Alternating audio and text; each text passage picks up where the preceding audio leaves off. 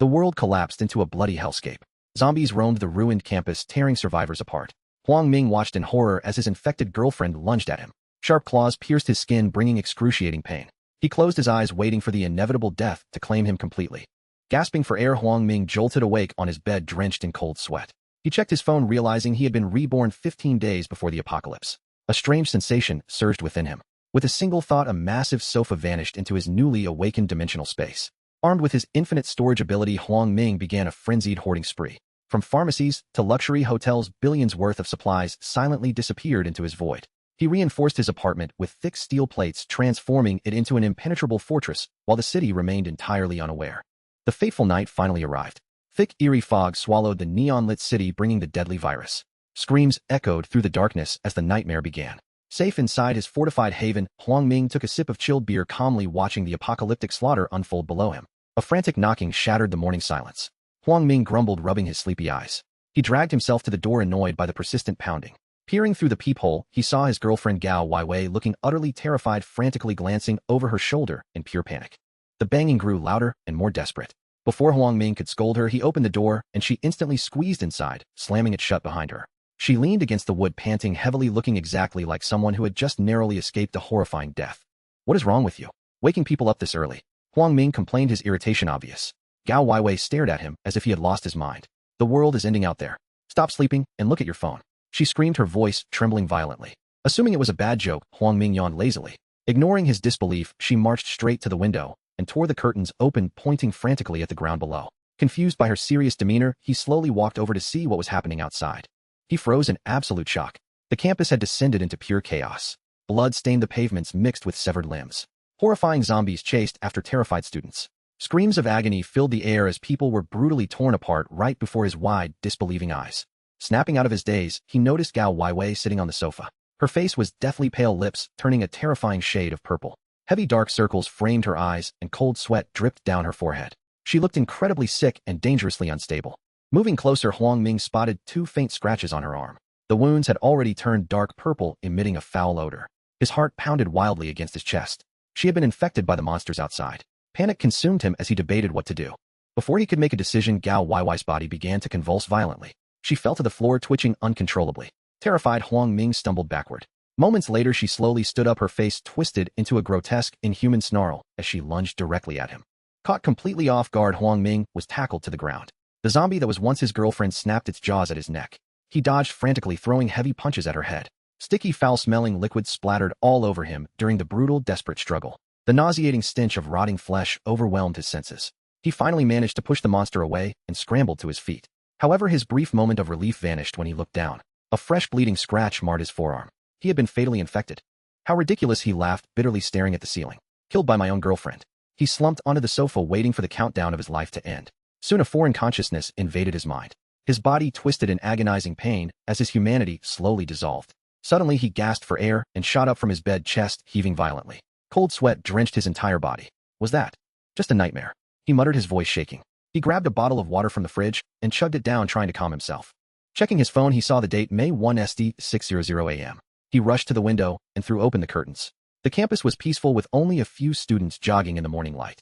The bloody apocalypse he had just experienced was nowhere to be seen. Staring at the golden sunrise, a sharp pain pierced his eyes. A mysterious sensation stirred deep within his body. Following this strange feeling, his consciousness was suddenly pulled into a boundless, infinite white space. He looked around the endless void, completely stunned by the miraculous discovery. Is this a dimensional space? Did I really get reborn? He shouted in excitement. Wanting to test his theory, he focused his mind on the sofa in his room. In an instant, the heavy furniture vanished from reality and appeared perfectly inside his mysterious white void. With another thought, the sofa materialized exactly where it had been. He repeated the process with appliances and furniture, confirming his newfound power. This was not a dream. He had returned 15 days before the disaster, armed with a godlike ability to store infinite items. So on May 15th, she will knock on my door again, he muttered, pacing the room. His brain worked rapidly, trying to piece together the origins of the zombie virus. Realizing he had no time to waste, he quickly shifted his focus to survival strategies. First, I need a safe house. Fortifying this apartment is my best option for now, he decided. Next, supplies. With this infinite space, I can hoard everything I need without worrying about storage limits. He grabbed a pen and began writing a massive shopping list. He discovered his space kept items perfectly preserved and stopped time for anything inside. He also realized he could store objects from a distance of 10 meters without touching them. Armed with this knowledge, he stepped out into the city ready to execute his grand plan. His first stop was the largest pharmacy in the city. Walking casually through the aisles with his hands in his pockets, he silently emptied entire shelves of valuable medicines. To any onlookers, he was just a wandering youth, but his void was rapidly filling with life-saving drugs. At noon, he visited several luxury hotels. Strolling past the kitchens and dining halls, freshly prepared delicacies and expensive banquets mysteriously vanished from their trays. No one suspected the calm young man wandering around. His invisible heist was completely flawless, securing endless gourmet meals. Leaving the hotel, a familiar figure caught his eye. Stepping out of a luxury sports car was Gao Weiwei. A wealthy heir had his arm wrapped tightly around her waist. They laughed intimately as they walked into the hotel together. Huang Ming's eyes turned red with fury. He stared at the couple disappearing into the elevator, his fists clenched tight. Taking a deep breath, he dialed her number. "Where are you?" he asked coldly. "I'm just shopping with my friends," she lied, panting slightly as muffled thuds echoed in the background. "How coincidental, I'm on the street too. Should I come find you?" He mocked. "No need. Talk later, bye." She hastily hung up. He remembered the man was Lu Guowei, a wealthy senior from her club. A dark, vengeful smile crept onto his face. "Enjoy your time while you can," he muttered. "In 15 days, you'll both be begging for death." He felt relieved that he had discovered her betrayal now. In his past life, his hesitation to kick her out had cost him everything. Not this time. Later that night, a text message lit up his screen. "Let's break up," Gao Weiwei wrote. "Okay," he replied instantly. To him, she was already a walking corpse. Unburdened by the past, he dedicated every waking moment to his massive hoarding operation across the city. For 2 weeks, he skipped classes, sleeping only 5 hours a day. His proficiency with his space ability skyrocketed. He could now absorb stationary items from 30 meters away. Wherever there were resources, warehouses, or markets, he left behind empty shelves and bewildered owners. May 14th arrived. Dark clouds completely swallowed the moon.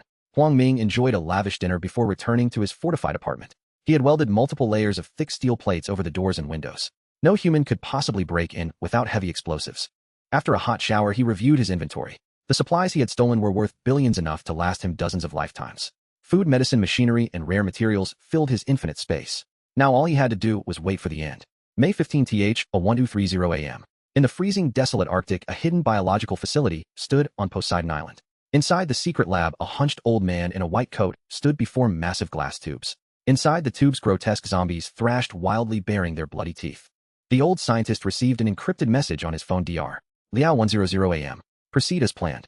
He glanced at the text, shoved the device into his pocket, and smiled. A sinister, cruel grin spread across his wrinkled face as he prepared to doom humanity. Back in the city, Huang Ming stood shirtless by his steel-reinforced window, sipping a cold beer. He suspected the virus was airborne and intended to watch the disaster unfold from his impenetrable fortress. The clock ticked closer to the fateful hour of 1:00 a.m.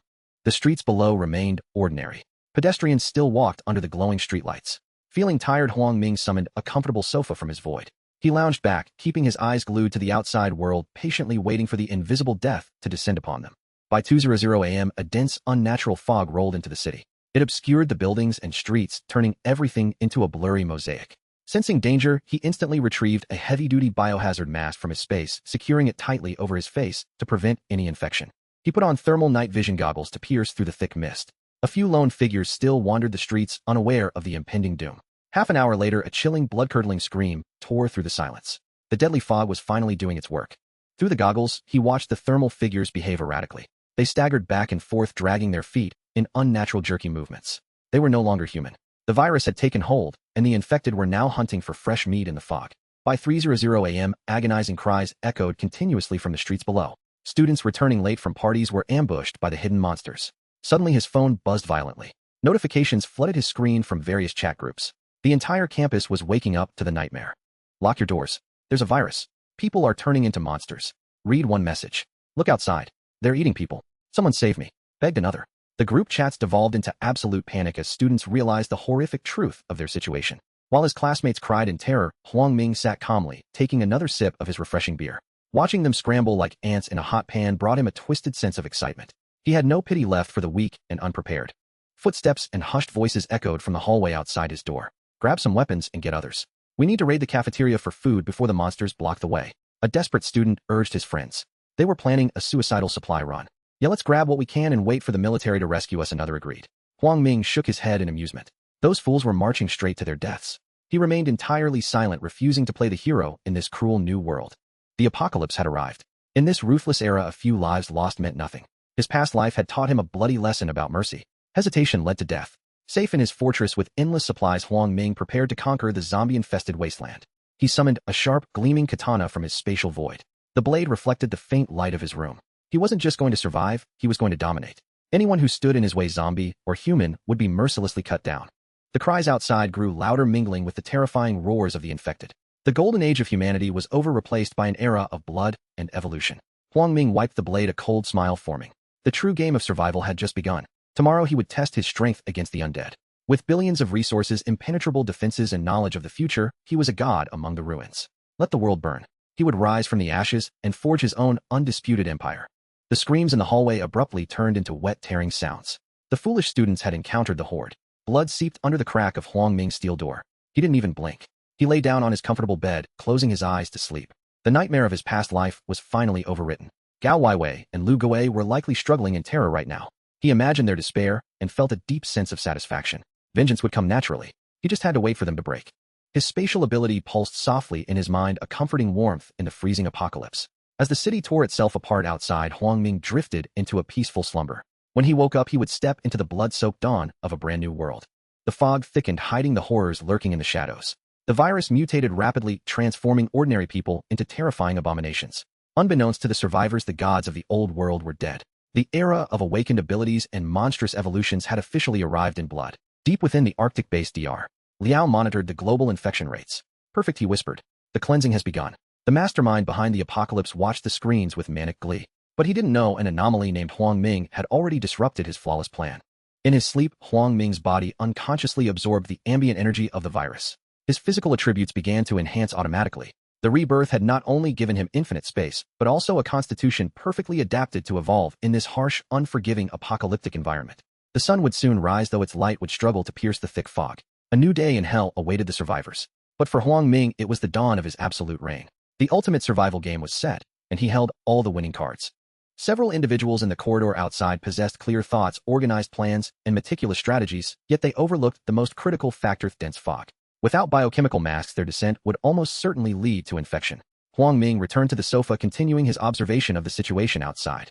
He watched the figures of that group as they departed down the stairs, but despite the lengthy wait, none returned, not a single soul. As the clock struck 5 in the morning, the fog began to lift. However, his roommate from next door, who had left over an hour ago, still had not returned. Under the illumination of the streetlights, Huang Ming was finally able to discern the scene below. He witnessed a portion of the crowd, seemingly driven mad, pouncing upon others, tearing them apart with savage ferocity. The air was filled with screams of terror as individuals aimlessly fled, their strength waning as desperation and helplessness awaited them. Huang Ming extracted some snacks from his hidden stash, munching contentedly while relishing the chaotic reality unfolding before him. By AM, the scene below had devolved into utter pandemonium. Some were limping, others barely clinging to life, while still more had their innards grotesquely exposed and bleeding. Numerous individuals wielded makeshift weapons attempting to resist, yet they were quickly overwhelmed and brought to the ground. As the clock approached 6, it was anticipated that Gao Weiwei would soon knock on his door. Knock, knock, knock. Before long, a frantic rapping echoed against Huang Ming's door. He moved to the peephole and confirmed it was indeed Gao Weiwei.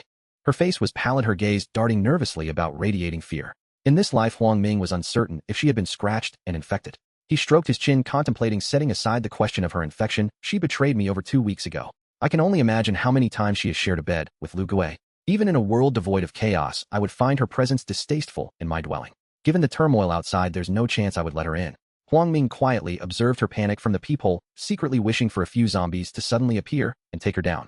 Knock, knock, knock. Gao Weiwei's rhythmic knocking was urgent, yet gentle, clearly indicative of an emergency. In a previous life, Huang Ming had been misled by this very pattern, opening the door without a second thought. He watched as she pulled out her phone, clearly intending to call him.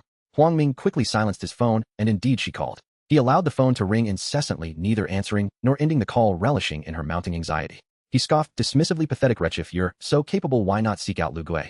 I suspect he won't open the door for you. Regardless of whether Gao Weiwei is infected, an additional person in my house only increases the strain on my resources. Everyone had grown wise. The astute understood that descending was futile, and they had begun scouring the upper and lower floors for useful supplies. Yet such efforts were mere droplets in a vast ocean, providing only fleeting psychological comfort. Gao Weiwei dialed Huang Ming's number 3 times, her hand trembling around the device. The tension and pressure of the situation caused her chest to heave with each breath. Knock, knock, knock. Once more she rapped at the door, appearing to muster her last reserves of strength.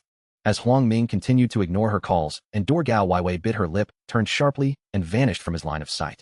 How amusing. I hope you can linger a while longer, otherwise the ensuing monotony will leave me utterly bored.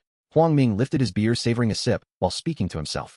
He stifled a yawn, having not slept the previous night, and decided there was no need to continue observing. He drew the curtains and returned to his warm, inviting bed for a comfortable slumber.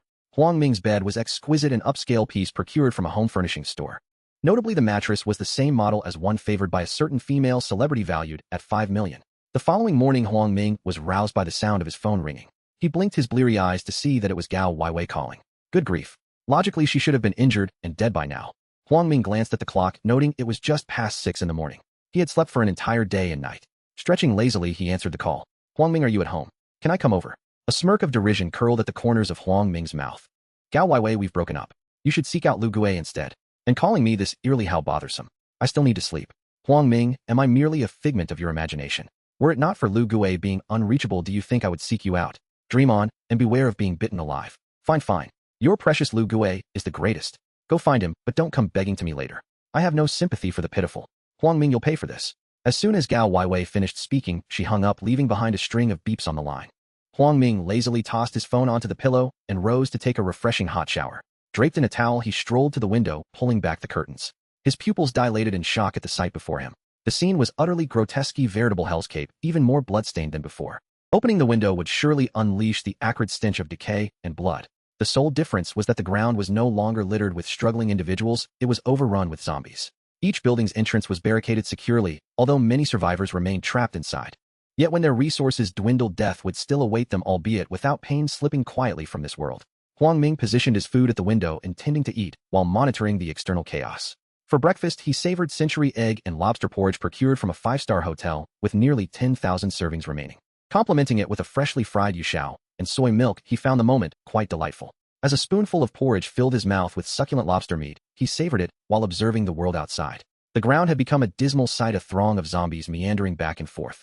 However, several nearby buildings caught his eye, with numerous individuals traversing the corridors, visiting one another, and descending the stairs clutching various items, some resembling food, and others appearing to be medical supplies. Huang Ming's lips curled into a sardonic smile. With such meager provisions, how long do you think you can sustain yourselves? At that moment, his phone rang unexpectedly. Upon checking, he discovered a message in the building's group chat. Huang Ming resided in building apartment, a single-person unit with 2 bedrooms. Each building in the school had a resident supervisor, and in this case, it was a woman in her 50s, affectionately known as Aunt Lee. Aunt Lee had just tagged everyone in the group chat, exclaiming, "Dear students, I trust you've all witnessed the disaster outside, the very embodiment of hell. To ensure our survival while awaiting rescue, I propose that everyone contribute their food supplies to me for centralized distribution." As soon as Aunt Lee's words echoed in the chat, the group erupted in chaos. The group chat buzzed incessantly as classmates eagerly voiced their opinions. Zhou Ting, residing in, expressed her thoughts. "Aunt Lee, this is unfair. Why should we distribute the food we painstakingly stockpiled?" Her close friend Wang Shui chimed in, "Exactly. I only have a little food, and I will not give it up." Seeing the dissenting messages, Aunt Lee clenched her jaw. She had received the news that a global outbreak of a zombie virus had occurred, and there would be no immediate rescue. She had to procure the dwindling resources from these students. Thus, she continued her messages. "This is a directive from above. If you refuse to cooperate, don't blame me for not bringing you along when rescue arrives. It's merely gathering resources together for redistribution. Everyone will benefit." While some voices opposed her, others supported her. Wang Gang, living in it, stood up first, as his home was devoid of food, and he had no habit of stockpiling. "Aunt Lee is right. In times like these, we must unite and think of our neighbors." Wang Gang's close friend Ma Tao immediately echoed, "Indeed. If it weren't for the extraordinary circumstances, we could buy food ourselves. Let's support Aunt Lee and weather this crisis together." Some classmates without food joined in the uproar. "Yes. We are all classmates and neighbors, we should lend a hand.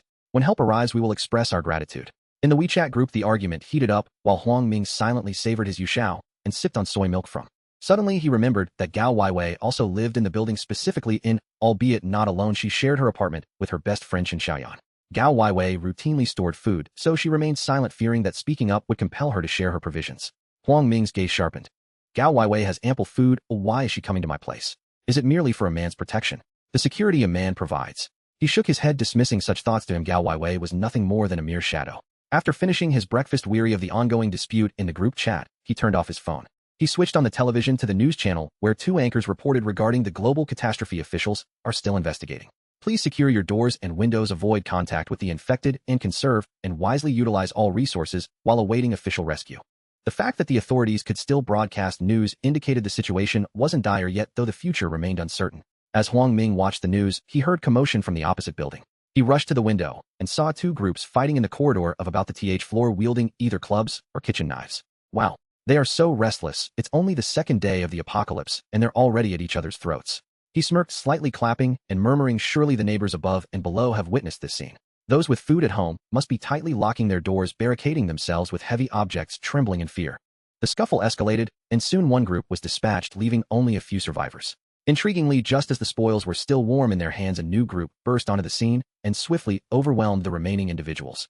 Huang Ming watched in astonishment. Incredible. The mantis stalks the cicada, unaware of the oriole behind. The newcomers effortlessly claimed the resources left by the earlier combatants, securing themselves provisions for quite a while. He chose not to watch any longer, returning to the living room to retrieve his treadmill and begin his training. Though he usually engaged in sports like basketball or occasional runs, the circumstances were different now. In this new world, he needed to build his stamina daily, for it would undoubtedly prove vital. Should a horde of zombies chase him one day, having ample energy would be a stroke of luck. Huang Ming did not wish to exhaust himself after a few steps, only to be surrounded and devoured by a throng of the undead. An hour later, he stopped, drenched in sweat. At this point, I might be the only one capable of engaging in high-energy exercise. While others struggled to find food, they wouldn't waste energy on training. Huang Ming muttered, not fully stopping, but walking slowly on the treadmill to allow himself to cool down. He then practiced explosive movements, squats, high knees, and jump rope. At times, explosiveness could save his life. In a critical moment, he dared not be complacent and resolved to train for 2 hours every day. As noon approached, Huang Ming relished a lunch of salted small lobster, colorful scallop soup, snow vegetable meat stir-fried with spring bamboo shoots, and Yangzhou fried rice. He cracked open a bottle of chilled cola from the invigorating carbonation, nearly making him forget that the outside world had become a hell on earth.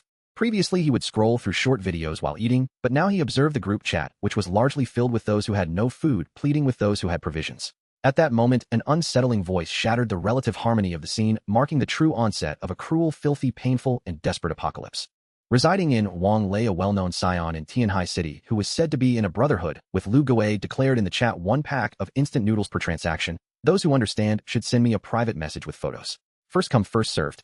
Silence fell over the chat, as if someone had pressed the pause button. Beneath this silence lay the currents of unspoken transactions, the hidden exchanges yet to be revealed. After several moments, someone finally broke the silence, 1 bottle of mineral water in exchange for some food, an equal trade.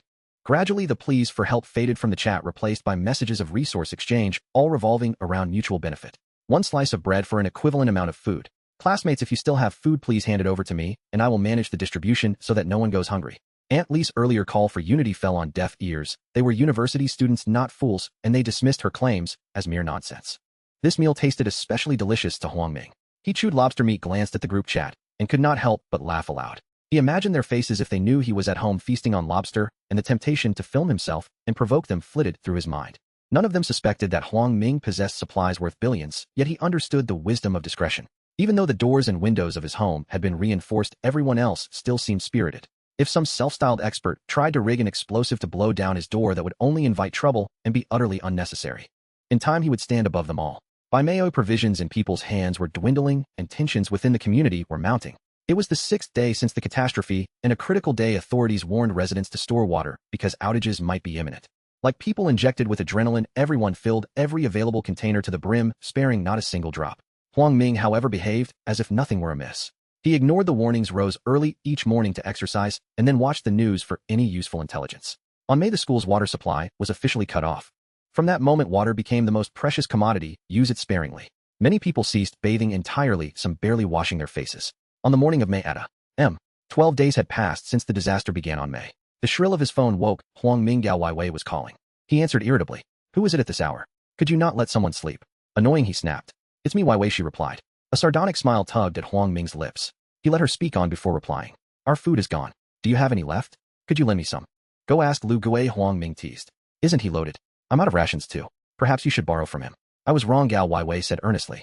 I know you usually store food. You can't possibly eat it all. Please give me a little. Huang Ming's tone was mocking.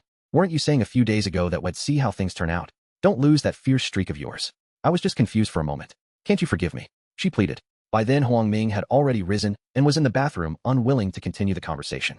He ended the call abruptly. The dial tone maddened Gao Wei. It was the first time she had humbled herself before him. Chen Xiaoyan, listening nearby, took a gleeful pleasure in the scene.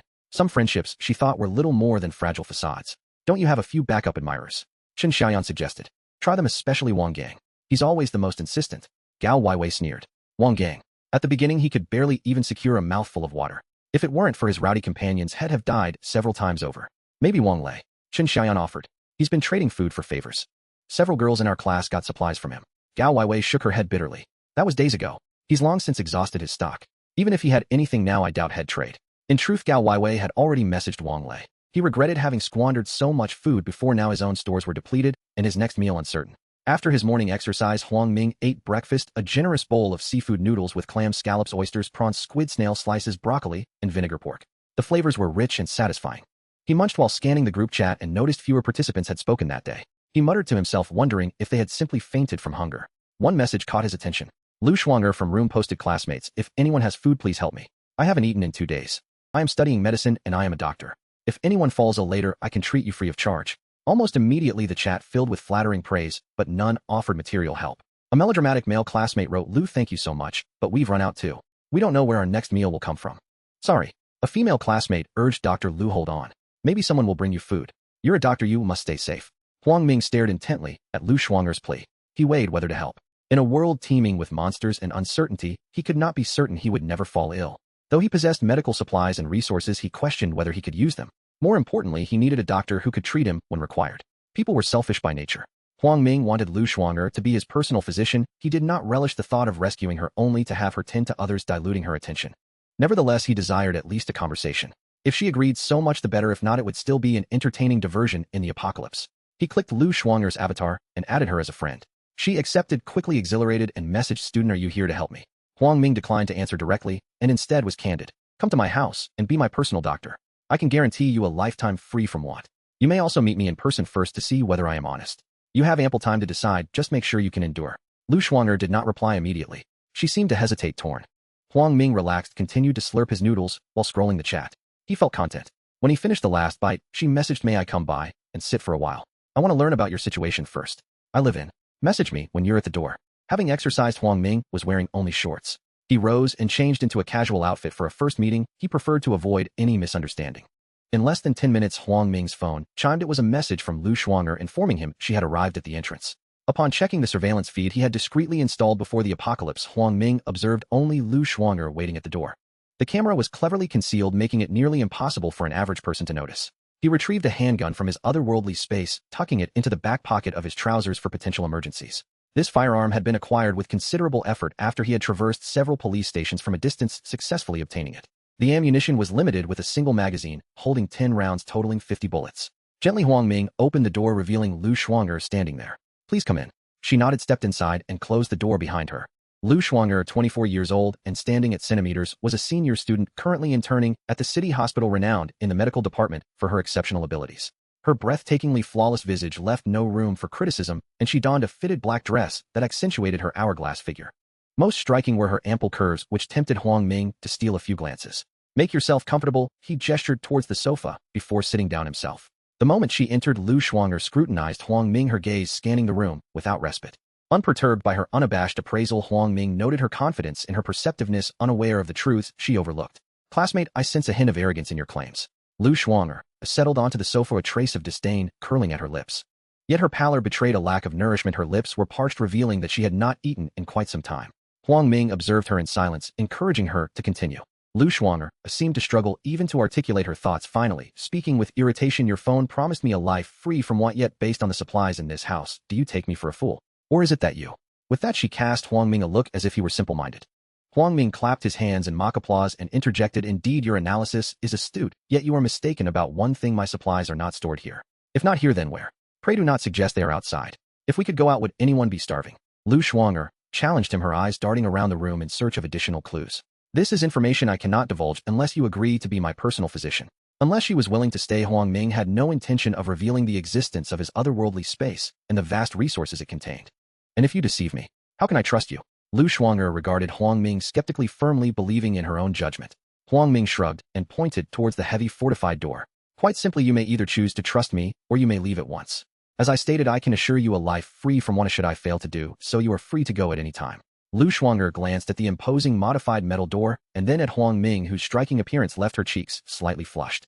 Very well, I shall trust you. May I have something to eat first? Clearly Lu Shuanger was on the brink of starvation, immediately requesting food. However, Huang Ming had noticed a rather pungent odor emanating from her. She must have spent considerable time in the corridor, the stench of blood and decay lingering on her. Thus he suggested, perhaps you should take a shower first. Lu Shuanger appeared incredulous. Everyone knew how precious water resources were, and yet Huang Ming was suggesting a shower. This left her momentarily speechless. A shower. You have water for that. Having gone a week without bathing, she tentatively sniffed her clothes, confirming the unpleasant odor that clung to her. Yes, go ahead, you may take as long as you wish. Huang Ming generously gestured towards the bathroom, indicating she could proceed. Without hesitation, Lu Shuang'er darted into the bathroom, and soon the sound of rushing water filled the air. A wave of warmth enveloped her as she immersed herself in the shower, diligently cleansing every inch of her skin. As she reveled in the soothing warmth, Huang Ming's voice broke the tranquility. I have prepared a change of clothes for you, including undergarments. Once you finish, you can collect them at the door, or let me know if they do not fit. Thank you. Lu Shuang'er's voice echoed from the bathroom, slightly muffled, but still audible. Huang Ming returned to the sofa, idly scrolling through his phone. It was not until half an hour later that Lu Shuang'er emerged from the bathroom. Dressed in a robe, her hair damp, and her body enveloped in steam, she resembled a lotus emerging from water. Barefoot, she approached the sofa and sat down, but as she stretched lazily, the neckline of her robe nearly revealed too much, making it impossible for Huang Ming to look away. Classmate, I hope you do not mind my lengthy shower. I used quite a bit of water. Huang Ming waved dismissively. Do not call me classmate. Do I have a name? Huang Ming. As for the shower, it is a trivial matter. If you desire, you may bathe like this every day. His water supply was ample enough to last him for centuries. Catering to Lu Shuang'er was an effortless task. Huang Ming. As in bright. How is it possible that you possess such abundant water resources? Lu Shuang'er sat cross-legged, relaxing against the back of the sofa, as if saving her energy. Come closer, sit beside me. Huang Ming beckoned to the empty spot beside him. Lu Shuang'er's cheeks flushed, unsure of his intentions, yet she mustered the courage to rise and sit beside him. As she settled down, Huang Ming was enveloped by her innate fragrance, a unique aroma that permeated the air, impossible to ignore. He nervously touched his nose. Would you like to know where I keep my supplies? Lu Shuang'er blinked, her beautiful eyes urging him, of course. Please tell me. Huang Ming raised his empty hand before her, waving it playfully. Behold, right here. In that instant, from his seemingly empty hand, he conjured forth a sandwich and offered it to her. Lu Shuang'er's eyes widened in astonishment, her mouth agape in disbelief as she stared at Huang Ming. Is this some kind of magic trick? Can you perform magic? Lu Shuang'er took the sandwich from Huang Ming's hand, swallowing hard. She longed to eat, yet hesitated as he had yet to speak. Huang Ming found her obedient demeanor rather playful and charming. He chuckled. Go ahead, it's for you. If it doesn't suit your taste, I can always offer something else. Lu Shuang'er hurriedly waved her hand. Huang Ming, no need. This is quite good. At that moment, she could not imagine a better meal than this sandwich. She tore open the packaging and began to savor it, taking small bites. Here, have some water to avoid choking. Huang Ming conjured a bottle of pure milk in his hand. Huang Ming, do you possess superpowers? Lu Shuang'er blinked her beautiful eyes a few times, then accepted the milk from him, twisted off the cap, and drank eagerly. Well, it appears you are not entirely foolish. Remember, as long as I am alive, not only will you enjoy warm meals daily, but you will also have access to resources that others cannot obtain. You must unconditionally obey me to seize these opportunities, or otherwise. He gestured towards the heavy door, and Lu Shuang'er understood his implication. After indulging in a comforting hot shower and a nourishing breakfast, she had no desire to venture outside. I had presumed your home was devoid of anything of value, yet you seem so carefree. Now I understand. Rest assured, as long as I can treat your ailments, I will ensure your survival. Huang Ming, visibly vexed, looked at Lu Shuang'er. I wish you would refrain from such ominous predictions. To me, you are akin to an insurance policy. The less I need to rely on you, the better. Yet you seem almost eager for this. Lu Shuang'er stuck her tongue out at Huang Ming and continued to enjoy her sandwich. By the way, Huang Ming, may I bring some belongings from home? Do you have something crucial? He inquired, curious. Not particularly, just some jewelry and clothing. Little did Lu Shuang'er know Huang Ming had enough clothes stored to last her an entire year with varying styles. That is unnecessary. Do I have plenty of clothes here? When the time comes, I will choose what suits you best. Though he said this, her attire at home would be dictated by Huang Ming's taste. All right, I will heed your advice. At that moment, the chat group erupted in chaos. Wang Gang was the first to speak. Have you all heard? The entire building, no. One is in disarray. I've heard someone has been infected, and everyone is locking their doors in fear of going outside, as if the infection has spread widely.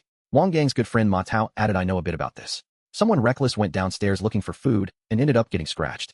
When he returned, he acted as if nothing had happened, but soon after several people who were with him fell ill, and now the entire building is in turmoil. At this point, Aunt Li interjected, in our building, if anyone dares to go out, that's fine, but don't expect me to let you back in. Zhou Ting then spoke up, exactly. Even if it means starving, we cannot risk getting infected by that hideous creature. Suddenly, Zhou Ting's close friend Wang Shui raised a question, but if we all stay put, our food will surely run out. This approach cannot continue forever, can it? Just then, Lu Gui's good friend Wang Lei proposed a daring plan. I suggest we organize a group armed and ready to venture out in search of resources. Upon return, we will supervise each other for a time. If anyone is infected, we will face it together. Wang Lei's sidekick Ji Dayong chimed in, they are merely mindless monsters. If we prepare ourselves and coordinate our efforts, we can succeed. Those who return with resources will share, while those who do not go will receive nothing. Wang Gang raised a crucial question. Having been hungry for a long time, he was eager to take the risk, but who will lead? Who is willing to volunteer? We cannot go with too few people, otherwise we will be surrounded by zombies in no time.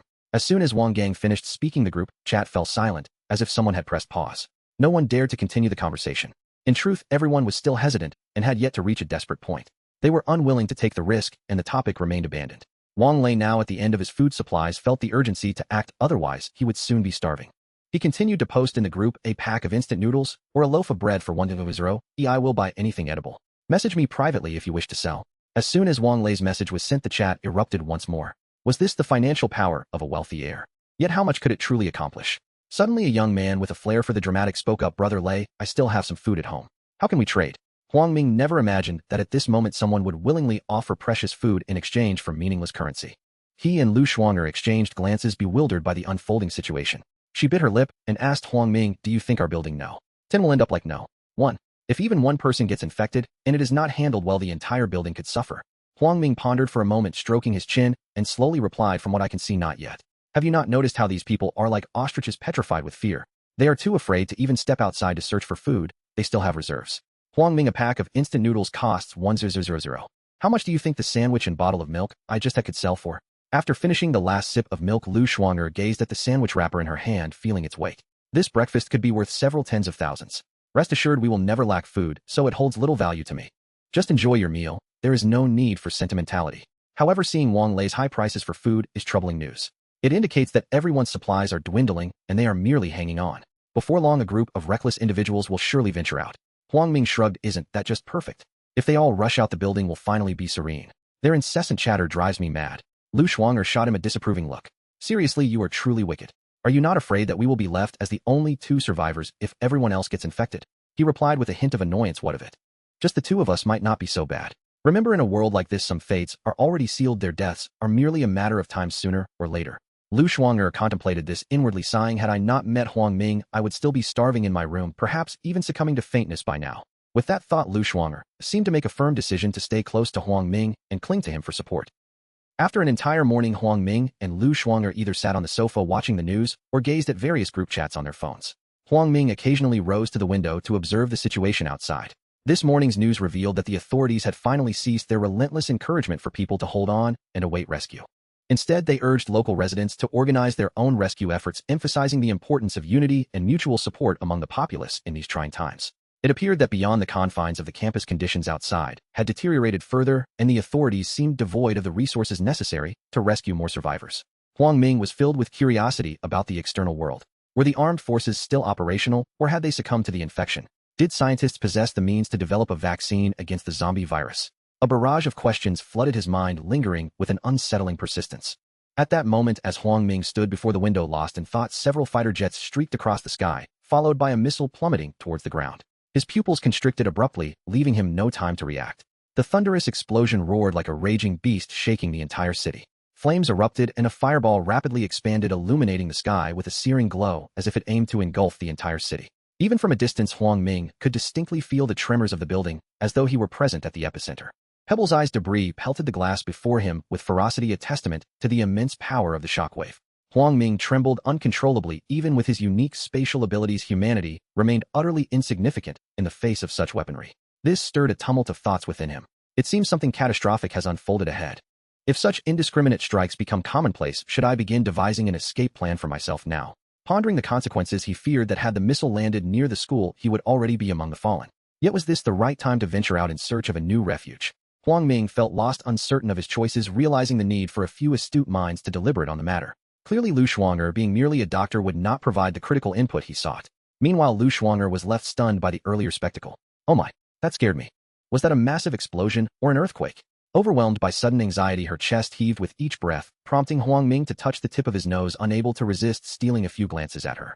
A few fighter jets just dropped a missile. If I am not mistaken, it landed on the outskirts of our Penghu district. A missile? Goodness. If it had veered off course, we would all be in grave danger.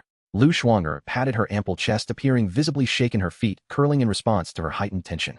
Noticing the time, Huang Ming saw that it was already noon and waved to Lu Shuanger. All right, if it misses, then it's just our misfortune. It's time for lunch. He summoned a table laden with dishes from his spatial realm: fish-flavored baked lobster snow frog stew, with shark fin stir-fried squid, with bell peppers, a platter of assorted delicacies, and pig stomach in broth, with ginkgo nuts. Upon catching a whiff of the delectable aroma, Lu Shuanger rushed to the dining table, her eyes widening at the sight of the sumptuous feast, her stomach audibly grumbling. Huang Ming, am I dreaming? Such a lavish lunch. Even before all this, I wouldn't dare indulge at this hour. She blinked at Huang Ming, pinching her arm to confirm her reality. Huang Ming had anticipated her astonishment as he possessed a wealth of resources. However, her startled demeanor would likely persist for some time. She would gradually acclimate. Is it not to your liking? If you don't eat, I shall devour it all myself. Seeing Lu Shuang'er still in a daze, Huang Ming began to eat, aware that food is best enjoyed hot lest it lose its appeal. Who said it wasn't to my liking? I simply feel as if I'm in a dream. Lu Shuang'er quickly seated herself, picking up her chopsticks and eagerly grabbing a piece of lobster for her mouth. Then you must dream daily, for from now on our meals shall always be this extravagant. Even the finest delicacies can become tiresome. It's good to vary the flavors occasionally. Very well, next time you shall cook, and I will provide the ingredients. To Huang Ming's surprise, Lu Shuang'er nodded obediently. As long as you don't complain about the taste. Huang Ming retrieved a bottle of red wine from his spatial realm, pouring a glass for Lu Shuang'er as well. What is a delightful lunch without some entertainment? The group chat erupted once more. Wang Gang excitedly exclaimed, "Did you all see that? There was a massive explosion in the distance. I suspect many zombies were wiped out. Something monumental has surely occurred." Ma Tao grumbled, "Indeed, that noise was deafening. It jolted me awake from a dream where I was feasting. It ruined my perfect slumber." Zhou Ting expressed her concern. "What if another missile lands nearby? Everyone at school would be in peril. How shameless. Such indiscriminate attacks show no regard for our lives. After all this time, they still haven't sent troops to rescue us." Wang Shui added her complaints, seeming on the brink of despair. "Rescue? Spare me. The rescue team is likely struggling to survive themselves. They are lost in their delusions." Ji Daong spat bitterly. Huang Ming and Lu Shuang'er savored the unfolding drama, their meals becoming increasingly enjoyable. In this desolate apocalypse, people needed to find moments of levity lest life become unbearably monotonous. After the meal, Lu Shuang'er rose to gather the dishes, but Huang Ming stopped her, pouring her another glass of red wine. Lu Shuang'er accepted the glass, taking a sip, gazing at Huang Ming with surprise, puzzled by his intentions. She had already consumed several glasses, and her cheeks flushed, her breathing becoming slightly labored, her body temperature rising. "Lu Shuang'er, I believe you are an intelligent woman. There is no such thing as a free lunch. You have witnessed my abilities, and some things need no further elaboration, do they?" I understand." Lu Shuang'er raised her glass, downing it in one go, letting out a burp as she realized she had drunk a bit too eagerly, a hint of crimson wine staining the corner of her mouth.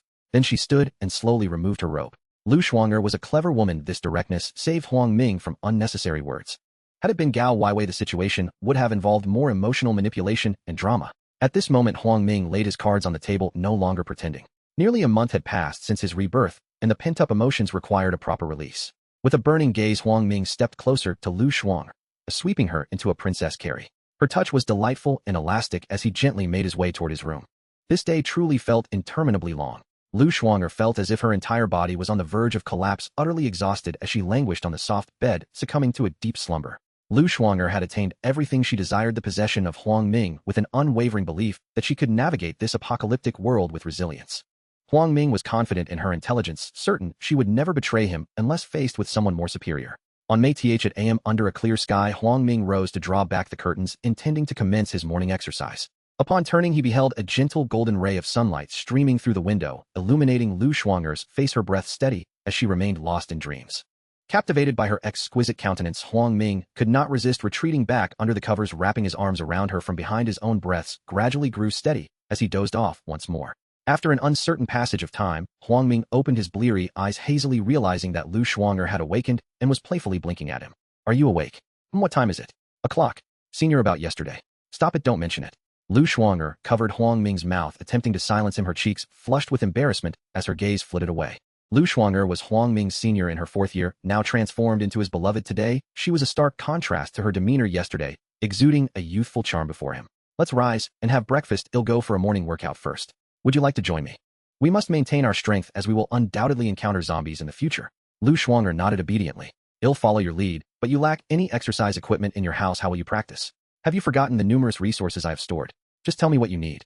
Huang Ming pinched her rosy cheek and then quickly washed up in the bathroom before beginning his exercises. As Lu Shuang'er emerged from the bathroom, she found Huang Ming running on the treadmill. She expressed her desire to run as well, prompting Huang Ming to retrieve a matching treadmill from his alternate space for her.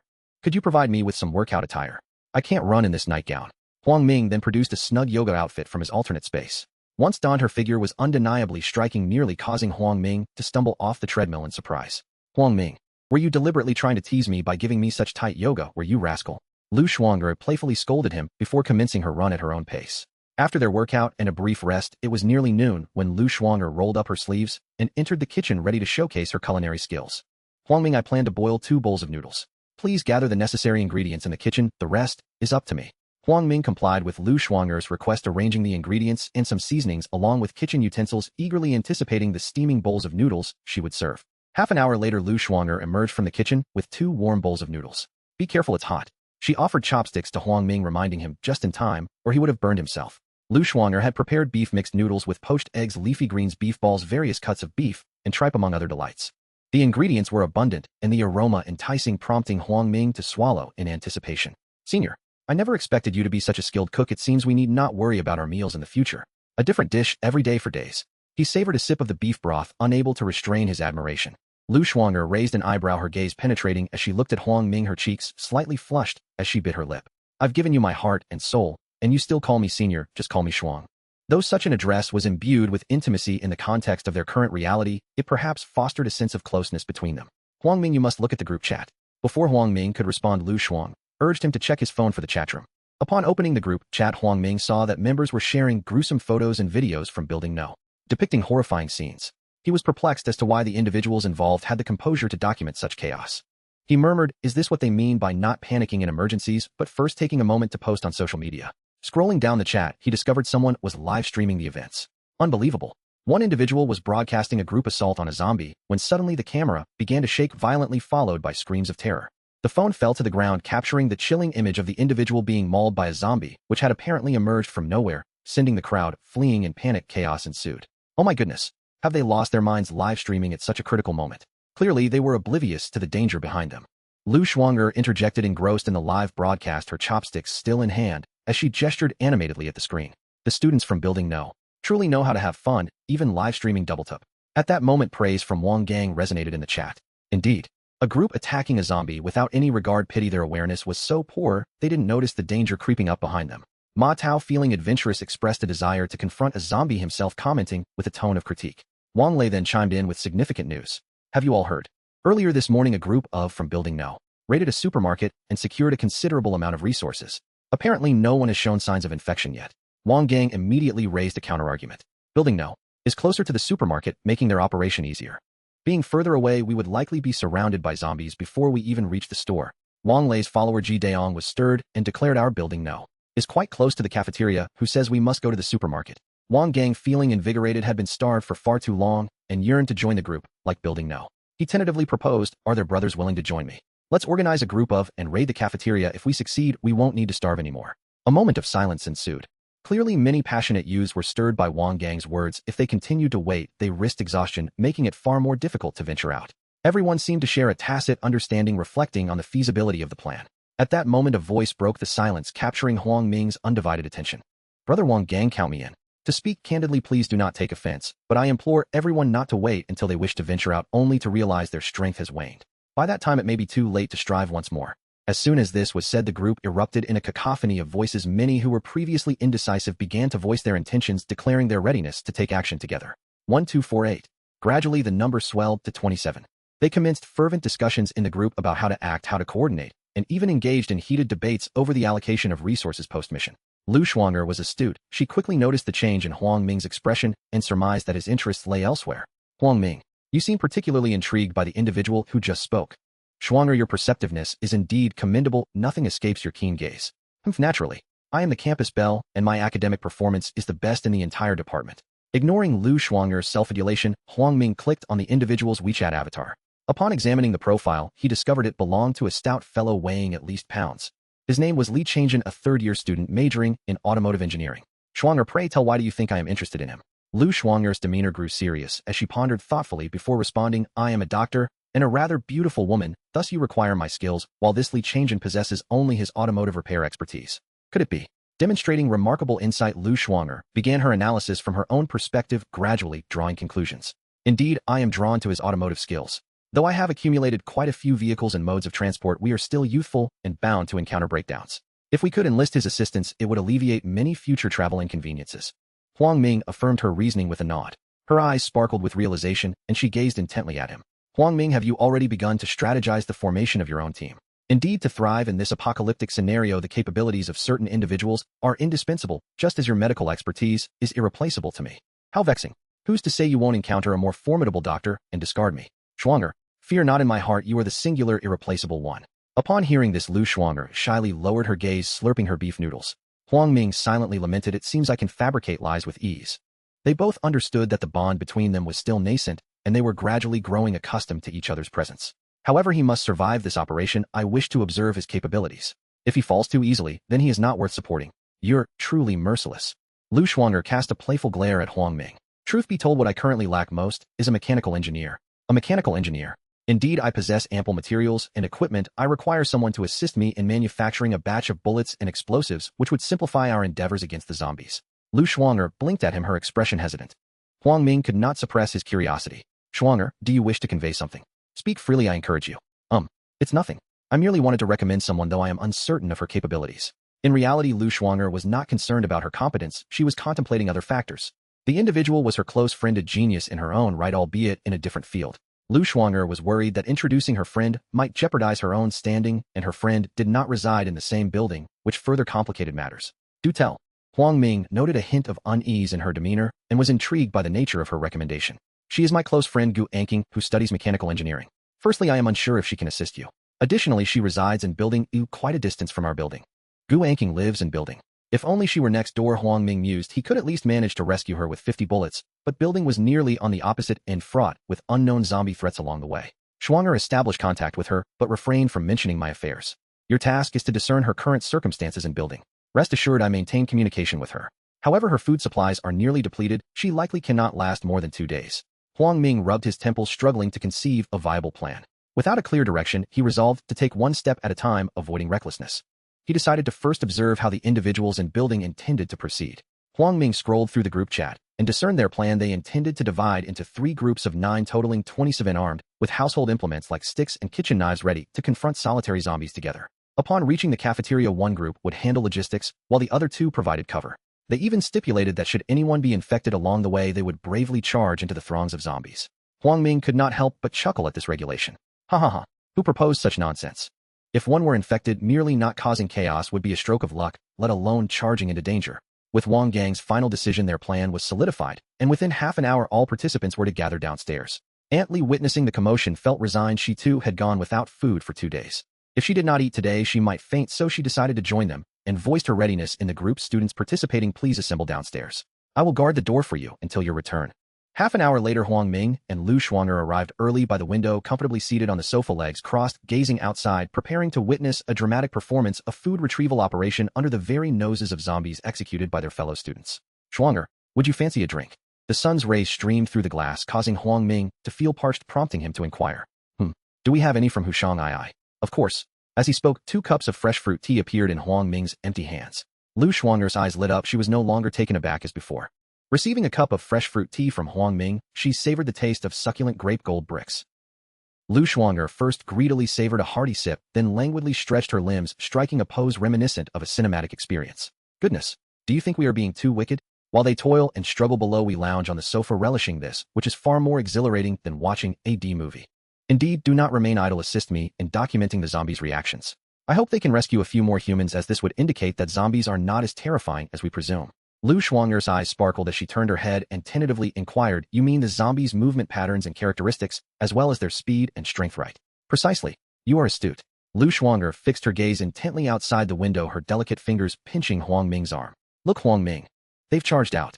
I'm not blind, please stop pinching me. Huang Ming felt somewhat exasperated. Lu Shuang'er was genuinely like a child at the movies, intensely excited, as if the scene before her thrilled her. From Huang Ming's vantage point, they had split into 3 groups of 9 and swiftly dealt with the zombies below. It appeared their condition was excellent. They had eliminated the surrounding zombies right from the start. They did not linger, but proceeded toward Huang Ming's blind spot. Before long, he could no longer see them, obscured by the building across from him. Huang Ming could only hope that when they returned, all would still be intact. Especially that hefty fellow Li Changjin, with such a large frame, running must be quite a challenge for him, and he was a much larger target, making him susceptible to injury. Huang Ming silently offered him a wish for safety. Huang Ming, how many do you think will return? Lu Shuang'er cradled a cup of fruit tea, pouting slightly, as she took a sip, exuding an adorable charm that compelled Huang Ming to steal a few more glances. He shook his head, refraining from answering Lu Shuang'er, his gaze still fixed outside, fearful of missing a critical moment. At Tianhai University, outside the canteen, a throng of individuals made their way to the canteen, having encountered minimal danger on their route. Although there were many zombies, they were sparse and easily dispatched one by one. Wang Gang and his companions were wise, having previously cleared their return path, ensuring that every killable zombie would not escape their grasp. However, as they entered the canteen, an unexpected sneeze from one among them triggered a frenzied outbreak of zombies from all directions. As if sensing the scent of blood, they lunged at the group with over a dozen descending upon them. Wang Gang and the others rapidly retreated outside the canteen, ready to confront the zombies in the open area. Unfortunately, a few individuals lagged behind, left inside to emit cries akin to a slaughtered pig. Once outside, the visibility had significantly improved, allowing everyone to regain their composure. Some engaged in Oni-on combat, while others faced two-tune matchups, ultimately claiming victory amidst a fierce struggle. Regrettably, they had lost 7 individuals in the process. This loss could have been minimized had someone not sneezed, which attracted a horde of zombies, transforming what was meant to be a clean extermination into a sudden encounter. Fortunately, they remained undeterred, quickly regrouping and coordinating their efforts, otherwise the casualties would have been even greater. When Wang Gang and his team re-entered the canteen, they proceeded with extreme caution, meticulously searching every corner, fearful of a lone zombie launching a surprise attack. They conducted several thorough inspections before finally conquering the canteen. Once assured of the absence of threats, they hastily stuffed their mouths with food, ravenous and indifferent to its expiration. In all their lives, they had never been so desperate. After satiating their hunger, they began stuffing their belongings into their bags until they were filled to capacity. Next, some began to keep watch, while others organized plastic bags, eagerly filling them with food upon sight. Once all preparations were complete, they commenced their retreat to building. In less than half an hour, they reappeared within Huang Ming's line of sight. As planned, 9 individuals were tasked with transporting supplies, each laden with bags, and racing toward building in high spirits. The remaining members dispersed around them, ready to deal with any approaching zombies in groups, demonstrating how they had fought their way through the chaos. Huang Ming counted the heads and noted only remained 7 fewer than before. Those 7 would likely never return. Upon their return to the lower level, Aunt Li reopened the main door to let them in. Noticing the absence of several individuals, she refrained from questioning them. She understood all too well that some were lost forever. However, upon seeing the bounty of food, Aunt Li's throat quivered and her spirits soared. After unloading their spoils in the lobby, the sight of their substantial haul thrilled everyone. Wang Gang was the first to speak. Brothers, we have now cleared the route from building to the canteen, and we have dealt with the zombies inside. Why not make multiple trips to empty the canteen? At that moment, Ma Tao approached Wang Gang. He had just been one of the heroes carrying supplies and was still panting heavily. Without waiting to catch his breath, he anxiously interjected, "If I am not mistaken, our actions have undoubtedly been observed by others in the nearby buildings.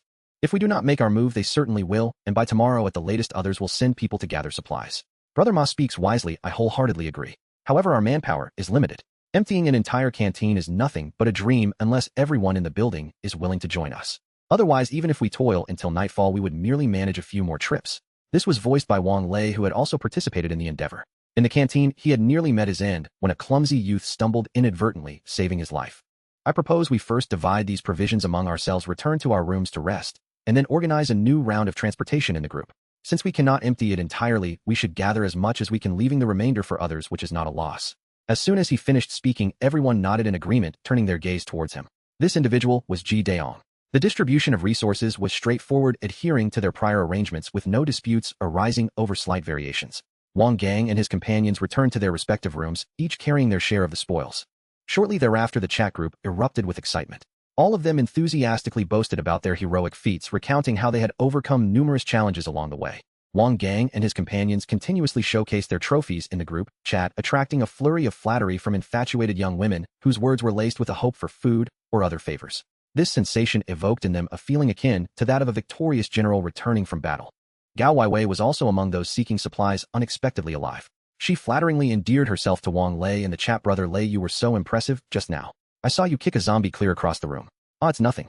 Those zombies are just minor nuisances. Why not come over to my place? I can teach you a few tricks. Huang Ming stared at his phone screen, his expression darkening to an extreme, his gaze sharp and icy. Gao Weiwei ceased her responses, leading Huang Ming to suspect she was privately messaging Wang Lei, likely arranging a visit to his home that evening. This was the first time Lu Shuanger had seen Huang Ming's demeanor this cold and devoid of emotion, causing her to involuntarily shiver. She glanced at the group chat, her eyes shifting thoughtfully.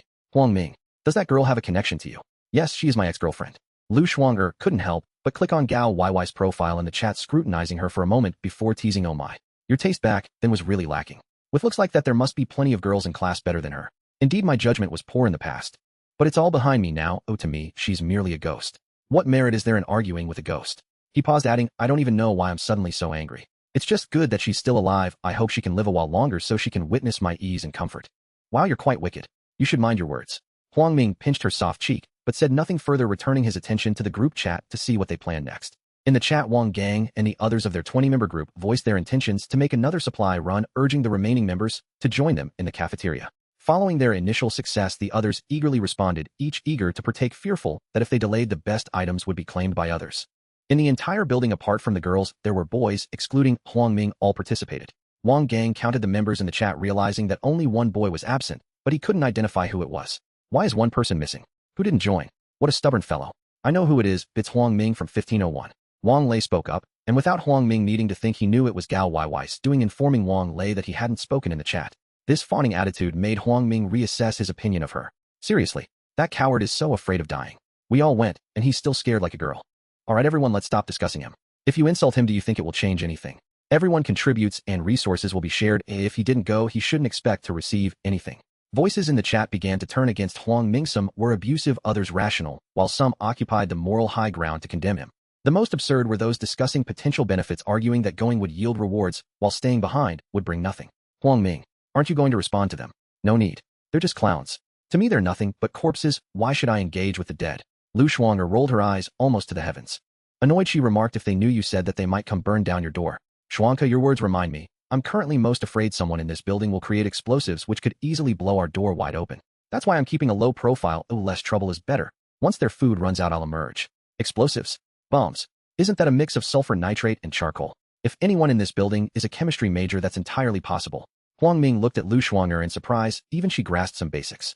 He realized he couldn't afford to be careless. He needed to remain inconspicuous for now, while they flaunted their bravado, as attracting too much attention could lead to trouble. His home was not impenetrable. With minimal firepower, it could be breached. Although Huang Ming was confident that even if they broke in, he could defend himself with his handgun, he did not wish to waste those precious 50 bullets. Moreover, firing would create a commotion, attracting not only nearby zombies, but also raising alarms in neighboring buildings. He needed to find someone to help him manufacture bullets before he could act. The person most likely to assist was Guanqing, but she was too far away. He felt powerless. Noticing Huang Ming's continued silence, Lu Shuang'er's lovely eyelashes fluttered, and she couldn't help but remind him, Huang Ming, your approach is wise. We certainly cannot reveal too much, or the crowd will overwhelm us. Then all sorts of tactics will emerge. Those who can attend this university are not to be underestimated. Upon hearing her words, Huang Ming felt warmth in his heart.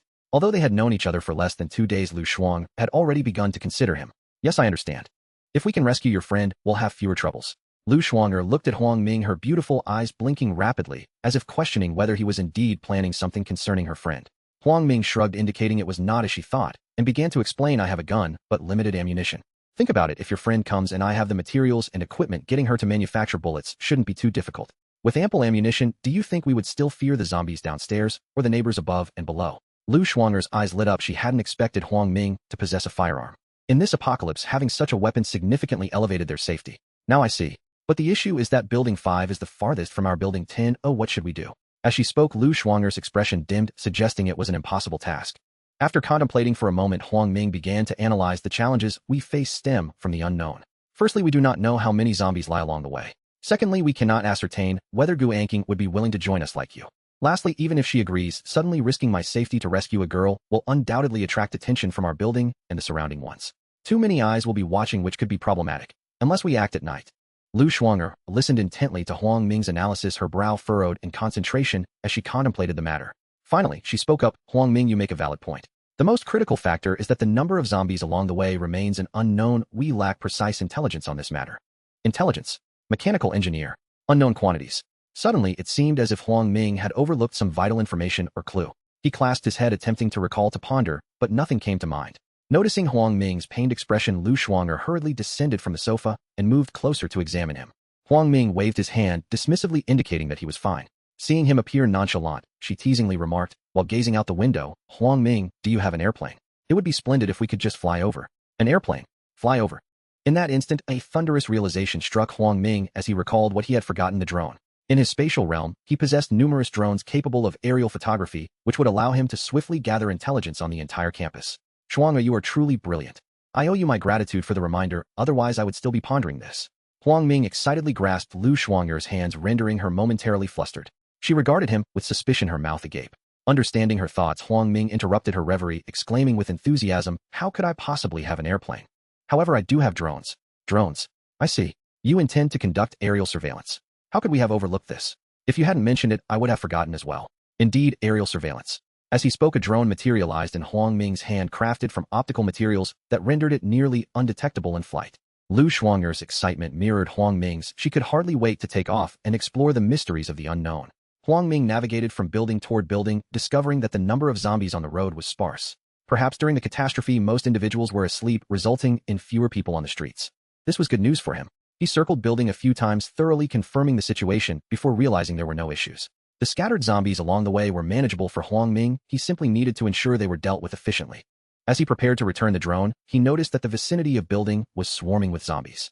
Building was situated directly in front of building. Previously, it had been reported that someone had been infected within building, followed by live broadcasts of others being ambushed by zombies. Now the drone captured a scene filled with zombies both upstairs and downstairs, with creatures lurking in the corridors. The remaining survivors had locked their doors, too frightened to venture outside. Operating the drone, Huang Ming's heart raced with anxiety. The situation appeared dire. What troubles you, Huang Ming? There are not many zombies along the way, yet you wear a furrowed brow. Lu Shuanger keenly observed the change in his expression, sensing that he had discovered something amiss and couldn't help but inquire. It's Building 1. Huang Ming replied, shortly gazing at the footage the drone had just recorded. Building 1. What about it? I saw it too, but is nearly overrun. But how does this relate to our mission at Building 5? Wait, are you implying? Exactly. If we do not act swiftly, zombies from Building 1 will spill out, and Building 5 will be the first to bear the brunt. If that occurs, the surrounding area will soon be overrun with zombies, making our escape considerably more difficult. Lu Shuanger had clearly not anticipated this. Her mouth fell open in shock. Building harbored nearly individuals, and if half of the zombies emerged, at least a dozen or even dozens of zombies would surround building. Without advanced weaponry, ensuring a safe retreat would be impossible. At this thought, she couldn't help but swallow hard. Shuanger, contact your friend immediately. If possible, I hope she can assist with my plan tonight, otherwise it may be too late. Huang Ming, are you out of your mind? Can we see clearly at night? Lu Shuanger's emotions surged, and she nearly shouted. Huang Ming recognized her concern, but remained undeterred. Shuanger, I possess night vision equipment that allows me to see those monsters. We must act at night. During the day, we would attract attention. It would be better not to attempt a rescue at all. Just think about it. If I were to charge out during the day, a lone hero rushing to save a damsel, the rumors would spread, and we would find ourselves in dire straits.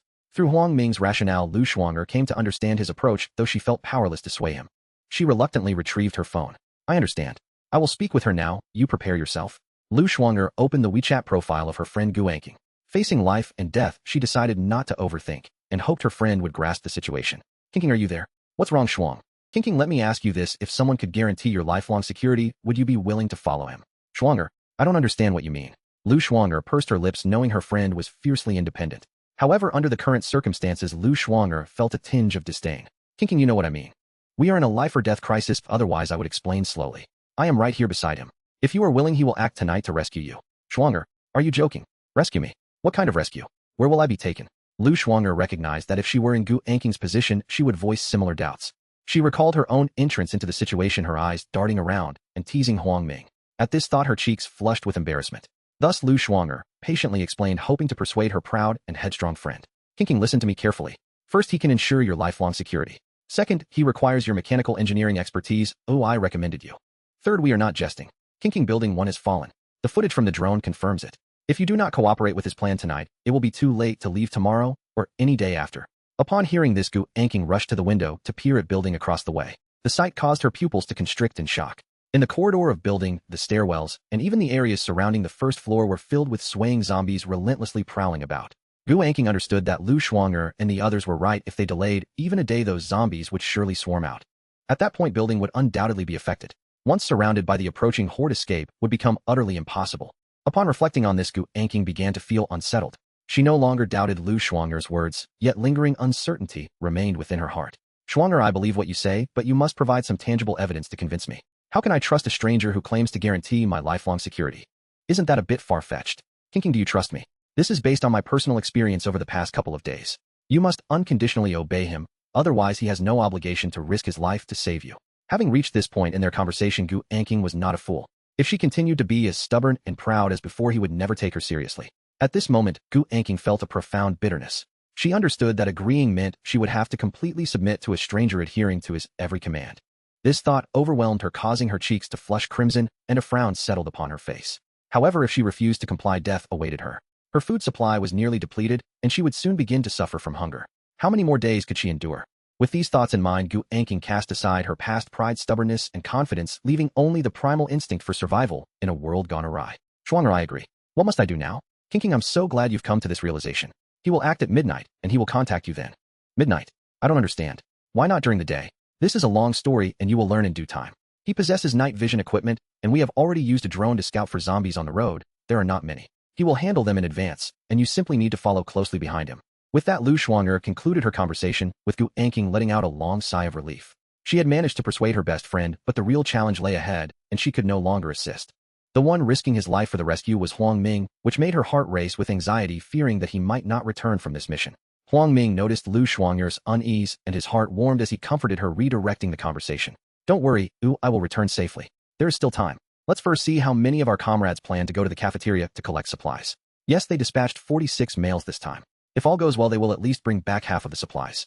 Huang Ming piloted the drone, following closely behind Wang Gang and the others. As anticipated, they advanced with great momentum, clearing the surrounding zombies without obstruction, leaving only the task of transporting the supplies. They decided to split their group in half, with one half transporting and the other half providing escort. Thus, throughout the entire afternoon, they made numerous trips back and forth, and by nightfall, they had nearly emptied 2/3 of the cafeteria. Night fell. On May at PM, Wang Gang and the others secured the main entrance and began distributing the various resources in the first floor hall. These supplies would sustain those in building for at least half a month. Every face present radiated with brilliant smiles. They had never felt such joy as they did in that moment. Brothers, let's distribute evenly among the 46 of us. Do not share with those women. If we take less now, our future days may become difficult. If you wish to share, that is your own affair. I will only take my fair share. After Ji Daong finished speaking, he took his portion and left the scene without a backward glance. Exactly. I won't give even a grain of rice to anyone else.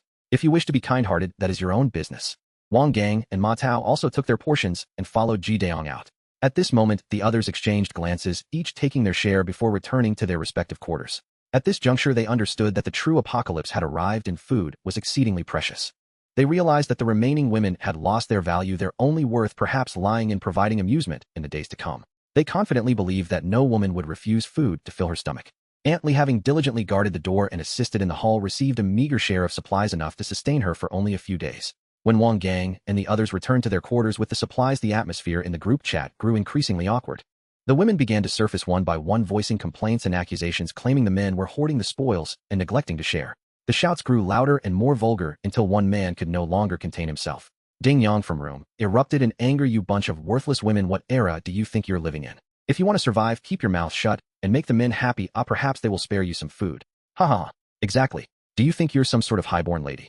If you have the ability, go out and fight zombies or haul supplies yourself. If you can do that, we'll respect you as a true warrior. If not, then learn to be smart and don't dare to scold us. Have you lost your mind? The speaker was Su Shan, Ding Yang's neighbor from room. The faces of all the women turned pale.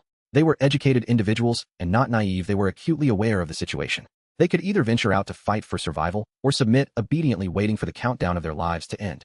After a brief silence, no woman dared to speak further in the group chat. They did not want to provoke the men at this precarious moment, which would yield no benefit for them. Some of the scheming women began private chats with the men in the group, operating under the adage that the early bird catches the worm, seizing whatever advantages they could. Yuan Ting and Wang Shui exchanged glances, contemplating the chat content. Though they still had some supplies left, they knew this was not a sustainable solution. They seemed to see their own fates reflected in each other's eyes. Lu Shuang'er, observing the group chat, felt a wave of emotions. She silently thanked her lucky stars for having met Huang Ming, for otherwise she too would have fallen into a state of indignity, subjected to humiliation. With a shiver of apprehension, she patted her ample chest, glancing over at Huang Ming's handsome profile, her heart brimming with sweet happiness. Dinner time had arrived, and Huang Ming, along with Lu Shuang'er, was indulging in a candlelit dinner while perusing the latest messages in their chat group. Brothers, are we still moving tomorrow? To speak frankly, there will undoubtedly be people from other buildings showing up. Setting aside the possibility of conflict, I fear the horde of zombies that might come our way. Wang Lei was the first to speak, breaking the brief silence. Upon hearing this, Wang Gang was the first to express his thoughts. Move. We definitely must go. As soon as dawn breaks, we shall depart. For those willing to join, gather in the lobby at 6 a.m. tomorrow. The moment it gets light, we will take action. We will carry as much as we can, and if others arrive, we can let them join as well. I refuse to believe they will show up that early. Seeing Wang Gang's enthusiasm, Ma Tao chimed in. I think that's a good idea. Everyone should rest early tonight and brace themselves for one last hard day's work tomorrow morning. With Wang Gang and Ma Tao leading the charge, all young men in the group promptly agreed to gather at a.m. the next morning. Meanwhile, in room, a woman who resembled a woman of the world grasped her phone tightly. She had just sent a message to a boy in building next door. Changgu, they will be gathering in the lobby at 6 a.m. tomorrow, and as soon as it's light, they will head to the cafeteria to transport supplies. You must hurry or they will clear everything out. The woman was Tan Yemei, and the boy was Wang Chong, who was pursuing her. Wang Chong lived in building, where he still held some influence. Conveniently, building was situated directly in front of building, quite close to the cafeteria as well.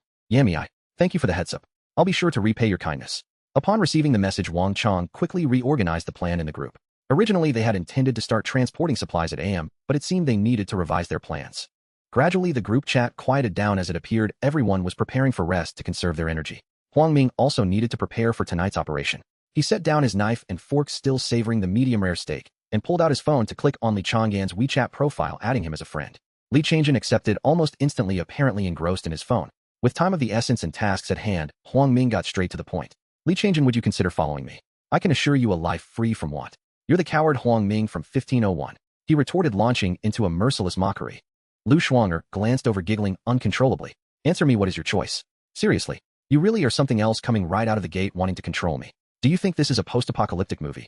You make a valid point. What must I do to earn your trust? Li Changyan pondered for a moment before replying, you just claim to ensure my needs are met, right? Then bring me some food, and I'll tentatively believe you.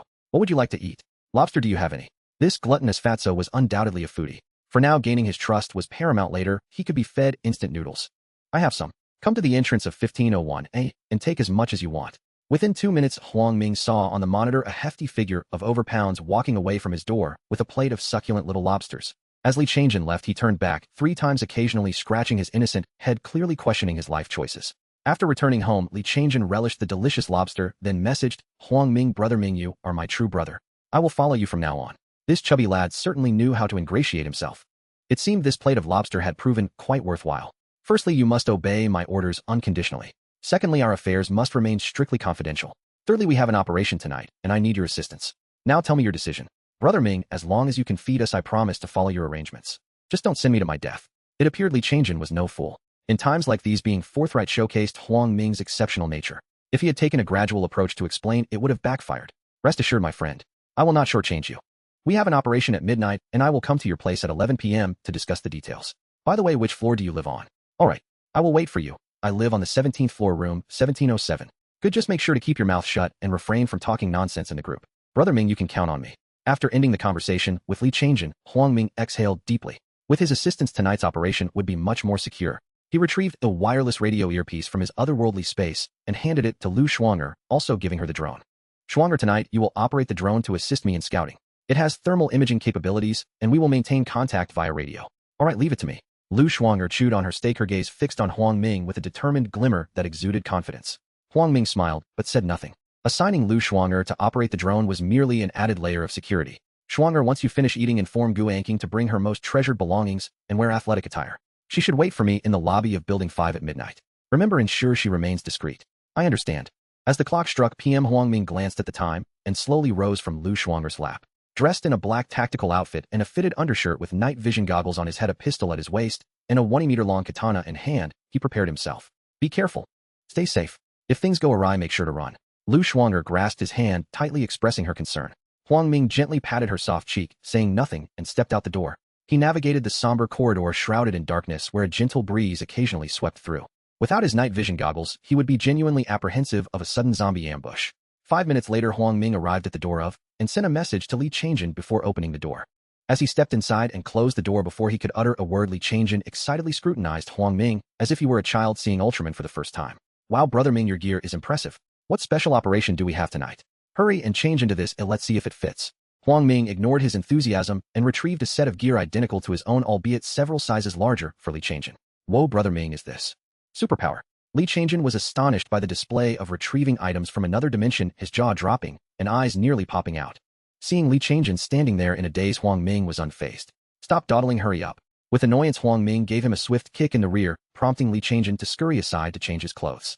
Li Changyan refrained from asking too many questions. He had already realized Huang Ming's extraordinary nature, which only served to strengthen his inner conviction. Tonight, accompany me to Building 5 to rescue someone. Our objective is to bring her to Building 10. Taking advantage of the moment while Li Changyan changed, Huang Ming outlined the plan for the evening's operation. Wait, Ming Gu, Building 5 is the farthest from here. Who knows how many zombies are on the way? Are you out of your mind? Li Changyan paused, casting a skeptical glance at Huang Ming, who seemed to be courting death with this mission. Huang Ming had anticipated Li Changyan's reaction and promptly explained, this afternoon I surveyed the area with a drone. As long as you are fit, we can easily dispatch any zombies we encounter. Additionally, there will be someone operating the drone to assist us. Wow, Ming Gu, you even have a drone. Why didn't you mention it sooner? You nearly scared me to death. With that, Li Changjin resumed, donning his gear. His larger physique laden with excess weight would make survival in this post-apocalyptic world difficult without proper training. Thus, Huang Ming retrieved some exercise equipment from an alternate space and placed it in his living room, followed by 2 boxes of Baixiang instant noodles on the dining table along with several packets of ham sausage for good measure. Chubby, you need to exercise more in your spare time. Otherwise, survival will be a challenge in the future. The food on the table should last you a month, so don't slack off. Eat well and train hard. Sure thing, Mingo. You can count on me to start exercising tomorrow. Li Chang'an's eyes sparkled at the sight of the exercise equipment and the 2 boxes of noodles, his mouth nearly watering. Let's go.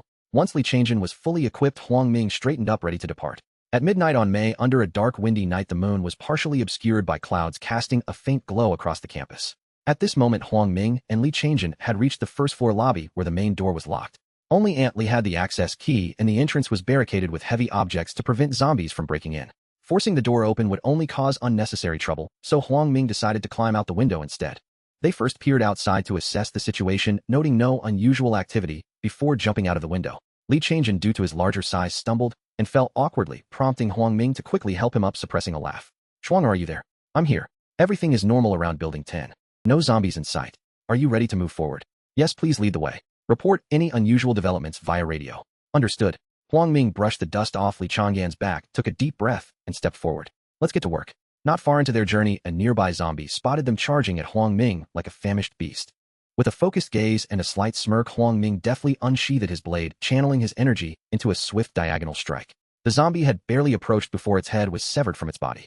Staring at the detached head, its grotesque features resembling a disciple of death, the mouth continued to twitch. Huang Ming swiftly pierced its skull, after which it gradually fell silent. Throughout the past month, Huang Ming had diligently practiced his strength and explosiveness, occasionally studying basic martial arts through videos. Killing zombies had become second nature to him. Beside him, Li Changjin watched in awe as Huang Ming executed the moves with fluidity, visibly impressed and eager to try himself. Chubby, don't get cocky. If you let your guard down, it could cost you dearly. Ensure you eliminate them with precision. This is no joke. Seeing Li Changjin becoming a bit too confident, Huang Ming cautioned him to avoid any reckless mistakes that could lead to disaster. Minga, don't worry. I'm terrified of dying. With the drone scouting ahead, the two pressed on, reaching the base of building without incident. The most perilous moment occurred when 3 zombies ambushed Huang Ming. Instead of retreating, he charged forward, dispatching one with a swift strike, then quickly maneuvering to create space. Once he had room to breathe, he turned back and finished off another, easily dealing with the last one, as well an exhilarating but safe encounter. Shuang, please operate the drone to survey the area while I contact Gu Anking.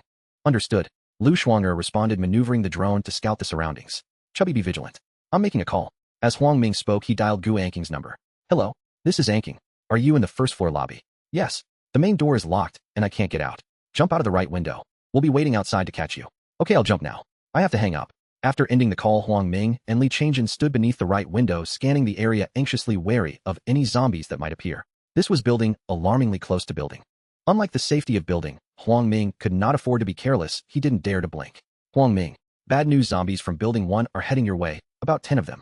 I don't know if it's because of the drone. At that moment, Lu Shuang's frantic voice crackled through the radio, her breathing quickened. Huang Ming's heart raced, internally berating Gu Anking for taking so long to jump. Shuang, calmly assess how long it will take for them to reach us from building 1. A brief silence ensued. 2 minutes later, Lu Shuang spoke slowly. If nothing changes, they will reach the front of building 5 in about 5 minutes. If they spot you before then, it could be 2 or 3 minutes at most. Just then, Huang Ming's phone vibrated, and thankfully he had silenced it. Yet the sudden vibration startled him, bringing a cold sweat to his brow. Senior, what's going on? Hurry and jump out, we're running out of time. I'm right below the window, but I can't reach it. Huang Ming felt a wave of frustration wash over him. He inwardly lamented, is she only 5 feet tall, or has she not eaten enough? Shaking his head, he realized that every moment was precious. He quickly replied, Senior, I'll jump in to help you. Just wait. Chubby, focus. I'll jump in 30 seconds. With that, Huang Ming hung up, tightened his legs, and with a powerful leap, grabbed the window ledge. Using his strength, he vaulted inside. Quick, step on my shoulders and jump out. Huang Ming crouched, allowing Gu Anking to use his shoulders as a springboard, and with a final effort, she managed to leap out of the window. Seeing Gu Anking successfully emerge, Huang Ming immediately erupted and leapt back outside. As soon as Huang Ming landed, the radio crackled with Lu Shuang's urgent voice, Huang Ming, you must run quickly, they are coming. No sooner had she spoken than Huang Ming seized Gu Anking's wrist and bolted forward like a wild stallion set loose. Fatty, run. Li Changjin was momentarily stunned, but quickly joined the fray, sprinting after them. Huang Ming, they are pursuing us, but there aren't many, just 7 or 8. Lu Shuang continued her anxious reminders over the radio, operating the drone, while watching the trio sprint desperately, causing her own nerves to tighten.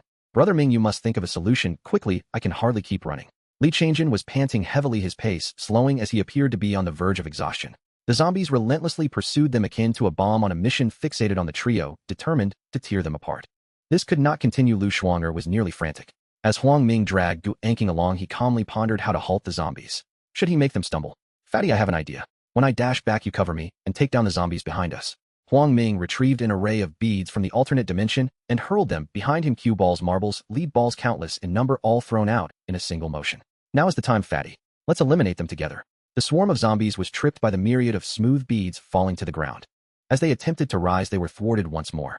Seeing this, Li Changjin reacted, albeit slowly. As his energy was nearly depleted, he trudged back to join Huang Ming. Not daring to hesitate, Huang Ming released Gu Anqing's hand, and in a flash launched a flurry of strikes, dispatching 5 zombies before pausing. Li Changjin managed to take down 2, specifically targeting the smaller ones. Only one remained, attempting to rise from the ground. Huang Ming cracked his neck, the sound of joints echoing as he stepped forward, sending the last zombie to its demise. Gu Anqing watched this scene, her face drained of color. The sudden burst of physical exertion left her lips parched and her long legs trembling incessantly. Huang Ming, keep moving back. We cannot stop, there are still a few zombies around. If they converge, we'll be in dire straits. Lu Shuang'er, witnessing the unfolding drama, exhaled in relief, but maintained her vigilance, maneuvering the drone around them. Huang Ming supported the quaking Gu Anqing and tentatively asked, Senior, can you continue?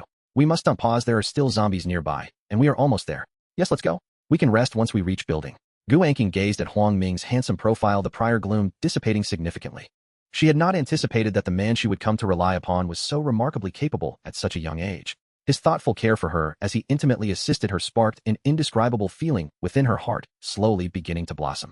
Gradually, the number of zombies dwindled as the trio approached building. Huang Ming finally breathed a sigh of relief. They were indeed safe. If there were a sanctuary on campus, it would undoubtedly be the vicinity of building O, freshly cleared just earlier today, now awaiting their return. Reaching the window beside the first-floor lobby of building, Huang Ming crouched down, allowing Gu Anqing to step onto his shoulders and leap inside.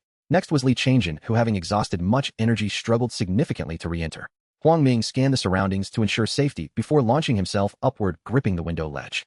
Just as he prepared to exert strength, he heard Li Changyan's startled shout. Brother Ming, be careful behind you. No sooner had the words escaped his lips than Huang Ming felt his calf ensnared, and instinctively, he kicked at it, breaking free from the grip. Yet before he could fully comprehend, the zombies, relentless as ever, lunged toward his lower body. Huang Ming continued to glare at his legs, repeatedly pushing the zombies away, but whenever he tried to pull himself up, the zombies would immediately seize the opportunity to entangle him. His knife was already inside, and if he fell back to the ground, he would be left to fight the zombies barehanded. He had no time to retrieve another weapon from the alternate dimension. Moreover, one of his hands still gripped the window ledge, and if this continued, his calf would inevitably suffer injury. As the zombies bared their teeth and lunged once more in a moment of desperation, Huang Ming drew his handgun with one hand. Bang!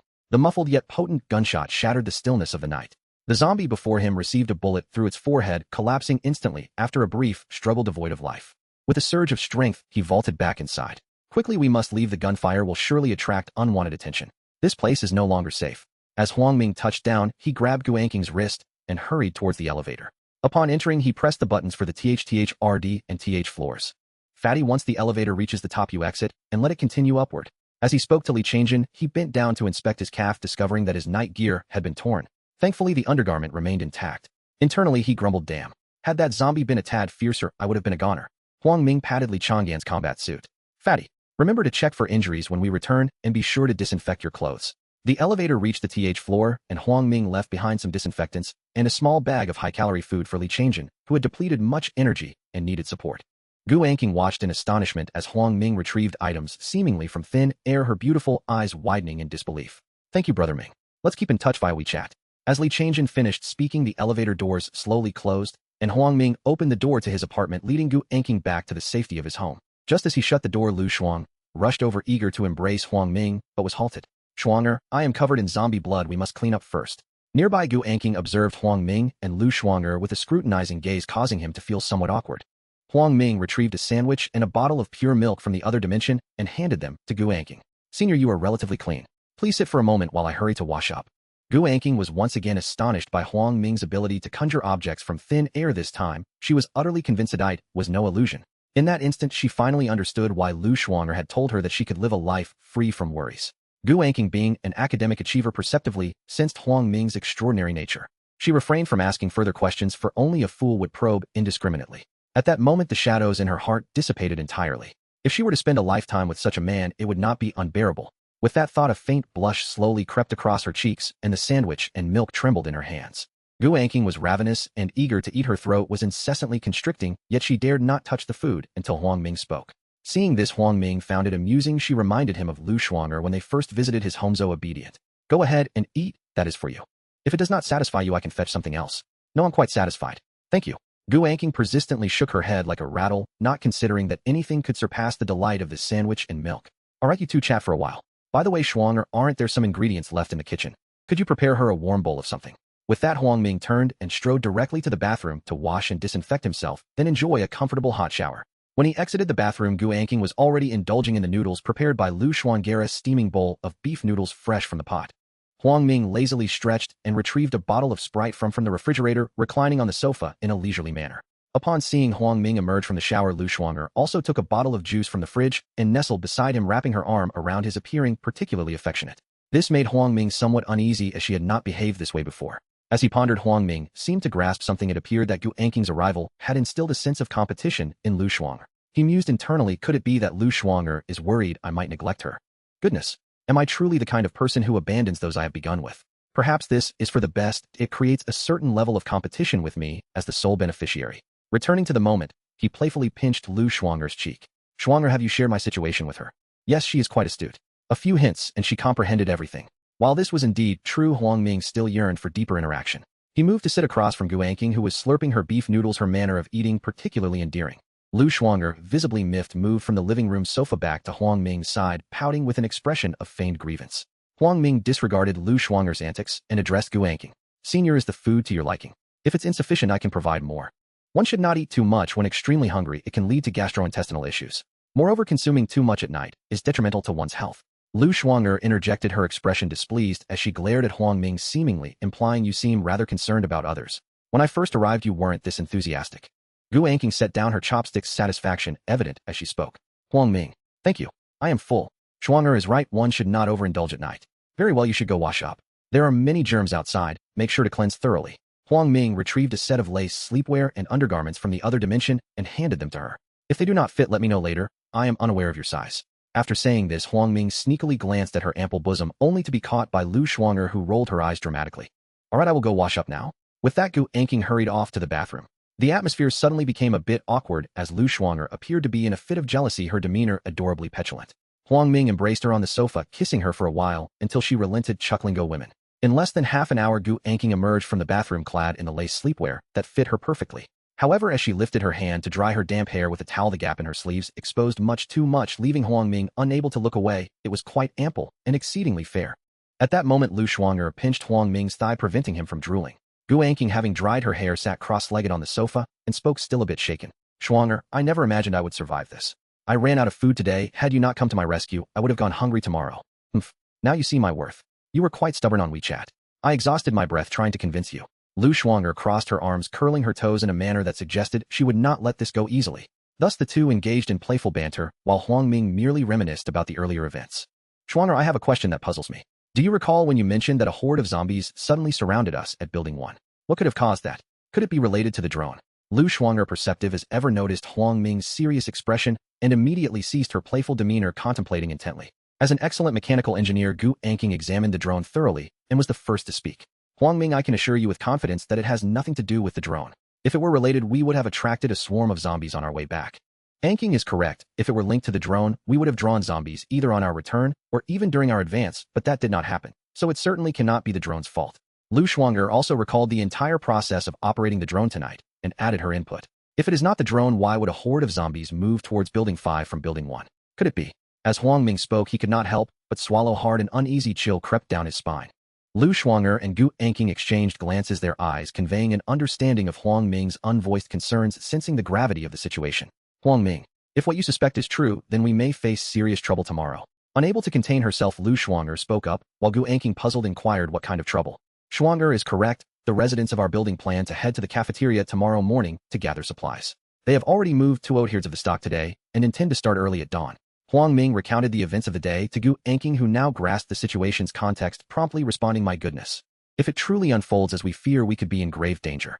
Huang Ming, do you not intend to intervene? It seemed that Gu Anqing possessed a saintly disposition, still inclined to meddle in other people's affairs.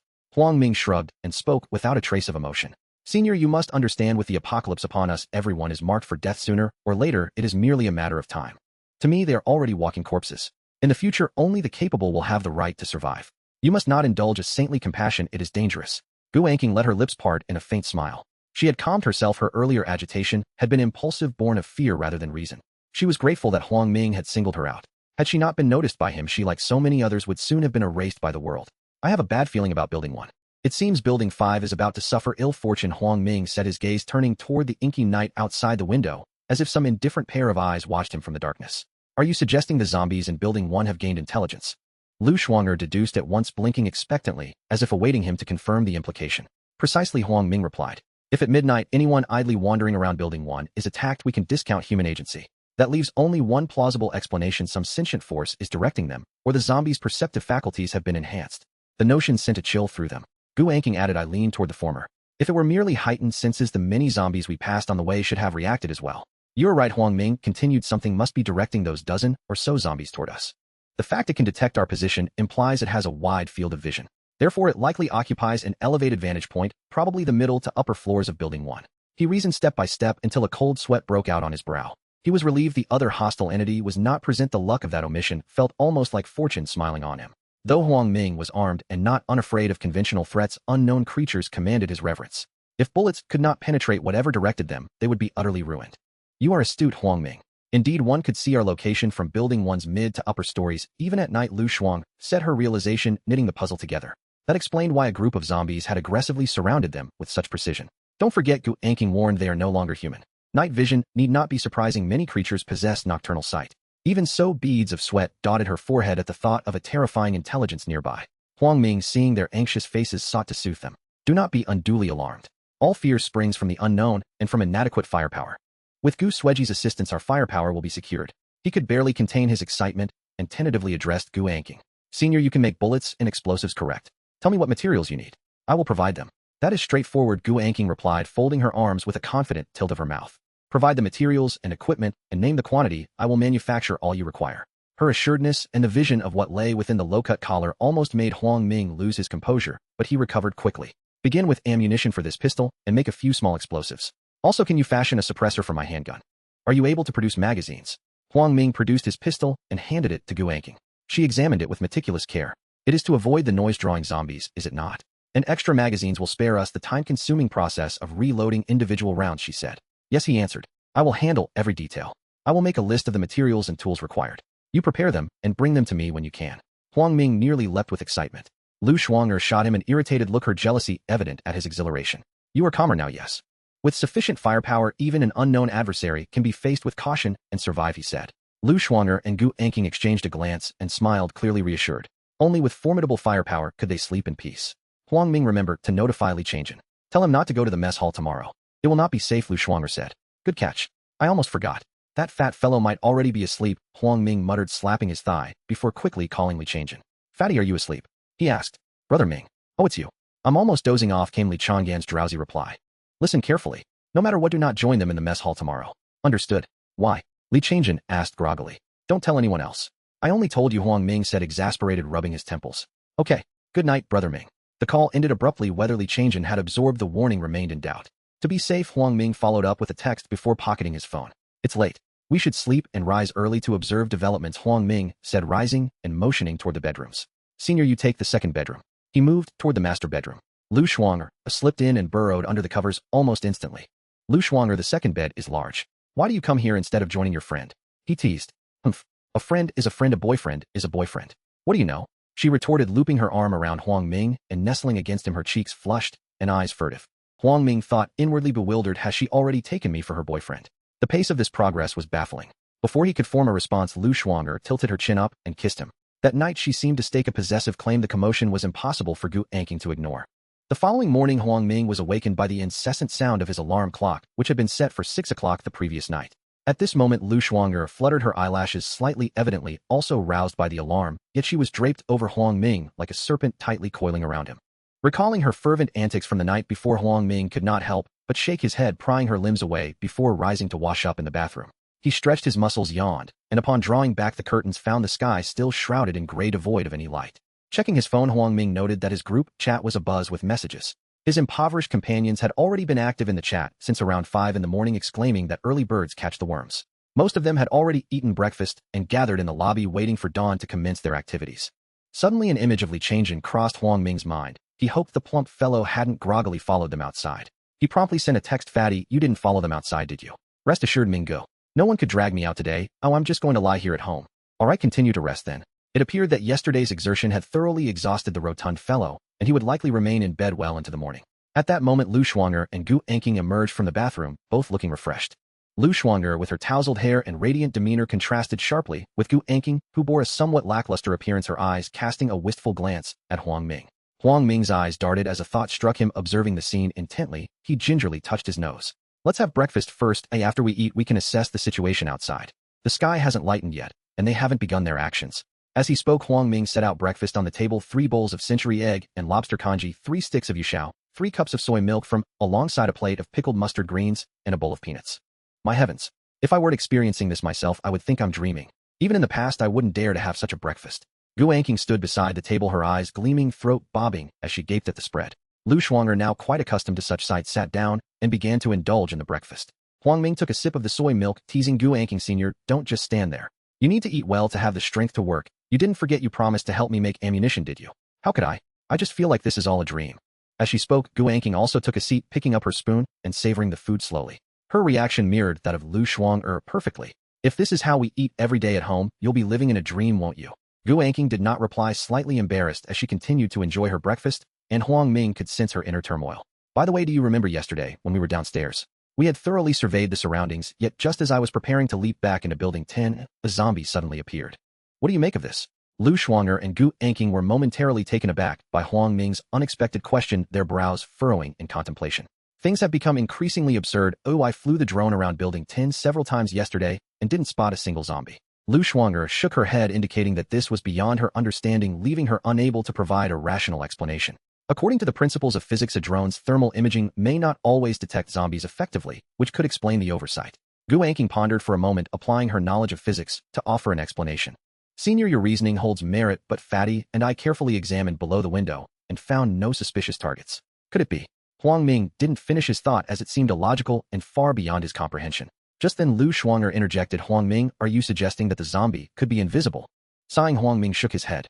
"I'm uncertain. This exceeds our understanding. If such abilities exist, I would only liken them to a chameleon blending into the dark night, merely a visual illusion. I truly do not wish to believe in the absurdity of invisibility."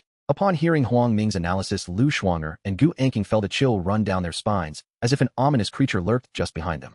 This is utterly ridiculous. Intelligent beings and invisible zombies, the outside world is truly a hell on earth. Gu Anqing lamented, munching on yushao, while sipping the soy milk from her tone tinged with exasperation. Having the presence of a goddess nearby was indeed advantageous. Raising questions allowed them to come to conclusions collectively. From the previous night's activities, Huang Ming had come to realize that the outside world was not merely populated by simple zombies, but also harbored unknown beings. This served as a reminder for him to remain vigilant whenever venturing outside. A moment's negligence could lead to dire consequences. As fate would have it, when the group finished their breakfast and approached the window, the sky began to illuminate with a faint glow, signaling that the impoverished companions in the lobby were preparing for action. "You two each operate a drone. As Senior, you fly to Building 5, which you are familiar with. Shuanger, you head to Building 1, while I will track them to the cafeteria. Today we are certain to gather crucial intelligence." Huang Ming retrieved 2 identical drones from his spatial storage. Lu Shuanger and Gu Anqing's eyes sparkled with excitement, barely able to contain their eagerness. Just as the 3 of them activated the drones, a commotion erupted below. Wang Gang and Ma Tao led a group of 45 individuals, and this time Li Changjin obediently heeded Huang Ming's advice and did not join the transport. Their group marched vigorously toward the cafeteria, while Huang Ming piloted the drone to follow them from above. Wang Gang bellowed, "Damn it, watch me chop your head off with one stroke." Wang Gang tightly gripped a cleaver and with a running start leapt into the air, delivering a flying kick that toppled a zombie. He then dashed forward, striking the zombie's head with a decisive blow. Huang Ming couldn't help but whistle at this scene. Lu Shuanger and Gu Anqing rolled their eyes at his whistle, continuing to operate their drones without a word. Wang Gang and his group cleared numerous zombies along their path, encircling and attacking each one with ease, arriving at the cafeteria without any hassle. Wang Gang and his companions had not yet entered the canteen to transport supplies when another group emerged from the adjacent road, clearly more numerous than Wang Gang's, comprising at least 60 individuals. Initially, Wang Gang and his group believed them to be zombies, causing them to nearly scatter in terror. The newcomers were students from Building, led by Wang Chong, who swaggered forward holding a machete. Students of Building 10, we from Building 7 are claiming the supplies in the canteen. Show us some courtesy, you moved quite a bit yesterday, so why not withdraw today? Wang Chang stepped forward with an icy demeanor devoid of any emotion, as if the canteen's contents were already his. At that moment Wang Gang and Ma Tao found themselves at a loss. They were merely leaders, not authoritative figures, and hesitated to make decisions for the group, causing the atmosphere to tense palpably. Then Wang Lei stepped forward with a steady, powerful stride, a confident smile gracing his lips. Wang Chang, since your brothers have come all this way, they shouldn't return empty-handed. How about we take a portion and leave the rest for you? Wang Lei's voice was deep and resonant. He faced Wang Chang's intimidation without flinching, his expression one of assured victory. Wang Chang's eyes flickered with concern. If more students from other buildings arrived later, it could lead to complications. He begrudgingly decided to let them take their share. Fine, then hurry up and get to work. Just as the two groups prepared to enter the canteen, a horde of zombies suddenly surged out. As dawn had just broken, the canteen was shrouded in darkness, preventing anyone from noticing the impending danger. Perhaps the earlier conversation had drawn the zombies' attention, and this startled Wang Gang and Ma Tao so thoroughly that they stumbled back, narrowly escaping disaster. However, those following closely behind were not as fortunate, as they raised their weapons to fight back, only to realize it was too late. The piercing screams echoed through the quiet dawn. Panic ensued among the crowd. They understood the significance of such cries. It meant that the surrounding zombies would soon converge on their location. Huang Ming observed from the drone that the nearby zombies were attracted by the chilling screams, rushing towards the canteen in a frenzied swarm. Before he could assess the situation further, Lu Shuanger spoke up beside him. Huang Ming, I've noticed something intriguing. After those screams, the zombies from Building 1 seemed to have caught the scent of blood moving towards the canteen. Logically, they shouldn't be able to hear from such a distance. There must be an intelligent being guiding them. Lu Shuanger is correct. Everything around Building 5 appears normal, with the zombies merely wandering, without any notable reactions. Gu Anking reported her findings from Building 0, further confirming Lu Shuanger's assessment. It seems that there truly is an unknown entity in Building 1, possibly a higher-level zombie that has mutated from ordinary ones. Shuanger, follow the group of zombies moving from Building 1 and see if you can identify any special zombies or beings. As Huang Ming maneuvered the drone, he contemplated the growing intrigue of the situation.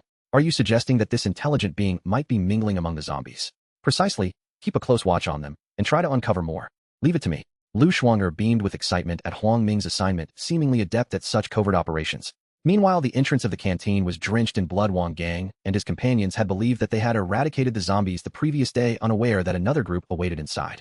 Had they detected the threat earlier, their numerical advantage would have easily allowed them to overpower those 10 zombies. However, the sudden outbreak of conflict resulted in numerous classmates being bitten, with those unfortunate souls soon transforming into zombies themselves. Chaos reigned in the scene. Everyone stay calm, it's just a handful of zombies. Don't panic. Let's eliminate them and stabilize the situation. As he spoke, Wang Chang severed a zombie's neck with his machete, delivering a powerful kick that sent the severed head crashing through the canteen's glass window. Wang Chang, the de facto leader of Building 0, remained composed as he directed his fellow students amid the turmoil. After a brief moment of panic, those from buildings and began to regain their footing, organizing an effective counterattack. One by one, the zombies fell, and their fighting spirit was rekindled. Yet before they could savor their triumph, more zombies had already surrounded them. A few students caught off guard were suddenly tackled by zombies from behind, their necks bitten open in an instant, with fear and despair swiftly engulfing them. With zombies still to be dealt with in front, more continued to close in from behind. This caused both groups to become utterly disoriented. Some timid students had already begun to flee, but in their retreat they were prioritized by the pursuing zombies, and before long they were overwhelmed and brought down, the scene resembling a gruesome spectacle as their anguished cries echoed throughout the campus. Due to some fleeing in panic, the remaining individuals found a momentary reprieve. Had the zombies converged all at once, the outcome could have been dire. Now some zombies were feasting on the unfortunate classmates who had failed to escape, stabilizing the situation at the canteen entrance once more. Now we should be safe, right? Wang Gang kicked the zombie's head away, breathing heavily as he surveyed the stabilizing scene, his heart gradually settling. I suggest we not proceed with the transfer. Let Building 7 handle it. I suspect more zombies are still converging around us. We should hasten our retreat. Ma Tao glanced anxiously around, wary of any re-emerging zombies, clearly still shaken by the earlier onslaught. I concur, let's retreat. Those who wish to remain and gather supplies can do so, but it is not mandatory. Wang Lei also supported Ma Tao's call to withdraw, beginning to make his way back, though cautiously, ever alert for sudden zombie appearances. Wang Gang and Ma Tao exchanged glances following suit, and soon everyone else began to retreat, though a portion remained convinced that the zombies had been nearly eradicated, believing it was merely a matter of transporting supplies, especially with the presence of Building S students whom they felt confident could handle it. Some chose to leave nature, while others remained with Ding Yang and Su Shan as representatives of the latter. They were quite anxious, yet their greed overshadowed their fear. They too longed to return home, striding confidently into the cafeteria with the remaining 10 or so individuals. Seeing this, Wang Chang raised his hand, prompting the students from Building to surge into the cafeteria. Upon entering, everyone hurriedly stuffed their mouths with whatever food they could find, much like the occupants of building the previous day, prioritizing filling their stomachs above all else. The recent battle had drained the majority of the participants' strength. Huang Ming. Those in the cafeteria are in grave danger, you must look. At this moment, Lu Shuang'er alerted Huang Ming as she manipulated a drone tracking the group of zombies from building. After observing closely, he noticed that the zombies had congregated and were now dangerously close to the cafeteria, moving at such speed that they would arrive in approximately 30 seconds. Meanwhile, the people inside the cafeteria continued to eat heartily, oblivious to the imminent danger. Ding Yang and Su Shan, unlike the occupants of building O, began to gather supplies as soon as they entered, preparing to return. However, just as they exited the cafeteria, a large horde of zombies staggered towards them, leaving Ding Yang and Su Shan in a state of confusion. They were baffled by the sudden appearance of such a multitude of zombies, and it was clear that their target was the cafeteria. Filled with regret, they lamented their predicament, having put themselves in such peril for a handful of meager supplies. Not being foolish, Ding Yang and Su Shan knew that forcing their way through would lead to certain death, so they decided to rely on the group from building. Thus they abandoned their supplies and retreated back into the cafeteria. Upon re-entering, Ding Yang and Su Shan moved deeper inside, searching for a strategic position to prepare for the upcoming violent confrontation. Wang Chong, witnessing their return, felt a surge of anxiety, having already grasped the situation. However, before he could warn anyone, the zombies burst through the entrance. In an instant, cries of despair filled the air, accompanied by the overwhelming stench of blood that heightened everyone's senses, plunging the chaos into disarray. In the dim light, it became nearly impossible to distinguish friend from foe, with everyone brandishing their weapons, indiscriminately striking anyone who came near regardless of allegiance. Ding Yang and Su Shan retreated to a kitchen, barricading the door with heavy objects, making it impossible for the zombies to break in, yet this also trapped them inside. If the outside fell, they would face a certain demise. Everyone charge outside. We have no way out in here, hurry. At Wang Chong's furious shout, everyone momentarily regained their composure, following his lead and rushing towards the exit. 1248 More than 40 individuals burst forth from within. Soon after, the remaining survivors from building clashed with the horde of zombies at the cafeteria entrance. Having recently suffered numerous infections, they were at a disadvantage in numbers, engaging in oni-on-on combat with the zombies. However, some zombies displayed a lack of combat ethics, abruptly changing direction mid-fight to attack others. Thus exchanges ensued, with both survivors and zombies gradually diminishing in numbers. Huang Ming. Look, there's a zombie hiding behind a tree, extremely stealthy. Without thermal imaging, it's completely undetectable. As Lu Shuang'er exclaimed, Huang Ming maneuvered the drone above the creature. Upon closer examination, he saw it was a female zombie, her long hair matted around her neck, her face grotesque, with blue-red eyes that sent chills down one's spine. Her upper body was bare, and her voluptuous figure compelled Huang Ming to glance a few extra times. He recalled that before the apocalypse, she was a teacher of advanced mathematics, possessing a high intelligence, evidently having mutated after infection. Indeed, I have finally found you. It seems that intelligent individuals become quite distinct as zombies, becoming clever undead. Huang Ming marveled at the footage relayed by the drone. Huang Ming, do you know her? Are you suggesting that she was clever in life? Gu Anqing, whose drone hovered around building, finally broke her silence, feeling utterly bored. Indeed. Do you remember teacher Li Qinjia? That's her. My goodness. No wonder she exhibits such intelligence. It's not surprising that she can manipulate other zombies. Gu Anqing was astonished, recalling that before the apocalypse, teacher Li Qinjia was an alluring beauty with a captivating figure, known for having full classrooms with no students ever skipping her classes. She had taught Gu Anqing advanced mathematics for an entire year and was undeniably brilliant. Did I not say that all fear stems from the unknown? Now that we have identified this creature, does it not seem less terrifying? Huang Ming let out a long sigh of relief, having expected something far more formidable, only to find a cunning zombie. However, she can command other zombies, which poses a significant challenge. But judging by her sneaky demeanor, her combat abilities should be limited, otherwise she would have charged into the fray. Lu Shuang'er added playfully, throwing a few punches in front of Huang Ming, appearing somewhat silly. Shuang'er, if my drone were equipped with remote detonated explosives at this moment, what do you think I would do? Lu Shuang'er shot a glance at Gu Anqing, who nodded confidently with a smirk. With Gu Anqing's approval, Lu Shuang'er's eyes sparkled with excitement as she exclaimed, "Oh my Huang Ming, you are quite the rascal. You plan to fly beside her, detonate the bomb, and obliterate her into a pulp.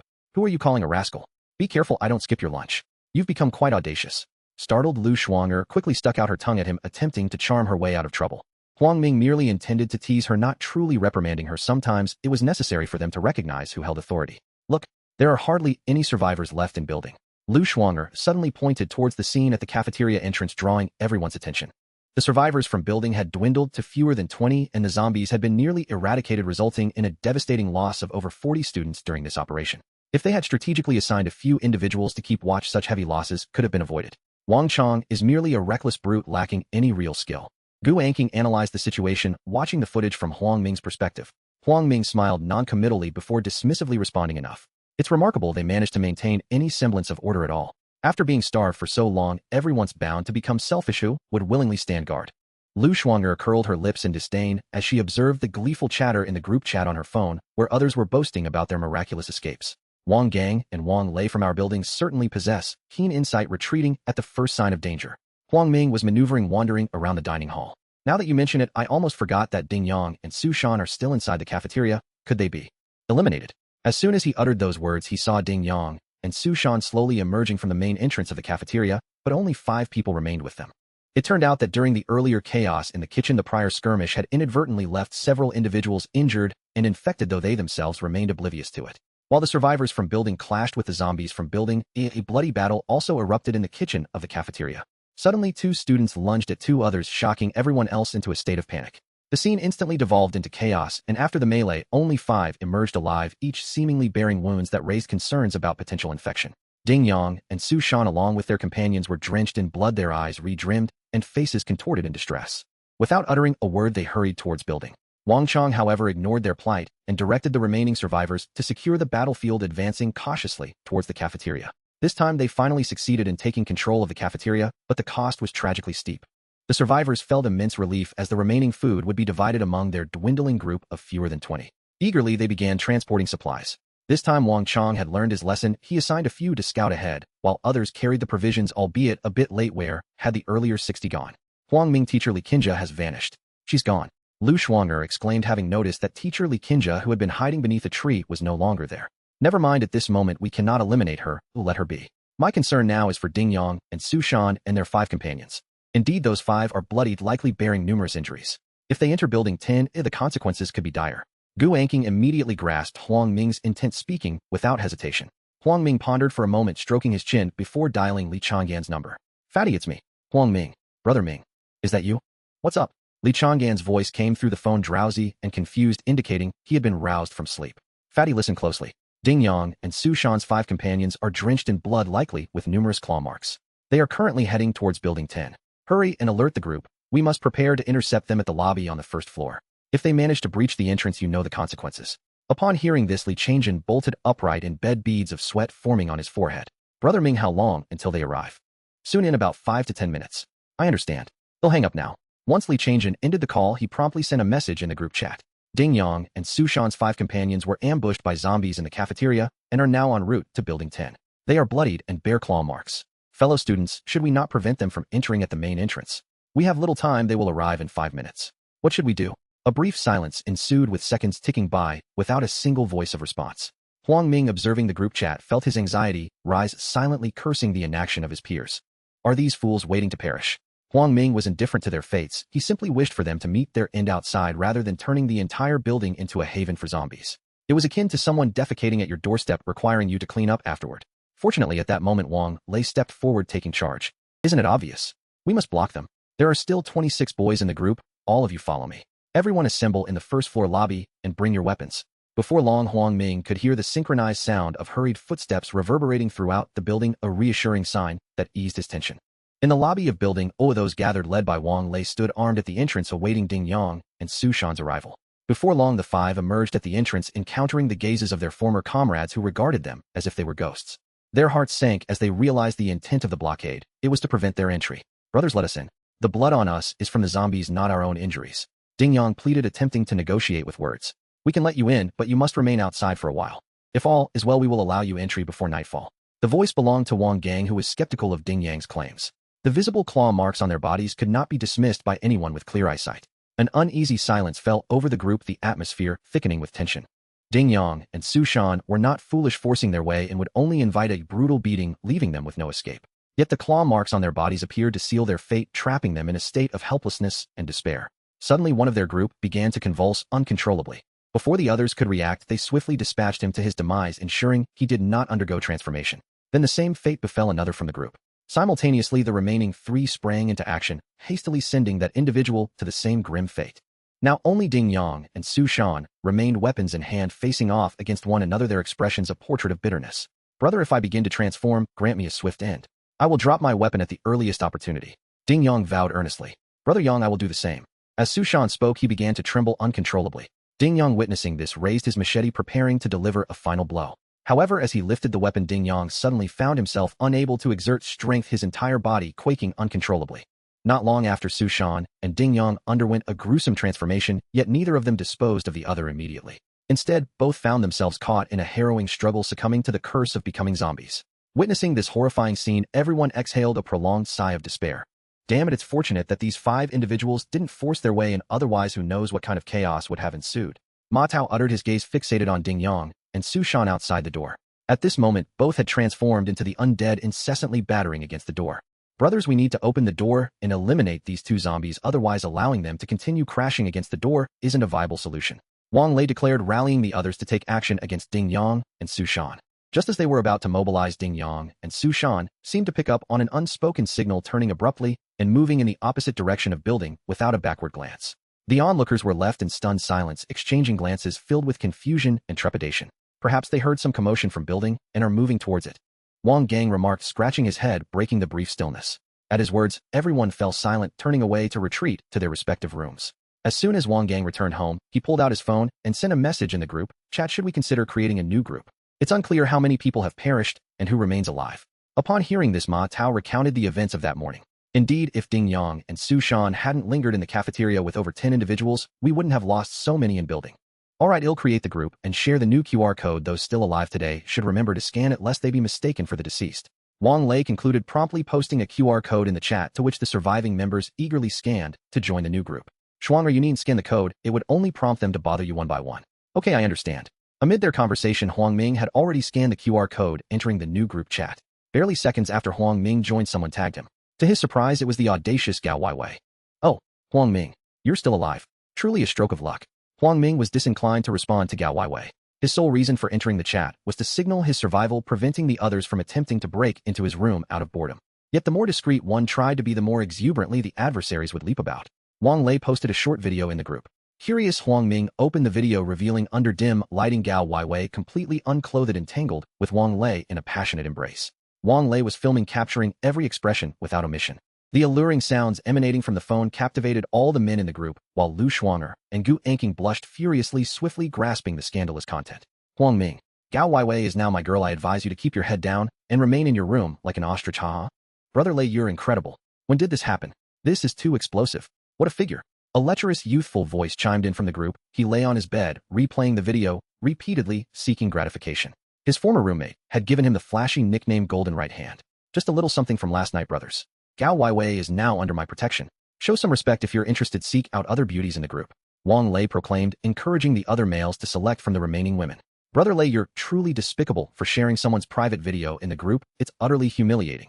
Is she really feigning modesty?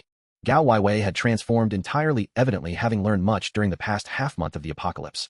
To survive, she realized she must find a man to rely upon, and her greatest asset was her proud allure. Ha ha ha, what pretense. Don't think you're any different. All the women will eventually be the same, nothing to be embarrassed about. Wang Lei grew increasingly animated, relishing in the power he felt, as if he were a noble from ancient times wielding control over others' fates.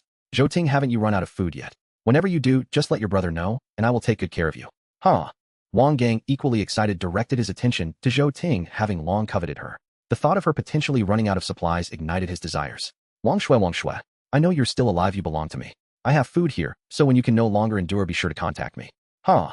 Ma Tao, unwilling to be outdone, quickly chimed in, equally interested in Zhou Ting, yet having been preempted by Wang Gang, could only clench his fists in frustration. At that moment, Zhou Ting and Wang Shui sat quietly on the sofa, glancing at their phones as they observed the group chat, exchanging looks that reflected helplessness and despair. Thus in the group chat, the men lewdly began selecting their concubines.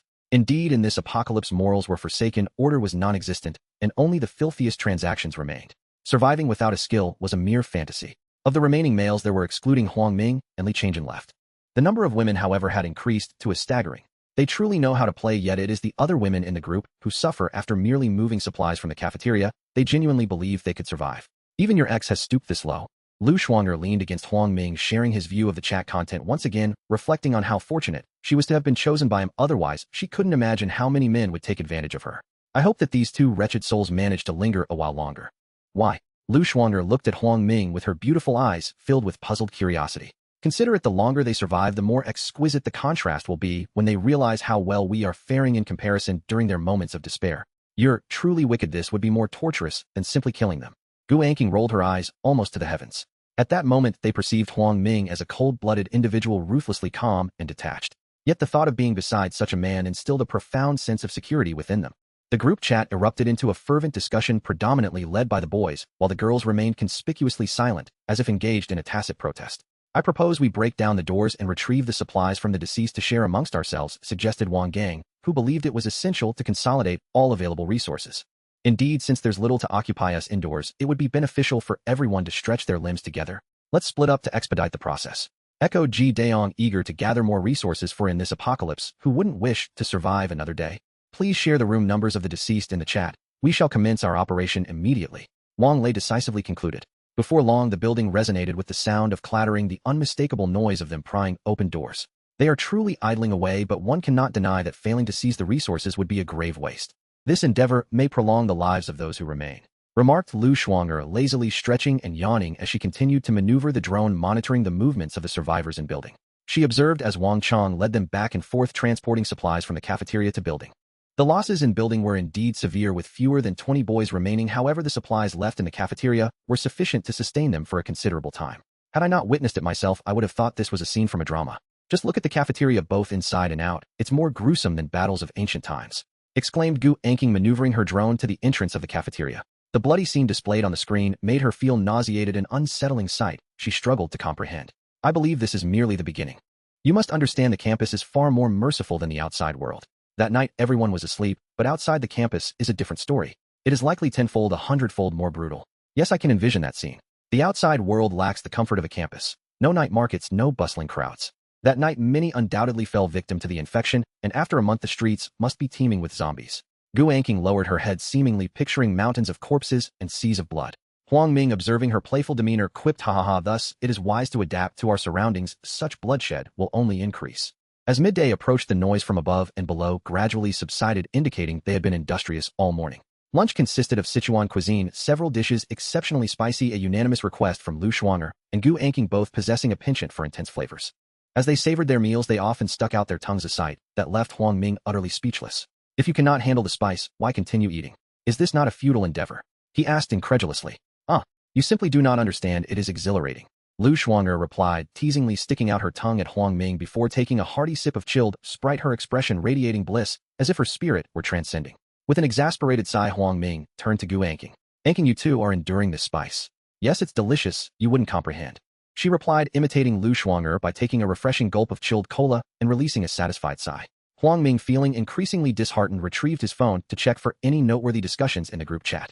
In the chat, they were deliberating over the morning's accomplishments and the distribution of resources, seemingly aimed at the other girls in the group. "By the way, did anyone hear gunfire last night? Around 12 perhaps?" Wang Gang suddenly interjected, prompting Huang Ming to pause mid-bite. "Gunfire?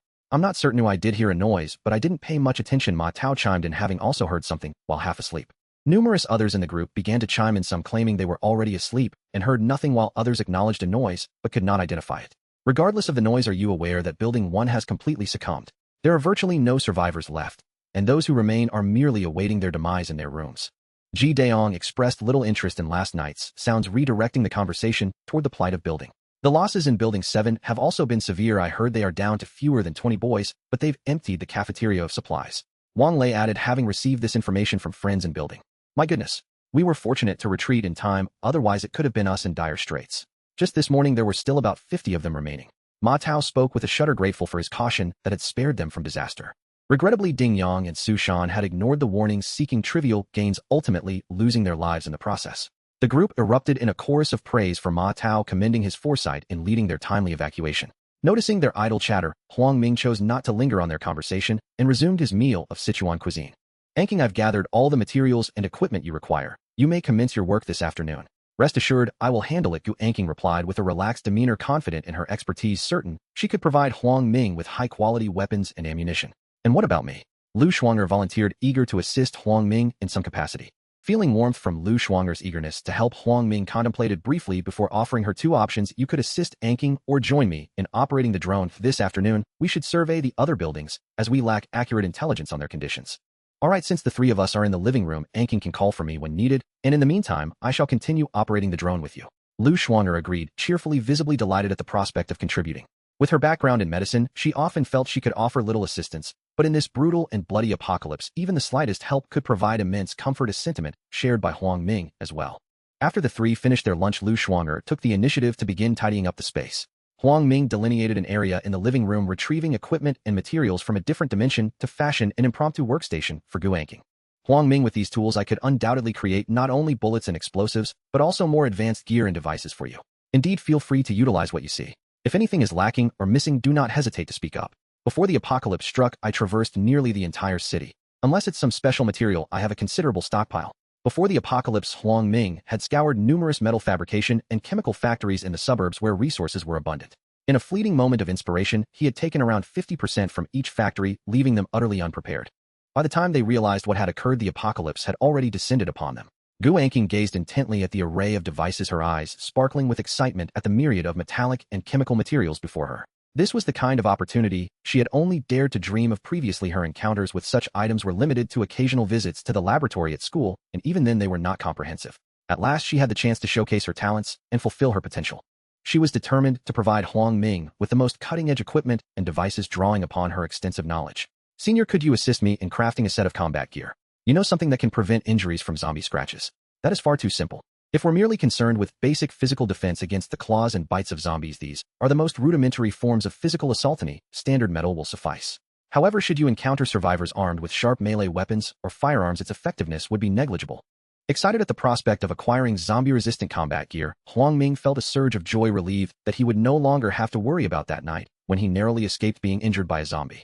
As long as it can protect against zombies, it's preferable to being injured by humans. However, just as Huang Ming expressed his thoughts, Gu Anqing's displeasure was evident, leaving him puzzled. Gu Anqing raised her chin, a confident smile spreading across her face, radiating a self-assuredness that was unmistakable. Honestly, you underestimate me. I am a genius mechanical engineer. A mere piece of ordinary combat gear will pose no challenge for me. I shall craft you a top-tier suit that can withstand not only zombies, but also the bullets of survivors. Realizing that Gu Anqing felt he was underestimating her, Huang Ming understood her irritation. Clearly, he was oblivious to the depth of a top student's world. He sheepishly rubbed his nose, saying, "My apologies, senior. I am not well versed in these matters. However, could you please first create a standard set? After all, teacher Li Qinjia is still at the school, and we never know when we might encounter her." Understood. I will prioritize the emergency gear first. However, meticulous craftsmanship is essential for the advanced equipment. I will take my time with that, you can rest assured. As Gu Anqing spoke, she began to immerse herself in the materials, and Huang Ming, noticing her focused demeanor, refrained from further interruption. Instead, he retrieved a cup of Hushang Ii from the other dimension, placing it beside the equipment before moving to the window, ready to operate a drone for a quick reconnaissance. The blazing sun cast its rays over the entire campus, while zombies roamed nearby, seemingly oblivious to the rising temperatures and sweltering heat. "Hey, have there been any new discoveries?" At that moment, Lu Shuanger finished cleaning and inquired. "All is normal, nothing out of the ordinary. However, the number of zombies around Building 1 has increased. Some individuals who had been hiding inside could no longer resist their hunger and emerged from their rooms. You know how it goes. Have you seen where teacher Li Qinjia might be hiding?" As she spoke, Lu Shuanger also launched the drone into the air. She had been enjoying herself lately, even performing aerial maneuvers, showcasing her skills in front of Huang Ming, who could only watch in exasperation. "I haven't spotted her. She's clever and certainly wouldn't show herself easily. It was only in the morning, when there were many people around, that she was lured out. I believe she has already noticed us. Truly a cunning zombie." Huang Ming grumbled in annoyance, and Lu Shuanger rolled her eyes. "What do you plan to do if she continues to hide? Are you really going to tear down Building 1? After a moment of contemplation, Huang Ming pinched her soft cheek, explaining, "We must eliminate her when the opportunity arises. In a sense, she is an invincible entity. Just think, as long as she lurks in the shadows, she can continuously command zombies to attack us. If all the students in the buildings fall under her control, even with a handgun, I would." Lu Shuanger spoke with great conviction. Indeed, all of this was merely speculation between the two of them. "Shuanger, wouldn't it be splendid if we had a biologist of exceptional skill join us? She could undoubtedly provide us with invaluable insights." At that moment, Gu Anqing, who had been busily engaged nearby, overheard their conversation and interjected, "I happen to know someone, although whether she is willing to join us remains uncertain." Huang Ming exchanged a glance with Lu Shuanger, both detecting a glimmer of curiosity and anticipation in each other's eyes. "Anqing, do tell us more about this person who has caught your attention." "Her name is Lu Yusi, the belle of the biology department, and like me, she is a senior intern. We once collaborated on a competition and achieved the grand prize. Her expertise in biology is on par with my proficiency in mechanical engineering, but I am not particularly familiar with her. Our relationship was merely one of collaboration." As Gu Anqing continued to operate the equipment, she elaborated, "Lu Yusi resides in Building No. 2, right next to Building No. 1, which, like Building No. 5, is quite distant from our Building No. 10. Moreover, there are currently numerous zombies in Building No. 1. So."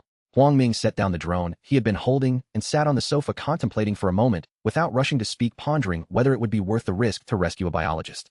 Lu Shuang'er, being a doctor, astutely perceived Huang Ming's inner thoughts and began her analysis. As a biological expert, if she specializes in virology, she could play a crucial role in the future. If she truly possesses such talent, perhaps she could collaborate with Anking to aid you in creating biochemical weapons. I could also work with her. The intersection of medical and biological fields could lead to significant discoveries in genetic engineering. Huang Ming was taken aback, secretly mulling over the implications. Biochemical weapons. Genetic engineering. Indeed. As long as I provide the resources, energy, and equipment, the three of them could potentially create biochemical weapons and even make breakthroughs in human genetic sequences. The more he contemplated, the more exhilarated he became, unable to resist pulling Lu Shuang'er into an embrace and kissing her. Shuang'er, you are remarkably perceptive. You have dispelled the doubts in my heart. It seems we must ensure that this biological expert joins us. With a playful frown, Lu Shuang'er retorted, how annoying. Anking is right beside us. Do be mindful of your image. Flustered, she pushed Huang Ming away, her heart racing, clearly startled by his sudden gesture. Gu Anking, however, was unfazed. She had seen such antics before. Yet her own heart was far from tranquil as she acknowledged that one day she too would find herself ensnared by this handsome young man in the same way as Lu Shuang'er. She felt no regret and was even willing to give everything for him, though she remained uncertain when that day would arrive. After nearly half a month of survival in this apocalyptic world, both Lu Shuang'er and Gu Anking understood that it was entirely natural for a capable man to be surrounded by several women, particularly one as charming and resourceful as Huang Ming. Sister, this matter then falls to you. Please speak with Lu Yusi and see if she is willing to join us. Leave it to me. With that, she paused her tasks and pulled out her phone, sending a text to Lu Yusi. Yusi, are you there? It's Anking. Before long, Lu Yusi replied, indicating that in this world turned upside down, everyone was either glued to their phones or resting in bed. Those who could conserve energy did so, thus managing to survive on minimal sustenance. Anking, is it really you? What do you need? If someone could guarantee your lifelong comfort, would you be willing to follow him? Him? Who is he? Lifelong comfort? How intriguing. Could you elaborate? I'm afraid I can only say so much. He values your prowess in biology, and if you agree to serve him unconditionally, he will come to Building No. 2 to rescue you. Rescue me? To where? Unconditional service. Yes, to bring you to his residence in Building No. 10. Lu Yusi, a top scholar with nearly perfect grades, quickly grasped the nuances of Gu Anking's message. She knew Anking's capabilities well. If even she had submitted, it was clear that such comfort was indeed genuine. However, the thought of unconditionally serving a stranger weighed heavily on her mind, causing her to blush deeply. As a biologist, she understood the implications of such a proposition all too well. Yet looking at her empty kitchen, she realized she had been starving since the previous night and had nearly gone a whole day without food. Lu Yusi had initially planned to take medication to escape this world when she could no longer endure, as she had no desire to become a grotesque zombie. But at that critical moment of despair, Gu Anking had offered her a glimmer of hope for survival. Yet the fiercely independent Lu Yusi was loath to become merely a plaything for another man. Now sitting on her sofa, hugging her knees, she was tightly curled up, her heart a tumult of contradictions. She desperately wanted to live, to utilize her biological expertise, yet could not bridge the chasm of her apprehension. As time ticked by, Gu Anking refrained from pressuring Lu Yusi, understanding well the pride and determination inherent in her character. Anking knew precisely what Lu Yusi was contemplating, as her own thoughts mirrored those of her friend. However, Lu Yusi was not her closest confidant, and no amount of persuasion would change that. With a heavy sigh, Gu Anking could only hope that Lu Yusi would come to her own realizations. Half an hour slipped by and Lu Yusi had yet to respond, causing Gu Anking to grow increasingly anxious. She decided to seize the moment, feeling that if she was destined to succumb, she might as well clarify her intentions now. Yusi, as you have not yet joined us, I cannot say much. I can only share that my initial thoughts were precisely the same as yours, but after joining and gaining insight, I can assure you I do not regret it. I would willingly give everything for him. Lu Yusi glanced at the new message on her phone, her furrowed brow slowly easing. Curiosity piqued, she wondered what manner of man could inspire Gu Anking to serve him so willingly. Understanding Gu Anking's capabilities only heightened her intrigue. This was a mechanical genius, a goddess among women, someone she felt she could never measure up to. Gradually, Lu Yusi's resolve began to waver, her spirit ignited with a tentative eagerness. Lu Yusi thought it would be discourteous to leave someone waiting without replying, so she hastened to answer. And Qing, as a woman, you should understand my feelings. I do not wish to become someone's plaything. Do you understand? Yusi, you are overthinking. He is not the sort to toy with women. What he desires is your expertise in the biological field. Lu Yusi hugged her phone with a puzzled expression. The walls around her heart were slowly coming down. And between the two of you, rest assured he respects me. Our relationship is clean and proper for now. But to be frank, if he were willing, I could be with him at any time. Do you believe me? Lu Yusi read Gu Anking's reply in stupefied disbelief. She truly began to question everything. This. If it were not for the apocalypse, I would have married him. Good heavens. What brazen words. If Huang Ming knew the content of their conversation, he would likely have been utterly astonished. Now that matters had reached such an extent, Lu Yusi was not foolish. If she continued to play hard to get, she suspected no one would bother with her any longer. And Qing, I trust you. I will join you. What should I do now? When Gu Anking saw Lu Yusi agree to join, she leaped up from amid the equipment, then asked rapidly, Yusi, do you have food left? How long can you hold out? You know the distance between building 10 and building 2. We must make a plan, but I wonder how long you can endure. And Qing, I'm so sorry. I haven't eaten for almost a day. There is only half a bottle of mineral water at home. I can hold out at most another day. Lu Yuxi's voice sounded frail. She appeared to be at her limits. One more day might be all she could manage. I understand. Wait for my message. Once we finish planning and preparing, we will inform you immediately. Gu Anqing ended the conversation with Lu Yuxi and sat on the sofa to report to Huang Ming. Hearing that Lu Yuxi had agreed to join brought Huang Ming a moment of joy, but learning she might not last a day sent his heart sinking.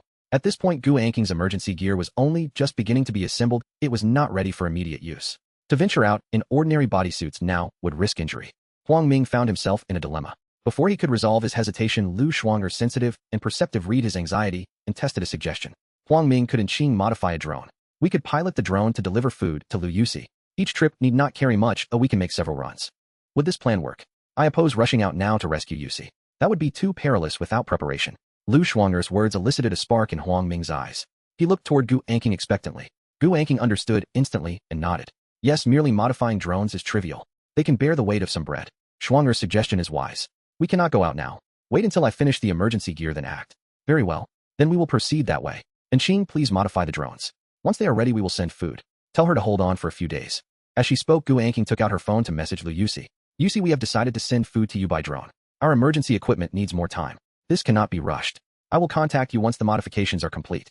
Lu Yuxi was astonished. She had never expected them to send supplies first rather than risk a direct rescue. Her respect for Huang Ming grew. In her mind, an image of him emerged, handsome, cool, and composed. Drones. Incredible. You are remarkable. Truly the genius of mechanics, she exclaimed. Gu Anqing received the praise with modesty. Do not flatter me. You will still need to rely on your bio expertise. All right, I will await your message. Lu Yuxi's lips curved upward. The smile was genuine.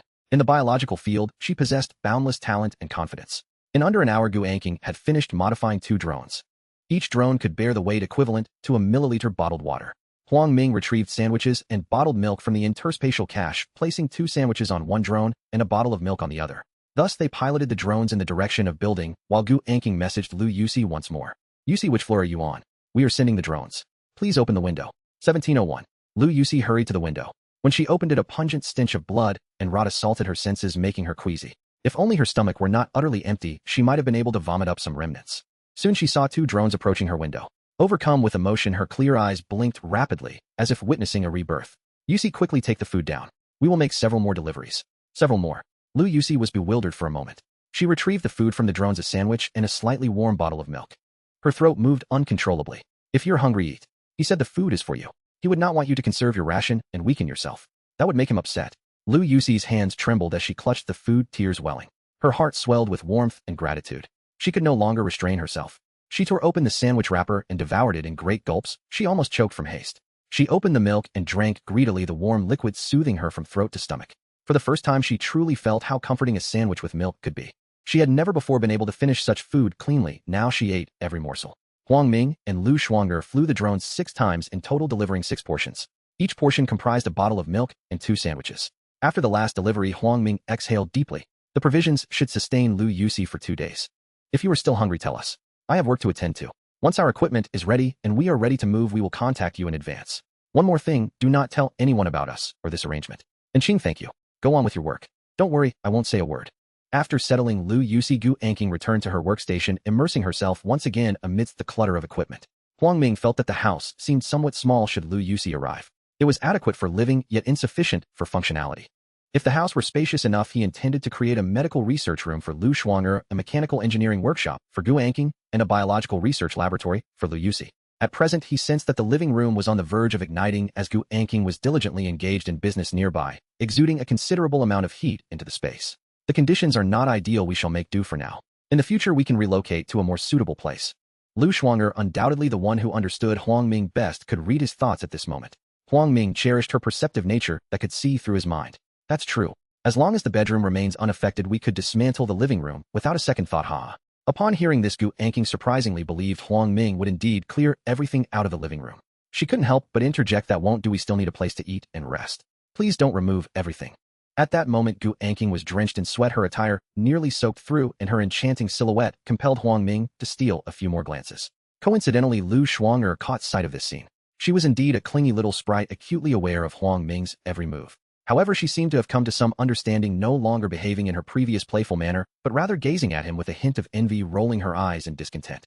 Huang Ming maintained his composure, brushing his fingers against his nose, ignoring Lu Shuanger's wistful gaze, and instead expressed concern for Gu Anqing, saying, "Anqing, if you're too tired, take a break. There's a cup of Hushang Ai nearby, drink some water to cool off. You're sweating profusely. It's fine, just a normal routine. I'm not exhausted, could you prepare a few work uniforms for me in the future? Working in pajamas feels rather odd."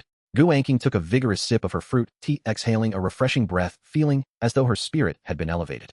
Seeing that Gu Anqing had the Hushang Ai to drink, Lu Shuanger appeared sulky and unyielding.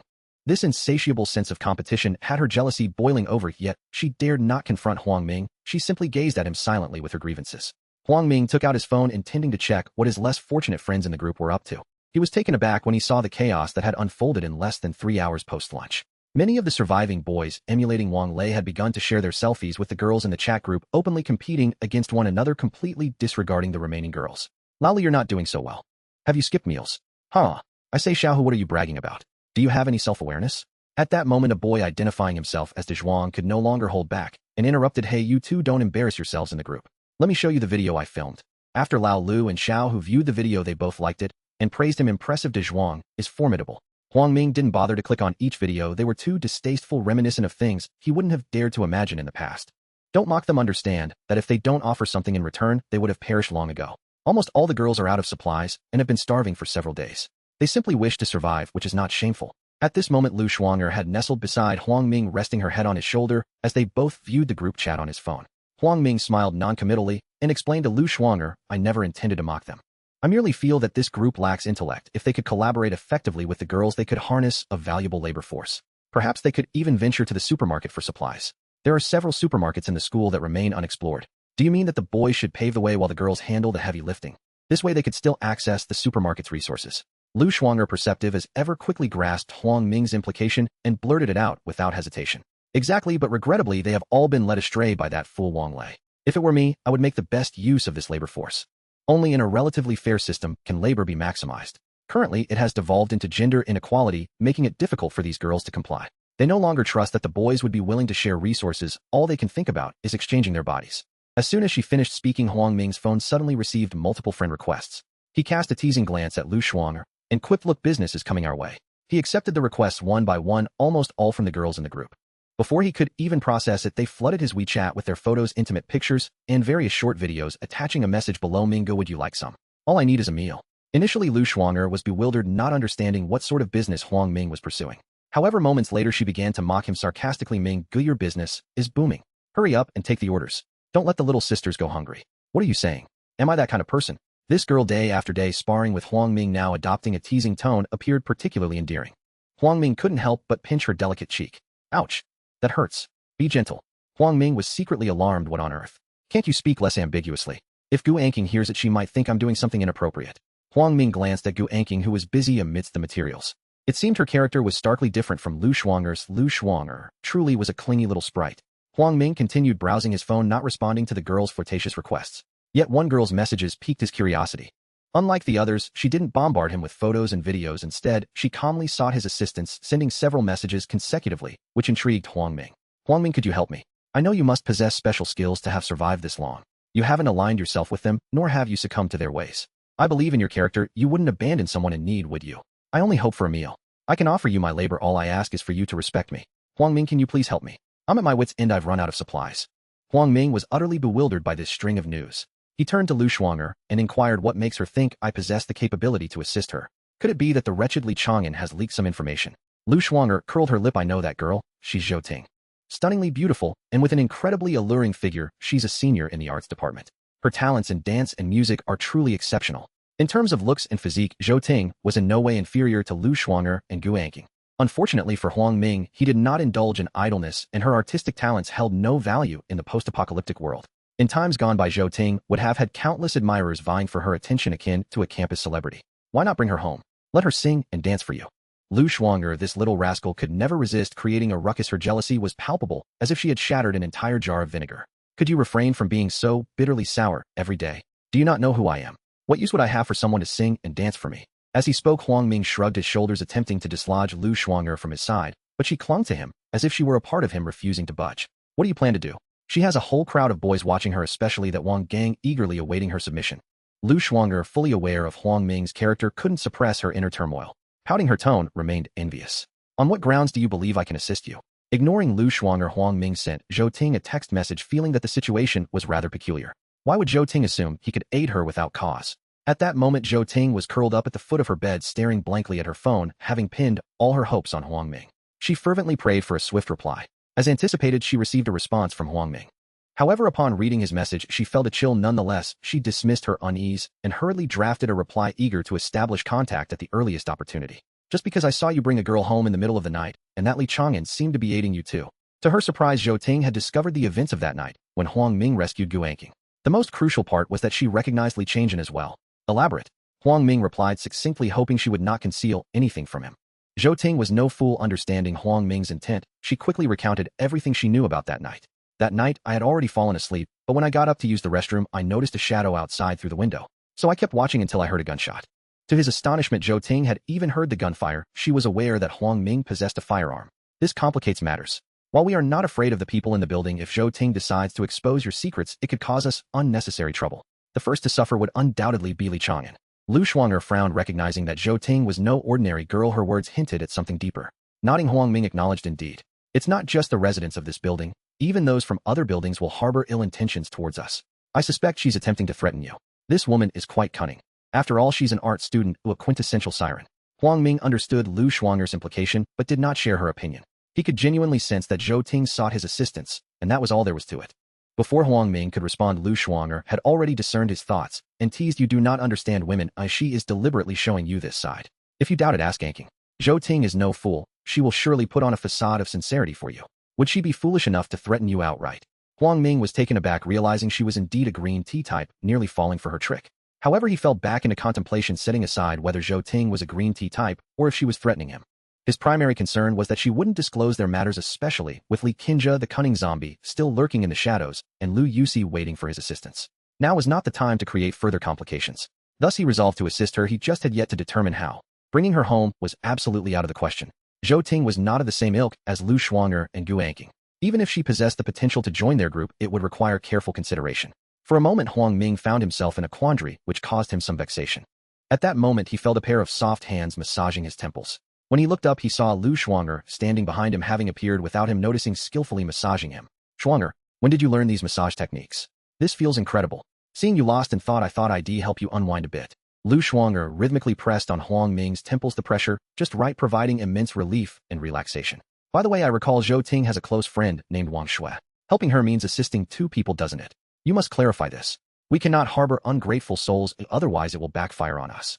A Bionegitone-free scenario. Such news displeased Huang Ming greatly. He quickly messaged Zhou Ting. I remember you have a close friend. I am not a philanthropist.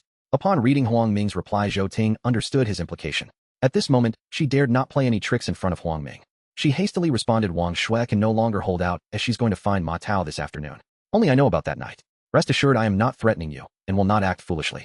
I simply hope you can provide me with a meal. Huang Ming inquired once more, you are already aware that I possess a gun, yet you are not afraid. Zhou Ting had now moved from the bed to the sofa, a subtle smile gracing her lips, her eyes sparkling with light. Of course I am afraid, but what choice do I have? If you insist on proceeding in that manner, I shall accept my fate. However, I trust your character, at least you have never sunk to the level of those scoundrels in the group. Lu Shuanger, watching from behind, was nearly rolling her eyes to the heavens. She spat at Zhou Ting in irritation. What a green tea. I see she is nothing more than a seductive vixen eager to climb into your bed at this very moment. It sounds as though you make a compelling argument. Huang Ming scratched his head, internally lamenting, what was your state of mind back then? How did I manage to gain your affection so easily? Am I really that naive? Bastard. What do you think I am? I have been sincere with you from the start. Do not let your imagination run wild. Seeing Huang Ming's doubtful expression, Lu Shuanger immediately guessed his thoughts. She stomped her foot in frustration, her expression suddenly filled with a touch of grievance. In truth, during these past few days of interaction, Huang Ming has discovered that Lu Shuanger is quite compatible with him. Just as Lu Shuanger has stated, she genuinely harbors feelings for Huang Ming. He finds it remarkable that she seems to instinctively understand his thoughts and actions almost immediately. This realization fills Huang Ming's heart with warmth, leaving him uncertain about his current feelings towards Lu Shuanger. However, he anticipates that he will gradually invest his emotions in her over time. Huang Ming gently patted her wrist, indicating that she should not let her imagination run wild. She instantly comprehended his meaning, and her previously sulky expression transformed into a gentle smile. Huang Ming chuckled, acknowledging that she truly is like a worm in his stomach. Her ability to change moods is swifter than turning a page, leaving him speechless. Huang Ming closed his eyes, allowing Lu Shuang'er to continue massaging his temples while he contemplated how to arrange matters concerning Zhou Ting. Before he could delve deeply into his thoughts, a message from Zhou Ting arrived, leaving him wondering if she had fainted from hunger. Huang Ming, I know we aren't close and I might seem of no use to you right now, but I want to survive. Please, I beg you to help me. Seeing Zhou Ting's frantic demeanor, Huang Ming cautiously inquired, I do not support idleness. I require your unconditional obedience to my commands. Can you comply? Upon reading Huang Ming's reply, Zhou Ting felt a glimmer of hope and quickly typed, no problem, but could you please allow me to retain some dignity? Just as she was about to hit send, she suddenly deleted the entire message, as if bewitched, and rewrote it. Absolutely, I will follow your arrangements. Upon seeing this, Lu Shuang'er, akin to having sensed a rival, teased Zhou Ting with a mocking tone, tisk tisk, the fox's tail has finally emerged. Now you're willing to come to Huang Ming's doorstep without hesitation. Renowned for her jealousy, Lu Shuang'er had made her feelings clear to Huang Ming in recent days, so he was attentive to her words. Suddenly, a brilliant idea struck Huang Ming. What about Li Changjin? I could hand Zhou Ting over to him. Perhaps they might spark something together which would serve a dual purpose. With this thought, he replied to Zhou Ting, all right, pack your belongings and go find Li Changjin at room 1707. You will be living with him from now on, and I will ensure he shares his food with you. But, as an adult, Huang Ming instantly discerned that Zhou Ting's hesitation stemmed from her reservations. Little did she anticipate that Huang Ming would assign her the goddess-like campus beauty to a man weighing over pounds. Rest assured, he won't harm you. He will only carry out my orders. You both need only behave as neighbors. Huang Ming subtly indicated that Li Changjin would also follow his commands, and Zhou Ting, not being foolish, felt a cloud of doubt dissipate from her mind. I understand now. I will pack my things immediately. By the way, take the stairs when you leave to avoid being seen. Yes, don't worry. I know what to do. After concluding the conversation with Zhou Ting, Huang Ming sighed in relief, having resolved a troublesome issue. Hey, that was quite a clever idea, handing Zhou Ting over to Li Changjin. They can look out for each other. Lu Shuang'er applauded, recognizing the value of saving a life that might prove beneficial in the future. Huang Ming shrugged and dialed Li Changjin for a voice call.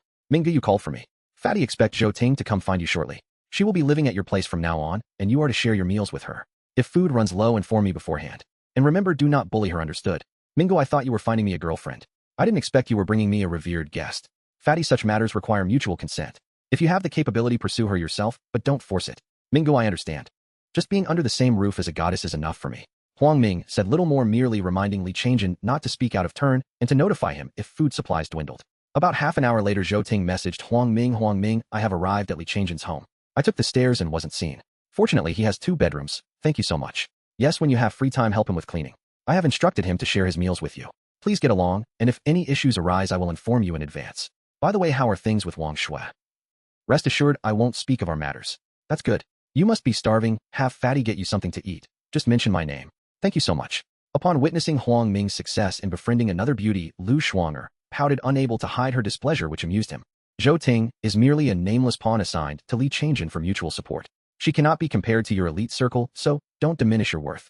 Lu Shuang'er lifted her delicate chin and retorted, humph. I'm a doctor and would never lower my worth. Not long after, a short video was shared in the group chat posted by Ma Tao, lasting an astonishing 20 minutes. Huang Ming refrained from watching, suspecting it to be a recording of Wang Shui and Ma Tao's intimate moments.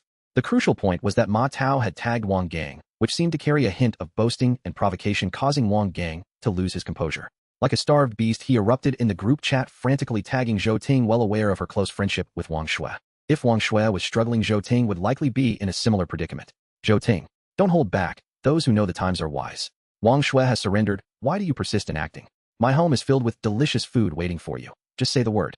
Zhou Ting, I don't consider myself unattractive. We're in a post-apocalyptic world. You are no longer the campus star. Wake up, survival is paramount. I will treat you well and ensure you are never hungry. Wang Gang, seemingly entranced, unleashed a barrage of messages upon Zhou Ting, resulting in laughter from the other young men in the chat. At that moment, Zhou Ting sat on the sofa in Li Changyan's home, holding a large piece of bread with a bottle of mineral water on the coffee table. This was the food Li Changjin had arranged for her under Huang Ming's instructions. Enjoying her meal, she perused the group chat, secretly delighted that Huang Ming had come to her aid in a timely manner. Had he not intervened, she feared she might have ended up like Wang Shui, completely objectified by those unscrupulous men. Zhou Ting, possessing remarkable wit, understood that she had now aligned herself with Huang Ming's faction and opted to remain silent whenever possible. Initially, she felt a surge of anger and contemplated confronting Wang Gang publicly within the group chat, yet after some reflection, she deemed it unnecessary, fearing it might bring unwarranted trouble to Huang Ming and Li Changjin. With this thought, she found peace, smiled subtly, and refrained from participating in the conversation, instead observing the chat unfold quietly. Zhou Ting was acutely aware that Wang Gang would undoubtedly meet his demise sooner than she would with Huang Ming's assistance. She would never again endure hunger. Amidst Wang Gang's relentless barrage of words, Zhou Ting's silence only served to infuriate him further. Wang Gang, are you even a man? If you're so desperate, just go to her house. Perhaps she is merely shy. Why engage in this petty verbal sparring? What anachronism this is. At this moment, Wang Lei could no longer contain himself. He openly mocked Wang Gang in the group chat, even suggesting he pay a personal visit. To add to the audacity, he initiated a live stream featuring the lovely Gao Weiwei. The group chat erupted with a flurry of comments pouring in. Even the typically reserved girls who seldom spoke joined in the live stream. Huang Ming refrained from joining the fray, a slight smile gracing his lips. The more chaos erupted, the more exhilarated he became, eager to witness how long the two reckless individuals could maintain their amusement. Wang Gang observed the live stream in its entirety, his frustration reaching a boiling point as he tagged Zhou Ting in the chat. Zhou Ting, I am coming to find you now.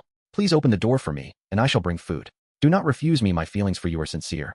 As soon as he uttered these words, the chat was once again filled with derision, with others remarking that Wang Gang was clearly deluded, still clinging to notions of romance in these dire times.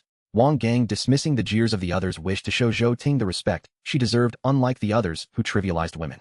This unexpected nobility caught Huang Ming off guard. At this juncture, Zhou Ting was no longer at her own residence. She sat comfortably on the sofa in Li Chang'an's home, indulging in bread that she had previously found unpalatable, savoring it now as a delicious feast. As she glanced at the group chat, she secretly scoffed, "Huh? The toad aspires to consume swan meat, what an absurdity." Indeed, Wang Gang met with disappointment when Wang Shui opened the door, instead of Zhou Ting revealing that she was unaware of Zhou Ting's whereabouts. This revelation shattered Wang Gang's composure. Could it be that someone else had claimed her before him? The thought was utterly unacceptable. It struck him like a bolt from the blue, leaving him momentarily stunned. Wang Shui, eyeing the substantial bag of food in Wang Gang's possession, formulated a mischievous plan. After all, if she could give to Ma Tao, why not to Wang Gang? With a subtle adjustment of her loose nightwear, she revealed a glimpse of her fair skin and coyly inquired, "Gang Go, would you like to come in and sit for a while?" Regaining his senses, Wang Gang assessed Wang Shui, finding her resemblance to Zhou Ting striking. Moreover, his frustration was palpable. Swallowing hard, he wasted no time and swept Wang Shui into a princess carry, swiftly closing the door behind them. Upon his departure, Wang Gang left the bag of food, with Wang Shui spending the entire afternoon in her room, only departing when night fell. Wang Shui could hardly contain her excitement. She had struck gold. A substantial bag of food that could sustain her for an entire week, provided she did not waste any. Clutching the bounty tightly, she limped to the cabinet, opened the safe, and stowed the provisions inside. Previously, it had housed valuable jewelry and documents, but now it served a far less glamorous purpose, eliciting laughter from her at the irony. Wang Shui dreaded Zhou Ting's return, fearing she would be reluctant to share her newfound bounty. Unbeknownst to her, Zhou Ting was thriving with Huang Ming's support, living in far greater comfort than she could imagine. As the clock struck 7 in the evening, darkness enveloped the sky. Huang Ming stood by the window, gazing at the illuminated windows of neighboring buildings, lost in thought. "It seems there are fewer lights tonight," remarked Lu Shuang'er, glancing out as well. Indeed, especially in building, where nearly half the lights are extinguished. Other buildings show a significant reduction too. It appears many have succumbed to hunger. Before long, we may find ourselves reverting to a primitive society. Lu Shuang'er blinked, her beautiful eyes casting a doubtful glance at him. Primitive society. Yes, given that some have perished in the buildings, a person driven mad by hunger will consume anything, especially when it is still fresh. My, what a veritable feast that would be. As a physician, Lu Shuang'er was no stranger to the macabre. She had encountered her fair share of grisly scenes. The dissection of both human and animal cadavers had desensitized her to such horrors, rendering her unfazed by the notion of cannibalism. Conversely, Gu Anqing reacted differently. Upon hearing their conversation, she was overcome with goosebumps and felt an unsettling churn in her stomach, as though she might be sick. Having never witnessed such bloodshed, this mechanical engineer was wholly unprepared for the grisly imagery. "Enough lamenting, let us have dinner. Anqing, please take a moment to rest as we prepare the meal." As he spoke, Huang Ming turned to Gu Anqing's workstation, observing her sweat-drenched form after a long day's labor, and felt a swell of gratitude. "Anqing, what would you like for dinner tonight?" "Anything is fine, you decide." Huang Ming turned to Lu Shuang, suggesting, "Shuang, how about you prepare a few home-cooked dishes for us tonight?" "Sure, leave it to me. Just place the ingredients in the kitchen." Thus Huang Ming and Lu Shuang'er entered the kitchen together. He retrieved an assortment of fresh vegetables, meats, and fish from another realm. Huang Ming assisted Lu Shuang'er by washing vegetables, chopping meat, and preparing fish, allowing her to take the lead in cooking. Within an hour, the three gathered around the dining table. Lu Shuang'er's culinary skills proved commendable, with a feast that tantalized the senses: braised fish, twice-cooked pork, scrambled eggs, with tomatoes, spicy and sour shredded potatoes, and a bitter melon soup. She served each guest a bowl of rice, then retrieved a bottle of Coca-Cola from the refrigerator, pouring it generously for all. As Huang Ming savored a piece of twice-cooked pork, he could not help but praise her. "Shuang'er, your cooking has truly improved. From now on, I shall entrust our meals to you." In response, Lu Shuang'er pouted, playfully retorting, "Humph. I refuse, I am a doctor, not your maid." This elicited a fit of laughter from Gu Anqing, causing Lu Shuang'er to fume. Well, Anking is quite adept in the kitchen as well. Perhaps she should prepare a few dishes for you next time. Lu Shuang'er cleverly redirected the conversation, aiming her playful ire at Gu Anking, while Huang Ming gazed expectantly at her, hoping for an affirmative response. Gu Anking prodded at her rice and cast a plaintive look at Lu Shuang'er, speaking with a touch of wounded reproach. Shuang'er, you truly are my dearest friend, yet you show no concern for me. Can you not see how overwhelmed I am? Huang Ming waved his hand to reassure her. Anking, never mind. There will be time enough later. I would very much like to taste your cooking. At his words, Gu Anking felt a faint flush rise to her cheeks. She could cook, but this was the first time she had prepared a meal for other boys. A small, delighted thrill unfurled within her, a hidden eagerness longing to be indulged. All right, she said. Once this batch of emergency supplies is finished, pick a time, and I will try. Lu Shuang'er beamed, evidently pleased with herself. Huang Ming could not bear her triumphant expression and doused her with a dose of reality. Shuang'er, why not take turns cooking with our senior? Variety will preserve our appetites, otherwise we will soon tire of the same flavors. Humph. Not impossible, Lu Shuang'er teased. Lucky you, big pig food. 2 goddess-like beauties will take turns feeding you. You should be grateful. Her teasing skewed from convention and set Gu Anking laughing so heartily she could barely contain herself. Through the meal they talked and laughed as if enjoying a holiday in the midst of apocalypse. The cruelty of the outside world felt a distant, irrelevant rumor. Lu Shuang'er volunteered to clean up, mindful that Gu Anking still had work to do and not inclined to hold petty grievances. Huang Ming felt a quiet relief. His greatest fear had been jealousy and scheming among the girls. It seemed he had worried for naught. He sat on the sofa and switched on the television to check for official broadcasts. Most channels were dead, only a few government-run news feeds still transmitted. The latest report declared that the power plant, starved of personnel and resources, could no longer operate normally, and that Tianhai would soon face widespread blackouts. The government promised only 1 to 2 hours of electricity each midday. Huang Ming felt another surge of alarm. The report confirmed how harsh conditions were beyond the campus. Energy scarcity had reached the point of crippling a city, and rationing had to begin to preserve even a sliver of daily power. He felt a private flicker of gratitude before the end. He had stockpiled considerable energy supplies and could generate his own power. He pitted Li Changjin and the others, however. As if summoned by thought, Li Changjin called. Huang Ming glanced at the screen, accepted the call, and heard Ming Ji, do you still have water? We barely have enough to cook instant noodles. Could you come to my door and take some? And remember to use the stairs. Got it. It's dark now, oh no one will notice. After ending the call, Huang Ming placed 2 jerry cans of water at his doorway and packed some hot food into a backpack for Li Changjin to take home. Li Changjin moved with practiced haste. In minutes, he was at Huang Ming's door, easily lifting the 2 containers with his broad frame, slinging the pack over his shoulder, and slipping away like a gust. Huang Ming and Lu Shuang'er watched the comic side on the monitor and smiled without comment. Back home, Zhou Ting came to help. Seeing 2 jerry cans and a backpack full of provisions convinced her anew that Huang Ming was an exceptional man. Li Changjin tore open 2 instant noodle cups and poured some water into a kettle. Soon it boiled, and they each took a portion, sharing the modest meal with Zhou Ting. Zhou Ting, who had always scorned instant noodles as junk food, now refused to waste a single mouthful of broth. In the apocalypse, concerns about figure or culinary prestige could not stand between her and survival. She resolved to learn useful skills, fearful that one day she might be left behind. She understood clearly that Huang Ming would not tolerate dependents who contributed nothing. While they ate, the group chat erupted. The news had thrown everyone into agitation. Did you see that? Tianhai will lose power soon. Only an hour or 2 at noon. How are we supposed to live? Ma Tao complained, nibbling at a slightly moldy piece of bread and tagging everyone in the chat. Power or no power, I'd rather keep the electricity. It's the lack of water that disgusts me. I haven't bathed in ages and I stink, Gao Weiwei wrote. She had been intimate with Wang Lei these past days, but had no water to wash, feeling ashamed and worried that even he recoiled. She hoarded bottled water for drinking, using it for washing felt like an indulgence she could not afford. Huang Ming smirked at Gao Weiwei's message. Lu Shuang'er, leaning against him and scanning the chat, rolled her eyes and knew exactly why he was amused. Wang Gang reported that he had wetted a towel with bottled water and was wiping down when he added there are 3 supermarkets on campus. The water in them could let everyone bathe several times, though they are not as close as the cafeteria. Don't be ridiculous, Wang Lei interjected, breaking Wang Gang's hopeful fantasy. Anyone who goes there now will likely never return. The cafeteria is closed, even Building 7 suffered heavy losses. I advise against raiding a supermarket. Ji Daong then suggested a more strategic approach. If Building 10 acts alone, we will fail. But if we unite with other dorms, we might have a chance. Ma Tao's eyes gleamed at the thought, proposing the bold plan in the group chat. Better to coordinate and use others as leverage than to let them starve. Careful planning is essential, Wang Lei countered, though he was stirred. With tension rising and desperation mounting, he could not help but consider risking everything for the possibility of bringing back supplies. Under the encouragement of Wang Lei, the boys in the group began to express their opinions fervently. The girls, having lost trust in the boys, remained silent, aware that venturing out could endanger their lives without guaranteeing any share of resources. Wang Gang pondered for a moment before analyzing the situation in the group chat. The supermarket next to Building is the farthest from us. The only remaining options are the supermarkets next to Building and Building. Building is located in front of Building, which has suffered significant losses and likely won't participate. We need to persuade either building or building. If they agree, we can make a move. Ma Tao continued from Wang Gang's statement. Indeed, it would be ideal to convince building. It is right next to us, and their supermarket is the closest. If we succeed, we can secure some water resources for a much-needed wash. At that moment, the notorious young man known as Fei Chongqui spoke up, but do any of you know someone from building? Who is in charge over there? A brief silence ensued. Leave this to me. The leader over there used to drink with me often at the bar. I can speak with him. Wang Lei had been waiting for this moment. He showcased the value of his connections from before the apocalypse, prompting a wave of compliments from the group, praising his networking abilities. Wang Lei quickly searched for the man's phone number and dialed.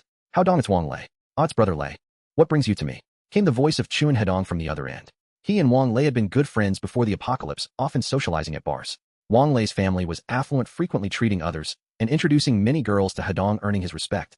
I want to discuss a collaboration regarding the supermarket next to building. Let's clear it out together. What do you think?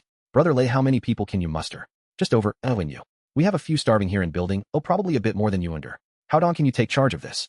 No problem, I'll handle it. Just one question, how will we divide the resources afterward? With your numbers, we from building will only take on at herd. Deal. How about we act at AM tomorrow? Sounds good. He'll notify the group now, and we'll contact each other at AM. Wang Lei hung up the phone and immediately returned to the group chat to send a message. Brothers, I've confirmed with building they can mobilize around people. Shall we proceed at AM tomorrow? Let's do this. Wang Gang, Ma Tao, and Ji Daong were the first to respond, stating they would gather downstairs at AM. With a few representatives, the remaining members also expressed their willingness to participate. Only Huang Ming and Li Changjin abstained, leaving boys eager to partake in the supermarket venture. Huang Ming, you're really not a man. A coward among us while everyone else is out seeking resources, and you're hiding at home like an ostrich. I was truly blind to have chosen you. At this moment, Gao Wei noticed Huang Ming's absence and directly tagged him in the group chat, relentlessly mocking him. Never mind, Wei Wei. Everyone has their own ambitions. Let him enjoy his retirement in his doghouse. Wang Lei intervened, though his demeanor remained distasteful, prompting laughter from the other boys, who echoed his sentiments. In their eyes, Huang Ming resembled a deserter, a coward, even less than a woman. Meanwhile, Zhou Ting observed the chat from a distance, shaking her head silently. Only she understood that the others were merely oblivious, unworthy of her words, seeing them as mere shadows of the living. Li Changjin played a single-player game on his phone, seemingly detached since following Huang Ming, having completely let go of his concerns about the group's affairs. Lu Shuanger watched the group with disdain and mockery, quipping, they are truly amusing, blissfully unaware of their impending doom. How tragic, a bunch of lifeless souls. There's no need to compete with them. I hope a few of them return tomorrow, otherwise the group will lose its vibrancy. Lu Shuanger rolled her eyes, resting her head on Huang Ming's shoulder, fixated on her phone screen. As the clock struck PM, Gu Anqing finally paused her tasks, stretching languidly and moving her muscles. Clearly the day had exhausted her. She was racing against time, every second mattered, and she could not afford to be careless. Fortunately, her efforts had yielded considerable results. Seemingly depleted of energy, Gu Anqing plopped down among the pile of materials. Huang Ming, feeling a pang of concern, stood up and guided her to the sofa. He tucked the damp strands of hair behind her ear, and as their eyes met, Gu Anqing averted her gaze, her cheeks flushed, unsure if it was from the heat or something else. Hu Ming, I've fitted your sidearm with a silencer and prepared magazines. The bullets are crafted from special metal, totaling, perfectly filling the magazines. I've also produced 5 grenades. I trust you know how to use them. As for the standard combat gear, I've designed it, and it will be ready by tomorrow. As she spoke, Gu Anqing stood up, holding Huang Ming's wrist, leading him to her workstation, returning the handgun equipped with a silencer. She pointed to a nearby briefcase filled with bullets and magazines, indicating for him to load them himself alongside the 5 grenades set aside. Seeing the equipment, Huang Ming felt a surge of exhilaration. This gear was more than sufficient for confronting Li Qingja, the mutated zombie. He could not contain his joy, pulling Gu Anqing into an embrace, and without a second thought kissed her deeply. Gu Anqing shivered in surprise, but did not resist closing her eyes as her beautiful lashes fluttered, her breath growing heavier. In that moment, Huang Ming caught a whiff of her refreshing scent, a stark contrast to the common notion that sweat is unpleasant. After a prolonged moment, Gu Anqing seemed to struggle for breath, gently pushing Huang Ming away, her gaze evasive and her demeanor adorably flustered. Anqing, I sincerely apologize. I was overly excited. Thank you for your effort in crafting these weapons for me. It's all right. It's what I ought to do. Gu Anqing appeared inexperienced in matters of romance. Her face had flushed to the roots of her ears, struggling to articulate her thoughts after Huang Ming's unexpected kiss. Before Huang Ming could revel further in his happiness, he felt a chill run down his spine, instinctively turning to look back. To his dismay, he found Lu Shuanger's gaze fixed on him, akin to a bloodthirsty beast poised to pounce. Fortunately, he was accustomed to Lu Shuanger's jealousy. Had this been before the apocalypse, she would have created a scene for 3 days and nights. Huang Ming observed his surroundings with keen awareness, nervously touching the tip of his nose, casting a furtive glance at Lu Shuanger, and broke the silence with a smile. Shuanger, come over and help me load the magazines. With that, Huang Ming squatted beside the suitcase, producing the 20 magazines, and began his task. Lu Shuanger approached him, visibly frustrated, yet silently assisted him in loading. Senior, I can handle the rest. You should take a break, and perhaps wash up. Noticing Gu Anking approaching to help, he quickly interjected, assuring her that he could manage alone. Alright then, I'll go wash up. By the way, be careful with those 5 grenades, we wouldn't want to accidentally blow up the living room. As Gu Anking walked towards the bathroom, she turned to remind him. Huang Ming hastily stored the grenades in his spatial pocket before continuing to fill the magazines. How does it taste? Lu Shuanger suddenly blurted out, leaving Huang Ming bewildered. He looked at her in confusion, but she ignored him. Then, as if struck by a revelation, he silently chastised himself. How could she still be thinking about what happened earlier? Fortunately, having previously dated Gao Weiwei, Huang Ming understood that Lu Shuanger and needed some reassurance now. He knelt before her and leaned in for a kiss. It was only when the bathroom door creaked open that Lu Shuanger pushed him away. Leaning close to her ear, Huang Ming whispered, "Your taste is delightful." Lu Shuang, a huffed in mock anger, "You are insufferable. So terrible." Yet a faint smile betrayed her true feelings, as if she were struggling to contain her shyness and joy. Huang Ming chose to ignore her reaction, increasingly perplexed by women realizing that they often required some fussing over before they would relent. He resumed loading the magazines. He stored the filled 20 magazines in his spatial pocket, now possessing a total of bullets along with the 5 grenades. It was no exaggeration to declare that unless he were surrounded by zombies in an instant, he could effortlessly dispatch a round of them alone. Excited, Huang Ming wanted to test the effectiveness of the silencer and see if he could shoot accurately from a distance to achieve a headshot. Acting on impulse, he sprinted to the window, donned his night vision goggles, and noted that the moonlight was unobscured by clouds complemented by streetlights illuminating the ground below. He focused on building, where a few zombies were aimlessly wandering. Huang Ming raised his handgun, aimed at one zombie's head, and squeezed the trigger. As expected, due to Gu Anking's brilliance as a mechanical engineer, he only heard a faint "baiu" sound, distinctly quieter than the earlier bang. To his astonishment, the zombie he aimed at fell to the ground, its head explosively destroyed. Huang Ming was taken aback. He was no marksman. Why had he shot so accurately? Perhaps it was merely fortuitous luck. He aimed at another nearby zombie. This time, however, he felt a flicker of white light flash before his eyes, accompanied by a noticeable ripple in the spatial fabric around him. He pulled the trigger again, and once more the zombie met its demise with a headshot. It dawned on him that this was not mere coincidence, but rather the assistance of his spatial abilities at work. Eager to experiment again, Huang Ming deliberately refrained from aiming, instead focusing his gaze on the zombie's head before pulling the trigger. Just as he anticipated, the zombie crumpled under the impact. He now fully understood the phenomenon. Whenever Huang Ming concentrated, an invisible spatial barrier would emerge before him as the bullet passed through it, ensuring that it would reach the target he had envisioned, unless the target moved faster than the bullet or possessed the capability to shatter it. This was an unerring skill. Yet each time he employed this spatial assistance, a subtle glimmer of white light flickered at the corner of his eye, the nature of which perplexed him. He was uncertain how many consecutive times he could utilize this ability and whether any limitations were imposed. Nonetheless, this discovery was exceptionally thrilling for him. Huang Ming had previously believed that his awakened spatial powers were limited to storage capabilities, unaware that they could be applied practically, which sent exhilarating shivers through him. This was not fear, it was pure excitement. In a post-apocalyptic world, an additional skill meant a greater chance of survival. Huang Ming, are you alright? You seem to be trembling all over. Are you coming down with something? Lu Shuanger, intrigued like a curious kitten, had been watching Huang Ming shoot from the window. However, after he fired several rounds, he appeared almost entranced, shaking uncontrollably. Concerned, Lu Shuanger placed the back of her hand on Huang Ming's forehead to check his temperature. Huang Ming gently pushed her soft hand aside and gestured toward building. I just made 3 consecutive headshots. Not a single miss. Lu Shuanger looked at him skeptically, thinking he may have a fever, given such a remarkable feat was improbable from that distance. Even films would hesitate to depict such precision. Shuanger, if you doubt me, fly the drone over and see for yourself. I swear I'm not lying. Without hesitation, Lu Shuanger seized the drone nearby and swiftly took off. Huang Ming indicated the direction, and shortly thereafter, she hovered over the 3 fallen zombies. As Lu Shuanger maneuvered the drone closer, she confirmed that each zombie had a clean hole through its head. They had indeed been shot. My goodness. Is this also your ability? What kind of creature are you? Lu Shuanger gaped at Huang Ming in utter shock. At that moment, Gu Anking, drawn by their commotion, joined them, and after exchanging a few words, learned what had transpired.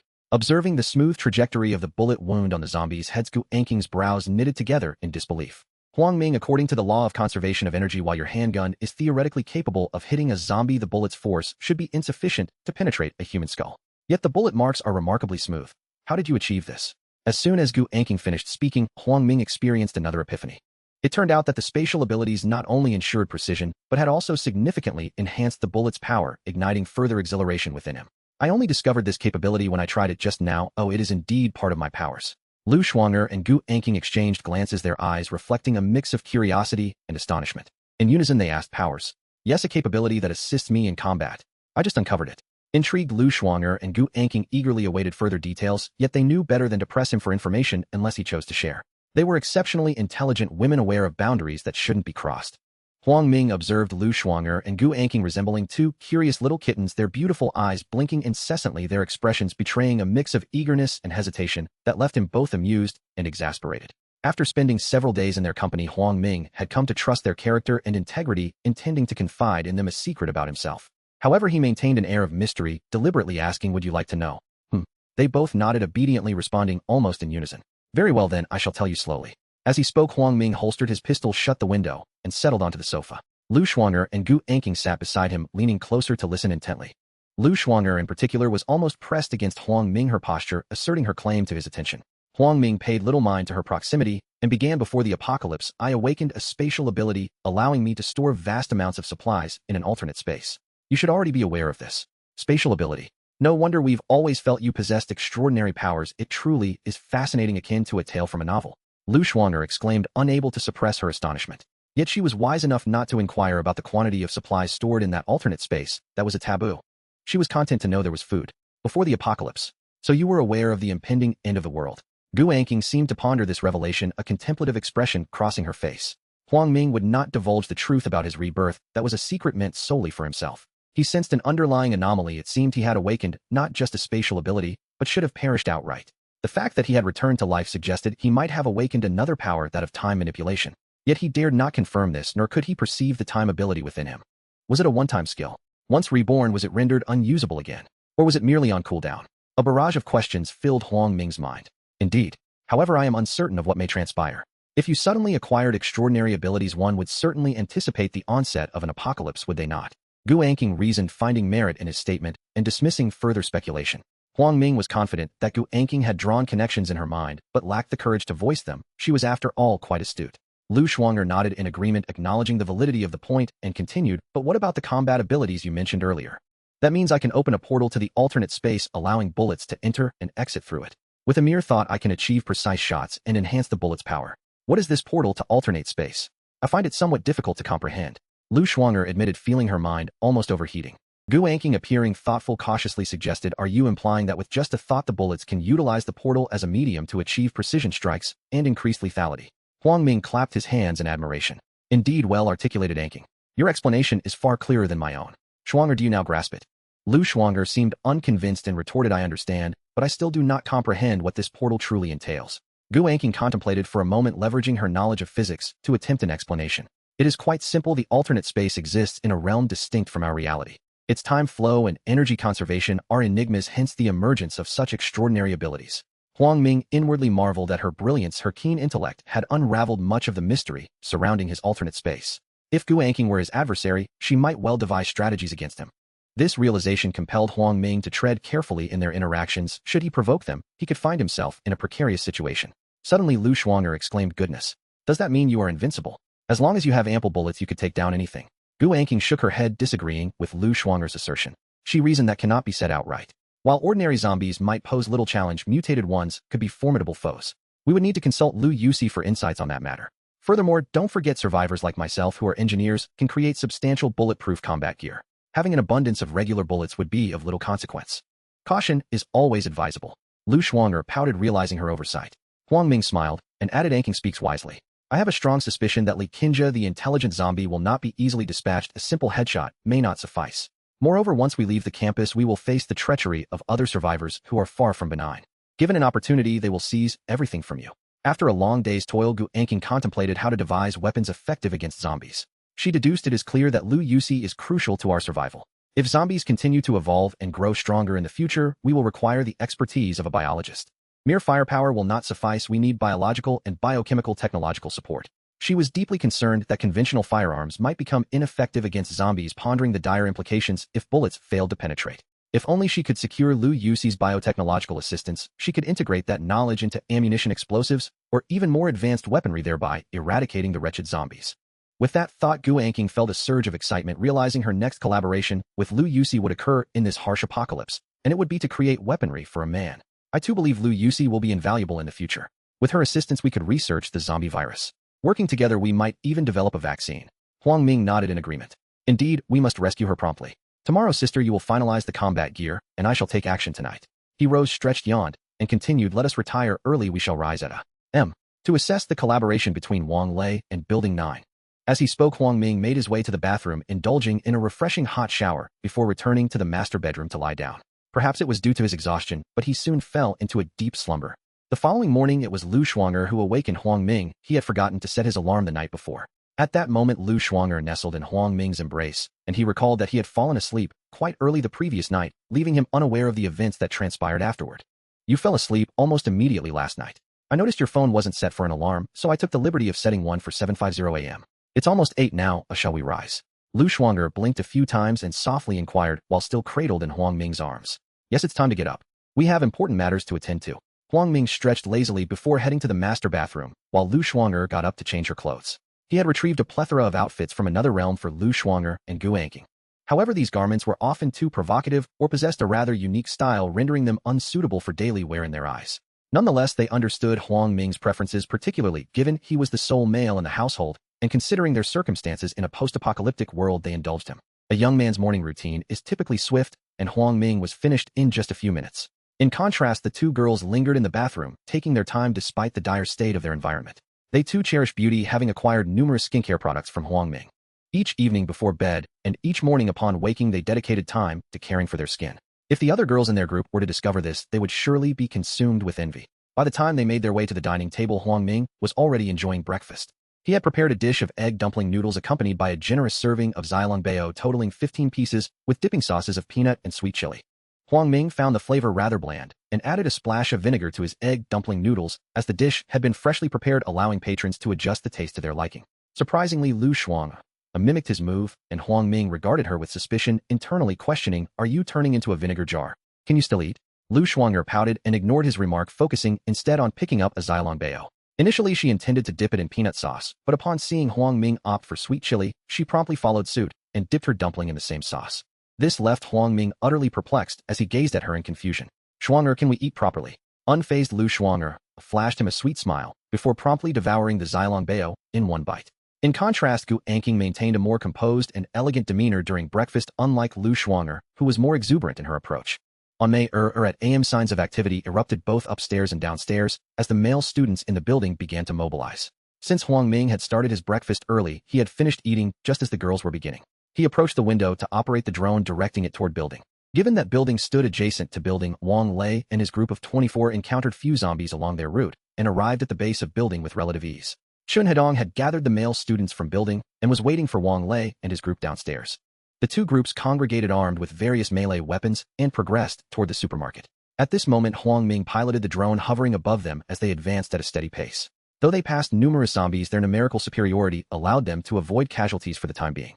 Before long, they reached the vicinity of the supermarket, but hesitated to approach as the number of zombies at the entrance had noticeably multiplied compared to their earlier encounter. Approximately 20 zombies surrounded the supermarket. Taking cover beneath several trees, Huang Ming pondered how Wang Lei and the others would choose to proceed. A direct confrontation would likely result in injuries. "Brother Lei, what should we do?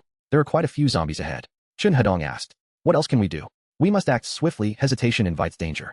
We have around 60 people, essentially a 3-tune advantage, at worst 2-tune. Let's advance together." "All right, we shall proceed as you suggest." Chun Hedong raised 3 fingers and initiated a countdown. Upon reaching 1, everyone surged forth from their hidden position. The students from building led the charge, while the students from building appeared slightly delayed, resulting in the students from building encountering the zombies first. In this skirmish, mutual casualties were inevitable, yet thanks to their numerical superiority, the students from building ultimately defeated the 20 zombies surrounding the supermarket, albeit at the cost of 7 or 8 of their own members. However, an intriguing event transpired. The drone's expansive view captured a sight that startled Huang Ming. There stood teacher Li Qinjia hiding beneath a tree not far from the supermarket. Unlike ordinary zombies, her eyes remained a deep crimson and her expression was fierce. To validate his hypothesis, Huang Ming maneuvered the drone toward building, as he suspected zombies from both buildings and were steadily advancing towards the supermarket beside building. The sheer quantity was alarming, an estimated 100 zombies, suggesting that Li Qinjia had summoned every zombie from building to the ground. Huang Ming's drone returned to hover above the supermarket, where Chun Hedong and Wang Lei remained blissfully unaware of the severity of the situation. They brazenly broke open the supermarket's door, dispatching a few feeble zombies that remained within. Once the area was confirmed safe, everyone eagerly began to feast, a fundamental instinct in this post-apocalyptic reality, securing food and consuming it promptly before transporting it elsewhere. The residents of building prioritized gathering water resources, with 15 individuals assigned to transport supplies, while 9 provided escort. They believed that the zombies had been sufficiently dealt with on their way there, deeming a larger escort unnecessary on their return. Yet while everyone busied themselves within the supermarket, danger drew nearer unnoticed. Huang Ming was compelled to reassess the intellect of the mutated zombie Li Qinjia, who had once again redefined his understanding of her abilities. The zombies she had summoned did not simply rush forth. Instead, they formed a gradual encirclement around the supermarket, a sight that sent chills down Huang Ming's spine, for they were employing a strategic tactic to encircle humanity, truly terrifying.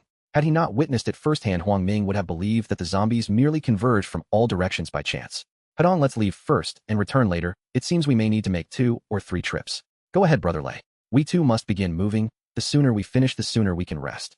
At this moment, Chun Hedong, with a piece of bread stuffed in his mouth, waved goodbye to Wang Lei as he chewed. Wang Lei waved his hand, prompting all the residents of building to spring into action. The 9 frontliners forged ahead, while the remaining 15 followed closely behind. Perhaps fortune favored Wang Lei and his group, as they had barely taken a few steps when the surrounding zombies seemed to receive an unseen signal, frenziedly charging toward the supermarket. Witnessing this scene, Wang Lei and his companions were struck with terror, their legs trembling uncontrollably. Those holding items hastily discarded them, seizing their cold weapons instead. Although the majority of the zombies surged into the supermarket, a significant number remained outside, closing in on Wang Lei and his group, roughly 20 in total. Before Wang Lei's team could engage in a fight, a cacophony of agonizing wails erupted from within the supermarket, akin to the cries of pigs being slaughtered, heart-wrenching and soul-piercing. These sounds echoed across the campus, reverberating at the entrance of the supermarket. Even Lu Shuanger and Gu Anqing, who were at the dining table, heard the commotion. They hastily rose and sprinted to Huang Ming's side, watching the unfolding scenes captured by the drone. Had they not been accustomed to such horrors, anyone else might have lost their breakfast at the sight. With only a single drone at his disposal, Huang Ming found himself somewhat overwhelmed and momentarily overlooked the situation involving Wang Lei and his group. He quickly maneuvered the drone back to them, just in time to witness a skirmish between Wang Lei's team and the zombies left outside. It was nearly an on confrontation. Wang Lei's 24 members faced off against approximately 20 zombies. Under such evenly matched conditions, individual physical stamina and reflexes became crucial. Wang Gang, Ma Tao, and Ji Daong led the charge, swiftly dispatching their respective zombies. Wang Lei, however, found himself struggling to secure a victory against his opponent. Fortunately, Wang Gang and Ma Tao were right beside him, and with their combined efforts, they swiftly eliminated Wang Lei's adversary. Retreat! Everyone retreat!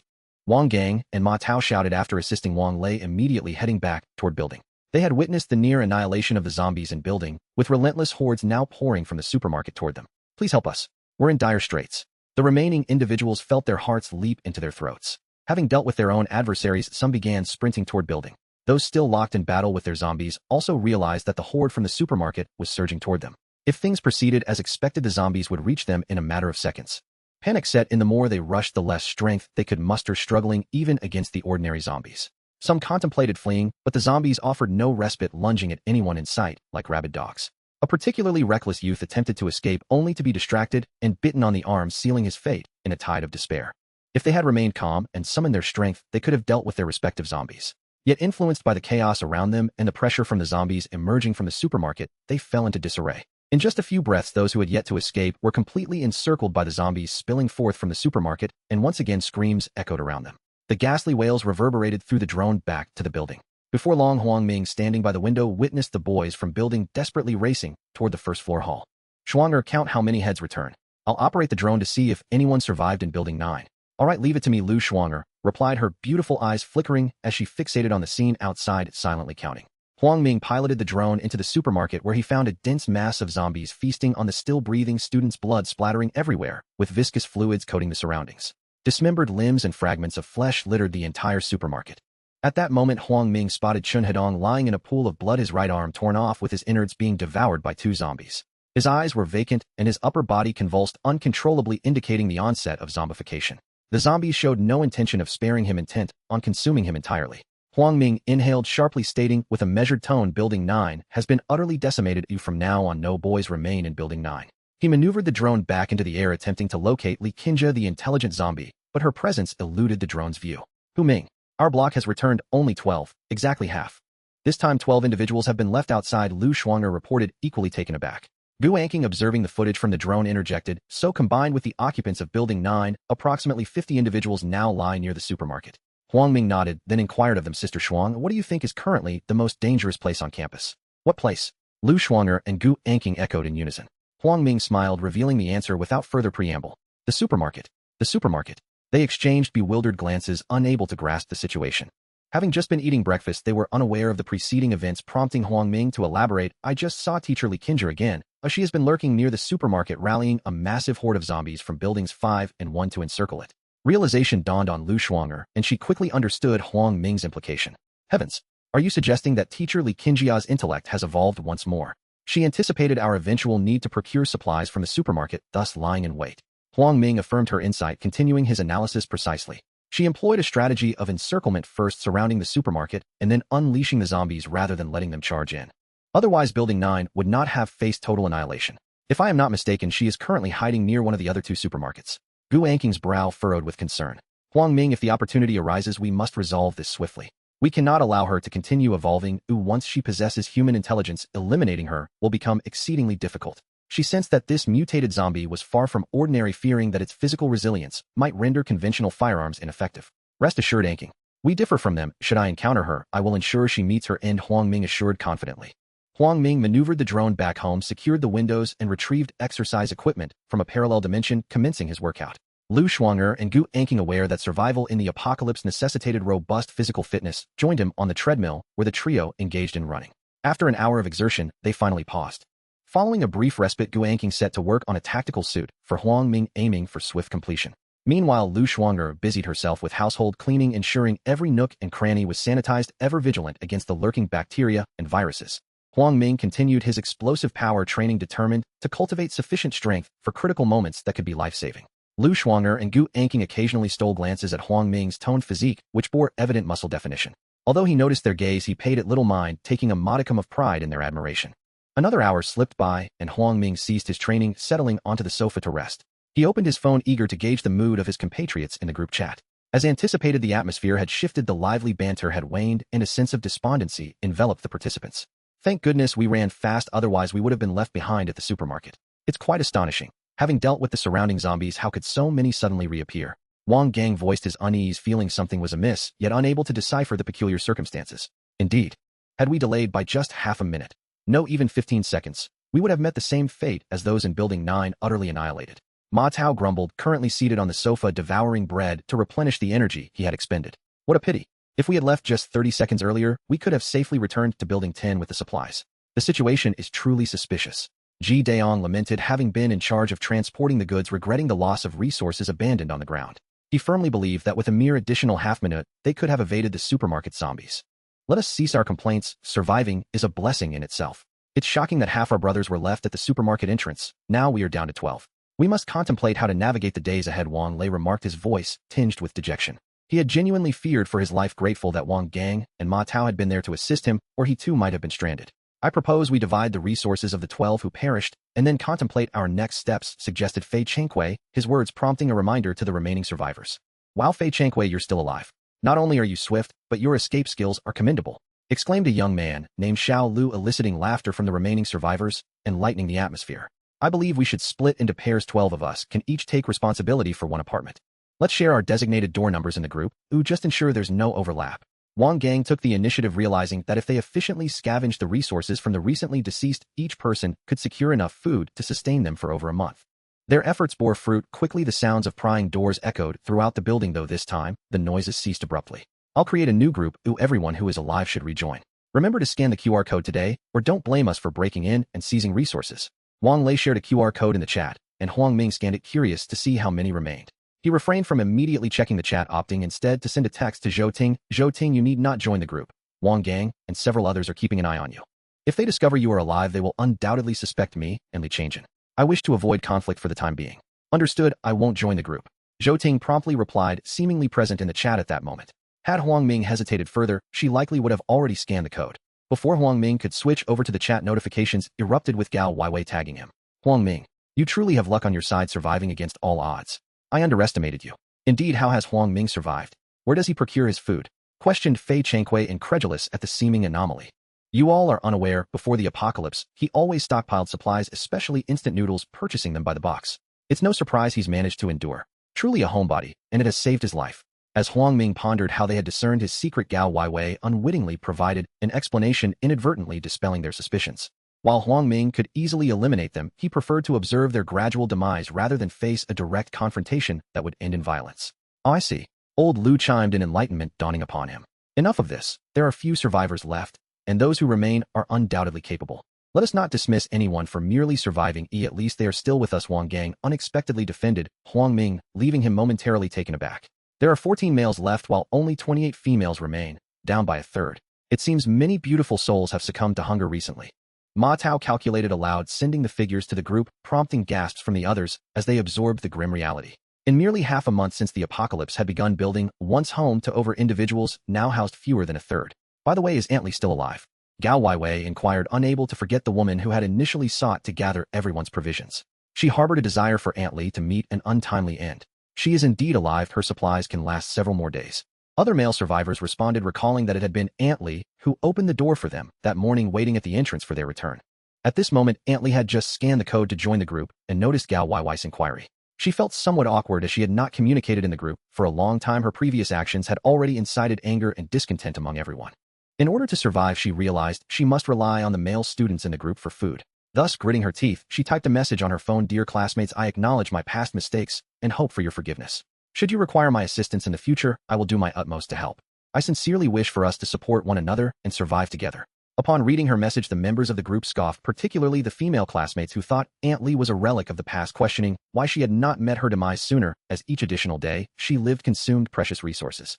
While the boys in the group engaged in casual conversation, Zhou Ting sent a text to Huang Ming. I was added to a new group chat with 13 girls, and I'm one of them. They keep asking me if I'm alive or dead. Interesting.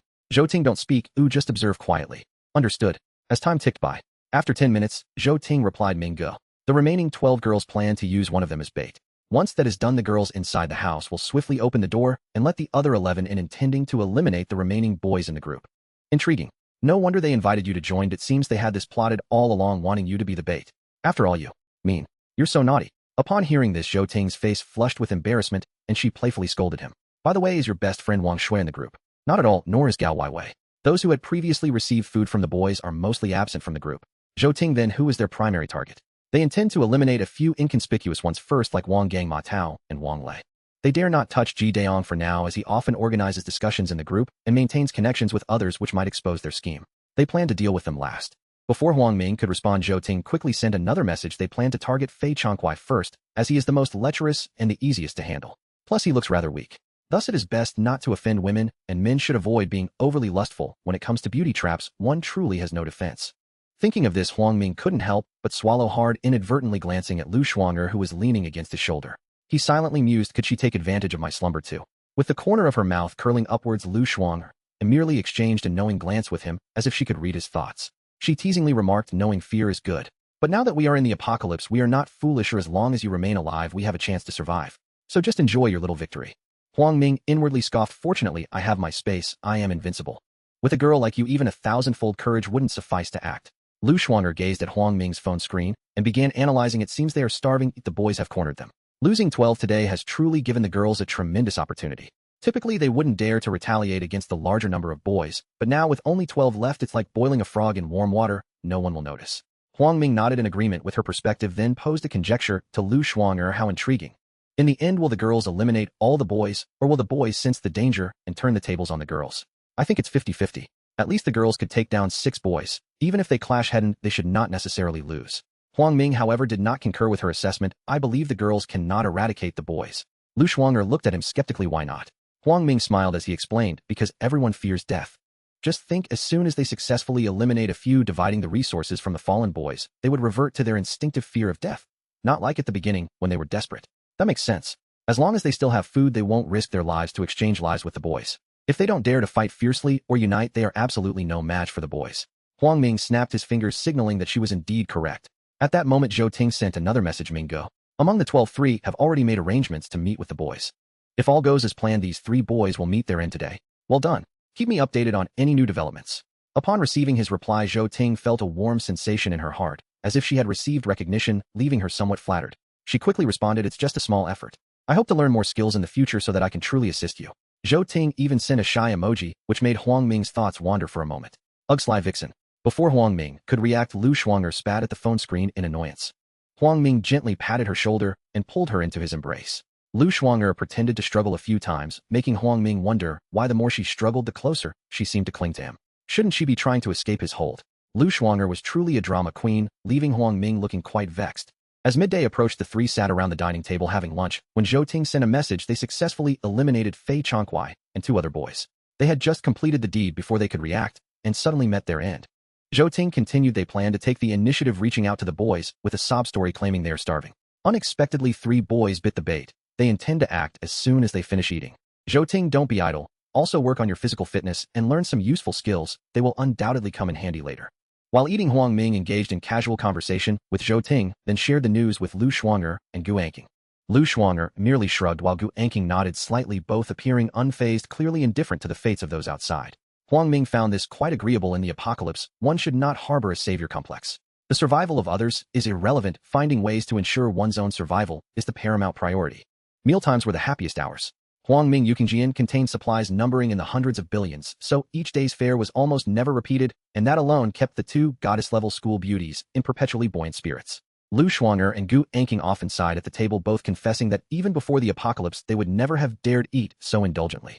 Ordinarily, they snatched quick meals in the canteen or went out to eat with friends, nothing compared to the sumptuousness of these days, which felt like a waking dream. Stop waxing nostalgic, Huang Ming said. I told you from now on, we'll eat like this every day. If you crave fast food, fine. We'll have fast food every day, like the school's canteen style. Both girls rolled their eyes at him in unison. He understood perfectly. Their gestures were a silent protest. Huang Ming always finished before them. He rose without engaging their banter and went to the window to practice his spatial ability. If he could open the doorway to the Yuqingjian, could he place that portal between himself and the zombies so they would be drawn into it and trapped? If the zombies entered the Yuqingjian and he then released them, would they already be dead? An urgent question burned in his mind. If the attacker were a survivor firing bullets at him, could the spatial portal absorb the rounds? Would the bullets pass through the doorway and continue toward him, or would they remain stranded within the Yuqingjian? A cascade of hypotheses filled his head. He needed experiments. Try throwing things at me, Lu Shuang'er, he decided. And Gu Anqing, fire a few rounds around my body. They were finishing their meal and tidying the table when he called Shuang'er, come here. What's up, Huang Ming? Step back and throw these glass beads at me as hard as you can. I want to test my spatial doorway. Lu Shuang'er's eyes brightened as she grasped what he intended and retreated to the table, flinging the beads in a steady, relentless stream. At his thought, an invisible spatial door materialized before him. The beads vanished as if consumed by an unseen special effect. Lu Shuang'er gasped, then ran over exhilarated. So, what did you discover?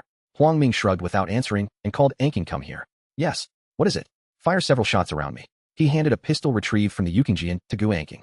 She understood instantly. She retreated to a heavy metal door, lifted the pistol with a practiced, steady grip. She had experience with live fire and showed no tremor. That steadiness was precisely why Huang Ming had asked her to shoot. Lu Shuang would have been too nervous to hold the weapon steady. Lu Shuang'er, meanwhile, had skittered to one side, toes curled with a nervous energy. Ready. I'm going to shoot. Huang Ming had already placed the spatial doorway before him and gave Gu Anqing an okay sign. She pulled the trigger 3 times. To his unaided eyes, no bullets were visible, and afterwards nothing around him bore any damage. The rounds appeared to have been absorbed into the Yuqingjian. Gu Anqing returned the pistol and explained it worked. If it had failed, the bullets would have struck the floor, and the floor would show damage. Seems my ability is rather potent. Indeed. With that power, when you encounter other survivors, your survival is assured. If you cannot win, you can flee. The attacker cannot kill you. The only unknown is how much force it can withstand from heavier ordnance. Her analysis followed naturally from the experiment. Then Lu Shuang'er, ever curious, asked tentatively, could you rebound the bullets back at whoever shot you? Huang Ming thought it fanciful, but chose to try. He focused, and in a flash the space before him spat out 3 bullets that struck the heavy metal door with 3 sharp impacts. Sparks flew as the projectiles glanced off the door, bore 3 distinct indentations, and 3 bullet fragments lay on the ground.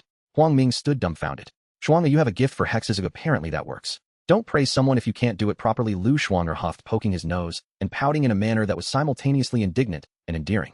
Gu Anqing stared at the 3 dents on the metal door, eyes wide. This is miraculous. By conservation of energy, the force delivered to you can be returned in full. Good, Lu Shuang'er replied. We can live far more safely in this apocalypse. They exchanged a smile. Both women sensed with an instinctive clarity that this man would be their anchor. The stronger he became, the safer they felt. Shuang'er, help me this afternoon, Huang Ming said. The combat suit still needs some tailoring and handwork. Let's synchronize and try to finish it today. All right, no problem. They linked wrists and busied themselves among the equipment, bringing a warmth to his chest. Huang Ming, meanwhile, reopened the window, took up the pistol, focused, and fired. 3 distant zombies crumpled from headshots. With a silencer attached, the shots were audible only to him. Confident they could complete the suit that afternoon, Huang Ming decided to eliminate every zombie within sight as a foundation for the evening's rescue. He fired 27 rounds in total. When he finished, no sign of the undead remained in his field of view. His marksmanship had grown increasingly refined, almost effortless. It was like moving from hunting for keys on a keyboard to typing without looking where he had once needed to consult the keys. Now his hand struck precisely what his eyes demanded. As time passed relentlessly and hours slipped away unnoticed after Huang Ming had dispatched zombies. He holstered his pistol, closed the window, and retrieved 3 bottles of orange juice from the refrigerator, handing one to each of the girls while indulging in a few hearty gulps himself before plopping down onto the sofa. Just as he intended to rest his eyes for a moment, his phone suddenly chimed. He glanced at the time. It was PM. A message from Zhou Ting appeared. Brother Ming, they just took away 3 more boys, including one named Lao Lu. Not a single person was injured. Everything went remarkably smoothly. Afterward, they appeared utterly weak, devoid of any strength. Zhou Ting, please refrain from calling me brother. I'm only a sophomore while you're in your senior year. Address me by my name. By the way, there are still 6 boys left. What do they plan to do next? That's different. You've shared food with me, so you are my brother. They initially intended to sweep all of them away, but Wang Gang and his group seem uninterested in them. The 12 girls certainly do not measure up to the others in our group. Hence the situation has reached a stalemate. Before Huang Ming could respond, Zhou Ting sent another message. Brother Ming, they believe Wang Lei is with Gao Weiwei while Wang Gang and Ma Tao are now entangled with Wang Shui. Therefore, they plan to target Ji Daong and 2 other boys, but their bait hasn't worked yet. They are still devising strategies. By the way, do you know who the leader of this operation is? It's a senior girl named He Fong along with another called Tan Yanmei. They seem to be from the same hometown. This Tan Yanmei even spilled information in the group, previously alerting Wang Chong in building, which led to an encounter with the boys from our building at the cafeteria entrance. If it hadn't been for Wang Lei's timely intervention, they might have clashed. Had it not been for Zhou Ting's revelation, Huang Ming would never have suspected that there was a traitor lurking in his own building. Utilization of other buildings' strength to undermine his own was clearly a premeditated scheme. Huang Ming couldn't help but exclaim, it seems this Tan Yanmei is no ordinary person, first sowing discord then employing the allure of seduction. How intriguing. Wang Gang and his crew must be having a difficult time. Zhou Ting expressed her genuine admiration. Indeed. Among the 6 boys who perished today, 2 were due to her schemes. She played the role of bait twice. She even received the most resources. Huang Ming sensed something amiss and warned Zhou Ting, be ruthless with yourself, but even more so with your enemies. Keep a close eye on this person. I suspect she has already taken notice of me and Li Changjin. Also remind Li Changjin to be cautious while sleeping. He should barricade the door with something heavy to prevent anyone from sneaking in at night. Upon receiving the warning, Zhou Ting felt a lump in her throat. The thought of those girls bursting in terrified her, as she doubted her ability to confront them. Oh my, if you hadn't mentioned it, I almost forgot. We should set up some alarms. If someone breaks in, there will be time to react. But what if they all come barging in?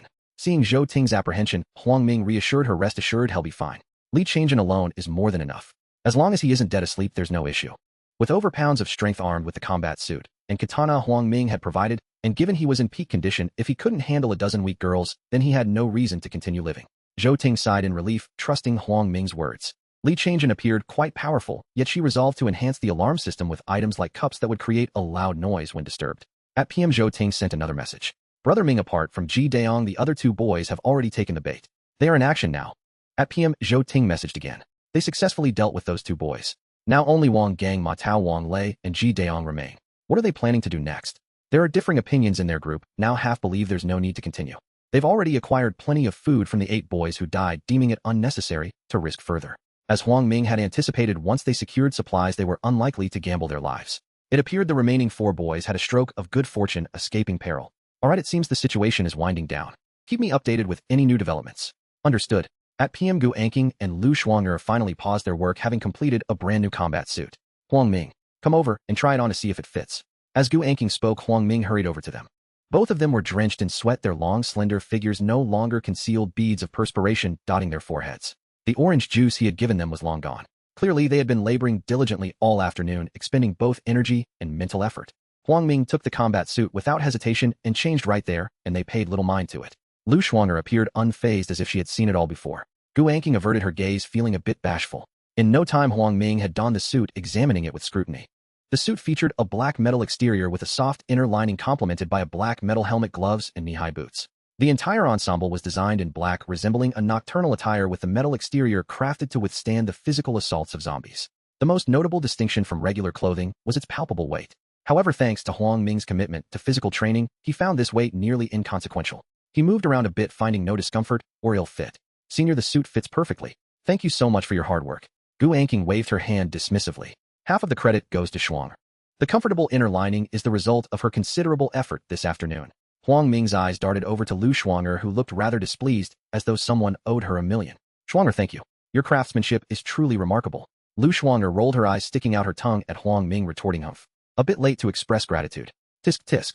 This banter elicited continuous laughter from Gu Anqing, who found the exchange delightful. Huang Ming performed several push-ups on the spot, followed by a series of high knees, striving to meld with his combat suit. Very well, we shall commence our operation at midnight to rescue Lu Yusi. You two will be responsible for operating the drones, assisting me in observing all movements in the vicinity. It would be ideal if we could locate Sister+, the mutated zombie. Upon hearing this, Gu Anqing furrowed her brows as a lingering concern occupied her mind. She wondered whether conventional firearms would affect the mutated zombies, and if their strength surpassed that of ordinary zombies.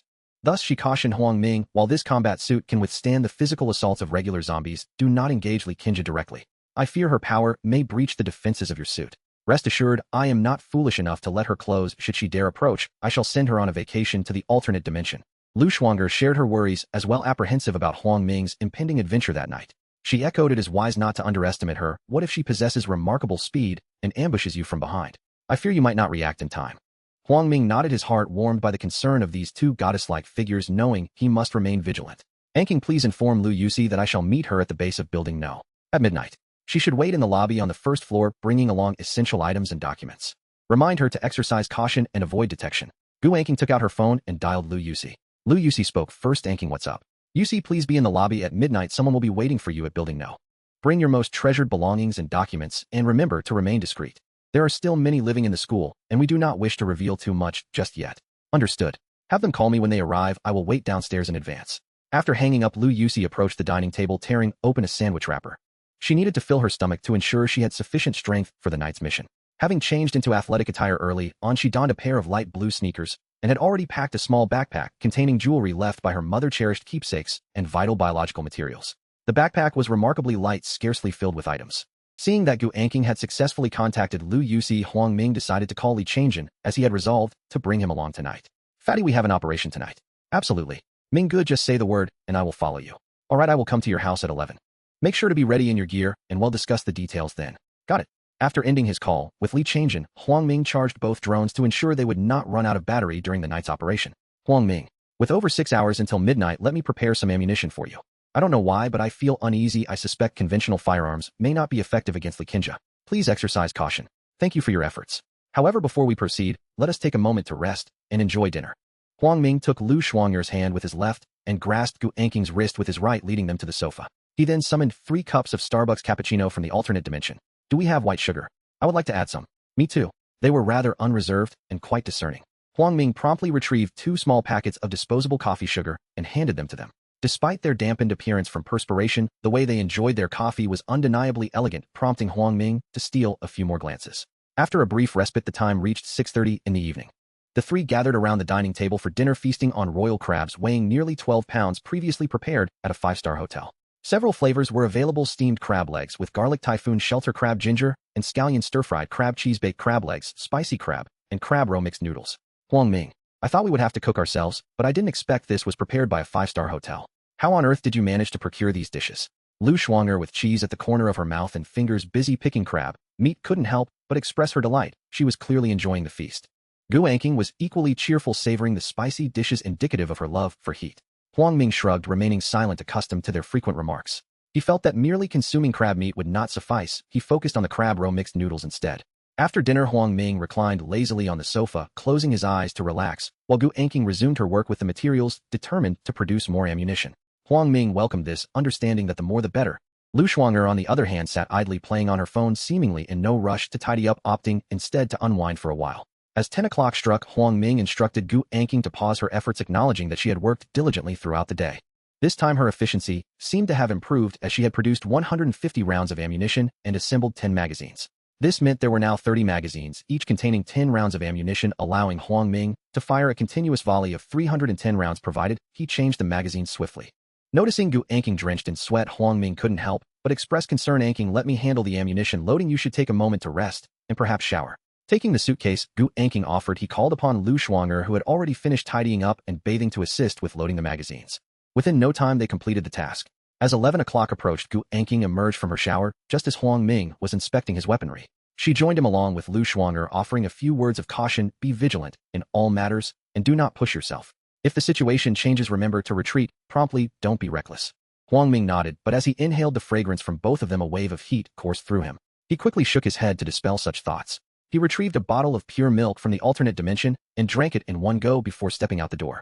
The corridor outside was shrouded in darkness, yet with the night vision integrated into his helmet, it presented no hindrance to his nocturnal movements.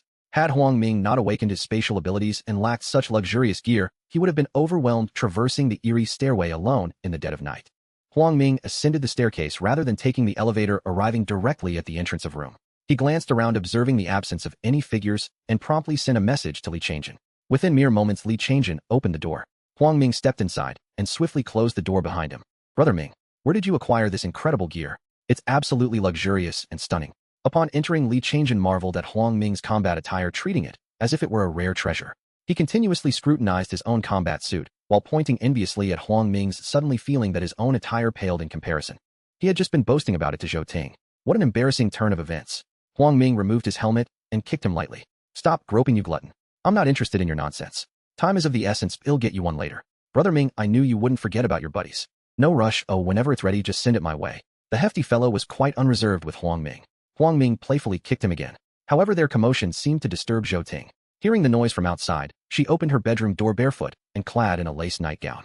Her hair appeared somewhat greasy and her delicate face had a pallid hue, clearly indicating a lack of hygiene and perhaps even some malnutrition.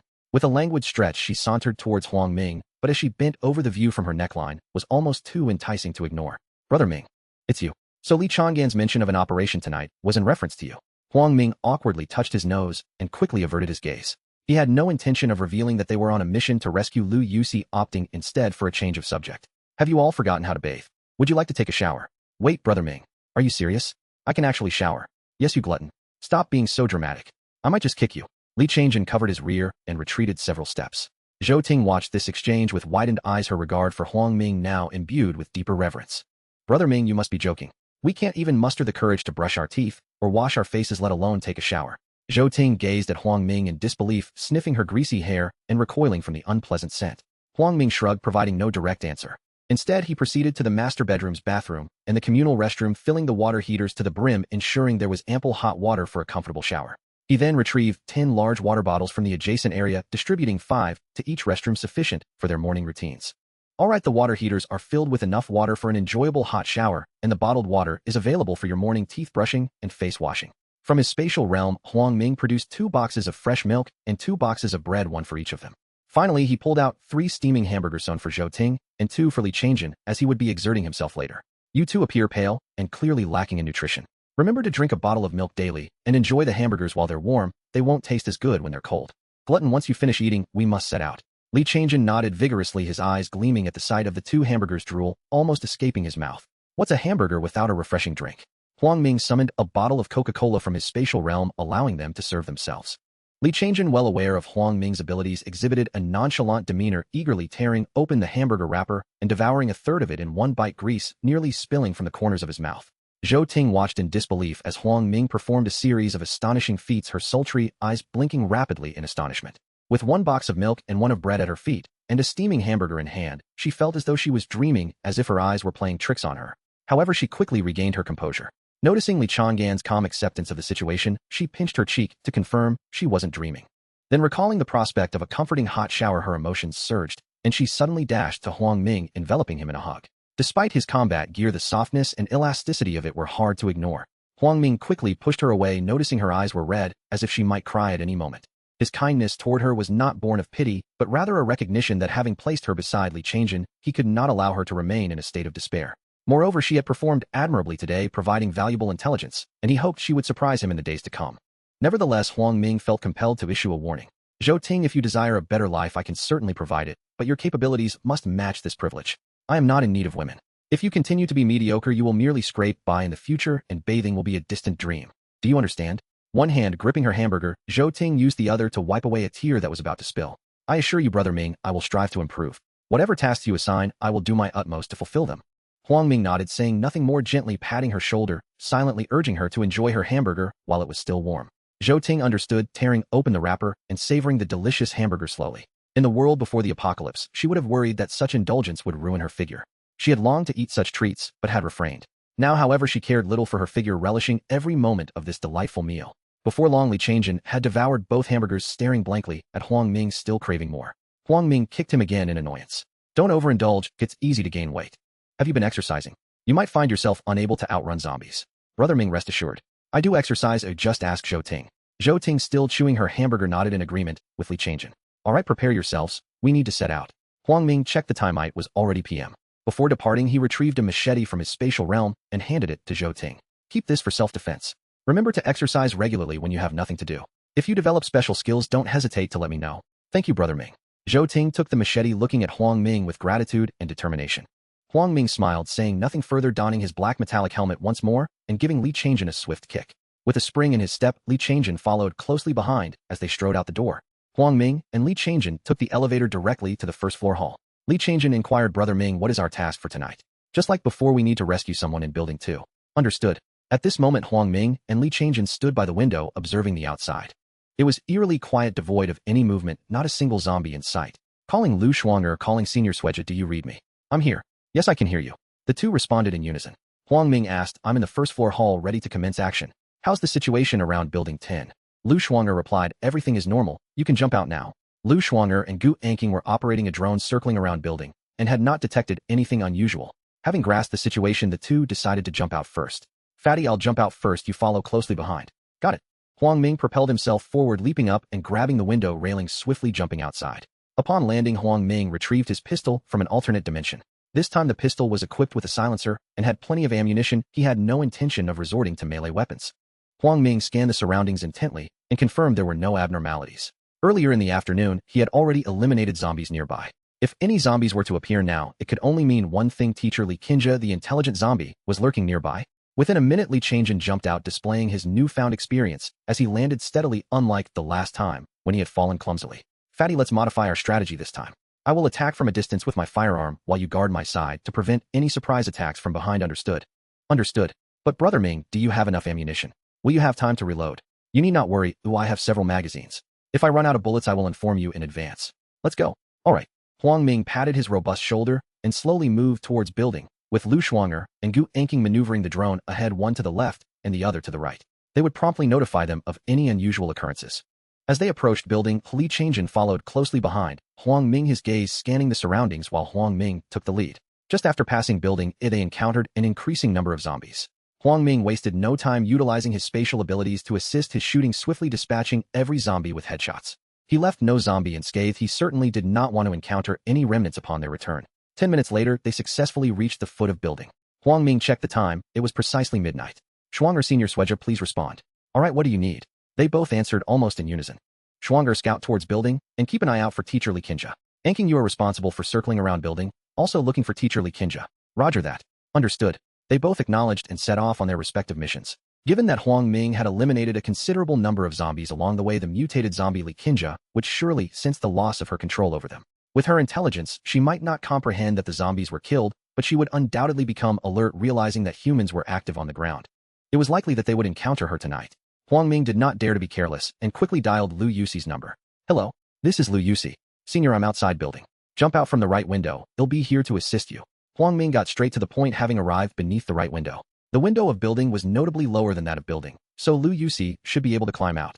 All right, wait for me. They'll jump out right away. After hanging up, Huang Ming and Li Changjin quietly positioned themselves beneath the right window, their eyes unblinking as they observed the surroundings. Before Lu Yuxi could jump out, the radio crackled with Gu Anqing's panicked voice. Huang Ming, bad news, Teacher Li Qingja is right behind building. She is moving towards the main entrance. Before Huang Ming could inquire further, Lu Shuang'er urgently chimed in. Huang Ming, a massive horde of zombies is advancing towards you from building, moving at high speed. They will reach you in approximately 2 minutes. There are at least 100 of them. No sooner had Lu Shuang'er finished speaking than Huang Ming heard faint footsteps behind him. Turning back, he saw Lu Yuxi jumping out. Fortunately, the window of building was low, otherwise they would have wasted time going in to bring her out. Senior, we need to leave quickly. A large group of zombies is closing in on us. Lu Yuxi was startled, her face paling, her legs trembling slightly. Huang Ming had no time to waste. He grasped her wrist and swiftly retreated. Fatty, fall back. Li Changjin stood frozen for 2 seconds before reacting, swiftly following behind. However, just as Huang Ming took a few steps, the radio crackled again, with Gu Anqing's urgent shout, Huang Ming, Teacher Li Qingja is right behind you, tracking you from your right rear. Huang Ming glanced back to the right rear. At that moment, a pair of crimson eyes moved in the darkness, resembling a harbinger of death. It was cunning, choosing to move in the shadows rather than under the light, utilizing the pitch-black night to conceal its presence. Its speed was not particularly swift, but should Huang Ming halt, he estimated it would catch up in just 10 seconds. Before Huang Ming could ponder further, Lu Shuang'er relayed new intel. Huang Ming, the zombies from building are also advancing towards you. If you keep running, you won't have time to jump in from the outside when you reach the 10th floor. Huang Ming had not intended to confront the intelligent zombie Li Qingja. It seemed he had no choice but to confront it directly. As long as he did not allow it to flank him, there was little to fear, as the spatial barrier would protect him. Fatty, you keep Senior safe while I handle the zombies behind us. Just be careful of them trying to flank us. While running, Huang Ming held onto Lu Yuxi's wrist and directed Li Changjin, who nodded in agreement, panting heavily. 10 seconds later, Huang Ming halted abruptly, quickly releasing Lu Yuxi's delicate wrist and turning to sprint backward, retrieving his pistol from the alternate dimension and locking onto those crimson eyes in the darkness. Huang Ming fired 10 consecutive shots. Bayu, bayu, bayu, he emptied a magazine in one go, and a particularly piercing scream echoed, filled with pain and rage sharp enough to cause ringing in Huang Ming's ears, resonating through the stillness of the night. Huang Ming understood that his bullets had struck her face with precision. He dared not be careless. In the blink of an eye, he retrieved a new magazine from the alternate dimension. As he prepared to fire the second magazine, the crimson eyes vanished into the shadows. Huang Ming watched as the pair of crimson eyes vanished into the darkness. He dared not let his guard down, brandishing his handgun while executing a full-degree rotation to remain vigilant. He inquired over the radio about Gu Anqing. Senior, what is happening? Why has teacher Li Qingja disappeared into the shadows? Rest assured she has fled from you. I am currently tracking her. She is heading towards Building No. 1. Senior, keep your eyes on her. The remaining zombies are merely an opportunity for me. Ending the radio communication, Huang Ming felt a slight relief, yet he remained cautious, for approximately 100 zombies were closing in. He approached Lu Yuxi and asked, Senior, can you still run? At that moment, Lu Yuxi was in a state of shock. She had just seen those menacing crimson eyes lurking behind her and feared for her life. However, upon witnessing Huang Ming draw his gun and scare it away, her tense nerves momentarily relaxed, though her heart continued to race. Let us hurry, Lu Yuxi exclaimed, patting her proud chest still shaken. She longed to reach Building No and catch her breath once they were safe. Huang Ming nodded and called for Li Changjin, racing toward Building No. 5 minutes later, the trio found themselves beneath the window of Building No. Huang Ming crouched down and turned to Lu Yuxi. Senior, step on my shoulders and jump inside first. Lu Yuxi understood immediately. With agility, she leapt inside, likely a result of her regular physical training. However, as soon as she landed, her expression changed drastically. Through the window, she saw a horde of zombies rushing toward her.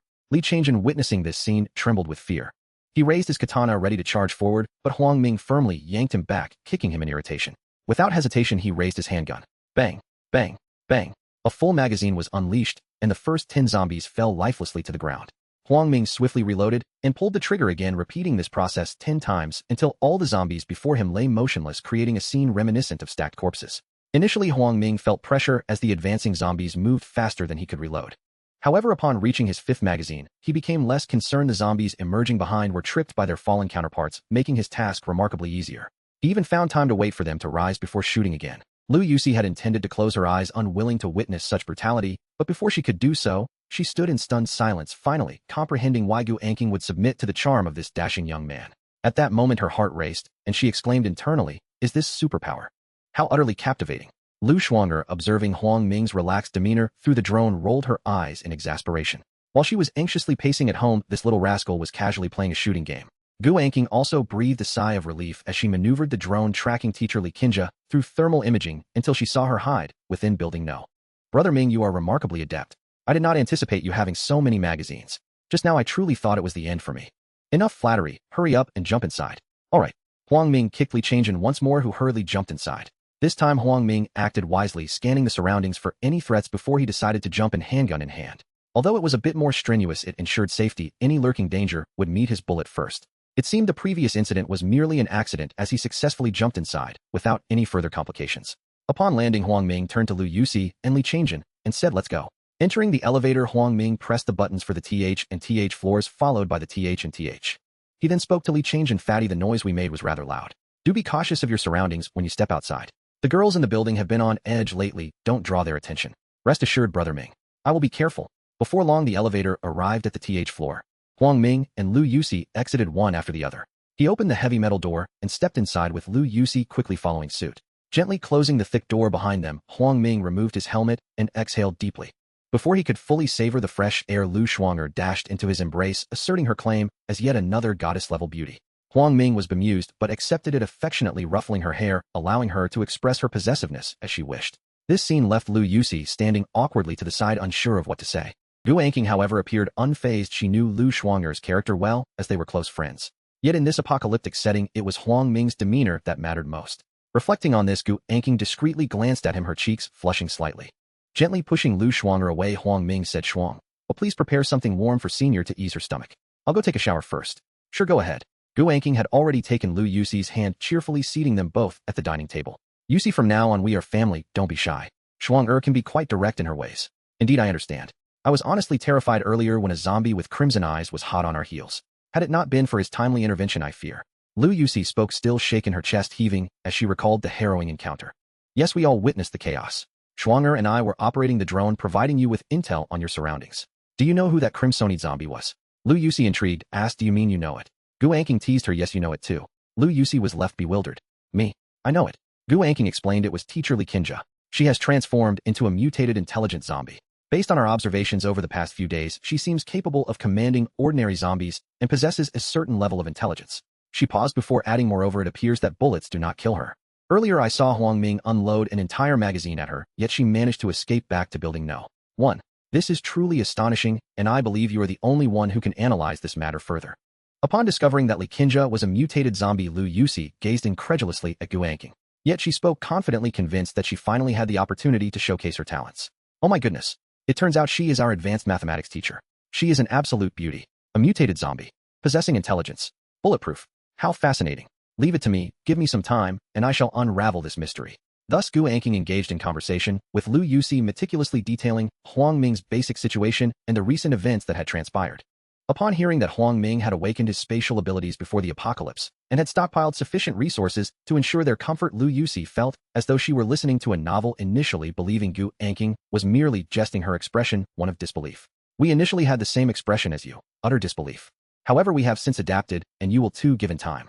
Gu Anqing realized that Lu Yuxi was skeptical of her words, yet she remained unperturbed, knowing that several meals together would gradually enlighten her. Lu Yuxi opened her mouth, eager to articulate her thoughts, yet struggled to find the right words. In the midst of their conversation, Lu Shuang had prepared a steaming bowl of beef noodles, the aroma enticing and delectable. Shuang, thank you. Lu Yuxi picked up the chopsticks from the table, her eyes sparkling as she looked at Lu Shuang. She swallowed hard, having not tasted noodles in quite some time, and was pleasantly surprised by the generous portion of beef and ample ingredients. She could no longer restrain herself and began to eat heartily. Not long after, Huang Ming emerged from the bathroom after a shower, noticing the three girls animatedly conversing at the dining table. He felt a warmth and liveliness enveloping the home, which brought him great comfort. Huang Ming retrieved a bottle of juice from the refrigerator, gulping down several mouthfuls before settling onto the sofa. Upon seeing Huang Ming finished with his shower, Lu Shuang swiftly took a seat beside him. She grabbed the juice from the coffee table and took a few sips. Huang Ming paid little mind, as Lu Shuang had long considered him her own, a fact he was well aware of. He opened his phone to check for messages, noting the silence in the group chat since the boys had gradually perished, leaving an eerie stillness in place of the usual camaraderie. The first message was from Li Changjin. Mingo, I've arrived home safely. Thank you for your hospitality today. I just took a hot shower, and it felt absolutely delightful. If there's another mission, remember to call me. I'll be ready to assist. That rotund fellow seemed in high spirits after his bath. Huang Ming replied succinctly, Fatty, spare me the nonsense. Just focus on your daily training. He then scrolled through the group chat, where only Wang Gang, Ma Tao, Wang Lei, Ji Daong, Gao Weiwei, Wang Shui, and a few other girls were engaged in trivial banter. Clearly they remained oblivious to the fact that 8 boys had succumbed to the machinations of 12 girls that very day. The conversation held little substance, merely idle chatter. Just as Huang Ming was about to turn off his phone, he received a sudden text from Zhou Ting. Mingo, I recognize that this may be quite forward, but you have aided me immensely. I am determined to prove my worth. When you saw me earlier, I was truly at my worst. I mean no disrespect. I merely wish to show you my most beautiful side. She attached a selfie taken post-shower, her hair damply piled high, clad only in a lace bra and panties. Though merely a photograph, it was evident at a glance that her figure was remarkable, particularly striking and fair. Damn it, this brazen vixen is becoming increasingly audacious. Before Huang Ming could take in the image, Lu Shuang erupted beside him, her voice drawing the attention of Lu Yuxi, who had been savoring her beef noodles. Gu Anqing merely shook her head, clearly privy to some underlying knowledge. She deemed it quite normal for individuals to engage in such antics in the apocalypse. Huang Ming rubbed his temples and replied calmly, Zhou Ting, you are a good girl. However, you should not be fixating on this, but will only lead to my disappointment. Beauty is merely an embellishment for me. What I require is substantial capability. You should not have sent me this photo. Mingo, I understand what I am doing. I genuinely have no ulterior motives. I will demonstrate my value. Oh, please believe in me. All right. I await your good news. Seeing the exchange between him and Zhou Ting, Lu Shuang's eyes twinkled with thoughtfulness. Do you believe Zhou Ting may prove to be a useful asset in the future? I am taking a gamble. Her survival instincts are strong, and she possesses keen observation skills along with self-awareness. I hope she finds a path unique to her, delivering a pleasant surprise, otherwise my resources will be wasted. Upon hearing this, Gu Anqing joined Huang Ming on the sofa and suggested, I believe you are correct, Zhou Ting deserves a chance. Moreover, if we encounter others like her, we should extend a helping hand. In this apocalyptic world, if we rely solely on ourselves, our efficiency will be painfully slow and exhausting. Perhaps you should consider organizing a small team. Lu Yusi, having finished her noodles, approached the living room, settling beside Gu Anking, and chimed in, "Anking is spot on. Take the production of ammunition as an example. If we could have Anking direct a group, wouldn't efficiency soar? If labor is required in the future, we can send them to work. In any case, we must identify trustworthy individuals and provide them with support so they can assist us." Lu Shuanger added, "While this is true, we must ensure they are reliable beforehand, otherwise we risk wasting resources on ungrateful leeches. It seems there are not many trustworthy boys and girls left in Building 10. Huang Ming nodded, slightly interesting. "The three of you present valid points. We can consult Zhou Ting. She should be aware of whom we can trust. Let us not forget she is an art student with an extensive social circle." As soon as he finished speaking, the three girls cast him peculiar glances filled with palpable hostility towards Zhou Ting, leaving Huang Ming momentarily perplexed. Lu Shuanger, sensing his misunderstanding, quickly intervened to redirect his thoughts. "Look at you, you great fool. It is clear you have misconstrued the situation. For now, simply call Zhou Ting. Let us inquire about the situation." Huang Ming was utterly bewildered. Reluctantly, he acquiesced to Lu Shuanger's suggestion and dialed Zhou Ting. He set the call to speaker mode, and it was not long before she answered. "Mingo, what brings you to call me so late? Is something amiss?" 只听见电话另一头传来了周婷柔和而又细腻的声音，这使得黄明的心中不由自主地涌起一阵寒意。柳桑儿见状，眼神中满是无奈与不屑。由于电话进入免提模式，黄明意识到正是一种，便急忙开口：“不错，我想请教你一个问题，除了那个女生之外，这个女生中，你认为 Steve 更值得信赖？有这样的女生吗？”周婷有些困惑，不明白黄明的意图，便小心翼翼地回应：“明哥，这个问题让我很为难，我不太清楚你想要他们做什么，我无法确定他们是否会背叛你。在这个模式，忠诚并非绝对，只有利益的交换。”王明本意及时说道：“没关系，即便所想你认为最可靠、最真的信任，那个女生已经沾染了鲜血，直接排除在外。其余的女生中，你觉得有什么合适的人选吗？”短暂的沉默过后，周婷思考了一会儿，缓缓开口：“王十三一个吧，他只是出卖了自己的身体，但性格尚且善良，他只是想要生存。还有两位，一个叫1333，一个叫曾丽，都是我们系的，我与他们交往较多，品行也不错。”既然如此，黄明决定让周婷去试探，如果他们不生气，到时李长安也能替他处理。我明白了。现在我交给你一个任务，我希望你能驯服他们，你能做到吗？对了，我可以为你提供手段，你可以借此控制他们。一听到有手段的支持，周婷立刻信心满满。没问题，只要你提供他们所需的事物，我能够驯服他们。王明提醒周婷，我所期待的是忠诚，而不是养鸡个棒，同时不要为的太薄，你明白吗？周婷眼神一转，瞬间明白了该做什么，心中暗自打算着如何培养一批劳动力。如果他能起到带头作用，未来的生活将更加顺利。想到这里，他兴奋地说道：“我明白，我知道该如何行事，我现在就联系他们。”黄明察觉到周婷语气中的激动，连忙制止道：“没必要，现在太晚了，明天早上再联系。对了，关于我的事情不要透露太多，什么该说，什么不该说，你可明白？”“我明白，我只会让他们知道你的存在，其他的事情一个字都不会提。”周婷并非愚蠢之人，他心里有数，知道该如何处理。食物就先拿点面包和牛奶，正好今天晚上留了2箱在你们那里，你可以合理利用。我明天会让胖子再来我家拿一点回去，时间也不早了，先这样，早点休息。好的，我知道了，晚安。挂断与周婷的通话后，陆羽思首先开口：“我认为周婷可以好好利用，既然她的社交能力不错，那就让她去帮助我们培养后备力量。”顾安晴也频频点头，赞同陆羽思的看法，随即说道：“不错，凭借她之前在学校的名气，再加上一些食物，某些女学生会愿意为她面子而出力。”楼上这一脸不屑，歪着脑袋靠在黄明的肩膀上，瞪无言。时间不早了，学姐，你快去洗个澡吧。说话间，黄明从一空间里取出一套你和你学姐提到你的面前，还可以洗澡？你们还有 ski 样？学姐，快去吧，慢慢你会习惯的。我们家每天都有热水澡洗。黄明又转向顾安晴，开口说道：“学姐，今晚你就和安晴一起睡，应该不拥挤吧？”顾安晴听到这句话，觉得有些别扭，急忙摆手制止道：“以后叫我安晴就行，别再喊学姐了，我刚才都听得头晕了。”“你以后也叫我名字吧，叫我 Phil。”路易斯接过黄明手中的衣物，也觉得别扭。“好，那有事，你先去洗澡吧，晚上你和安晴一起睡。”黄明还是决定在名字后面加个学姐，毕竟跟他们的关系与柳少儿不同，称呼太亲密总觉得不妥。如果未来有机会，黄明肯定不会介意的。路易斯点头，刚一进卫生间，就被洗手台上的一大堆豆腐品惊到了。那个是生活的模式中，竟然还有心情抱怨。他走进淋浴间，打开瓦萨，热炉瞬间将他全身覆盖，舒适，极为舒适。他已忘却有多久未曾有晚上睡觉时常被自己那蒸红的头发深情。此时，路易斯万分庆幸自己认识顾安晴，庆幸在绝望时收到了顾安晴的邀请，庆幸自己做出了正确的选择。他已深信顾安晴所言的空间异能以及储存大量物资的事实。他现在心中涌起一个念头，如果能深陷于这个英俊男生的怀抱中，也未尝不可。随着此时而发生了Landjab 不知是否被 Versaconda 依然红透了命，但他又想起了Lusar 那身处主权的家事，以及顾安晴曾告诉他的心甘情愿的话语。如今他是否也要掺和其中，他自己也不知，但他已做好了随遇而安的准备，想走一步看一步。他细心地清洗着每一寸肌肤，终于理解了顾安晴当时的话语。若非身处末世，路易斯也希望能嫁给他。三人继续在客厅闲聊。半小时后，路易斯穿着蕾丝睡衣从卫生间走到客厅的沙发上坐下，手中握着毛巾，正擦拭着那湿漉漉的头发。只是他的手臂在头发上轻轻摇动，领口的风景也随之晃动，连黄明的目光也不禁随之移动。敏感的楼上儿早早察觉到了他的目光，没好气的开口：“几点了？还不睡觉吗？医生说熬夜对身体不好，知道吗？”黄明心中暗想：你这醋摊子点饭就算了，别用医生来压我行吗？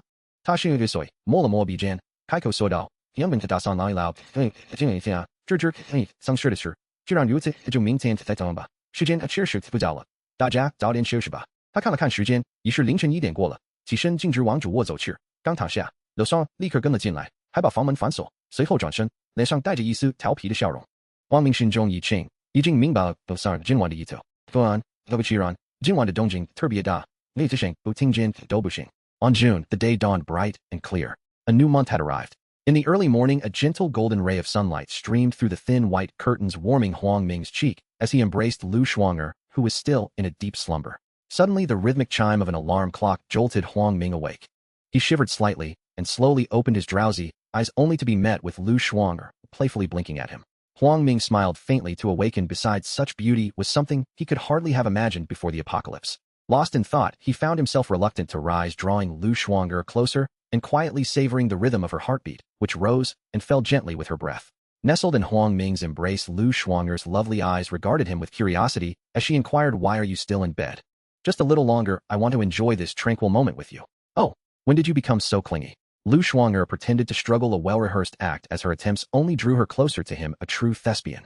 Huang Ming adored this side of her. She was the epitome of someone who professed disinterest while secretly desiring affection. Before the apocalypse, I could never have imagined waking up to a goddess by my side. It truly feels like a dream come true. Then you must dream every day. No woman can resist being called a goddess, and Lu Shuanger was no exception, her smile radiating sweetness at the compliment. "Shuanger, I promise to protect you. I will ensure that you thrive in this world of chaos." Huang Ming tenderly caressed her flowing hair, gazing deeply into her eyes. "Yes, if anything were to happen to you, I would not wish to live." Lu Shuanger did not shy away from Huang Ming's gaze, maintaining their connection, though he noticed a glimmer of tears in her eyes. "Foolish girl." As soon as the words left his lips, Huang Ming leaned in, gently kissing her, just as the voices of Gu Anqing and Lu Yusi floated in from outside, prompting them to slowly part. Lu Shuanger beamed with happiness, her cheeks flushed. "Get up. They are already awake." 10 minutes later, Huang Ming, freshly groomed and dressed, entered the living room, drawing back the curtains. The weather was splendid, with radiant sunlight flooding the room and illuminating the sofa. Gu Anqing and Lu Yusi had already risen, seated on the couch, engaged in conversation. However, there was a hint of resentment in their gazes towards Huang Ming, a sentiment he attributed to Lu Shuanger. He could only feign ignorance, rubbing his nose awkwardly, and walked over to the dining table, retrieving 4 portions of breakfast from his dimensional space. Considering Lu Yusi's preferences, he opted for century egg and lobster congee to nourish her, accompanied by 4 pieces of yushao and 4 bottles of anmuxi yogurt. As Huang Ming prepared the breakfast, Lu Shuanger emerged from the master bedroom, urging the 3 senior sisters, "Come, breakfast is ready." Lu Shuanger assumed the role of hostess, effortlessly plopping down beside Huang Ming, while Gu Anqing and Lu Yusi took their seats across from them.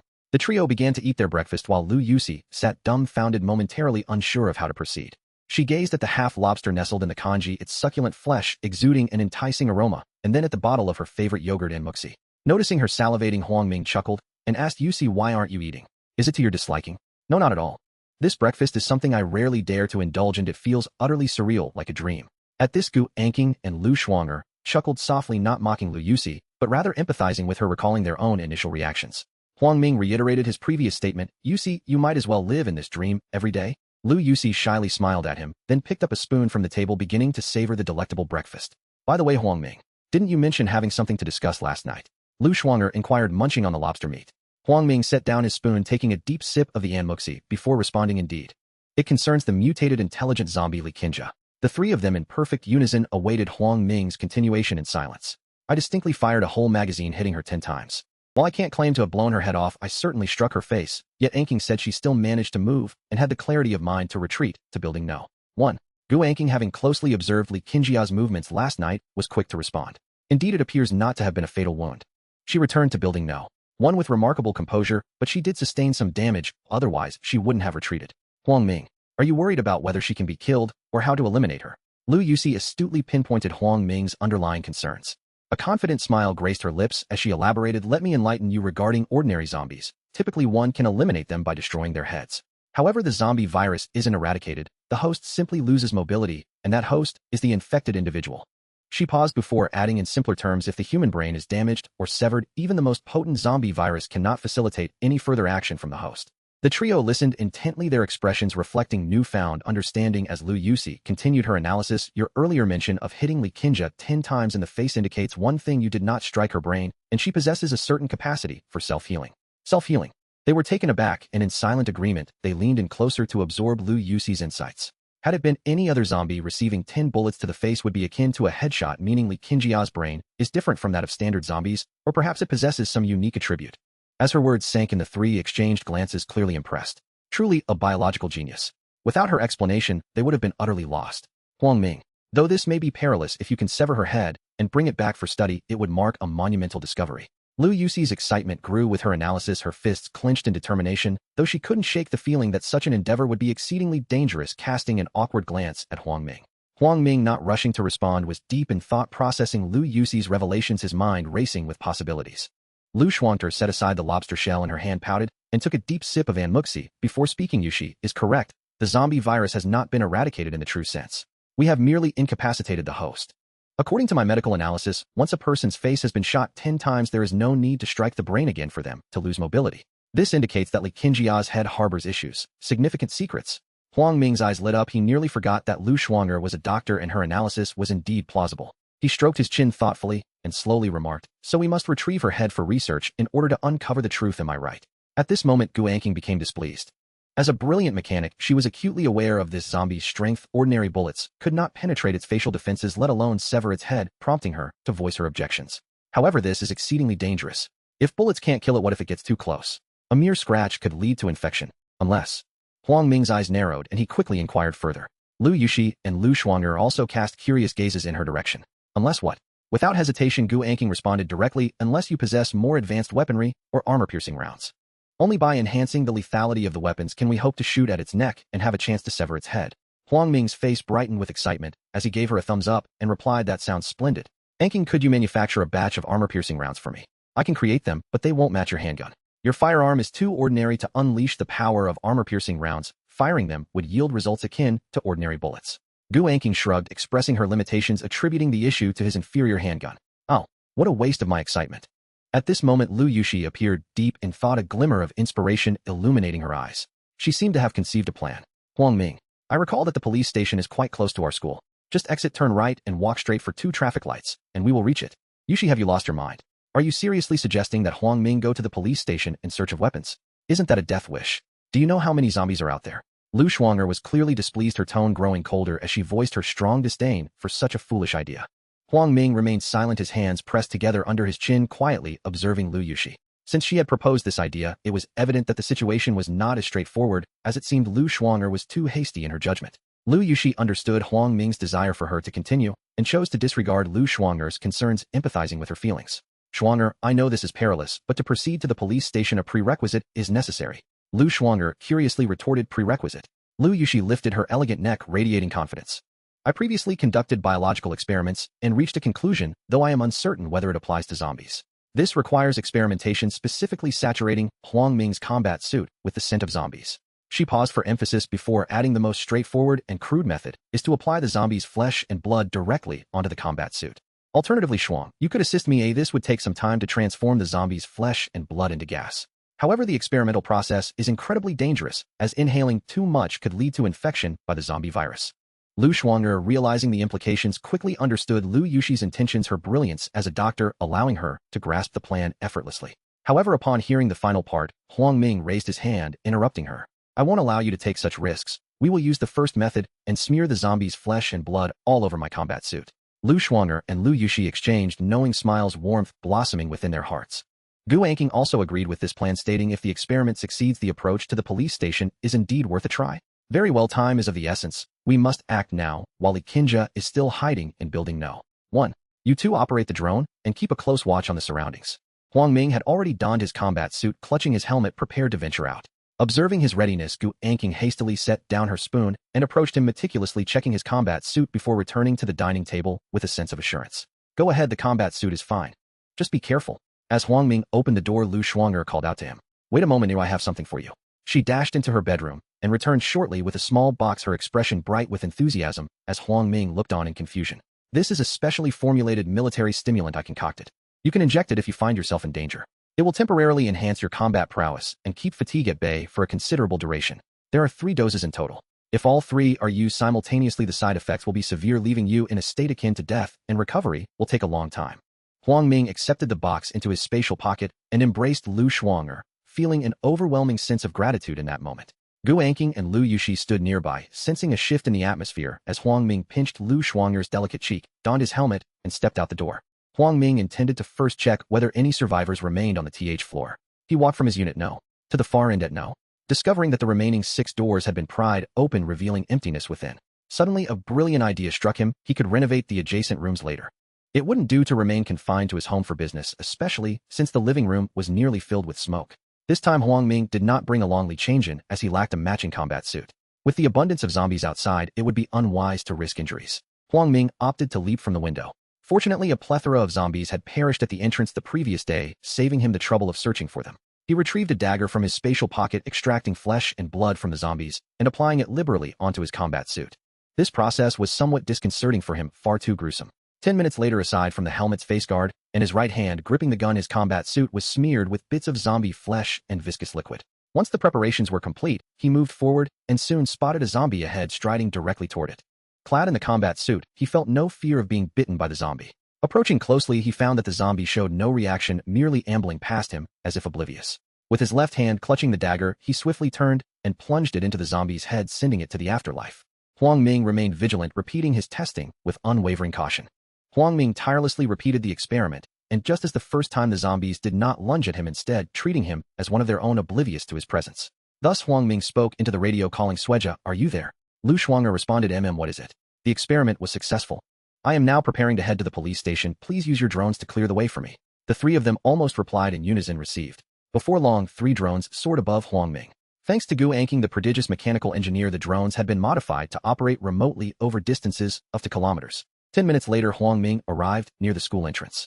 Throughout his journey, he encountered numerous zombies, all dispatched with his dagger, conserving his ammunition. Upon reaching the school gates, he observed a dense throng of zombies wandering the street just outside the entrance. Though not thousands, there were certainly several hundred. A shiver ran down Huang Ming's spine. Fortunately, the day the apocalypse began was night, and the school gates were firmly locked. Had they not been, a flood of zombies would have surged into the school, causing unimaginable chaos. Oh my, Huang Ming, perhaps you should come back. Let's not wade into this murky water. We can think of another way, all right. Before Huang Ming could step outside the school gates, Lu Shuang'er, having seen the footage transmitted by the drones, couldn't help but urge him. As Huang Ming walked outside, he replied softly, Shuang, there are things I must do. The situation is still manageable, and the opportunity is right before me. Trust me, I will be fine. You 3 drones fly ahead, and keep an eye out for any mutated zombies or special creatures. I can handle the ordinary zombies. Besides, Sweja, you sis method worked, didn't it? Look, I am right in the midst of the zombies, and they completely ignore me. Just be cautious, continue ahead for 2 traffic lights, and you'll see the police station. Lu Shuang'er spoke with a quiver in her voice, clearly deeply concerned. Following Lu Shuang'er's guidance, Huang Ming advanced through the dense horde of zombies. Along the way, he noted the cars cluttering the streets. On the night of the disaster, a thick fog had descended, causing everyone to decelerate, leading to a traffic jam. Some zombies within cars were still buckled in, while others were covered in blood, rendering the interiors inscrutable, with severed limbs strewn across the street. Many storefronts were tightly shut, their roller shutters stained with blood. Some shops had likely been operating during the disaster that night. The scene was utterly ravaged. The interiors were crammed with zombies, many missing limbs, illustrating the brutality of that fateful night. 10 minutes later, after walking approximately 1 kilometer, Huang Ming finally spotted the police station just diagonally across from him. He quickened his pace and soon stood at the entrance. Scanning the surroundings, he observed that the police station's doors and windows were securely locked. Frowning, Huang Ming instantly became vigilant, the spatial barrier before him activated. Sweja, the doors and windows downstairs are all locked. Can you check upstairs for any open windows to send the drones in for reconnaissance? You stay on guard and wait for our update. At that moment, Gu Anqing directed, and Huang Ming remained cautious, acutely aware of the dense throng of zombies surrounding him, uncertain if any survivors remained within the police station. 8 minutes later, Lu Shuang'er spoke again. Huang Ming, can you hear me? I can hear you clearly. Lu Shuang'er replied, we entered through a window in the third-floor bathroom. There are no zombies inside, but there are numerous corpses, likely those who starved to death. You should think of a way to get in directly. Huang Ming breathed a sigh of relief. If there were survivors inside, things would have become problematic, but now he felt emboldened to venture in. He chose a spot with fewer zombies, dispatching them all with his dagger, then shot the lock on the window, which pushed open. Thanks to the silencer, the surrounding zombies remained oblivious, allowing him to muster all his strength and leap inside. The police station had 5 floors, and Huang Ming spent nearly an hour searching before locating the armory, but he found the door locked. Despite firing several rounds, he was unable to open it. This left Huang Ming somewhat bewildered as he paced back and forth deep in thought. Lu Yusi, observing the footage from the drones, tentatively suggested Huang Ming, try looking in the duty room. Perhaps there's a key there. Huang Ming approached the duty room and gathered all the keys he could find, then tried each one at the armory door. Indeed, he successfully unlocked the armory door, and upon entering, he felt an overwhelming thrill. Before him lay an array of firearms, handguns, rifles, shotguns, and sniper rifles totaling over 20. There were also riot shields, bulletproof vests, helmets, batons, and electric rods with drawers brimming with various ammunition. This was truly a bountiful haul. Huang Ming didn't linger to admire the weapons. Now was not the time for that. He swiftly stowed everything into his alternate space, leaving not a single bullet behind. With the primary objective accomplished, he planned to retreat. As Huang Ming neared the edge of the first floor stairs, a corpse on the ground grasped his ankle with one hand. Startled, Huang Ming quickly raised his handgun, aiming at the person's head. Just as he was about to pull the trigger, he heard a weak voice, barely audible. Help. Help. Me. Had he not heard that voice, he would have pulled the trigger, assuming it was a zombie suddenly clutching his ankle. At that moment, Huang Ming felt an intense inner conflict, unsure whether to save the individual. Since he was wearing combat gear, he could easily walk away, and even if the person survived, they would have no knowledge of his identity. Meanwhile, Lu Shuang'er and her companions witnessed this scene and fell into contemplation. Lu Shuang'er was the first to speak. Huang Ming, today's actions indicate that we may encounter situations in the future where we must participate. You need allies. Test his character, and if possible, save him. Gu Anqing echoed her sentiment, urging Huang Ming to rescue the individual. Shuang'er is right. In dangerous situations, having an extra person is an additional safeguard. You only have Li Changjin, which is far from sufficient. Although Huang Ming had been persuaded by the two, he remained motionless, eager to hear Lu Yusi's opinion. Lu Yusi hesitated to speak as she pondered something particularly important. Though uncertain, she finally stated the person must be saved, as both of them said you need assistance. However, I am now curious about something. Huang Ming, perplexed, quickly inquired, what is it? Lu Yusi did not rush to respond to Huang Ming. Instead, she seemed to be pondering something, or perhaps organizing her thoughts. After a brief silence, she spoke. Huang Ming, do you think there could be others in this world like you who have also awakened extraordinary powers? Isn't it peculiar? Everyone else has perished, yet he remains alive. You should exercise caution. As soon as Lu Yusi finished speaking, Huang Ming swiftly withdrew his foot from her grasp, maintaining a distance of 2 meters with the space barrier firmly positioned before him. Lu Shuang'er exchanged glances with Gu Anqing, both of them donning expressions of realization and concern as they gazed at the scene unfolding on the screen. Indeed, Lu Yusi, a prodigy in biology, was attuned to such matters. Had she not spoken, Huang Ming might not have detected this anomaly. You need not be overly anxious. This is merely my conjecture. If I am not mistaken, he likely shares your fate, having awakened extraordinary abilities. However, the nature of these abilities probably pertains to physical resilience. Otherwise he would not have survived for so long. Huang Ming's gaze remained fixated on the man lying on the ground, and he inquired, Senior Yusi, do you know why we awaken extraordinary abilities? What causes some individuals to gain such powers? My hypothesis is that it is related to this zombie virus, and the critical moment for awakening occurs when one is on the brink of death. Both factors are indispensable. As Lu Yusi's words lingered, Huang Ming's thoughts drifted back to a time before his rebirth. He recalled being scratched and infected by Gao Weiwei, transforming into a zombie, and subsequently being reborn with the rare ability of spatial manipulation. Indeed, he had been on the verge of death, yet he had already crossed that threshold. Could it be that he had awakened a temporal ability as well? Otherwise, even if he had awakened spatial powers, he should have perished long ago.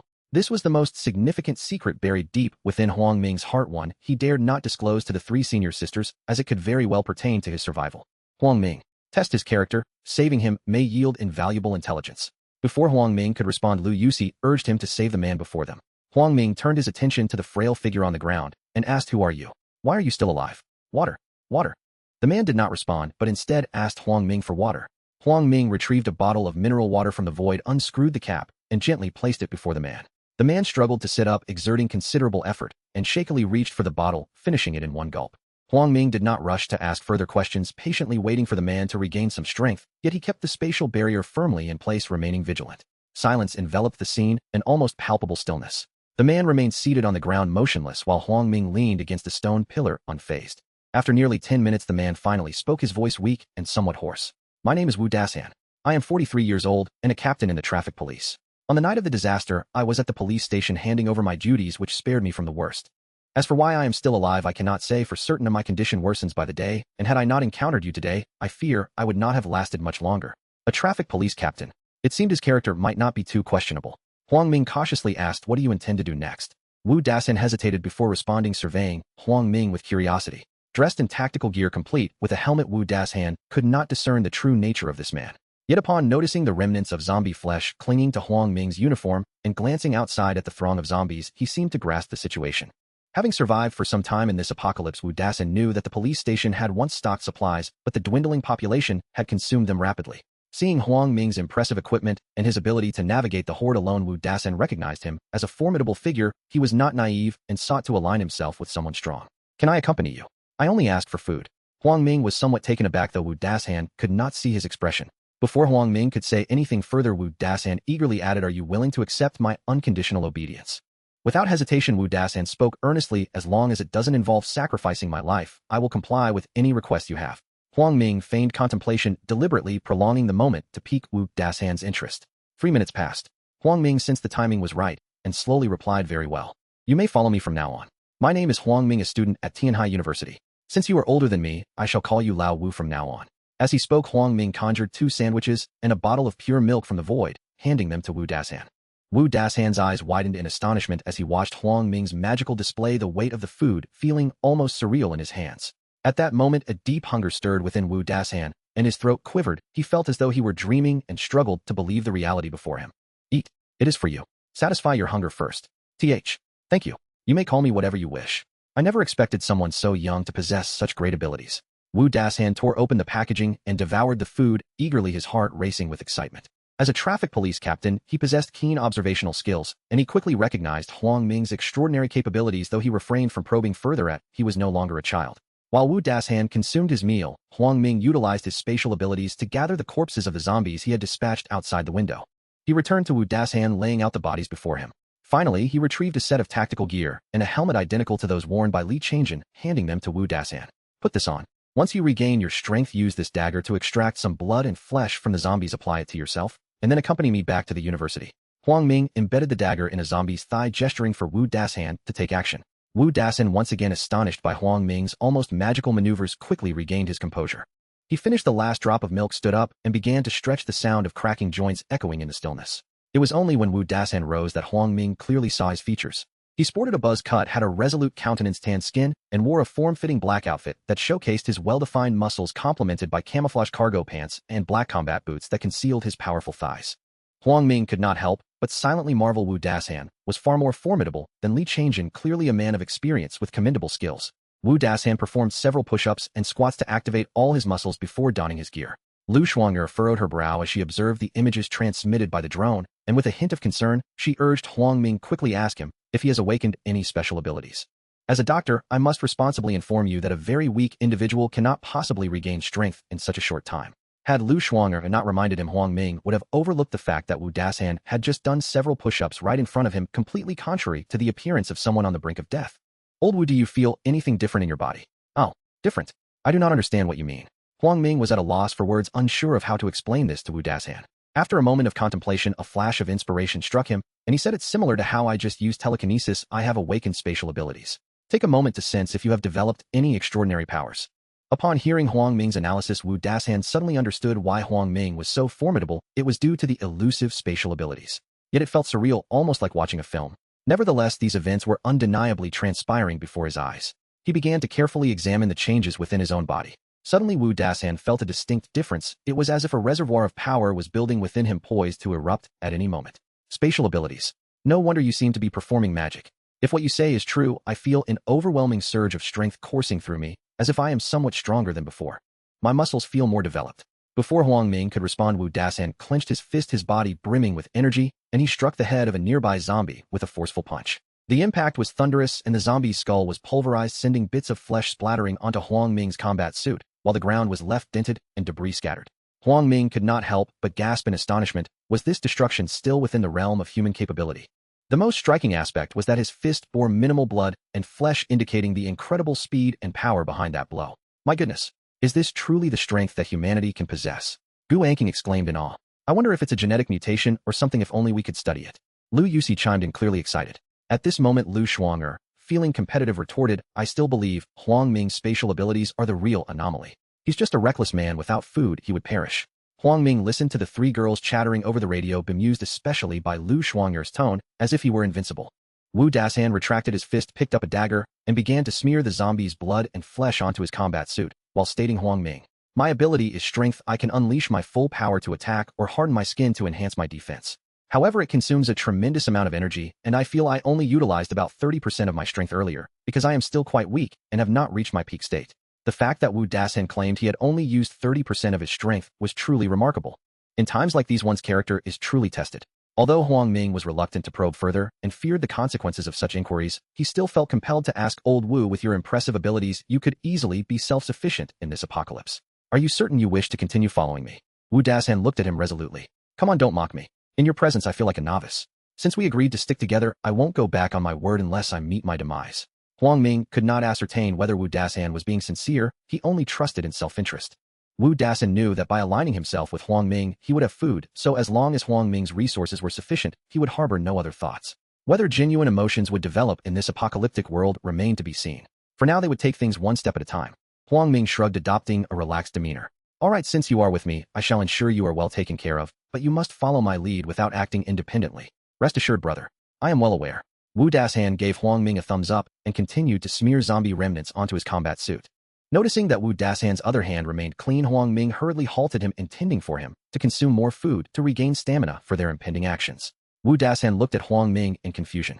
Old Wu, eat some more to replenish your energy. Your other hand is still relatively clean. Huang Ming retrieved a steaming hamburger from his spatial pocket, unwrapped it, and handed it to him, then produced a bottle of Anmuxi and placed it on the ground with a straw inserted. Wu Dasan, holding the warm hamburger, was once again struck by astonishment. Thank you, brother Huang Ming. Wu Dasan had initially thought that Huang Ming possessed only ordinary supermarket food, but he never expected to have access to pre-apocalyptic delicacies. This revelation solidified his resolve to follow Huang Ming. As he savored the delicious hamburger, the rich grease flooded his senses, bringing an unprecedented sense of satisfaction, which he complemented with a few hearty sips of yogurt. Wu Dasan felt as though his digestion and absorption speed had improved significantly. In an instant, he sensed that his stamina had recovered considerably and his spirits soared. He rotated his neck, emitting satisfying cracking sounds, and promptly resumed applying the remnants of the zombies onto his combat suit. For safety's sake, Huang Ming also reapplied more of the residue onto his own suit. 10 minutes later, both Huang Ming and Wu Dasan were fully prepared and jumped out of the window. They leaped outside, and the horde of zombies paid them no heed. 3 drones led the way ahead, with Huang Ming closely following. Just as they were nearing the school gate, a panicked voice came through the radio from Lu Shuang'er. Huang Ming, hurry up and don't look back. A zombie nearly 3 meters tall has just appeared near the police station, and it is moving towards your direction, albeit slowly, as if it is not actively pursuing you. Huang Ming muttered to himself, what the hell? A 3-meter-tall zombie? Are you kidding me? Even movies wouldn't dare depict such a creature. Is it even possible to fight against it? Before Huang Ming could inquire further, Lu Yusi urgently added, yes, it seems to have sensed the scent of living humans. That massive creature is likely a mutated zombie. You two should pick up the pace. Then came Gu Anqing's analysis, filled with tension. That giant is definitely not easy to deal with. Regular bullets won't phase it. Move quickly. At this moment, Huang Ming sensed a pair of icy eyes fixed upon him from behind. He dared not be careless and quickened his pace alongside Wu Dasan. Before long, the two arrived at the school gate, and Huang Ming followed closely by Wu Dasan passed through the electric gate, finally returning to the campus. As they walked past building, Huang Ming glanced toward building and caught a fleeting glimpse of a pair of crimson eyes on a balcony. A smile crept onto his lips. He finally understood why teacher Li Qinjia had not ventured outside. It seemed she was too afraid to confront the 3-me-turtle mutated zombie lurking outside. Yet Huang Ming remained vigilant. Since that hulking creature outside could detect them, it was certain that teacher Li Qinjia had also noticed their presence. Thus Huang Ming resolved to hurry back to building, unwilling to linger outside any longer. Old Wu, run! Huang Ming shouted to Wu Dasan as he sprinted toward building. Wu Dasan hesitated for a few seconds before bursting into action, following closely behind. Huang Ming, teacher Li Qinjia has appeared at building. Lu Shuang'er reported urgently over the radio. Upon their return to campus, the 3 senior sisters began to scout the area, wary that teacher Li Qinjia might be lurking in the shadows, ready to ambush them. As Huang Ming had anticipated, she indeed came to seek him out. Fortunately, he had reacted swiftly and was already nearly at building. Although Huang Ming was not afraid of her, it would not be an easy task to sever her head. He would need to prepare before returning to deal with her. Moreover, Wu Dasan was not in peak condition, and Huang Ming did not wish for him to confront Li Qinjia directly at this moment. Any accidental injury could result in the loss of a vital ally. Thanks to Huang Ming's regular training, he possessed excellent stamina while Wu Dashan was a power-type mutant. Together, they sprinted back to building with the speed of a 100-meter dash. They effortlessly leapt through the outer window, safely reaching the lobby on the first floor of building. As their combat suits were smeared with the remnants of zombies, Huang Ming decided to find an empty room to clean up. They climbed to the second floor and entered room, which had its door ajar. Inside lay a male corpse stabbed multiple times, completely unclothed and surrounded by congealed blood. It appeared to be a male student killed by a group of girls. Huang Ming retrieved a considerable amount of water from his spatial pocket and filled the heater. After rinsing off, they took the elevator to the 15th floor. Huang Ming planned for Wu Dashan to stay in room, while he would occupy room at the easternmost end, allowing Wu to be positioned on the western side. Old Wu, you'll live here from now on. The door has been pried open and is broken. Please replace the lock later, Huang Ming instructed, placing a new electronic lock and tools at the entrance. He also took out a month's supply of food and water and placed it in the kitchen. The room was well furnished aside from the food. As Wu Dashan's phone had run out of battery, Huang Ming waited for 5 minutes until it powered on, leaving a WeChat message and phone number before departing. Before leaving, Huang Ming reminded him, Old Wu, I've already briefed you on the situation in the building. Be cautious of those few boys and girls. If they cause trouble, remember not to show mercy. Wu Dashan was deeply moved by Huang Ming's preparations. He patted his sturdy chest and earnestly replied, Brother Huang Ming, I understand. You can rest assured. Thank you immensely. If anything arises, just call for me. All right. Quickly replace the lock, then rest well. I'll take my leave. And remember to report any matters to me. Do not act without my knowledge. Huang Ming waved his hand and stepped out the door. Understood, no problem. Wu Dashan busily began to change the lock. Given his status as a power-type mutant, Huang Ming felt assured of his safety as he walked through the corridor without looking back, heading straight to his own residence. By the time Huang Ming returned home, it was already a.m. Just as he closed the heavy metal door, he noticed Lu Shuanger jogging toward him, likely eager to snuggle in his embrace once again. He quickly interjected, Shuang, not now, I'm not quite clean yet. I need to wash up first. Concerned about the potential residue on his combat suit, Huang Ming planned to clean and disinfect himself in the bathroom before enjoying a comfortable hot shower. Come with me, I'll help you clean up. I recently concocted a batch of disinfectant, she said, taking Huang Ming's hand and leading him directly to the bathroom. Gu Anqing and Lu Yusi exchanged amused glances, seemingly accustomed to this dynamic. However, as soon as they entered the bathroom, Lu Shuanger began to assist Huang Ming in removing his combat suit, leaving him momentarily flustered. In broad daylight, what was she intending to do? Huang Ming found himself stripped bare, momentarily thinking she might have other intentions. However, it turned out he had misjudged her. She pulled out 2 spray bottles from the cabinet and began disinfecting his combat suit. What are you standing there for? Hurry and take a shower, she urged. Was it proper to speak to him like that? Huang Ming felt the tension rise in his body. He thought she was going to force him into something. Seeing Huang Ming's awkward demeanor, Lu Shuanger teasingly remarked, while disinfecting the suit, come on, you're a grown man, why are you feeling shy? I've seen your body before. Feeling a bit uncomfortable from her teasing, Huang Ming, in a moment of frustration, pulled her closer, turned on the shower, and initiated a playful shared bath. As he emerged from the bathroom, Gu Anqing and Lu Yusi were seated on the sofa, engrossed in the news with the television blaring at a high volume. Huang Ming's eyes darted as if realizing something. He casually touched his nose and sat beside them to watch the news together. Before long, Lu Shuanger, her hair wet, walked past them to hang Huang Ming's combat suit on the balcony to dry. The sunlight was particularly intense at that moment. Huang Ming glanced at the clock. It was already noon. He called out to them, inviting them for lunch. The three unanimously decided on fast food, reasoning that it was inappropriate to eat lavish meals every day. Huang Ming retrieved food from the school cafeteria from his spatial pocket, serving each person 3 dishes and a mound of rice, just like the cafeteria fare. You know, I never realized how delicious the cafeteria food was before, Lu Shuanger remarked with delight, savoring her rice. Lu Yusi teased Shuang. I think you were just hungry and needed to replenish your energy. Gu Anqing chimed in, exactly. You used to avoid getting fast food with me. Lu Shuanger's cheeks flushed crimson. She was perceptive and quickly understood the underlying teasing from her friends. Huang Ming remained perplexed, utterly unaware of the subtle banter, and could only smile without speaking. However, when Lu Shuanger noticed Huang Ming's silly grin, she shot him a fierce glare, leaving him even more bewildered. To be candid, Huang Ming currently harbors no temper towards Lu Shuanger. It is uncertain whether he has developed feelings for her, as at times, he simply wishes to indulge her. Were it anyone else who dared to glare at him fiercely, Huang Ming might well have consigned them to share a bed with a zombie. Huang Ming poured each of them a glass of Sprite from. This morning's operation was indeed fruitful and Qing Sueja. With the assault rifles and sniper rifles at your disposal, you should be able to assist me in crafting armor-piercing ammunition, correct? He laid the 20 or so firearms across the table, prompting Gu Anqing to set down her chopsticks and inspect them meticulously. These handguns are scarcely different from the one you currently wield. Only these 7 assault rifles and these 2 sniper rifles are worthy of armor-piercing rounds. I will select 1 assault rifle and 1 sniper rifle, equip them with suppressors, and produce some magazines and armor-piercing ammunition. In Qing Sueja, you are truly remarkable. However, this will be quite the undertaking, won't it? Gu Anqing shrugged, resuming her meal with chopsticks. Thus, if you are concerned for my well-being, procure a few trustworthy assistants. Items such as magazines and bullets are tasks I can delegate for mass production. At this moment, Lu Yusi felt a twinge of competitiveness. She too wanted to contribute to Huang Ming's endeavors, so she spoke up. Huang Ming, could you arrange for me to have a biological laboratory?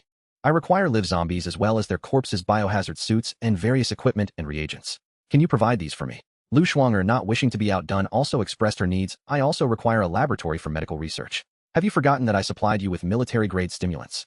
In the future, I will upgrade and provide you with even more medical assistance. Huang Ming found himself in a quandary with three top-tier geniuses at home. He lacked the space to harness their talents. After pondering for a moment, a thought struck him. I recall that room 1503 has 2 bedrooms as well. I can clear out the furnishings. The living room will be allocated to Qing Sueja for mechanical engineering, the master bedroom for Yusi Sueja as a biological laboratory, and the secondary bedroom for Shuanger as a medical laboratory. How does that sound?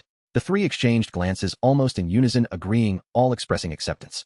For the time being, they would have to endure some inconvenience. They would discuss larger premises when the opportunity arose. Lu Shuanger, suddenly struck by a thought, raised a question. But we do not reside in 1503. What if others venture to the 15th floor?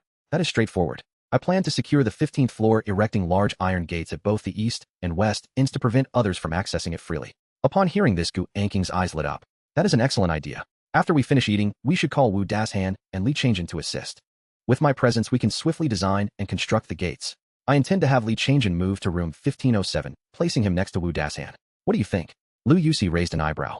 I think that is a good idea. Trustworthy individuals should be accommodated on the same floor as us. Gu Anking suggested again. Huang Ming. We must keep room 1502 available. If others join our family in the future, we can create a door in the wall to connect rooms 1501 and 1502. Lu Shuanger, upon hearing this, grew anxious. Her relationship with Huang Ming was anything but ordinary, and she longed for their privacy. I say, King, he already has 3 beautiful companions. Do you truly expect him to seek new members? Do you regard him as an emperor? Gu Anking and Lu Yusi exchanged knowing smiles. They understood that in the post-apocalyptic world, it was quite normal for a man to have multiple partners. They did not possess Lu Shuanger's intense possessiveness. An awkward silence descended. Huang Ming rubbed his nose, wary of speaking out of turn, and focused on his meal. Seeing Huang Ming's pretentious demeanor, Lu Shuang felt even more irritated, pouting as she pushed her rice around. Gu Anking and Lu Yusi shared a quiet laugh at the scene. Both harbored selfish thoughts. They did not wish for Lu Shuanger to monopolize Huang Ming, merely biding their time for the right moment. As they quietly ate, Huang Ming's phone rang, revealing a message from Zhou Ting. Brother Ming, I have successfully tamed the 3 of them. As long as they are fed, they will obediently listen. Huang Ming did not reply immediately, but instead inquired of the 3 Suejis. Zhou Ting claims she has tamed Wang, Shui, Su Shinshin, and Kai Lily. Should we invite them to stay in room 1504? Lu Shuanger and Lu Yusi had no objections, while Gu Anking nodded vigorously. Her workload was immense, starkly different from that of Lu Shuanger and Lu Yusi. She required assistance for mass production. Consequently, Huang Ming replied to Zhou Ting, very well, excellent work. Make sure to pacify them and await my next instructions.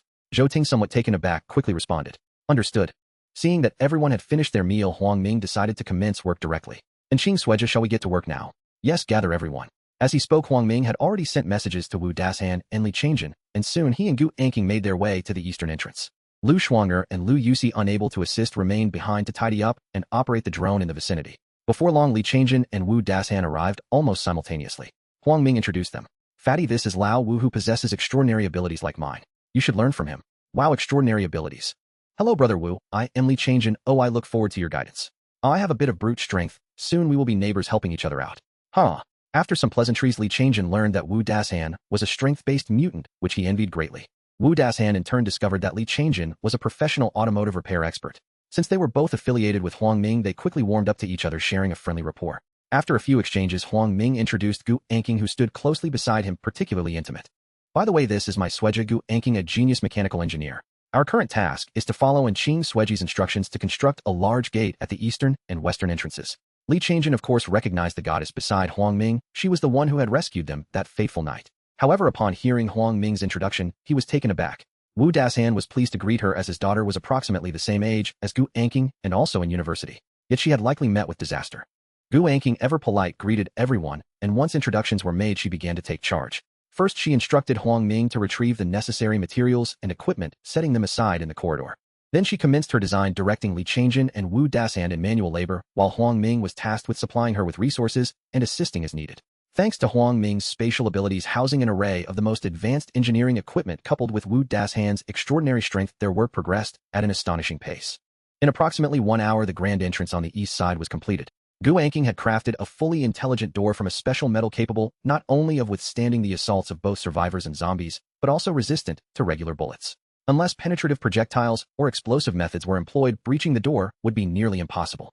Crucially, she had designed 3 firing ports enabling defensive shots from within and installed 2 surveillance cameras and alarms, all cleverly concealed within the special metal for enhanced security and a broad field of view. Most astonishingly, Gu Anqing remarked, the space is too confined, and without a skilled computer expert to assist, I could design a batch of weapons at the entrance that would engage in intelligent defense should enemies approach. Upon hearing her words, Huang Ming felt as though she were a mad genius, a true mechanical prodigy, capable of executing fully automated countermeasures, sending shivers down his spine. Another hour passed, and the western door was similarly completed, securing the entire floor under Huang Ming's control, instilling a profound sense of safety. Entry was no longer just a whim. At this moment, Li Changjin slumped exhaustedly to the ground, panting heavily. Unlike his superhuman counterparts, the exertion of the past 2 hours had thoroughly drained his stamina.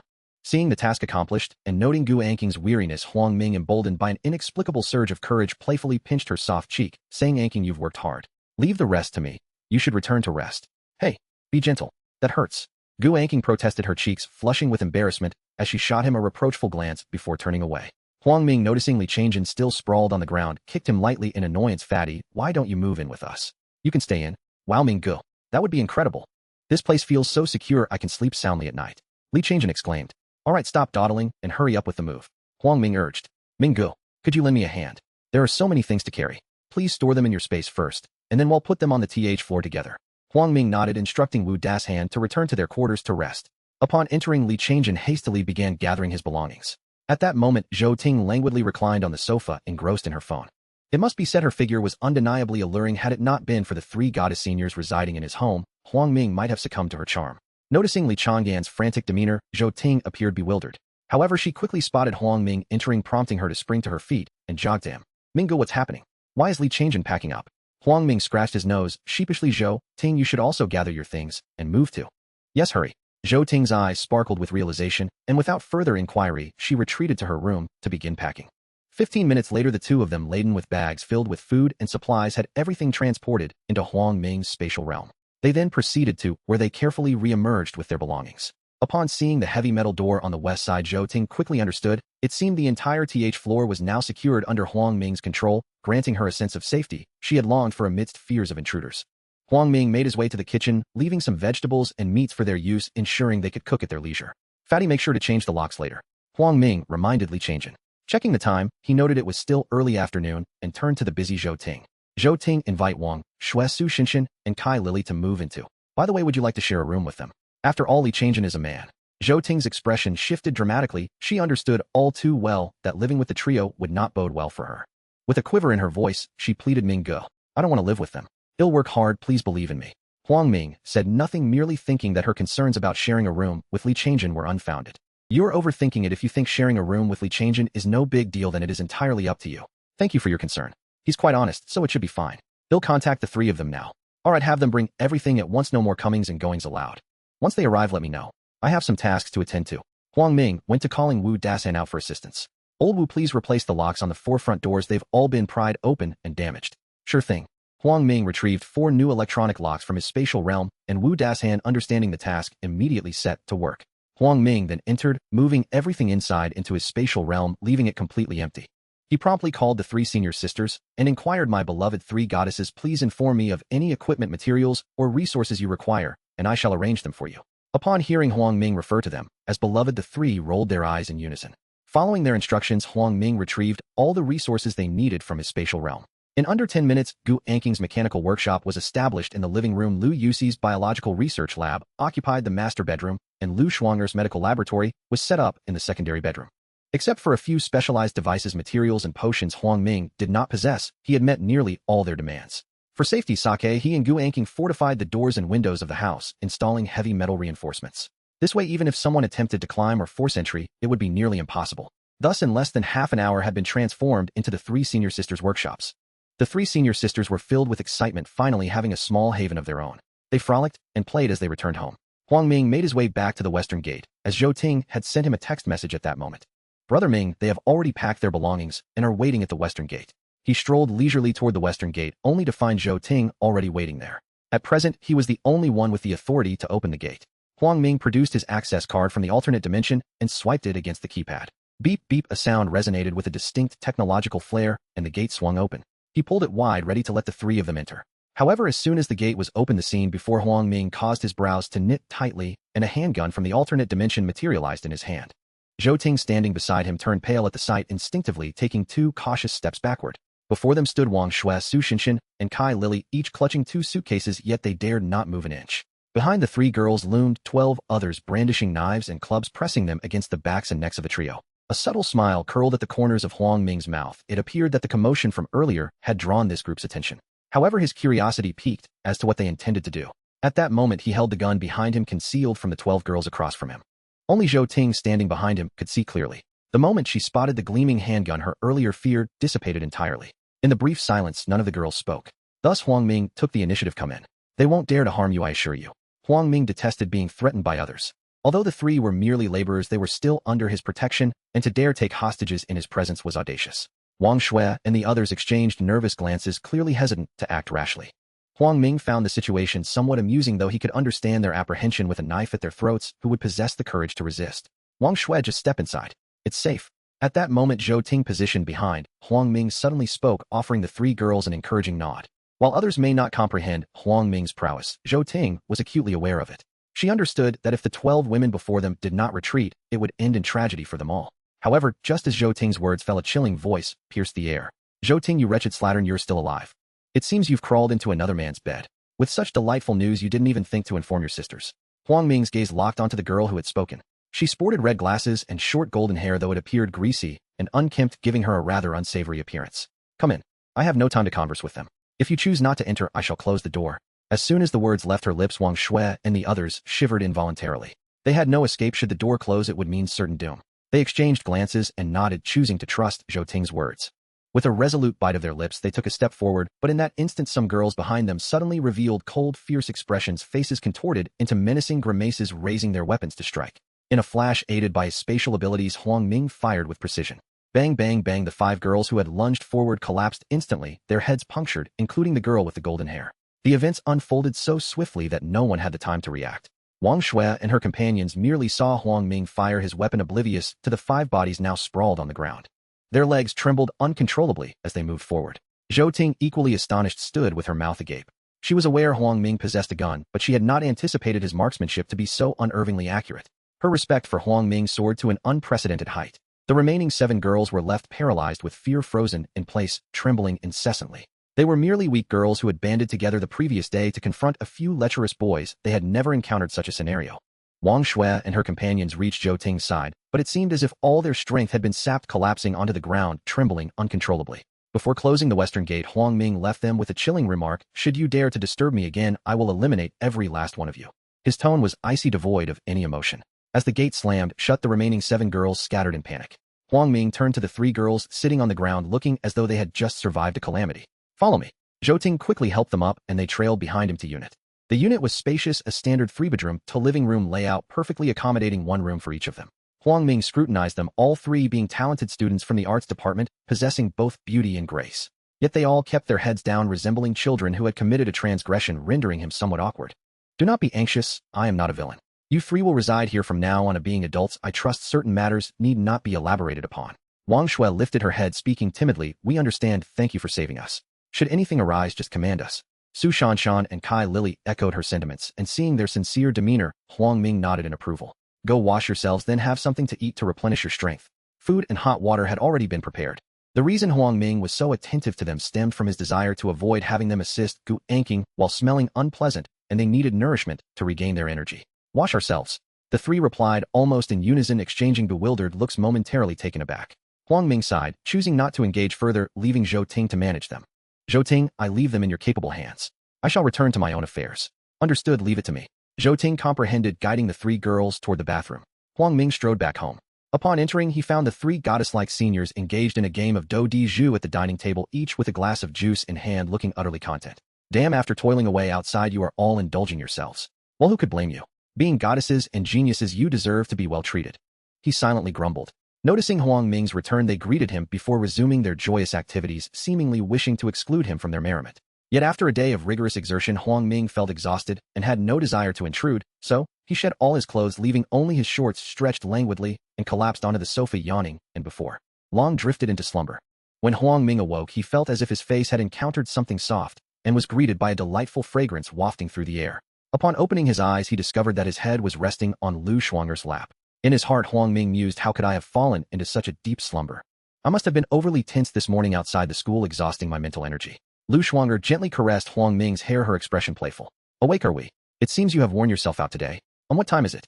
It's just 8 p.m. You've been asleep for about 3 hours. Why didn't you wake me? I must be starving. Lu Shuanger pouted. Yes, I am a bit hungry. Look at you, such a foodie. By the way, where are Qing, you see, and the others? One is in the shower, and the other is in the bedroom, doing who knows what. Lu Shuanger's legs were exceptionally soft and fragrant, causing Huang Ming to hesitate about getting up. However, considering the late hour, and that the 3 senior sisters had yet to have dinner, he quickly rose, stretched his limbs, and proceeded to the dining table to prepare the evening meal. Huang Ming had meticulously prepared 5 dishes that consisted entirely of seafood, spicy stir-fried clams, vermicelli, with scallops, steamed crab, steamed base, and braised abalone, accompanied by a bowl of shrimp fried rice for each person. As he completed the meal, the 3 senior sisters gathered around the table. Upon seeing the sumptuous dinner, Lu Yusi could not help but exclaim, wow, a seafood feast. My stomach is grumbling. Huang Ming smiled and retrieved 4 bottles of chilled Corona from the refrigerator, handing one to each of them. Gu Anqing took the beer and exclaimed, oh my, isn't this the legendary gout meal? Don't worry, Qing, it's just 1 bottle, and having it occasionally won't harm your health. Lu Shuanger confidently explained, drawing from her medical knowledge. Here's to the establishment of our temporary studio, and to our success in the future. Ignoring their chatter, Huang Ming raised his beer bottle, intending to clink glasses with them.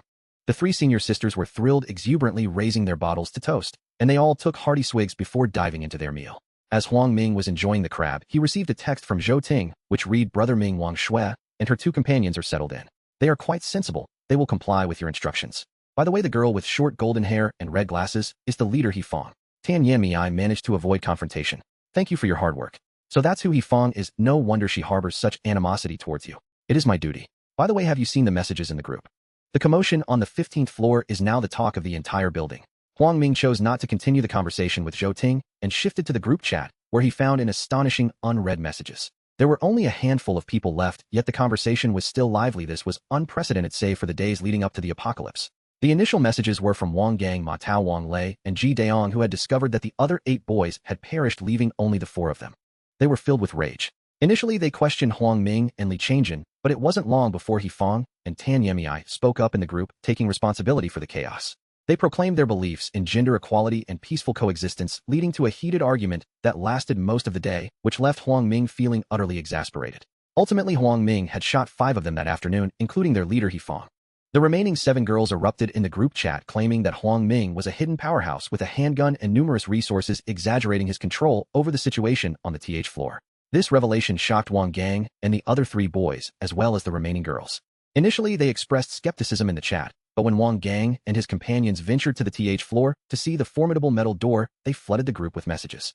Notably, Gao Weiwei caught Huang Ming's attention. At that moment, she regretted her previous actions and finally recognized Huang Ming's capabilities. She had also visited the TH floor and acknowledged the door's formidable strength. Desiring to reside there and enjoy the abundant resources, she learned from the group chat that Li Changjin, Zhou Ting, Wang Shui, Su Xinshin, and Kai Lily were all living on the TH floor. As Huang Ming's former girlfriend, she became frantic, incessantly tagging him in the group chat and even messaging him privately, although he had merely been asleep and had yet to see her messages. In the chat, she pleaded for his forgiveness, posting several videos of herself kneeling in apology, berating herself for being too contemptible, expressing a willingness to do anything for a mere morsel of food. Seeing these messages, Huang Ming could not suppress the smile forming at the corners of his mouth. To defeat an adversary, one must strike at their heart. With this thought, Huang Ming picked up his phone and took photos of Lu Shuanger, Gu Anqing, and Lu Yusi as they dined, capturing only a third of their faces and their goddess-like figures, mindful of not revealing the identities of those in his home. He then took several photos with Lu Shuanger holding her delicate hand and embracing her, deliberately avoiding her face while focusing on her alluring physique. Lastly, he photographed the delectable dishes laid out on the table. The sudden display of affection startled Lu Shuanger, while Gu Anqing and Lu Yusi were equally confused by his abrupt decision to take pictures during the meal. Huang Ming uploaded all these images to the group chat and proceeded to explain to the 3 senior sisters what had transpired that afternoon, as well as the uproar that had erupted within the chat. He handed his phone to them, and the 3 senior sisters huddled together, forgetting their meal as they eagerly absorbed the unfolding dialogue. After only a brief glance, Lu Shuanger quickly grasped the situation and shot him a playful glare, saying, "You are truly wicked," striking at their hearts. Having finished reading the entire thread, Gu Anqing and Lu Yusi comprehended Huang Ming's motives, finding his actions even more painful than mere death. Indeed, mere moments after the photos were sent, the group chat exploded once more. The most affected was undoubtedly Gao Weiwei, as numerous voices in the chat criticized her fiercely. Among them was Tan Yamei, who openly mocked Gao Weiwei. "So your ex-boyfriend holds such power. You've truly broadened my horizons. Wasn't it you and Wang Lei showcasing your love life? Hilarious. He has 3 goddesses at home, and you think you're worth his time. How absurd." Exactly. Now that she has Huang Ming as a boyfriend, she shamelessly sought out our school's rich heir Lu Guei. Now that Lu Gui's fate is uncertain, she's moved on to Wang Lei's close friend. Truly a woman who will do anything to stay relevant. The speaker was Chao Ling, a neighbor of Tan Yamei, one of the remaining 7 girls from that afternoon. Gao Weiwei gazed at the messages in the group chat that mercilessly criticized her, feelings of despair overwhelming her. She enlarged the photograph of Lu Shuanger, admiring her enviable figure and attire, and an intense wave of jealousy surged within her. Her eyes reddened, tears streamed down her cheeks, and her body trembled with silent sobs while she muttered under her breath, "Huang Ming, you are mine. It's just these 3 vixens who seduced you, isn't it? You once loved me so dearly, oh why did you abandon me?" Seated beside her, her friend Chen Xiaoyan rolled her eyes in exasperation, her disdain palpable. With a hint of mockery, she reminded Gao Weiwei, "Before the apocalypse you went to the hotel with Lu Guei and broke up with Huang Ming on the same day. Have you forgotten? This is entirely your fault. Huang Ming is such a wonderful guy, you betrayed him by choosing Lu Guei, not the other way around." Upon hearing this, Gao Weiwei felt as though her chest had been stuffed with cotton, suffocating her. She clasped her hands over her head and screamed in agony, "Enough. Don't say any more, just stop." Chen Xiaoyan dismissed Gao Weiwei, frustrated by her self-inflicted turmoil. She retreated to her bedroom and fell into a restless sleep. At that moment, Wang Lei was having his dinner, a piece of expired bread. He enlarged the photos of delectable dishes, and saliva unconsciously dripped from his mouth. He recalled how he had looked down on Huang Ming when he flaunted his power in the group chat, and bitterly shook his head, realizing that he was the true fool.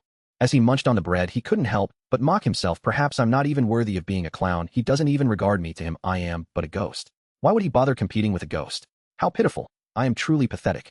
Wang Gang was lounging on the sofa when he saw the photos Huang Ming had sent. He felt fortunate to have never spoken ill of him. In a flurry, he began to tag Huang Ming in a series of messages expressing that he was no inferior to Li Changjin and was willing to become his subordinate, flattering him in earnest. Ma Tao and Ji Daong, witnessing this, were equally eager to ingratiate themselves, outdoing Wang Gang in their flattery. Only Wang Lei remained silent, a statue of dejection. Huang Ming paid them no mind. They still had ample food and wouldn't starve. He resolved to assess the situation later. His current concern was not just the 7 murderous women, but how many other girls were still alive and whether any could be trusted. With this thought, he sent a message to Zhou Ting. "Zhou Ting, do you think there are other trustworthy individuals? Or perhaps you could inquire with Wang Shui and her companions if there are any reliable people. I don't have anyone here, but I can ask Wang Shui and the others. Mingo, I didn't expect you to keep a hidden beauty. Your dinner looks so lavish, it truly makes me envious."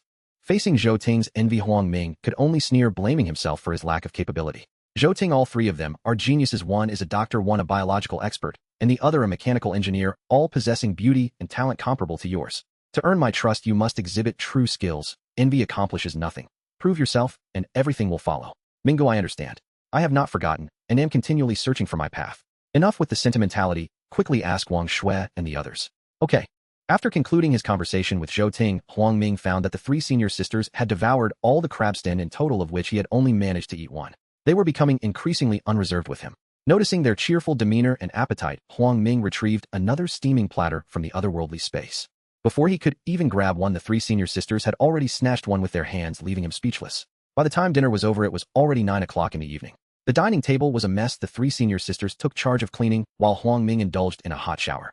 Emerging from the bathroom, he found them sitting on the sofa, engrossed in their phones. He plopped down beside them and checked his own phone, discovering Zhou Ting had replied to his message. Mingo, Wang Shui and her 2 companions recommended 2 individuals, one named Hong Qili and the other Shi Ziokin.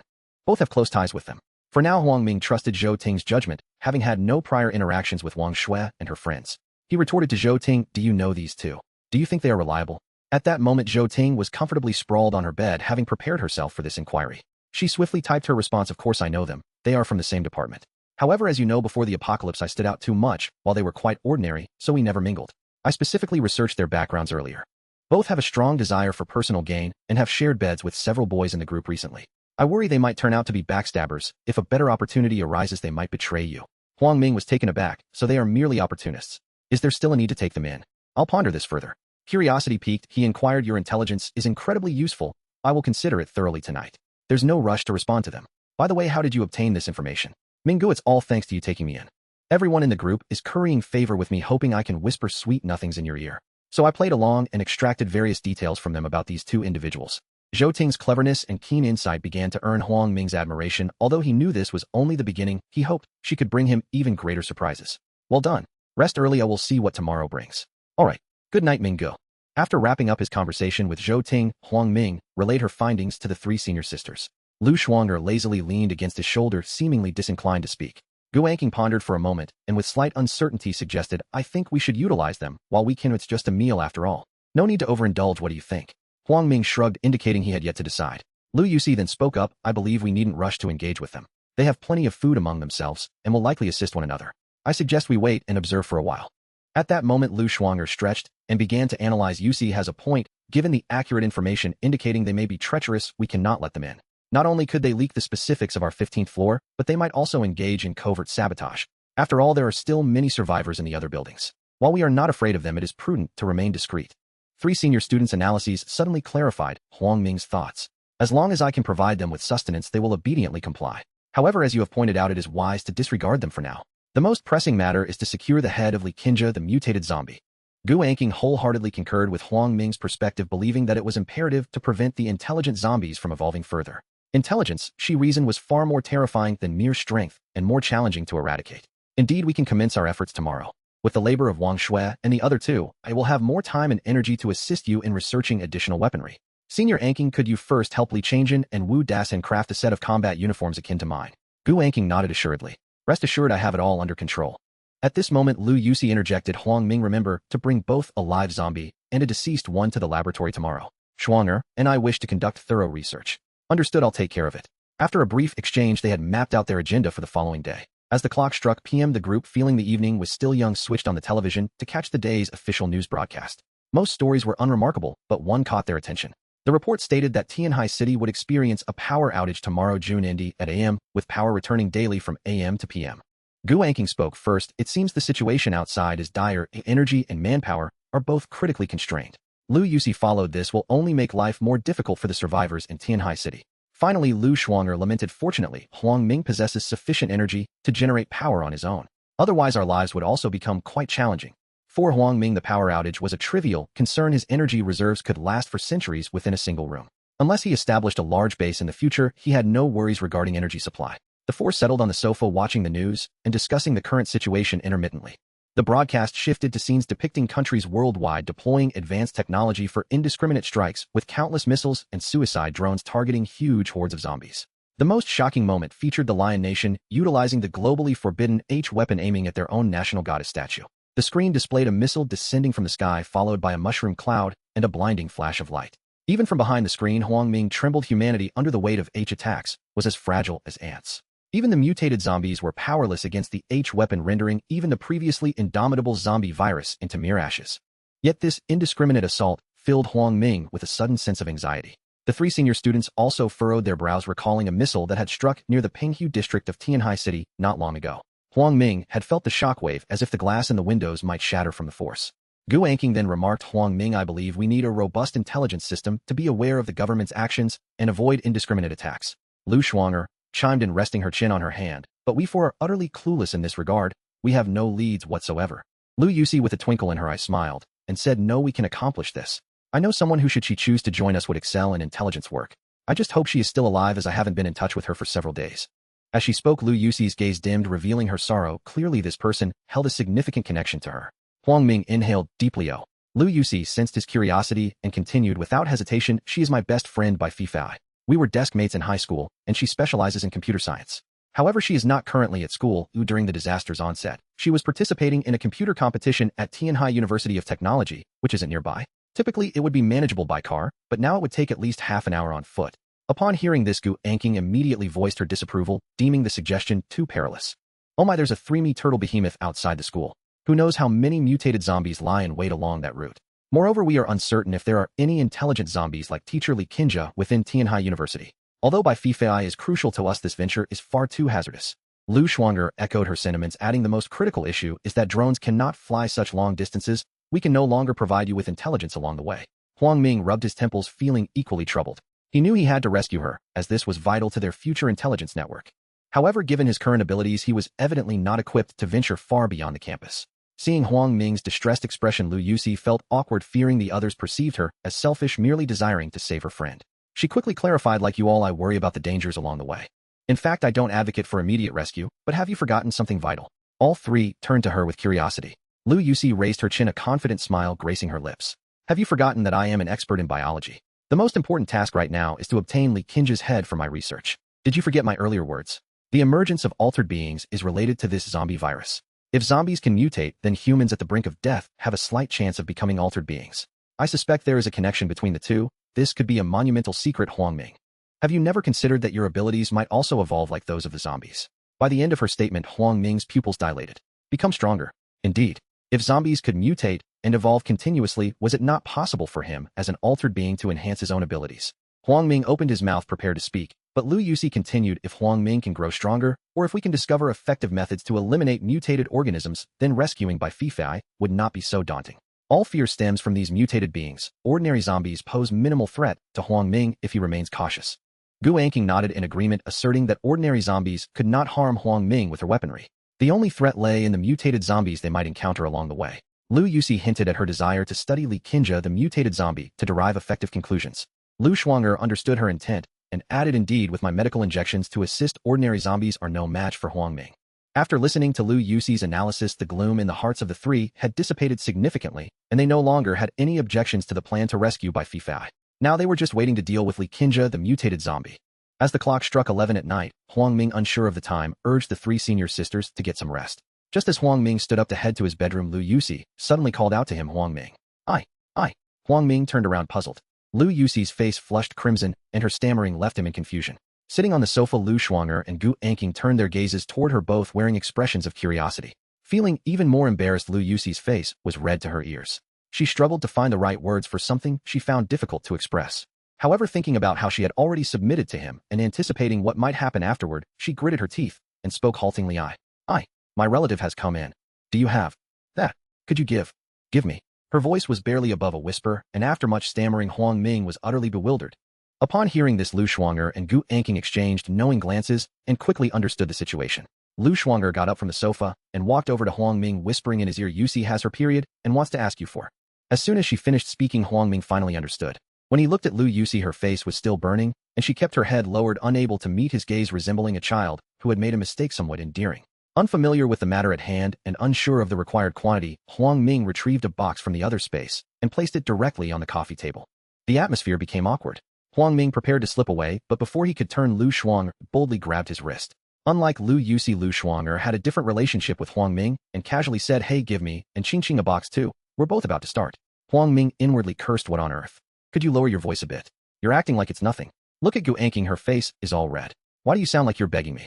He arranged for both of them accordingly, but as he turned to leave, Lu Shuang'er spoke up again, hey, do you have that brand?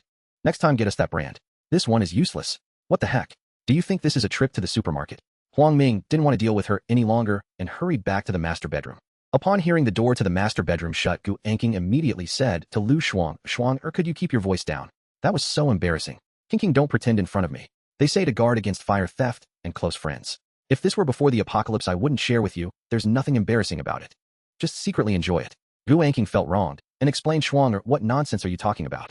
I don't have that kind of relationship with him. Lu Shuang'er crossed her arms over her chest, exuding an air of having seen through her friend.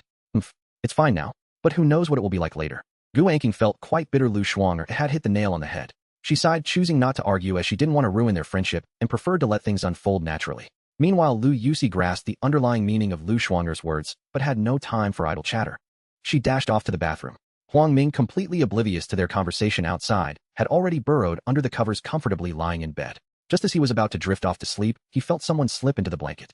Moments later, he was enveloped in a warm embrace, and a familiar fragrance wafted toward him. It was the scent of Lu Shuang'er. Noticing that Huang Ming's eyelids twitched, she playfully nestled against him. Huang Ming, awakened by her antics, grumbled, stop messing around. You woke me up, let's just sleep. I didn't mean to. I thought you were already asleep. Without replying, Huang Ming wrapped his arms around her, and soon their breathing synchronized as they drifted off together. On June Indy at 8 in the morning, Huang Ming and Lu Shuang'er were roused by the alarm clock. He immediately turned on the bedside lamp, but nothing happened. City of High City had experienced a power outage. Huang Ming, the power is out. Yes, get up. Huang Ming gently moved Lu Shuang'er's limbs off him and got up to wash up in the bathroom. When he arrived in the living room, Gu Anqing and Lu Yusi had also just woken up. Huang Ming joined Gu Anqing on the balcony to set up the generator.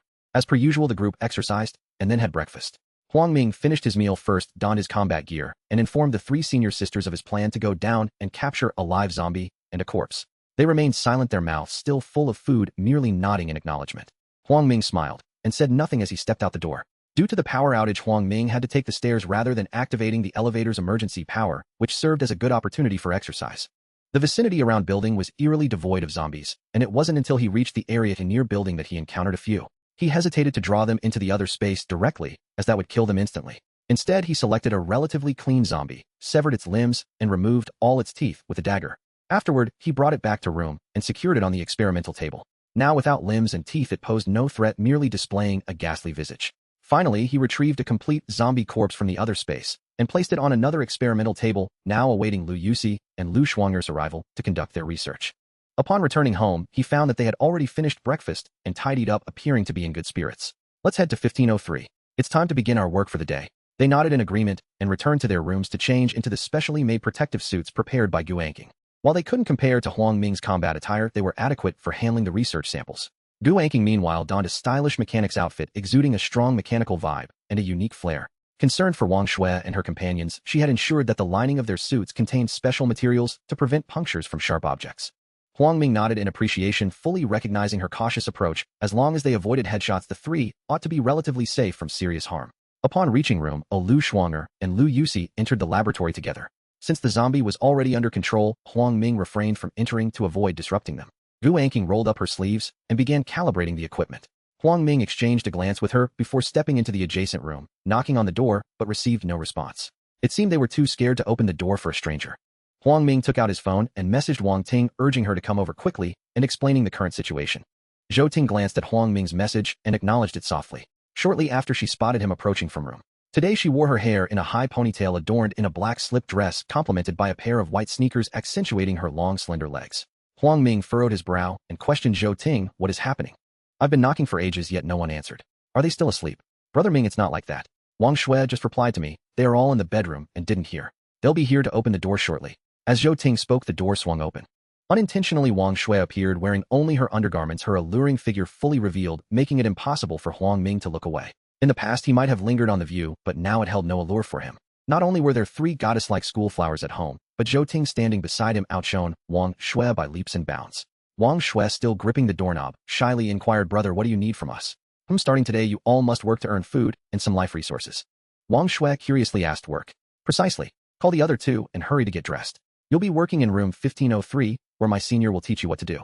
By the way, I hope you've all had breakfast. Oh, I wouldn't want anyone working on an empty stomach." "Thank you for the food. Oh, we've already eaten. I'll go fetch them right away. Please wait a few minutes, brother," Wang Shui said, then turned and hurried back to the bedroom. "Zhou Ting, go and bring Li Changjin and Wu Dasan over as well. The three of you will work together today, but we need all hands on deck." Zhou Ting nodded and dashed off. Before long, Huang Ming led Wang Shui, Su Shinshinkai, Lily, Zhou Ting, Li Changjin, and Wu Dasan 6 individuals into the hall of room. At that moment, Gu Anking had already set up the equipment. Upon seeing Huang Ming bring 6 people, her eyes brightened with enthusiasm. Understanding her needs, Huang Ming addressed the 6 of them. "Allow me to introduce her. This is Gu Anking, my senior, and she will be assigning you tasks. Her requirements are my commands. Anyone who disobeys may leave the 15th floor at once." Some expressed their commitment to work diligently, others shrugged with indifference, while some nodded vigorously. Noticing this, Gu Anking wasted no time and put them to work. Soon all 6 were busily engaged among the equipment. Huang Ming then retrieved a small sofa from another dimension, placing it beside the entrance before settling down and pulling out his phone to check for messages. To his surprise, Gao Weiwei had sent him over 99 messages filled with apologies, pleas for mercy, regrets, and flattery, nothing of value. In the group chat, boys continued to tag him, expressing their desire to join, but again, there was little of significance. As he prepared to put his phone away, a mischievous idea struck him. He sent Gao Weiwei a text, "Do you wish to live?" Gao Weiwei replied almost instantaneously, "Yes." "Huang Ming, you finally responded. You still care about me, don't you?" Huang Ming stifled a laugh. She had grown so desperate, yet she still managed such audacity. "If you wish to survive, you must eliminate Wang Lei and the 7 girls, led by Tan Yanfei. They previously killed 8 boys in the building. If you can pull it off, I will acknowledge you and grant you a chance to live. Of course, there is no time limit. If you can outlast them, I will commend you." "Huang Ming, I'm sorry, but it's all my fault. I know I don't deserve to be your woman. I've been blinded by money, but I will prove myself. I want to live. Please don't go back on your word." "Interesting. It seems you aren't entirely foolish. I await your performance." Gao Weiwei bombarded him with a flurry of messages, but Huang Ming didn't even glance at them, exiting the chat. She no longer warranted his attention. He had said all that needed to be said, and it served as a form of closure for his past. If Gao Weiwei truly wished to survive, she would need to strive with her own hands. Moreover, Huang Ming wanted to eradicate Tan Yanmei, the toxic presence. As for Wang Lei, it was merely a whim. He was curious to see who would fall first, Gao Weiwei or Wang Lei. Interestingly, Tan Yanfang also messaged Huang Ming privately, initially apologizing for yesterday's events and subsequently offering the unconditional obedience of her 7 companions in exchange for food. Huang Ming smirked, feeling disdain for this insufferable toxic figure. If his suspicions were correct, if he delayed in responding, she would undoubtedly leak information about building to Wang Chong and building, or even to the entire school. Such a treacherous individual was in his eyes as good as dead, and if Huang Ming wished, he could eliminate all survivors in the school at any moment. She likely underestimated the extent of his capabilities. At that moment, Gao Weiwei lay on the sofa clutching her phone. She realized that alone she could not contend with Tan Yanmei and her 7 companions. Thus she resolved to target Wang Lei. If she could eliminate him and seize his food, she could outlast the others. However, Wang Lei had been avoiding her lately due to her unkempt state. She had not bathed in ages, leaving her in a foul condition, and he feared infection. Moreover, having learned of Huang Ming's strength, he dared not approach her. This predicament left Gao Weiwei in a quandary. While deep in thought, a knock echoed at the door. She rose and peered through the peephole, discovering that it was indeed Wang Lei at the door. Quickly she opened it to see him holding a small bag of food, looking perplexed. "Lego, what's this?" Before Wang Lei could respond, a voice from within called out, "He's here for me. Ooh, let him in." Gao Weiwei stepped aside, and Wang Lei cast a glance at her, without speaking, striding directly toward Qin Xiaoyan's bedroom. With a glimmer of realization, Gao Weiwei subtly closed the door, unable to suppress a smile. It turned out that Qin Xiaoyan was a homebody who had secretly stockpiled an abundance of food, even hiding it from Gao Weiwei. Now that their provisions had run out, she had reached out to Wang Lei. Gao Weiwei knew her friend well. Since the apocalypse, Qin Xiaoyan had not made any trades with other boys, nor had she had a boyfriend before the crisis. She was remarkably innocent and pure. It seemed Wang Lei was indeed ensnared by feminine allure. A bold plan began to form in Gao Weiwei's mind. The opportunity lay before her, a true stroke of fortune. Gao Weiwei glanced toward Qin Xiaoyan's bedroom. The door stood ajar, and the commotion within was impossible to ignore. Yet she had cultivated a composure so absolute it bordered on frigidity. She hungered for life with an intensity that brooked no failure. She must survive. To make not a whisper, she slipped off her slippers, walked barefoot to the kitchen, and retrieved a keen fruit knife, closing her fingers around its handle, as if anchoring herself. Silently, she crept to the bedroom door and flattened herself against the wall, waiting for Wang Lei to emerge. Seconds lengthened. Gao's nerves were taut, palms slick with sweat, her breathing uneven. The rhythmic noises that had filled the room ebbed away until the silence felt almost intolerable, so still that the fall of a pin would have been heard. The curtains were drawn, and in the dim light, Gao in her black nightclothes nearly dissolved into the shadows. When footsteps and the sharp click of a latch announced Wang Lei's movement, she held her breath and tightened her grip. As soon as he leaned out, the knife drove straight for his throat. Where the sudden strength came from, she could not tell. The blade found its mark at the first thrust. She did not relent. She drove the knife again and again until her arm ached and her strength ebbed. Wang Lei never saw his killer. He clutched at the shredded throat, sank to the floor, and blood spurted in dark curtains. He convulsed briefly, then his eyes lost focus, and the image of Gao Weiwei hovered in the last slack moments of his mind. He had been careless, and remorse mingled with his final awareness, but consciousness slipped away, and he was gone. Qin Xiaoyan, sprawled on the bed, flinched at first, then recognized Gao, and with a quick comprehension steadied herself. She did not reproach Gao. Earlier she had contemplated killing Wang Lei herself. Wang had treated her with contempt. His death seemed to her richly deserved. Gao, unervingly calm, recorded a short video and several photographs with her phone and sent them to Huang Ming. She rifled through Wang Lei's pockets, found a key, and after hastily packing a few things, walked to his apartment. Using the key, she entered, slammed the door, and set about barricading it. Chairs and tables, and any heavy object she could find were stacked and jammed against the entrance like a crude fortress. She resolved not to step beyond that doorway again. With Wang Lei's provisions inside, she calculated she could outlast the other 7 girls by withholding food until they starved. If she survived, she hoped Huang Ming would spare her a single bowl. When the effort was done, a tremor of disbelief passed through her, as if the whole affair were a dream. She apportioned the remaining food into 60 rations at 1 meal per day. It would sustain her for nearly 2 months. Her plan was to eat only once daily and endure. Qin Xiaoyan, upon leaving the bedroom, discovered Gao absent and understood why the food had vanished. She had obtained 6 meals from Wang Lei, rationed to 1 per day. They would last 6 days. After that she would face hunger anew. She called Gao and learned that Gao's objective had been the food. Gao did not disclose the arrangement with Huang Ming. In the ruin that the apocalypse had wrought, even basic trust among people had all but evaporated. Qin Xiaoyan offered to seek Gao out, promising not to pilfer her provisions, but Gao refused. She declared she trusted no one, had barricaded the door, and advised Qin to take care of herself. Meanwhile, Huang Ming piloted a drone from the window of room, cruising the grounds around the school. He discovered a 3-me turtle mutated walker near the main intersection. It prowled by the traffic lights, while other infected kept a wary distance. To his astonishment, the behemoth was chewing on the remains of one of its kind. The grotesque sight was a startling piece of new intelligence he intended to bring to Lu Yusi and Lu Shuanger. As he moved to the laboratory, he received Gao's video. The footage showed Wang Lei collapsed in a pool of blood, several distinct wounds puncturing his neck, his eyes wide and frozen in an agonizing expression. Gao appended several high-resolution photographs and a voice message. She had killed Wang Lei as Huang had requested and intended to starve the remaining 7 girls. She begged him to promise her a portion of food in return. Huang Ming was dumbfounded. Less than an hour had passed. How had Gao managed to kill Wang Lei so swiftly? He asked, and Gao answered with meticulous, almost literary detail, leaving out nothing. Huang inhaled sharply. If she could seize such an opportunity, her fate might yet be hers to shape. He was not averse to granting her food if she could become useful, as hard labor consigning her to a swift death felt inelegant. He wanted her to persist in a half-lived condition so she would witness his abundance and brood in bitter envy. He told her that he would not renege on his promise if she could endure, then left the chat and strode to the biological laboratory. Lu Yusi and Lu Shuang'er barely glanced up. When Huang pushed the door open, they continued their procedure in silence. Clad in biohazard helmets and gloves, wielding instruments unfamiliar to Huang, they were dissecting the skull of a subdued, undead specimen. Monitors and apparatus surrounding them displayed dense data and images he could not decipher. He approached cautiously, mindful not to interrupt. From where he stood, even through the helmets, he could see the fine beads of sweat on their brows, a sign that the work demanded relentless concentration. When they paused, Huang murmured of the 3-meter mutant outside the school, eating its kin. The two exchanged a look he could not read. Lu Yusi, observing Huang Ming's bewildered expression, decided not to keep him in suspense and promptly elucidated. In fact, we had already speculated about the intelligence you mentioned earlier. It appears that my deductions along with Shuang'er's were correct. Within the minds of the mutated zombies lies something unknown to us, or perhaps some entity, though I cannot quite articulate it.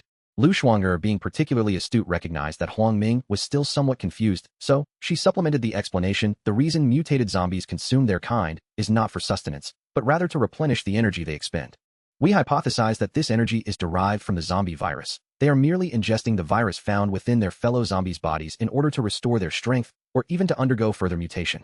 Upon hearing the explanations from the 2 senior sisters, the fog of confusion in Huang Ming's mind dissipated, only to be replaced by new inquiries. If what you say is true, then if the mutated zombies keep consuming their own kind, wouldn't that render them invincible, allowing them to continuously evolve? Lu Shuang'er responded, not quite invincible. It is akin to leveling up in a game. As your level increases, the experience points required also escalate. Even the zombie virus must adhere to the law of conservation of energy. There is no such thing as unlimited growth unless one is a deity. At Lu Shuang'er's analogy, Huang Ming couldn't help but wonder if his own abilities could similarly be enhanced. Lu Yusi blinked, and then spoke. There are no deities in this world. Let's not jest. Back to the matter at hand. What Shuang'er mentioned pertains to experience points or the quantity of virus required, while I am now addressing a bottleneck. Huang Ming perked up, listening intently without interruption. For instance, Likinja can absorb a spoonful of pathogens, while the larger ones can consume a whole bowl, and other mutated beings might absorb an entire pot. This is akin to a container. Different mutated beings have varying thresholds, so they cannot simply consume as many of their kind as they desire.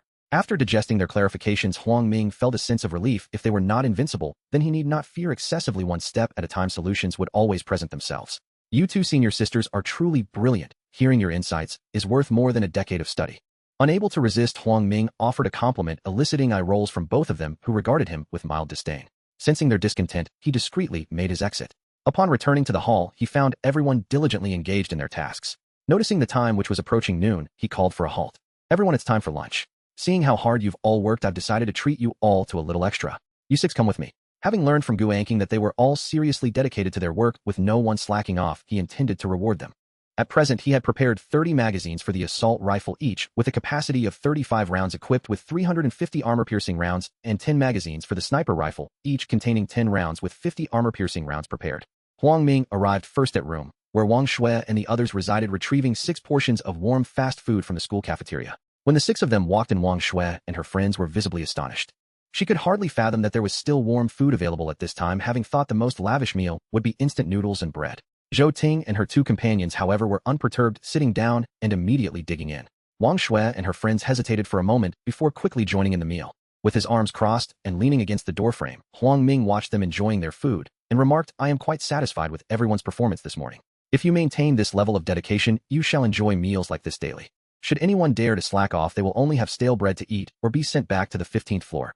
Huang Ming paused before continuing, as it happens, a call has come through. After you finish eating, return to your rooms for a rest until around 2 o'clock, at which point I will summon you to resume work. They each nodded in agreement, particularly Wang Shui, Su Xinshan, and Kai Lily, who responded with utmost sincerity. They felt incredibly fortunate to have been chosen by Huang Ming, and they were especially grateful to Zhou Ting, who had recommended them. They were no fools and understood that they could not afford to be lax in the days to come, lest they be expelled from the 15th floor and thrust back into the harsh world outside. Zhou Ting, please compile a list of the essential living supplies everyone requires and create a poster. In the future, supplies will be exchanged based on contribution points, which will be earned through your daily work hours. Since all 6 of you are here, discuss this while you eat. Zhou Ting summarized the situation for the afternoon. After all, working for an extended period can lead to sweat and fatigue, and they would need some basic necessities. Otherwise, if they went days without bathing or fell ill, wouldn't that be self-inflicted misery? It was better to motivate everyone achieving 2 objectives at once. Don't worry, it's on me. You should go eat as well. Huang Ming waved his hand dismissively and returned to his room. Upon entering, he found the 3 senior sisters already changed into their loungewear, seated neatly at the dining table, eagerly awaiting his return for the meal. What would you like for lunch? Please, my 3 goddesses, place your orders. The 3 senior sisters all shot him a simultaneous glare, yet excitement bubbled as they began to discuss their options. Since Lu Yusi had not eaten last time, they ultimately decided on Sichuan cuisine. Just the thought of Sichuan food brought to Huang Ming's mind the image of Lu Shuanger and Gu Anking gasping at the spiciness, and he rubbed his temples, promptly extracting 5 dishes of Sichuan fare. Even before they started eating, he sneezed the chili peppers, proving quite formidable. During the meal, the 3 shared the intelligence regarding mutated zombies consuming their own kind, with Gu Anking, who in turn reported on her production levels. In summary, everyone had made significant gains that morning, and as they devoured their lunch, the 3 of them were left gasping from the heat. Lu Yusi even began to sniffle. This scene elicited a mixture of amusement and exasperation from Huang Ming. He found that observing them at mealtime brought him a peculiar sense of enjoyment. By the time they finished eating, it was already. Feeling a pang of sympathy for the 3 senior sisters, Huang Ming stated, I'll handle the cleanup at the table. I didn't do much this morning. You 3 should take a rest, and I will call for you at 2. The 3 exchanged glances, smiling as they playfully made their way to the living room. Each claimed a couch, comfortably reclining and closing their eyes for a midday nap.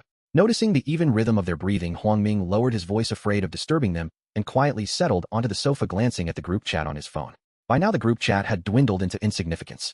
Ever since the residents of the building learned of Huang Ming's prowess, the conversation had been nothing but sycophantic flattery and empty noise.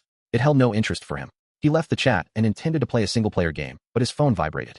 Thankfully, it was on silent, or else he would have woken the 3 senior sisters. The incoming call displayed no number, and a chill crept over Huang Ming. He muttered, a supernatural disturbance.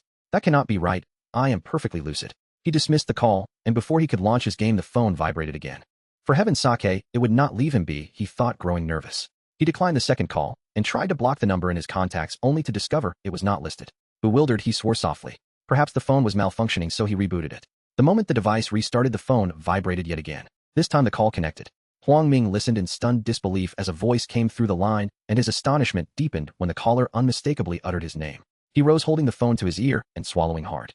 Who are you? He asked. You little rascal, take a guess, the voice replied, which sounded unexpectedly charming. Huang Ming bristled. Why should he guess? I will not, he said, coldly, devoid of any warmth. The caller seemed startled and hurried to explain, I was only teasing. Why are you so tense? My name is Sci-Fi. After the apocalypse began, I have been following your deeds. You are astonishing. Huang Ming's head rang, his mind's CPU word to life. Sci-Fi. Why did that name feel familiar? Good heavens, this must be Lu Yusi's close friend, the genius computer scientist. No wonder she had managed to infiltrate his phone silently and even connect a call without visible caller ID. It was extraordinary. He was exhilarated yet puzzled. Why had she called him? Had Lu Yusi told her that he would come to rescue her? That could not be right. Their plan had been to take Li Qingjia's head for study first. They had not yet contacted Sci-Fi. A brief silence followed. Sci-Fi seemed to sense his thoughts and continued, I know Lu Shuanger, Gu Anking, and my friend Lu Yusi are in your home. If I am correct, you are likely coming for me next. Huang Ming recovered and asked Sci-Fi, Shija, how did you know we intended to rescue you? Did Lu Yusi tell you? Sci-Fi replied with no small irritation. She did not tell me. That unfaithful friend values pleasure over companionship. Have you forgotten, I am a computer prodigy. With a flick of my fingers, I can learn anything about your movements, and you surely read the news. Worried about indiscriminate reprisals, you need an intelligent specialist. My friend would naturally recommend me, would she not? Hearing her chide Lu Yusi as unfaithful made Huang Ming cringe inwardly. Is that a true friend, he wondered, and he sighed. Yes, you are absolutely right. We do need your help. Why I called, Sci-Fi continued, is because my 2 close companions and I are trapped in a kitchen on the right side of the 3rd floor of the cafeteria. The food stock there will sustain us for some time, but Tianhai City suffered a power outage today. Huang Ming asked in confusion. Yes, the power is out. What of it? She lamented. I do not know why. They said the midday power would return in 2 hours, yet the outlets in the kitchen cannot charge my phone or my laptop. This is my last battery. I had confidence I could survive until you arrived, but now I fear you might not find me, so I am calling prematurely. Her battery was almost gone. If she had not forced the call through, later messages from Lu Yusi might not have reached Huang Ming, and they would have lost her coordinates. The recollection of having dismissed several earlier calls made him shiver. Had she not coerced that connection, he would have lost her trail. Sci-Fi, Shija, I have your coordinates now. Do not leave that place. Once I have prepared everything on my end, I will come to rescue you. Thank you. Be properly prepared. I am not short of food. There is enough in the kitchen to last 2 or 3 months. Relieved to hear she had supplies, Huang Ming chatted briefly with by Sci-Fi, and then committed her coordinates to his phone's notes, fearful he might later forget. By 2 in the afternoon, he woke the 3 senior sisters who were still asleep. Lu Shuanger was amusingly grumpy and even kicked him by accident in her half-awake state. Seeing their bleary eyes, Huang Ming recounted the entire episode of the strange call. They listened with lingering unease, but were comforted to know by Fife's location. Lu Yusi, a little miffed, remarked, "Did she not call me? I could have handled things. Why go to such lengths?" Huang Ming smirked and teased, "She said you favor romance over friendship and do not care whether she lives or dies." Lu Yusi flushed, and understanding the implication, scolded by Fife in a mock-angry tone, "That wicked girl dares to speak ill of me. Just wait until she arrives." Huang Ming said nothing further and told them to change into their work clothes while he went to room to fetch Wang Shui and the others. At the door he found all 6 of them gathered. Perhaps the apocalypse had the curious effect of uniting people from different worlds. They treated one another with mutual respect and camaraderie. The atmosphere was surprisingly pleasant. They had evidently spent the whole morning planning. Zhou Ting had already prepared a poster listing the essential supplies they needed. Huang Ming annotated each item with the contribution points required for exchange and explained that 1 hour of work would earn 10 contribution points. He set the price to use the shower at 100 points, meaning to take a shower one would have to work an entire day, possibly including an evening shift, or else wait 2 days. Huang Ming was unsure how the contribution system would play out, but if it worked well, he planned to extend it to the entire building and perhaps the whole campus, creating workshops and production lines for weapons equipment and daily necessities. The 6 of them were delighted. Not only would they have hot lunches and dinners, but they could also exchange earned contribution points for supplies. Although after paying for a shower there would be little left to purchase, they were content nonetheless. Huang Ming affixed the poster beside the entrance of room, while the 6 of them busily engaged in their tasks. They were not foolish. Any sign of laziness was immediately apparent, so they diligently immersed themselves in their work. Throughout the entire afternoon, Huang Ming's thoughts were preoccupied with the matters concerning by Fifei and the mutated zombies. He had set his sights firmly on Li Qinjia, this variant zombie. Though lacking the imposing physicality of a brute, she possessed the ability to control other zombies and exhibited a modicum of intelligence. Regrettably, there were not many zombies within the school, preventing her from showcasing her full potential. Otherwise, were thousands of zombies to surge towards him, he would undoubtedly have to flee. Huang Ming felt fortunate that outside lurked a colossal brute. Otherwise, if the intelligent zombie were to escape, the chaos that would ensue was enough to send shivers down his spine. As the clock struck PM, darkness enveloped the campus, leaving it shrouded in an impenetrable gloom save for the light emanating from room. Huang Ming had drawn the black curtains early. While he bore no fear of them, he preferred to keep certain matters discreet. After all, we live in an era dominated by information, and a simple video posted to a social media platform could alert the world, possibly inviting trouble from other awakened beings seeking him out. At the entrance of room, Huang Ming set up a table and retrieved 6 portions of fast food from the school cafeteria, calling them over for a meal. Gu Anqing today had mainly assisted Wu Dashan and Li Changjin in crafting a combat suit identical to Huang Ming's.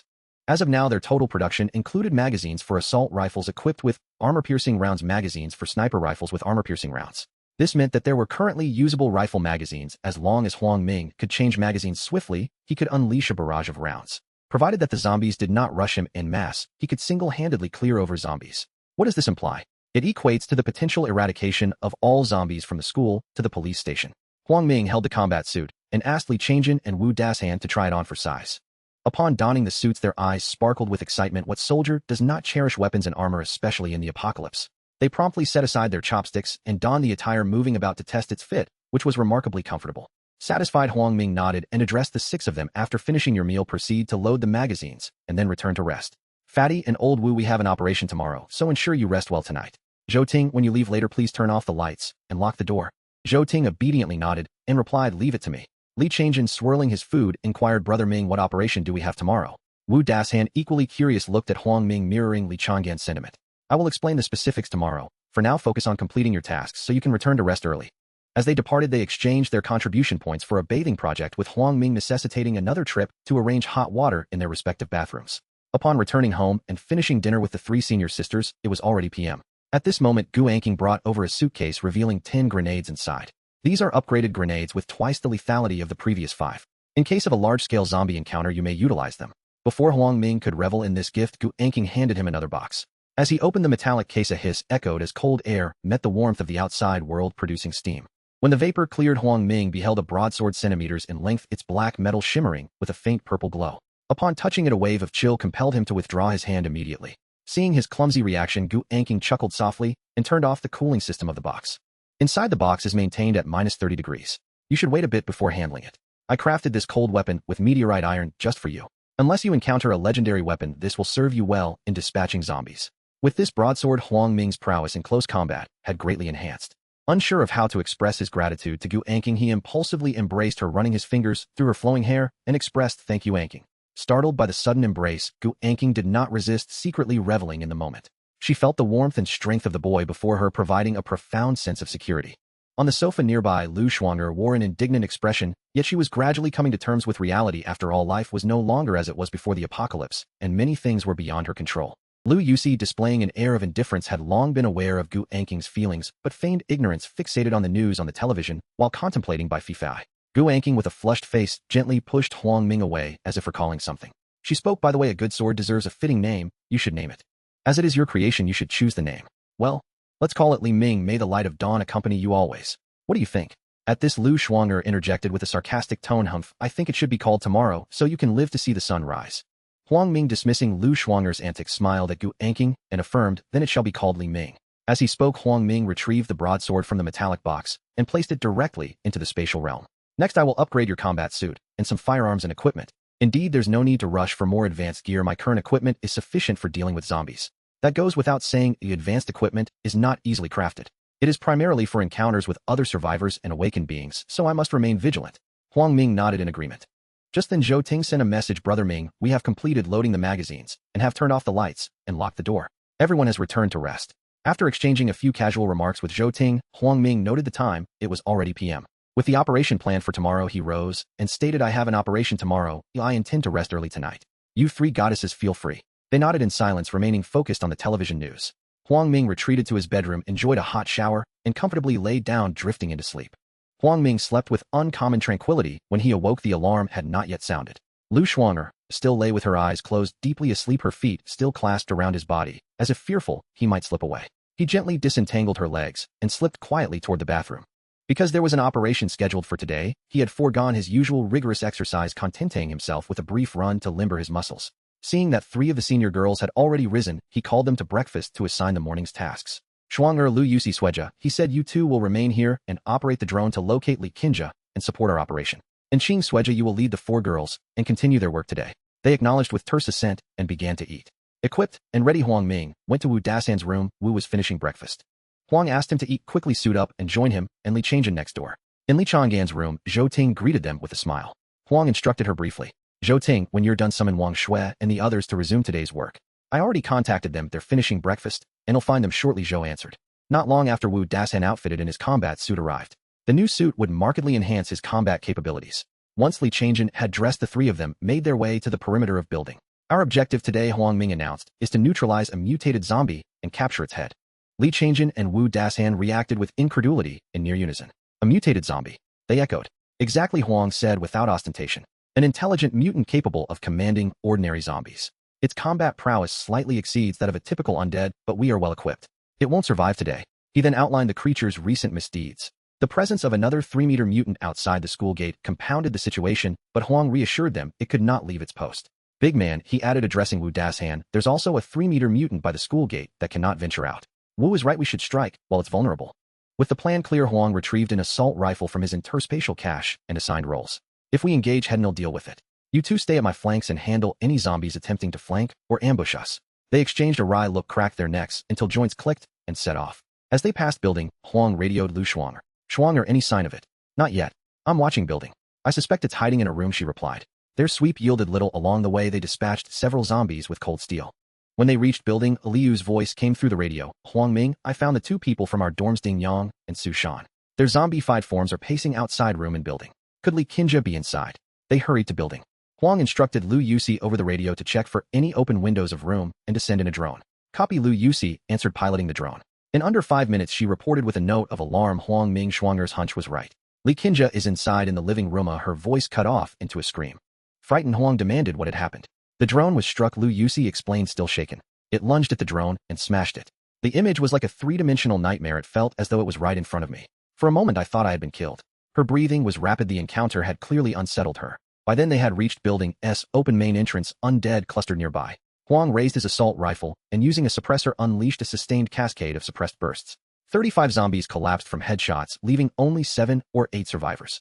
Wu Dashan and Li Changjin moved with coordinated violence, was punch reduced skulls to sanguine mist with brutal force, while Li Changjin whirled his katana and carved down one zombie after another.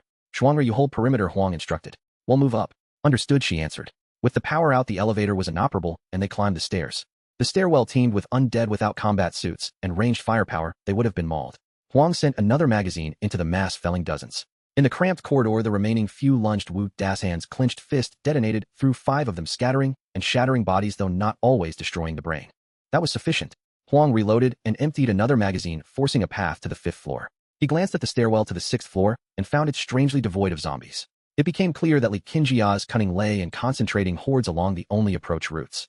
Had the campus been more heavily infested, they might have exhausted their ammunition before ever reaching her. On the 5th floor, he executed a few more shots to eliminate corridor threats, including the zombie-fied Ding Yang and Su Shan. The trio advanced cautiously toward room. The door stood ajar. Huang raised his rifle. The spatial portal already opened. It was inside. The scene fell into silence as Huang Ming took a deep breath and issued the combat command, Fatty, do not enter yet. If any ordinary zombies approach, they are yours to handle. Lao Wu, I will take the lead. You block the main entrance and provide support. Make sure she doesn't escape. Remember, do not damage her head. I intend to capture it. The two nodded gravely in agreement. Li Changjin stepped back a few paces, his expression focused as he scanned the corridor. Meanwhile, Wu Dashan was brimming with energy, ready to both attack and defend, prepared to adapt to the unfolding situation. As both men fell into their roles, Huang Ming positioned the spatial door closely before forcefully kicking open the door. Upon its opening, a dimly lit room revealed a pair of scarlet eyes silently watching from the living room. The creature's visage was grotesque, completely naked, its skin seemingly a viscous foul layer that served as its outer shell. Its form was somewhat distorted, with limbs more developed and fearsome claws protruding. Veins of a deep crimson were barely visible across its chest. It was now only 8 parts human. In the instant Huang Ming locked eyes with it, an eerie smile crept across its face, the corners curving upwards in a pronounced arc. Huang Ming had long aimed for its neck, armed with armor-piercing rounds, determined to reduce it to a pulp. However, its reflexes surpassed his, and it emitted a chilling scream that resonated throughout the entire campus. Simultaneously, bang, bang, bang. Huang Ming's burst of bullets accurately struck her neck, and the sight of armor-piercing rounds turning flesh into a bloody mess left only a gaping expanse of bone. Was even armor-piercing ammunition incapable of penetrating her skeletal structure? No. Huang Ming noted the significant fractures in the bones, indicating that the number of rounds fired was still insufficient. Just as he prepared to reload, the creature lunged at him with remarkable speed, at least twice that of an ordinary zombie. Huang Ming had no time to change magazines and continue shooting, but it seemed to sense the threat of the spatial door and halted abruptly before him. Without a moment's hesitation, it circled around Huang Ming and charged towards Wu Dashan. In that fleeting moment, Huang Ming realized its intention to flee, and he shouted, Lao Wu, give it your all, strike its neck. As his words fell, the intelligent zombie lunged at Wu Dashan, who had already gathered all his strength. Responding to Huang Ming's command, he unleashed a powerful punch aimed directly at the creature's neck. With a sharp crack, the bones at its neck shattered, and its head flew backward, crashing heavily onto the coffee table. However, due to the simultaneous strike, the creature's body did not cease moving. Driven by inertia, its claws reached out toward Wu Dashan. Clang! A sound of metal colliding echoed through the air. Subsequently, the intelligent zombie's body collapsed, as if it had lost all vitality, thrashing aimlessly on the ground until it gradually lay still. Fortunately, with Wu Dashan's assistance as a power-type mutant, Huang Ming would not have been able to subdue it alone. Rushing to Wu Dashan's side, Huang Ming noticed that his combat suit had been torn by the claws, exposing the tight-fitting outfit beneath. A closer inspection revealed that the inner garment remained intact, allowing Huang Ming to breathe a sigh of relief. Gu Anking's concerns were validated. The mutated zombie's strength could indeed breach the defenses of the combat suit. This intelligence must be relayed back to her. Huang Ming quickly stored the intelligent zombie's body in the spatial realm, then retrieved an iron box to place the creature's head inside. Its grotesque visage and once luminous red eyes now appeared significantly dimmed. Yet Huang Ming was intrigued by its unsettling smile as it a taunt directed at him. As Huang Ming pondered this, the radio crackled with Lu Shuang'er's voice filled with alarm. Huang Ming, how is the situation on your end? All the zombies on campus are converging towards Building No, and those inside are moving towards your 5th floor. Do you understand? It's all the zombies. As soon as she finished speaking, Huang Ming glanced back at the head confined in the box and finally comprehended why it had maintained that unsettling grin. It could still exert control over the surrounding zombies. However, Huang Ming, donning a mischievous grin, knew that the zombie's intelligence was unaware that he possessed enough firepower to annihilate all the zombies on campus. Shuang'er, do not worry. I have successfully captured Li Qingjia's head. The rest are mere fodder. Upon hearing this, Lu Shuang'er let out a sigh of relief. Good to know. I was worried you might not have dealt with it. Yushi, the creature, is still able to control the nearby zombies. There's no other choice. I must eliminate the approaching horde. Huang Ming conveyed this update to Lu Yushi, anticipating her excitement at the prospect of only one head remaining to manipulate the zombies. Brother Ming, haven't you finished yet? The number of zombies is increasing. At that moment, Li Chang'an's anxious voice rang from outside. Huang Ming leisurely approached Li Changjin, patting him on the shoulder. "Fatty, we have dealt with it. The remaining zombies are mere trifles, do not panic." He gestured toward the iron box on the ground, indicating that the head had been secured. No sooner had he spoken than zombies on both sides of the corridor surged forward in an endless tide, charging towards the three men. Huang Ming activated the spatial door to block the left side, allowing the zombies to surge and perishing in droves. On the right side, the corridor was filled with the sound of continuous gunfire from their assault rifles. Each time Huang Ming reloaded Wu Dashan, and Li Changjin would rush in to land a few blows. After half an hour of this shooting game, the number of gathered zombies dwindled significantly, a mountain of corpses piling up in the corridor, making it impossible for those behind to advance. The trio found themselves unable to proceed, prompting Huang Ming to retrieve the equipment designed by Gu Anking, a grappling hook. They secured themselves and launched the hook to anchor it to the wall, then leaped from the 5th floor directly into the interior. Upon landing, several zombies lunged at them, but Wu Dashan, having military experience, executed his moves with precision, dispatching them with a few powerful strikes. Huang Ming and Li Changjin, however, struggled to maintain their balance on their first use of the device, nearly toppling over. As they made their way back to Building No, the intelligent zombie appeared to have resigned, its grotesque features void of expression, and it could no longer muster a smile. This operation nearly annihilated all the zombies on campus. Now the ostriches in each building, if they were daring enough, could scour the supermarket for supplies. One wondered if they possessed the courage to do so. Upon returning to the atrium of Building No, Huang Ming noticed Wang Gang Ma Tao and Ji Daong evaluating him at the entrance. A brief glance revealed that they seemed utterly terrified, retreating several steps at the sight of the assault rifle in Huang Ming's hands. Disregarding them, he proceeded directly toward the staircase. Once back on the TH floor, Huang Ming retrieved some heat-sustaining food from the spatial realm, advising the two to return to their rooms and rest. He, on the other hand, eagerly carried the iron box towards room. As Huang Ming stepped through the door, he observed everyone immersed in their tasks. He hurriedly approached Gu Anking, exclaiming, "Anking, look. I have captured it." Gu Anking, along with Zhou Ting and others, turned their gaze toward the iron box in Huang Ming's hands. Inside, a pair of blue-dread eyes glared menacingly at them, accompanied by continuous low growls that sent shivers down Zhou Ting and the others' spines. Only Gu Anking remained composed, knowing that with Huang Ming around, no petty threat could emerge. Indeed, this is a positive development. By the way, how was the ammunition expenditure? How effective were the armor-piercing bullets? I was just about to inform you. I fired a burst of armor-piercing rounds at its neck, which merely fractured its bones. It seems it would require 2 bursts to sever its neck completely.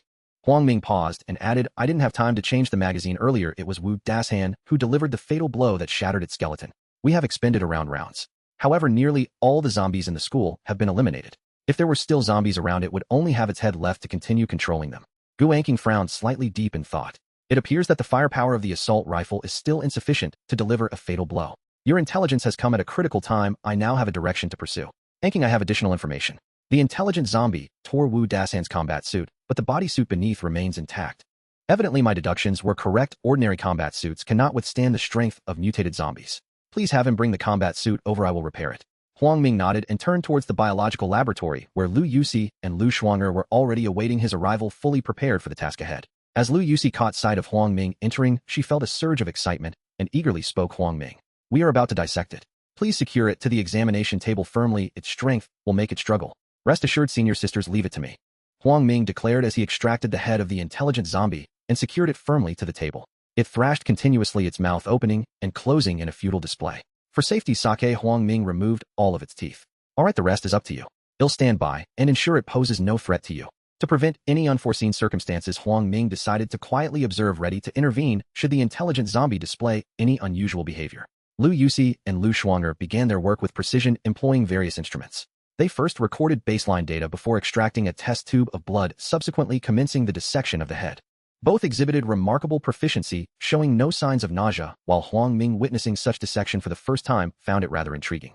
As seconds turned into minutes, Huang Ming's eyes began to strain. He marveled at the dedication of the 2 senior sisters and the brilliance of these esteemed scientists.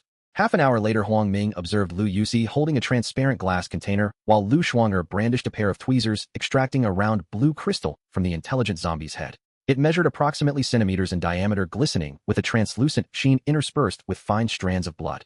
Upon witnessing this, Huang Ming felt an overwhelming sense of disbelief, unable to suppress his exclamation, "Goodness, I have heard of kidney stones, but never of brain stones." Lu Yuxi and Lu Shuang'er exchanged exasperated glances, dismissing Huang Ming's comment with indifference.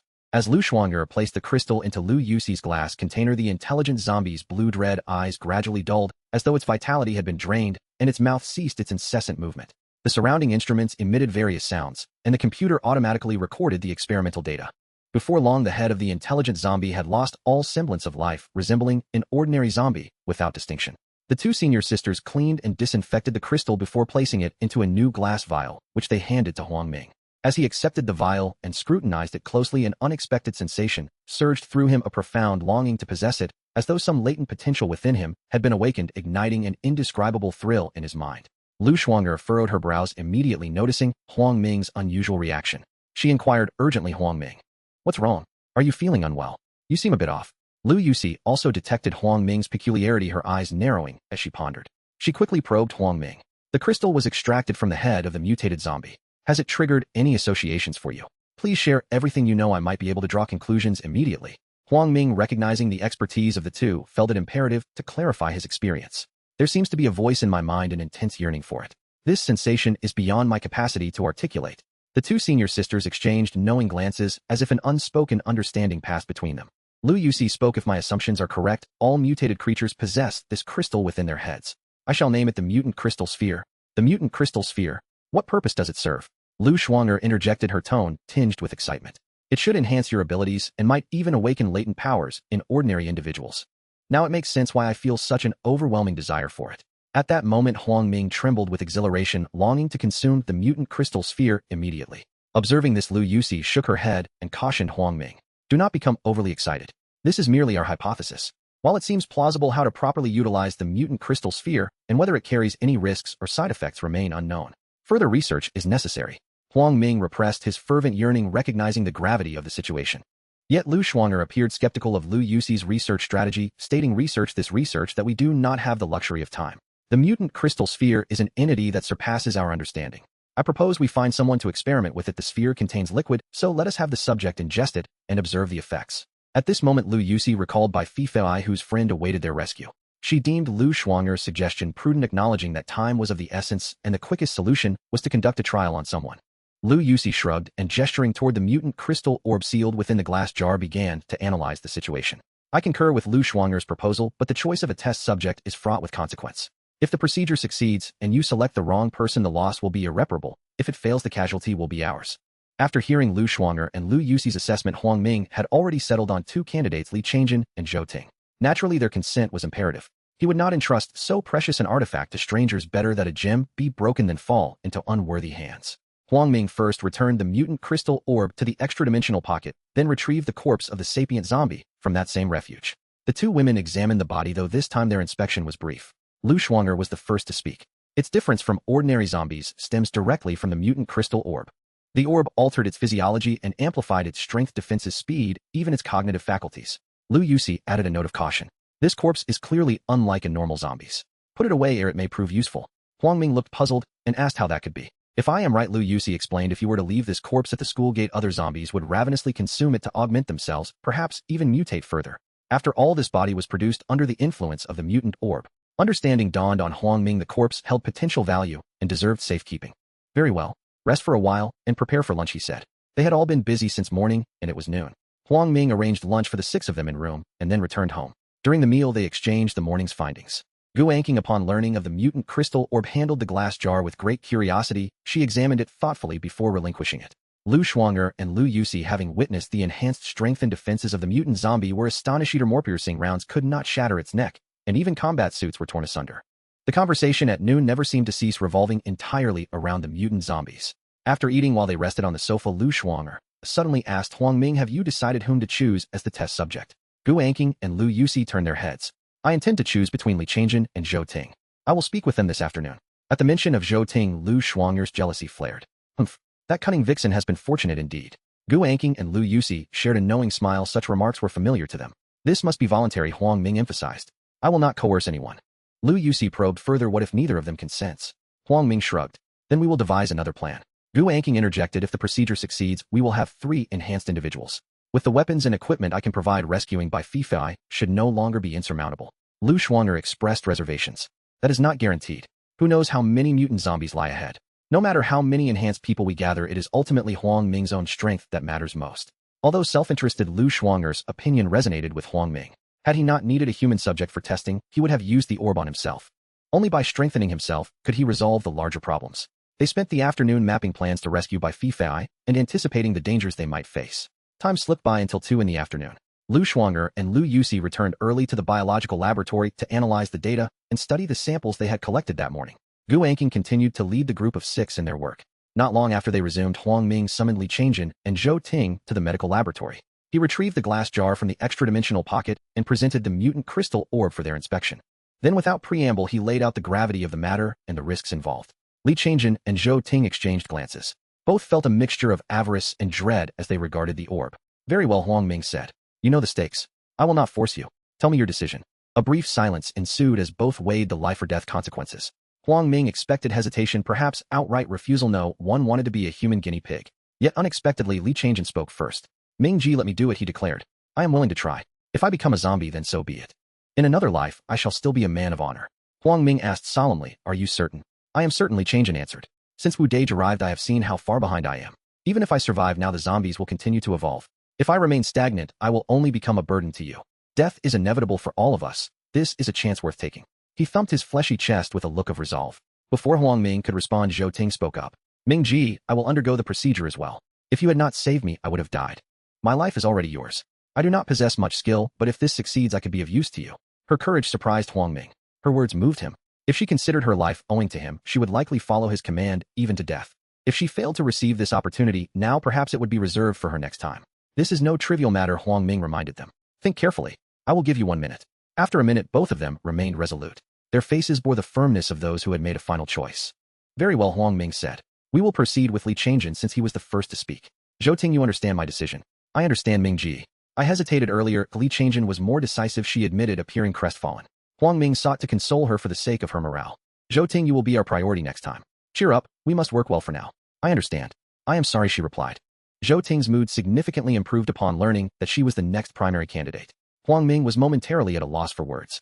This was a matter that clearly posed a threat to life. Why did she appear so dejected instead of elated? He instructed Zhou Ting to step outside to attend to her duties, then laid Li Changjin on the experimental table and secured his limbs tightly. Huang Ming summoned Lu Shuanger and Lu Yusi, knowing they would need to document the experimental data. Once everything was prepared, he retrieved a fragment of Li Ming from an alternate dimension, carefully sliced open a small opening in the mutated crystal sphere, and presented it to Li Changyan's lips. Fatty, do you have anything to say? Brother Ming. If I fail, let's be brothers in the next life. Let's begin. Huang Ming nodded solemnly, then brought the mutated crystal sphere to Li Changyan's mouth, encouraging him to drink it slowly until he had consumed it all. Fatty, what does it taste like? How do you feel now? Brother Ming, it tastes like yogurt, but without any flavor. I feel completely normal. However, no sooner had Li Changjin spoken than his body began to convulse violently. Huang Ming was all too familiar with this scene before his rebirth. He had experienced the same when Gao Weiwei had scratched him. The transformation into the undead was as vivid in his memory as if it had occurred yesterday, causing him a lingering sense of unease, even sympathy. At that moment, the experimental table creaked under Li Changyan's thrashing. Thankfully, his limbs were secured tightly, or the commotion would have surely escalated. 5 minutes later, Li Changjin ceased his convulsions, appearing to lapse into unconsciousness, utterly still. Fortunately, he had not succumbed to the transformation, which sparked a flicker of hope and excitement within Huang Ming. Lu Shuanger examined the medical instruments nearby and remarked Li Changjin still exhibits signs of life, but when he will awaken remains uncertain. Lu Yusi analyzed the experimental data on the computer and added the data indicates he is still human and not a zombie, but this is merely the current observation. Further monitoring is necessary. Huang Ming instructed both of them to attend to their tasks, remaining by himself for the time being. Yet when dinner time arrived, Li Changjin still had not regained consciousness. During dinner, Zhou Ting discreetly inquired about Li Changyan's condition, and Huang Ming recounted the events truthfully, which relieved her greatly. Zhou Ting was perceptive. If Li Changjin succeeded, she would soon become an awakened one herself. The more she thought about it, the more excited she became, and her meal tasted all the more delightful. After dinner, Huang Ming decided to continue monitoring Li Changjin, wanting to be the first to know if he awoke. Meanwhile, the 3 senior sisters lounged lazily on the sofa, exuding a relaxed demeanor, as if to say he was free to come and go as he pleased. Huang Ming cast a few glances at their alluring figures, discreetly touched his nose, and returned to the medical laboratory. By PM, Li Changjin remained unresponsive, prompting Huang Ming to consider heading home for the night. It was ultimately Li Changyan's choice to remain in slumber, and he could not be held accountable. Upon returning home, he found the 3 senior sisters had already taken their showers and changed into lace nightwear, comfortably nestled on the sofa, engrossed in a series. These were dramas and films Huang Ming had copied to a USB drive before the apocalypse, featuring a variety of genres. They were currently watching a romantic drama starring a popular celebrity. After taking a hot shower, Huang Ming emerged from the bathroom to find Lu Shuanger already in bed. Aren't you watching the series? He asked. Well, we all got tired, so we decided to sleep. There will be plenty of time to catch up later.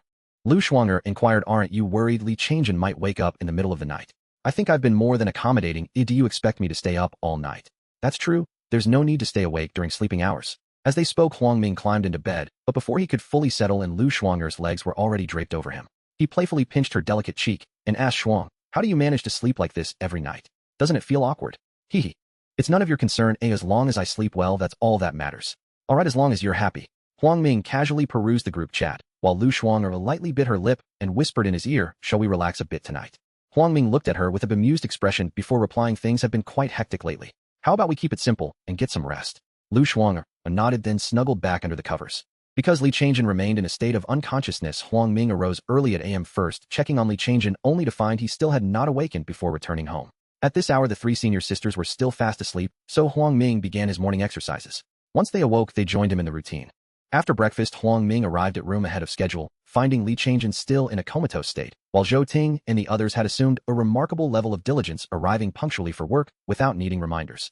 As the clock struck PM, Huang Ming sat in the laboratory engrossed in his phone, when suddenly the medical equipment emitted a sound prompting him to rush to Li Changyan's side to check for any abnormalities. At that moment, Lu Shuanger and Lu Yusi, hearing the commotion, entered the room. They immediately busied themselves with the medical instruments and the data on the computer. Lu Yusi, glancing at the computer screen, couldn't help but exclaim, heavens. The data indicates his body has surpassed human parameters, and these readings do not resemble those of a zombie. Could it be that he has succeeded? This seemed to be excellent news. 10 minutes later, Li Changyan's body reacted, his fingers twitched several times, and before long, he opened his eyes. After a full day of unconsciousness, he finally awoke. As Li Changjin opened his eyes, the first person he saw was Huang Ming, who tentatively asked, Fatty, do you remember me? Brother Ming. What nonsense are you talking? You are my brother Ming, how could I forget you? Li Changyan's voice was somewhat hoarse and weak, his complexion pale. Fatty, how do you feel now? Is there any discomfort or anything unusual? Brother Ming, I'm thirsty and hungry, but everything else feels normal. Well then, let's get you something to eat. Having freed Li Changjin from his restraints, Huang Ming retrieved 3 hamburgers and a cup of coffee from the alternate dimension. Li Changjin felt a bit of numbness and his limbs rose to stretch his muscles, and without hesitation began to devour his meal. Once he finished eating, Huang Ming could not contain his curiosity and asked, Fatty, have you awakened your powers? Take a moment to feel your body. Upon hearing this, Li Changjin sat quietly on the experimental table, closed his eyes and focused intently. Within half a minute, he suddenly opened his eyes wide, a grin spreading across his face, looking more comical than a pig, and exclaimed with excitement, Brother Ming, this is amazing. I have awakened my powers. From now on, my life belongs to you. Just give the word, and I will fulfill it wholeheartedly. The moment Li Changjin finished speaking, Huang Ming felt genuine pleasure for him. Another formidable aberrant gifted had joined their ranks. Huang Ming suppressed his excitement and asked calmly, Pangzi, what is your ability? Li Changjin touched the stubble that had grown that day and described his power carefully. I awakened an earth affinity ability. I can manipulate sand, soil, and rock. In combat, I can conjure earthen spikes at range to strike enemies, shroud myself in grit and stone, as if donning an additional layer of defensive armor, and erect thick walls to block incoming assaults, among other things. Huang Ming waved a hand, cutting off Li Changyan's prolixity. All right, with your intelligence you could talk forever. You mean you awakened something like 2 done, right? Good heavens, Minga. Of course it's you, straight out of the Yinghua Gua anime 2 done. Despite Li Changyan's casual delivery, putting his power into practice would likely expend a great deal of energy. It was undeniably practical, albeit costly. Lu Shuanger and Lu Yusi were equally exhilarated. They had acquired the data they wanted and were pleased with Li Changyan's earth affinity ability. Crucially, from now on, Huang Ming could also handle any mutated crystal orbs they encountered. Huang Ming's thoughts drifted to the 3-meter mutant zombie at the school gate. His blood seemed to boil at the prospect of claiming the aberrant crystal in its skull. Pangzi, eat quickly. We're heading out soon. All right, Minga. Huang Ming retrieved a fast meal from the pocket dimension, and Li Changjin ate, heartily replenishing his energy. Lu Shuanger's eyes glittered as she probed, Huang Ming, do you mean to hunt that big one outside? Yes. There's still daylight. With 3 gifted among us, taking it down should be feasible. Lu Yusi's voice carried concern. That big one is likely a brute type. It's different from the intellect-driven Li Qinjia. Be careful. Don't worry. I know my limits. 5 minutes later, Li Changjin finished eating. Huang Ming told Wu Dasan and him to equip their gear. Fortunately, Gu Anqing had repaired Wu Dasan's combat suit. Huang Ming produced 2 assault rifles from the pocket dimension for Li Changjin and Wu Dasan. Their suits could carry 10 magazines each. Zhou Ting and her team had been producing armor-piercing rounds specifically for those rifles. They had manufactured 1,000 rounds so far. With Huang Ming's previous stock of 500, they now had 1,500 rifle rounds in total. He also issued each of them 2 upgraded grenades for contingencies. The women beamed to see the 3 of them fully armed, especially Wang Shui and the others, who felt reassured and secretly admired Huang Ming, though he remained unaware. Move out, Huang Ming said, and with a broad gesture he stepped through the door, Li Changjin and Wu Dasan following. At the school gate, Lu Shuanger's voice crackled over the radio. Anqing isn't coming. Ammo reserves are low. Yusi and I will operate the drones and keep watch. Lu Yusi's voice followed. The big one is to the right of the school gate down the first traffic light intersection. I estimate about 500 zombies along that route. Be cautious. Copy, Huang Ming replied, then turned to Li Changjin and Wu Dashan. My plan is to climb to the roof of the security office and fire from above. We'll clear the ordinary zombies first. Our assault rifles have suppressors, they won't detect us. Both men nodded. A minute later, the three had scaled onto the security office roof at the gate. Just as Li Changjin and Wu Dashan raised their rifles, Huang Ming stopped them. You don't have many rounds. Let me handle the shooting. I'm spatial type and have ample ammunition. Save your fire for later. Huang Ming unleashed his firepower with surgical precision. The accuracy bestowed by his spatial ability made every headshot count. The others watched enviously as he continuously withdrew magazines from the pocket dimension. Li Changjin muttered half-jokingly, Minga, that's unfair. If you had infinite bullets, no zombie in the world would stand a chance. Huang Ming nudged him and said curtly, stop whining. Use that time to plan how you'll deal with the 3-meter brute. 7 minutes later, the zombies from the gate to the right-hand traffic light had been eradicated. Dozens still clustered at the traffic light, roughly 100 lingering around the colossal creature. All that remains is that big one. Any suggestions? Wu Dashan asked after a moment's thought. I propose we lure it to the school gate, Wu Dashan said. Going to the traffic light is too risky, there are too many zombies around it. Huang Ming agreed. How do we draw it over? He produced a sniper rifle from the pocket dimension, aimed at the creature's neck, and fired 3 rounds in quick succession. The armor-piercing bullets pierced its neck, but did not appear to inflict decisive damage. The creature reacted as if threatened, bellowing. The surrounding zombies suddenly froze, as if time had stilled. Wu Dashan and Li Changjin felt an urge to flee. The giant, its mouth busy with the flesh of a comrade and a mass of rotting meat drooling from its jaw, scanned the surroundings with bloodshot eyes. Within heartbeats, it turned toward Huang Ming and charged with terrifying speed, nearly 3 times that of a normal zombie. Huang Ming shuddered at the thought of how immense its strength must be. Old Wu Pangzi, it's charging. Be careful. Well, aim for its legs to immobilize it, Huang Ming instructed. He had already expended the remaining 7 armor-piercing sniper rounds in the creature's neck, and each round had momentarily slowed it, buying them precious seconds. As he swapped magazines, the creature closed to within 50 meters. In an instant, Huang Ming opened a spatial gateway before him and fired a hail of 10 armor-piercing sniper rounds at close range. The beast writhed in pain, clutching its neck to shield itself from the onslaught. By the time Huang Ming emptied the magazine, the creature had surged past the group and now stood before Wu Dashan. The spatial gate seemed to terrify or repel it. It hesitated to approach Huang Ming, even showing signs of dread. Long before the formidable figure was within 50 meters, Wu Dashan had already raised his assault rifle and aimed for its knee. Now the behemoth had charged right up to him, fully brimming with its formidable strength. With a powerful punch aimed at Wu Dashan, the latter did not shy away, but retaliated with a strike of his own. The force of the counterattack was so immense that Wu Dashan was sent hurtling backward, crashing violently against the glass door of a shop, followed by the shattering of glass. Meanwhile, the giant staggered back several paces. During their fierce exchange, Li Changjin had already unleashed 5 magazines upon the creature's knee. At that moment, the behemoth limped, its explosive power considerably diminished. Huang Ming continued to fire a volley of sniper rounds into its neck. However, this time it managed to shield itself with its hand, resulting in minimal effect, only penetrating its palm slightly before grazing its neck, causing little harm. Yet as the creature regained its footing, it leapt toward Li Changjin, its fist poised in the air, charged with intent to strike, as soon as it landed. Witnessing this, Huang Ming felt a wave of foreboding. A blow of that magnitude would surely spell doom for Li Changjin. He dared not shift the spatial portal to rescue him, fearing that the behemoth might redirect its fury and bring about his own demise. Huang Ming could only continue firing frantically, but the armor-piercing rounds were still deflected by its hand, losing their lethal efficacy. Just as the giant was about to touch down, Li Changjin erected an exceedingly thick barrier adorned with sharp earthen spikes. It appeared that he possessed a modicum of intellect, but the crucial question remained, could that wall withstand the impending blow? Huang Ming's heart raced in suspense. In a heartbeat, the giant collided with the barrier, the sharp spikes crumbling against its robust frame, disintegrating into dust. It then delivered a fierce punch, causing the solid wall to cave inward, fissures spreading across its surface, threatening collapse. Moments later, a resounding crack echoed as the wall crumbled to the ground. Interestingly, Li Changjin had seized that fleeting moment to escape to a safe distance, reloading and resuming fire on the behemoth's knee. Wu Dashan, having risen anew, suffered little injury. He had merely been propelled by the recoil. Given his current physique, even a collision with the glass door or Li Chang'an's earthen spikes would pose no danger. After failing to land a decisive blow on Li Changjin, the creature's knee was now nearly shattered from the barrage. Huang Ming, witnessing this, narrowed his eyes before redirecting his sniper rifle toward the giant's knee, unleashing another volley. Indeed, the behemoth's left leg was broken, causing it to stagger precariously, nearly toppling over. It wobbled, barely managing to maintain its balance on one leg, rendered incapable of further pursuit. Upon witnessing this, Wu Dashan bellowed, "Brother, Huang Ming, little brother Changjin, keep firing at its right leg quickly." Without needing to be told twice, Huang Ming switched to his assault rifle, rapidly unleashing a flurry of shots at the creature's right knee. Under the combined firepower of the three, within half a minute, its right leg succumbed as well. At that moment, the giant resembled a lamb ready for slaughter, yet its hands remained steadfastly guarding its neck. Huang Ming's lips curled into a harmless smile, as he casually remarked, "Old Wu fatty break its arms. If it wishes to protect its neck, let us incapacitate its hands. Brother Ming, I'm running low on ammunition. Can you spare me a few magazines?" Huang Ming retrieved 5 magazines from the other dimension and handed them to Li Changjin. In less than a minute, the behemoth's arms were brutally shattered by the trio's relentless assault. Now the giant writhed on the ground, its mouth opening and closing in a futile attempt to scream, its bloodshot eyes fixated on Huang Ming, refusing to waver. Huang Ming switched back to his sniper rifle, the cold bullets piercing its neck with explosive force. It appeared to sense the agony, letting out an ear-splitting roar reverberating through the air. The resounding cry attracted a horde of zombies from the nearby traffic light. While it could not control them, the commotion drew them in droves.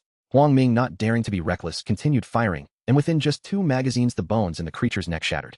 He quickly transported the giant's corpse into the other dimension and secured its head within an iron box. Having completed this, he noticed over 100 zombies charging toward him. With a swift succession of shots, the zombies that had been drawn in were swiftly brought down. Finally, it's over. Li Changjin collapsed onto the ground after dispatching the last zombie. Fortunately, we escaped unscathed. This mutated zombie was formidable. Even my strength was no match for it. Wu Dashan exhaled a sigh of relief, though his stamina seemed less depleted, his spirits still high. Huang Ming offered his analysis. Raw strength alone is futile. If it possessed intelligence, that would be impressive. From the moment it charged at us, its fate was sealed. Get up, fatty, night is falling. We must return. Huang Ming hoisted the iron box and leaped to the ground, heading toward No. Li Changjin hurriedly scrambled to his feet, trailing closely behind. Huang Ming could have easily sliced open the giant's head to retrieve the mutated crystal, but he refrained. He intended to present it to Lu Shuang'er and Lu Yusi for research. Given the scant knowledge surrounding mutated zombies, the diverse types might yield various discoveries, potentially unveiling patterns yet undiscovered. Upon arriving at room, Huang Ming instructed Wu Dashan to hand over the weapons to Gu Anqing for maintenance, allowing them to rest for the night. Zhou Ting and Wang Shui, along with 2 others, were both excited and exhilarated to see Huang Ming return with a giant head. Of victory always brought joy. Particularly Zhou Ting anticipated whether Huang Ming would utilize the mutated crystal for her. Huang Ming paraded the iron box before Gu Anqing. She shot him an exasperated glance and inquired, all right, we know you're impressive. How was the ammunition expenditure? Were you able to take down this behemoth?" Huang Ming recounted the harrowing encounter. Its defenses were more terrifying than those of intelligent zombies. The armor-piercing rounds were effective, but we had to maintain a steady barrage. We expended nearly 1,000 rounds. I have less than 500 rounds left, and I used about 50 rounds for the sniper rifle. Understood. Leave the remaining tasks to me. You should quickly find those too. Huang Ming firmly believed that Gu Anqing, upon acquiring intelligence regarding the zombies, would undoubtedly create more advanced weaponry in the future. Upon his arrival at the laboratory, Lu Shuang'er and Lu Yusi were already prepared, having just operated a drone to witness a monumental battle. They were eagerly anticipating the opportunity to study the formidable specimen awaiting Huang Ming to secure the giant's head. Fixing the giant's cranium proved to be quite a laborious task. Its strength was genuinely immense, causing the 2 senior sisters to feel a sense of trepidation. An hour later, Lu Shuang'er and Lu Yusi successfully collected samples and preserved the data. Most crucially, Lu Yusi held a glass vial containing not 1, but 2 mutated crystal spheres. My goodness, double the bounty. A buy an Egetone-free offer. How splendid. Huang Ming exclaimed instinctively. At that moment, Huang Ming's elation resembled that of winning a lottery jackpot. He felt as if he could soar, fantasizing about his newfound powers over the heavens and the earth. He opened his mouth, brimming with excitement, only to be interrupted by Lu Yusi, who remarked, I know you have numerous questions, and we have much to discuss. However, it's getting late. We shall deliberate over dinner. Suppressing his exhilaration, Huang Ming nodded and glanced at his Rolex. It was already p.m. After arranging dinner for 6 with Zhou Ting, he strode back to his room. As he entered, the 3 senior sisters turned their gazes toward him in unison. They had already changed into their pajamas and were seated around the dining table, eagerly awaiting his return. As per tradition, Huang Ming inquired about their dinner preferences. After a vigorous discussion, they decided on a self-service barbecue. Huang Ming then retrieved a plethora of meats, vegetables, seasonings, and a grill from his alternate space. In retrospect, Huang Ming regretted not having thought of this sooner. They would grill while he indulged a delightful arrangement. The 3 of them reveled in the task, but Lu Shuang'er unexpectedly asked, Hey, who do you think grills better? Faced with such a perilous question, Huang Ming remained silent. As long as there was food, he had no desire to be embroiled in controversy. Seeing Huang Ming's silence, Lu Shuang'er became incensed, demanding, Why do you always eat what they grill? Are you trying to starve them? Gu Anqing and Lu Yusi exchanged amused glances, which only fueled Lu Shuang'er's ire. Huang Ming looked at Lu Shuang'er with curiosity and asked, Do you want the truth? Lu Shuang'er nodded earnestly. Go ahead. Huang Ming teased, Yours got burnt, so it's better to leave it for you to eat. Lu Shuang'er was enraged, tossing the charred pieces of meat in a Huang Ming's bowl, as if to say he would be in trouble if he didn't eat them. In reality, Huang Ming was merely joking. The meat was quite good, crispy on the outside and tender within. He picked up a piece and, shifting the conversation, asked, By the way, what was the deal with those 2 mutated crystal spheres? Why are there 2? Lu Shuang'er, now calming down, explained, That's precisely why it possesses such power. In the days to come, you must exercise caution. You may encounter mutated creatures with 3 or even more spheres in their heads. The greater the number of crystal spheres, the stronger their abilities. Each mutated creature possesses unique characteristics. For instance, Kinja embodies intellect, while the giant represents strength. It would not be surprising if more bizarre occurrences arise. Lu Yusi added her insights. Research data indicates that mutated zombies exhibit territorial behavior. This is one reason why Kinja does not venture outside the school. Additionally, she cannot contend with the strength of that zombie, and her intelligence prevents her from recklessly seeking death. However, Lu Shuanger's statement isn't entirely accurate. A greater number of crystal spheres does not always equate to greater strength. Lu Shuanger merely compared them in Onion combat, but overall strength is not determined that way. If an intelligent zombie were amidst a horde, it would undoubtedly be classified as T1. Not only could even the giant not approach it, but neither could you. Thus, should you encounter an intelligent zombie outside, do not underestimate it simply because it appears weaker in combat. The sheer weight of thousands of zombies could crush you even if they cannot breach your defenses. And I'm using the intelligent zombie merely as an example. We currently lack sufficient data, and there may be other mutated zombies whose overall strength could pose a threat, potentially lurking in the shadows. As Lu Yusi concluded her explanation, her grill had nearly burned the meat, causing her some distress. Huang Ming inhaled sharply upon hearing Lu Shuanger and Lu Yusi's analyses. Without these two geniuses, he would not have acquired such insight. It was clear that in future expeditions, he must remain vigilant. The image of the giant sending Wu Dasan flying lingered vividly in his mind. Had that punch struck him, he would have been reduced to mere pulp.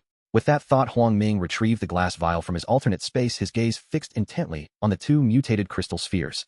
His throat constricted with an almost primal desire to consume them immediately. Yet reason prevailed, urging Huang Ming to remain composed. Selfishness was not an option. He had to consider the collective strength of his future team. While personal power was indeed significant, acquiring mutated crystal spheres appeared to be challenging, as they seemed to reside solely within the heads of mutated zombies. With this in mind, Huang Ming's expression turned serious, tinged with concern as he addressed the 3 senior sisters. Ladies, there are 2 mutated crystal spheres at present, and I intend for you to utilize them. I believe that the strength of the team outweighs individual prowess. What do you think? The 3 senior sisters exchanged glances, their eyes reflecting an understanding that Huang Ming could not decipher.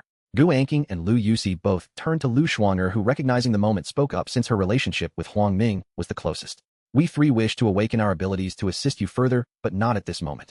Do you understand our intent? Seeing Lu Shuanger take the lead, Gu Anqing quickly added, exactly. There are currently no known mutated zombies, and you should focus on enhancing your own strength. Only when you are sufficiently powerful can you help us awaken our abilities. Lu Yusi chimed in, I share the same sentiment.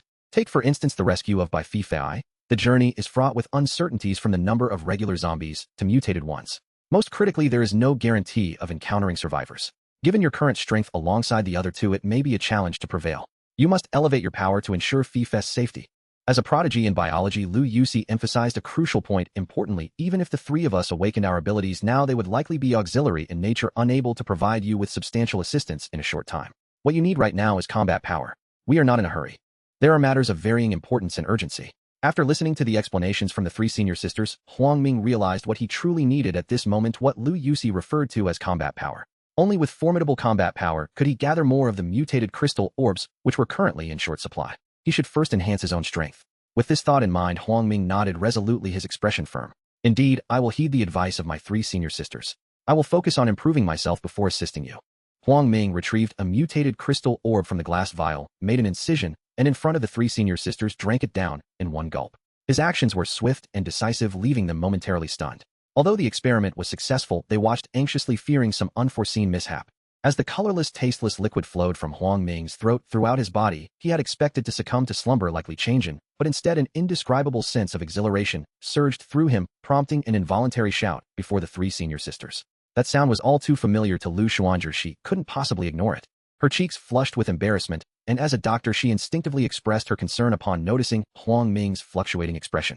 Huang Ming, how do you feel now? Is there any discomfort? Shuanger, I'm perfectly fine. I feel as though my soul is on the verge of transcending. Upon hearing this, Lu Shuanger nearly rolled her eyes to the heavens, for she was quite perceptive and instantly grasped the implications of his words. Meanwhile, Gu Anqing and Lu Yusi gazed at him anxiously, utterly perplexed and unable to comprehend his statements.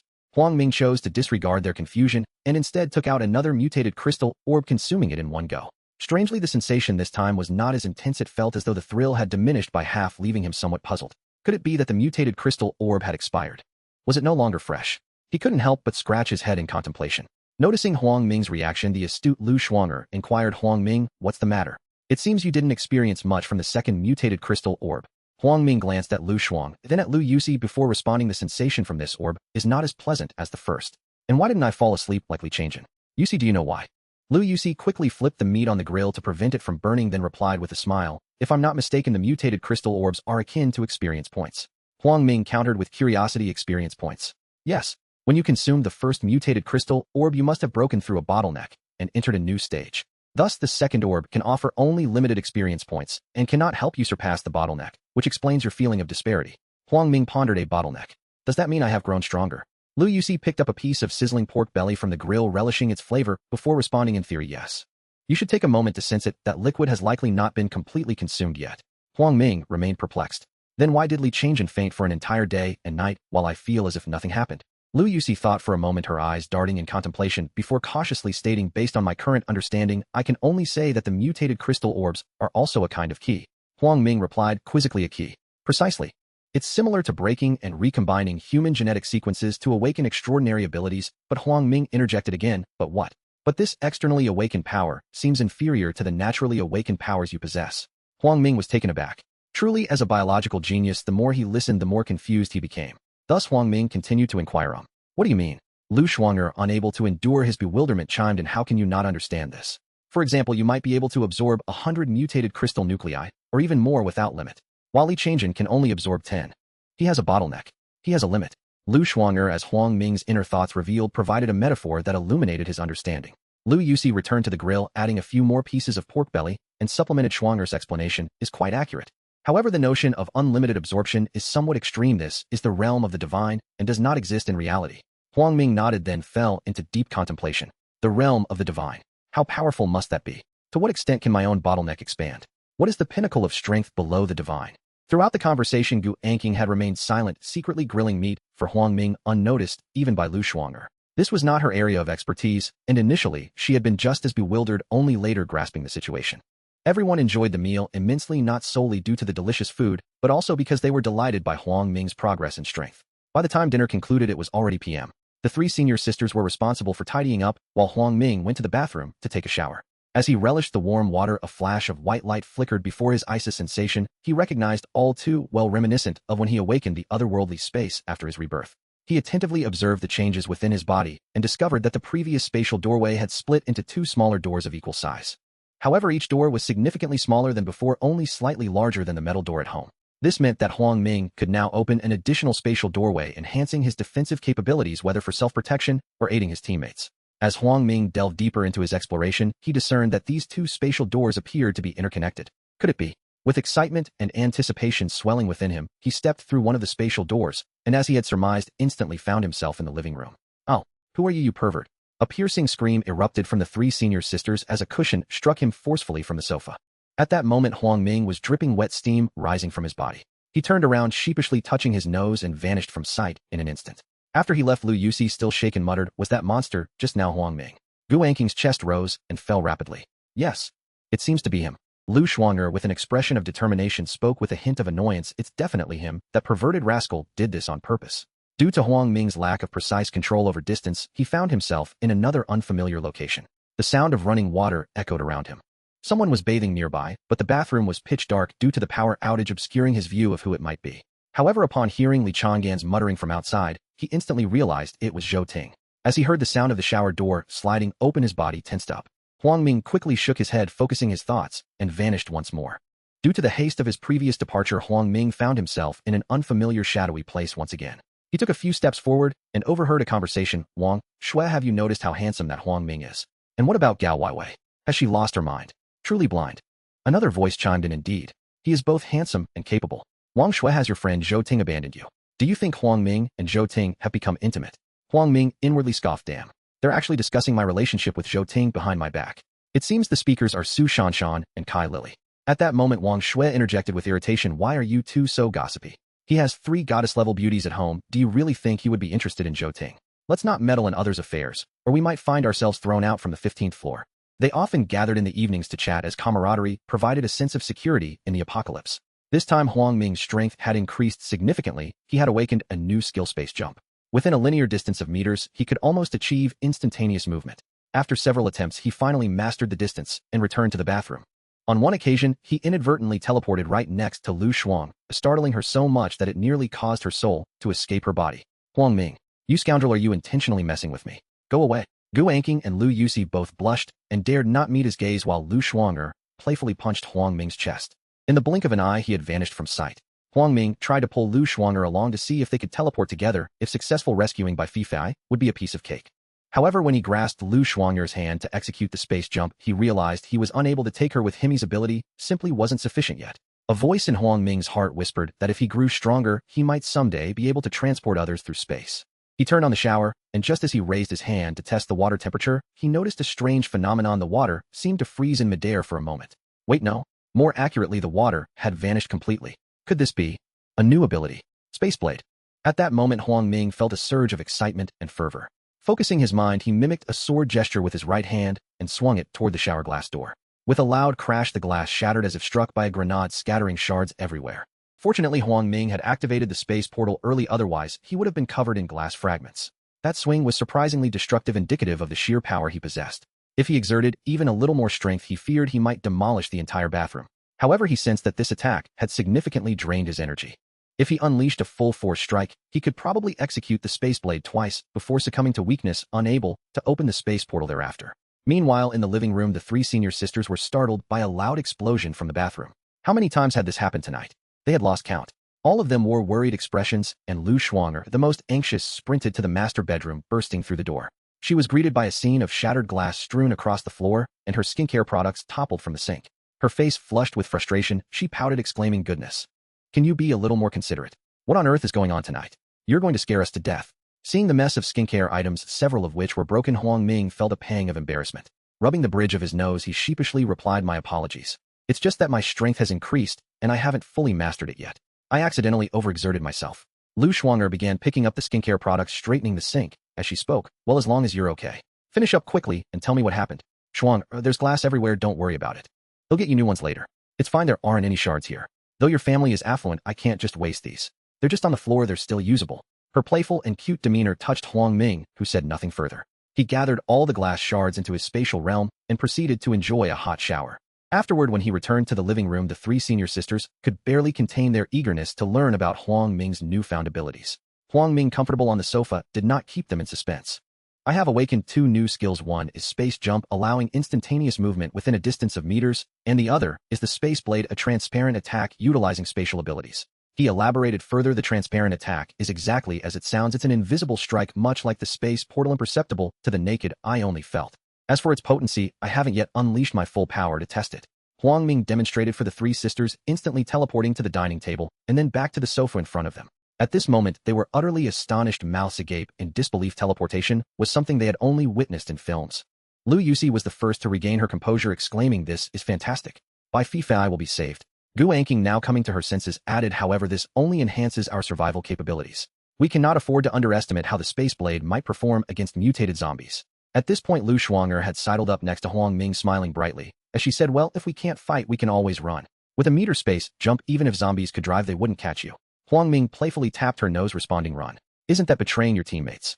She stuck out her tongue, looking defiant, and retorted, "I meant in desperate situations when teammates are likely lost. Wouldn't you run?" Lu Yusi chimed in. "Shuanger makes a valid point. It's not about abandoning teammates, we can still assess the situation."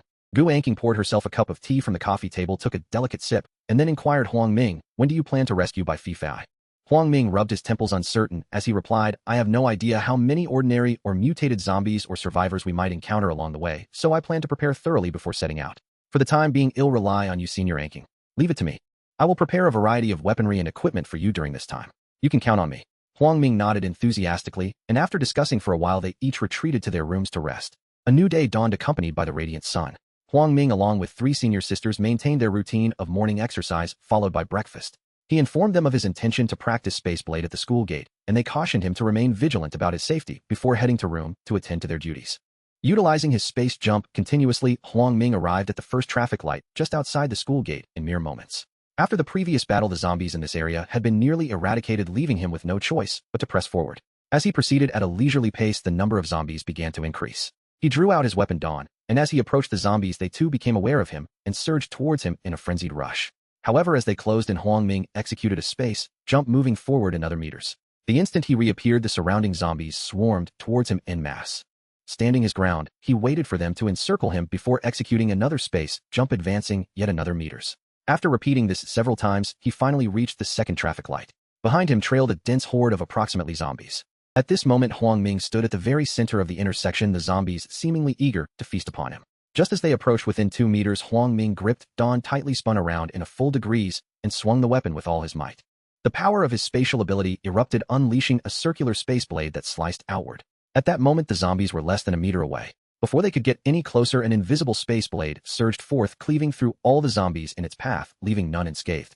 Despite their heads remaining intact, they continued to snarl and snap at the ground. Before Huang Ming could fully comprehend the aftermath, the traffic lights, road signs, trees, and even the roll-up doors and glass windows of nearby shops were obliterated. The walls themselves shattered as if a cataclysm had unfolded, rendering the closest storefronts a scene of utter devastation. Witnessing this spectacle, Huang Ming felt a tumult of emotions within him. He perceived himself as a monstrous entity, utterly bewildered by the power he wielded. He contemplated the potential of the space blade, realizing that the earlier attack had been akin to an area of effect damage and that a focused strike could amplify its strength exponentially. That previous attack had drained much of his energy, and he quickly retrieved some food from his spatial pocket to replenish himself. Huang Ming refrained from testing the space blade, further wary of entering a state of weakness. The threat of mutated zombies or survivors lurking nearby loomed large. Just as he turned to execute a space jump back to school, an unsettling sensation coursed through him, raising the hairs on the back of his neck, as if he were being stalked by a ferocious beast. Being an awakened wielder of spatial abilities, Huang Ming was acutely aware of his surroundings. He was certain that a mutated creature or a survivor lurked behind him, likely drawn by the chaos of his earlier attack. However, he had already positioned a spatial gateway behind him and was reluctant to jump through, uncertain if the entity's speed might surpass his own. If he were to be attacked before crossing the threshold, he would be left vulnerable and severely injured.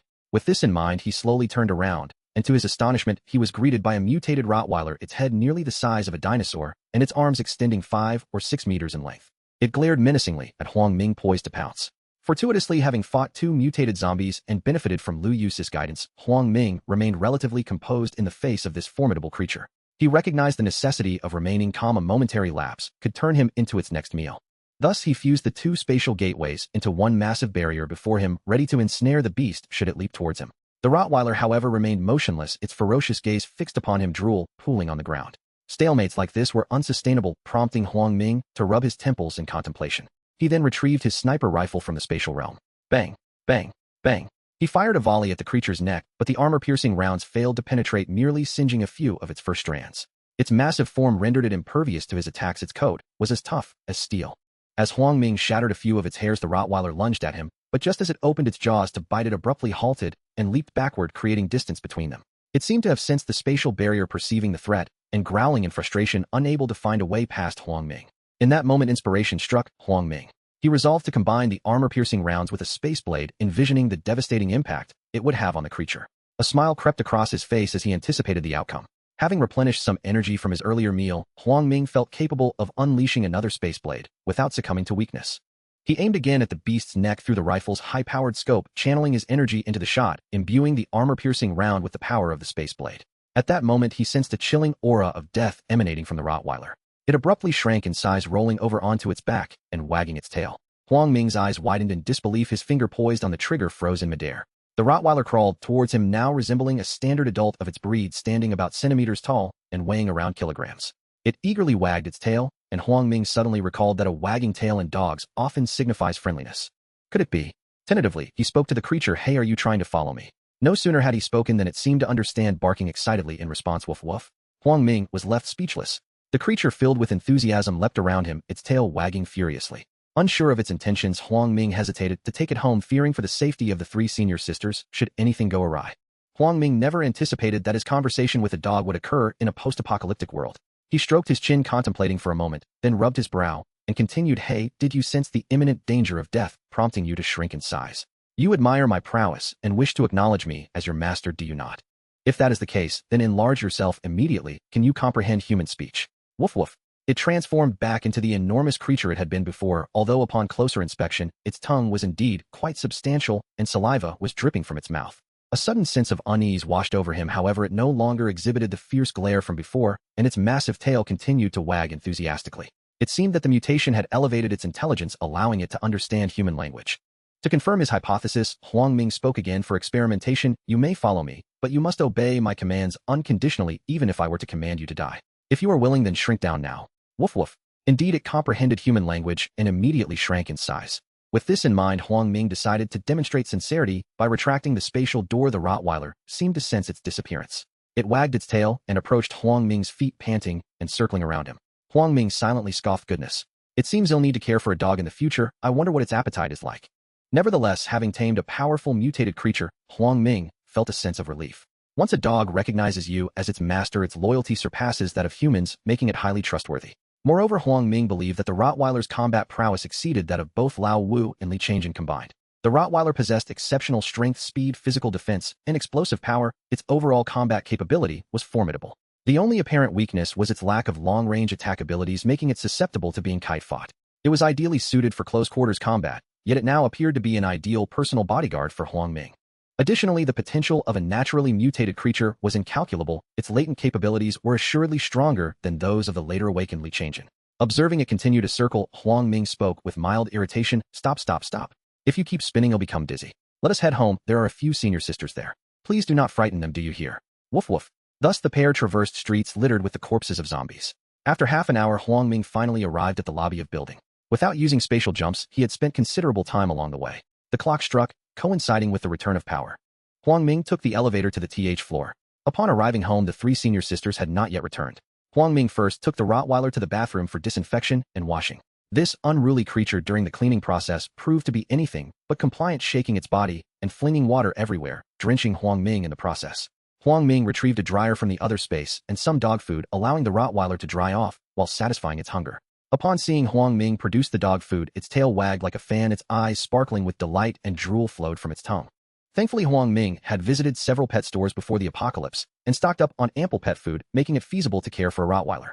However, if he were to acquire additional pets in the future, he might find his supply insufficient, as this had not crossed his mind at the time, and the inventory was indeed limited. "Hey, how did you mutate? Why were you at the police station?" Huang Ming watched as the Rottweiler devoured its food, a wave of curiosity swelling within him, eager to see if it might offer any hints or reactions. Woof woof woof woof woof. Indeed, communication between humans and animals seemed inherently flawed. Huang Ming was utterly perplexed by its meaning. Yet from its gaze, he sensed it was filled with fear regarding something. Huang Ming stroked his chin in contemplation. Perhaps it was an experience it had encountered before its mutation, for given its current strength, it should not feel fear, unless with a deep sigh, Huang Ming muttered to himself, "The tree wishes to remain still, yet the wind does not cease." It appears it likely encountered a survivor even stronger than itself, yet that survivor was powerless to subdue it. Woof woof. As Huang Ming finished speaking, the Rottweiler nudged his pant leg with its head, seeming to affirm his words. "Is the survivor you encountered still near the police station?" Woof. Communicating proved to be quite a challenge. Huang Ming never imagined he would find himself in such a position, needing to engage in a deep dialogue with a dog. After pondering for a moment, he tentatively inquired, "Are you implying that you do not know either?" Woof woof. It nudged his pant leg once more, and Huang Ming understood instantly. It seemed that the other party possessed considerable strength beyond what the Rottweiler could track. Despite its imposing size, when enlarged in the presence of a true powerhouse, it would merely be a massive target. At noon, the three senior sisters returned home.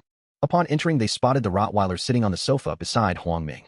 They rushed towards the dog, with Lu Shuanger patting its head, Gu Anqing stroking its back, and Lu Yusi holding onto its foreleg. The Rottweiler regarded them with a look of disdain, casting a pleading glance towards Huang Ming, appearing quite aggrieved. It had never encountered such a situation before.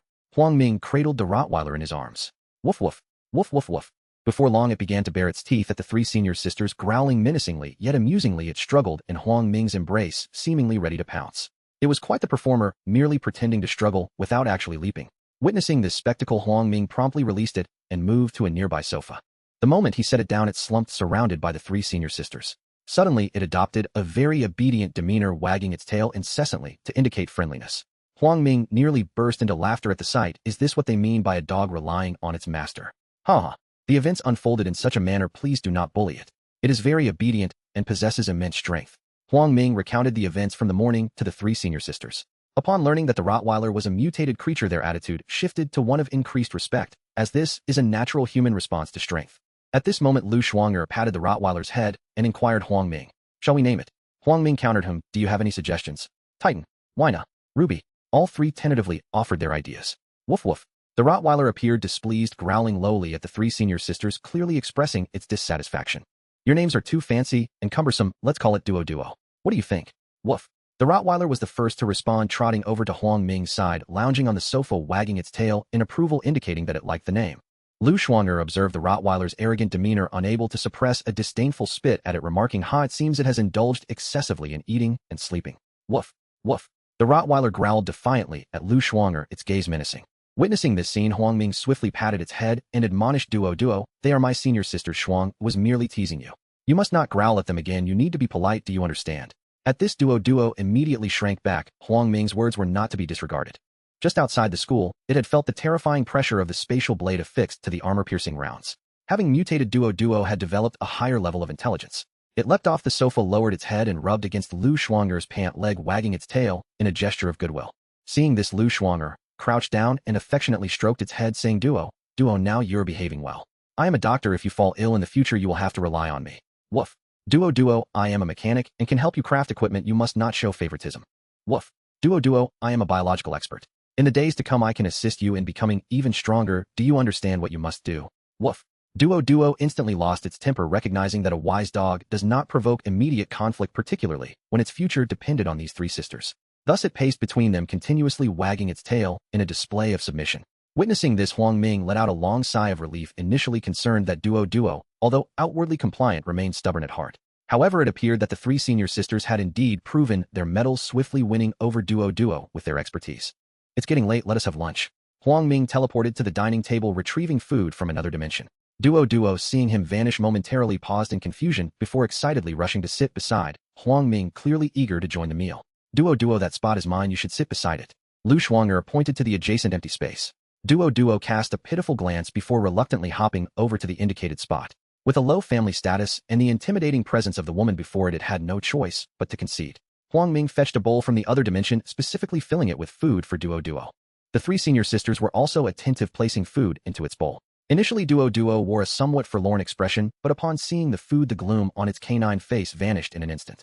At the same time, in the Arctic Ocean's no man's land on Poseidon Island, within the base, a stooped elder sat before the main control computer in a high-tech control room. The room was peculiarly designed, with an OLED screen flooring that made one feel as though they were immersed in the cosmos. The enormous console was adorned with a myriad of control buttons, among which one red button stood out emblazoned with a biohazard symbol. The elder gazed at the images transmitted from global satellites, his expression vacant, cold sweat trickling down his chin onto the console. He clasped his head with trembling hands, his ghastly visage revealing disbelief. How could this happen? Where did it go wrong? What is going on?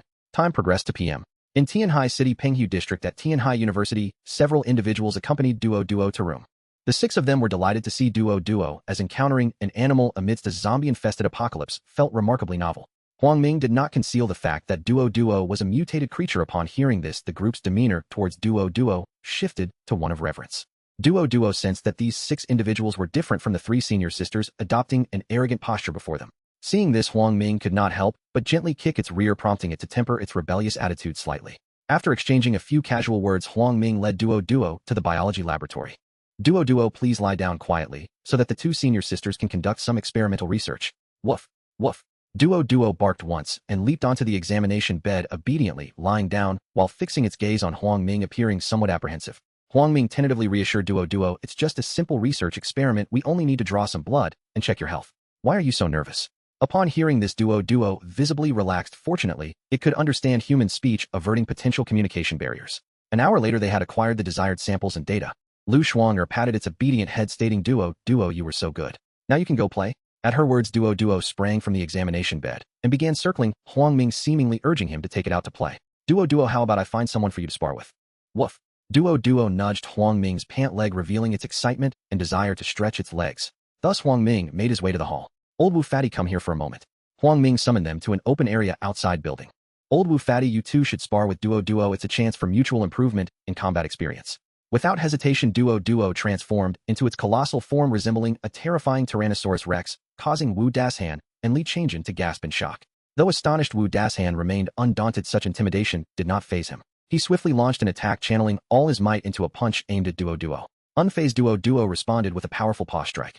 With a resounding thud, Duo stood unmoved while Wu Dashan was sent flying backward, finally coming to a halt upon colliding with the wall of building. Moments later, Wu Dashan emerged from the rubble, brushing off dust from his combat suit, nonchalantly returning. Old Wu, are you alright? I didn't expect Duo to possess such immense strength. Wu Dasan waved his hand dismissively. Brother, Huang Ming Duo's power exceeds that of the previous large fellow by threefold. However, I'm not a pushover.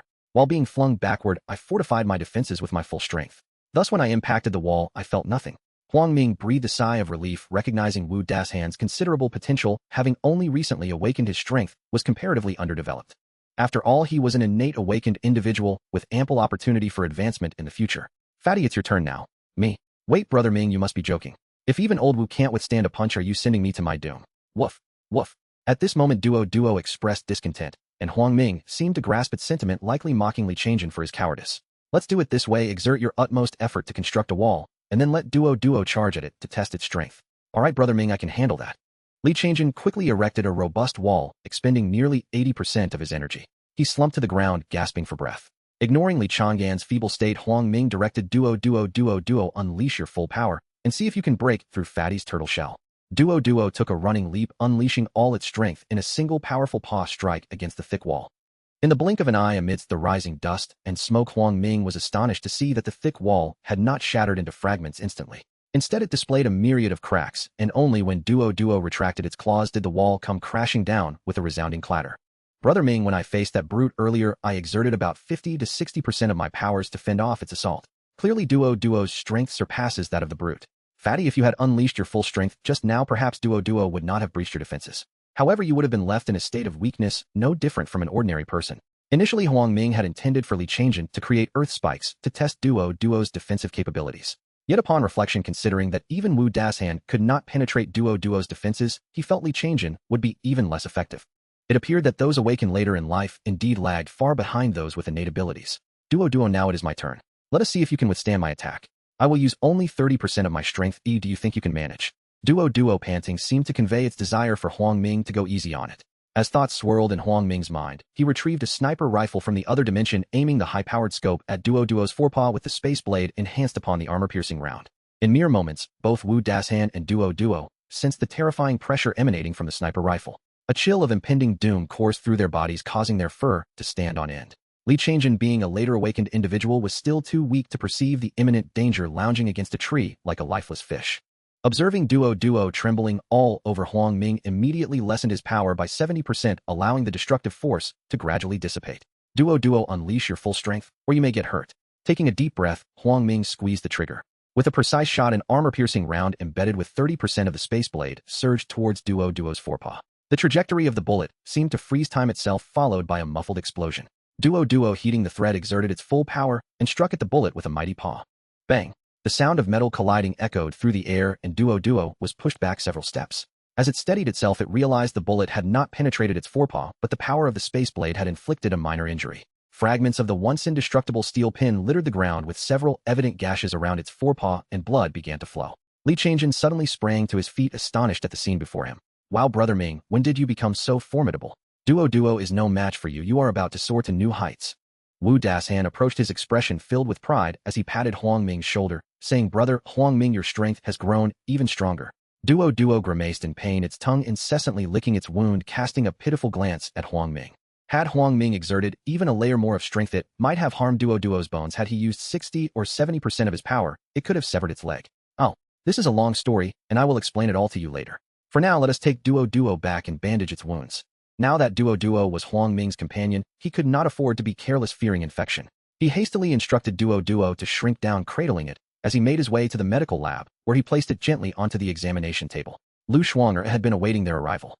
Upon seeing Duo injured, she felt a pang of sympathy and reproached, Huang Ming, why couldn't you be gentler? Duo is not human, it cannot endure your reckless antics. Thankfully, it's just a superficial wound. If its bones were harmed, it could lead to lasting issues. Wang. Duo chimed in, feeling a sense of grievance. Observing Lu Shuang'er preparing to disinfect and bandage its wound, it suddenly regarded her as someone not to be trifled with. Realizing it would need to rely on her for future injuries, Duo became more affectionate toward her, almost as if it were seeking her aid against Huang Ming, as if to say he was bullying it. Duo, you have changed. You are bowing to the forces of evil. Do you still want to eat well? Believe it or not, I may let you go hungry tonight. Upon hearing this, Duo instantly donned an ingratiating expression, becoming less affectionate toward Lu Shuang'er. Oh my, is reality really this harsh? Truly an Oscar-worthy performance. Lu Shuang'er, witnessing Huang Ming squabbling with a dog, rolled her eyes heavenward in exasperation. After dressing the wound, duo still pranced around Huang Ming undeterred by its minor injury, as it did not hinder its usual activities. Upon reaching the hall and conversing briefly with Gu Anqing, Huang Ming discovered that the ammunition production was still woefully inadequate. He thus planned to consolidate the remaining survivors from Building 10 to utilize their labor. However, certain matters required his attention first. Huang Ming tagged everyone in the initial group chat, which had been dormant for quite some time. Attention all survivors, if you are still alive, scan the code to join the group today or bear the consequences. He subsequently posted the QR code in the group, and soon individuals began to trickle back into the chat. Excluding those on the 15th floor, the remaining male survivors included Wang Gang, Ma Tao, and Ji Daong. Among the females, there were 19, with 7 having been involved in the deaths of 8 male survivors in the building. This left 12, including Gao Weiwei and Ant Li. Huang Ming was resolute in not retaining the 7 girls who had committed murder, especially their leader Tan Yamei, who was a toxic influence. As for Ant Li, he had no intention of allowing her to stay. She had shown her cunning from the very onset of the apocalypse, and was a treacherous ingrate who could not be tolerated.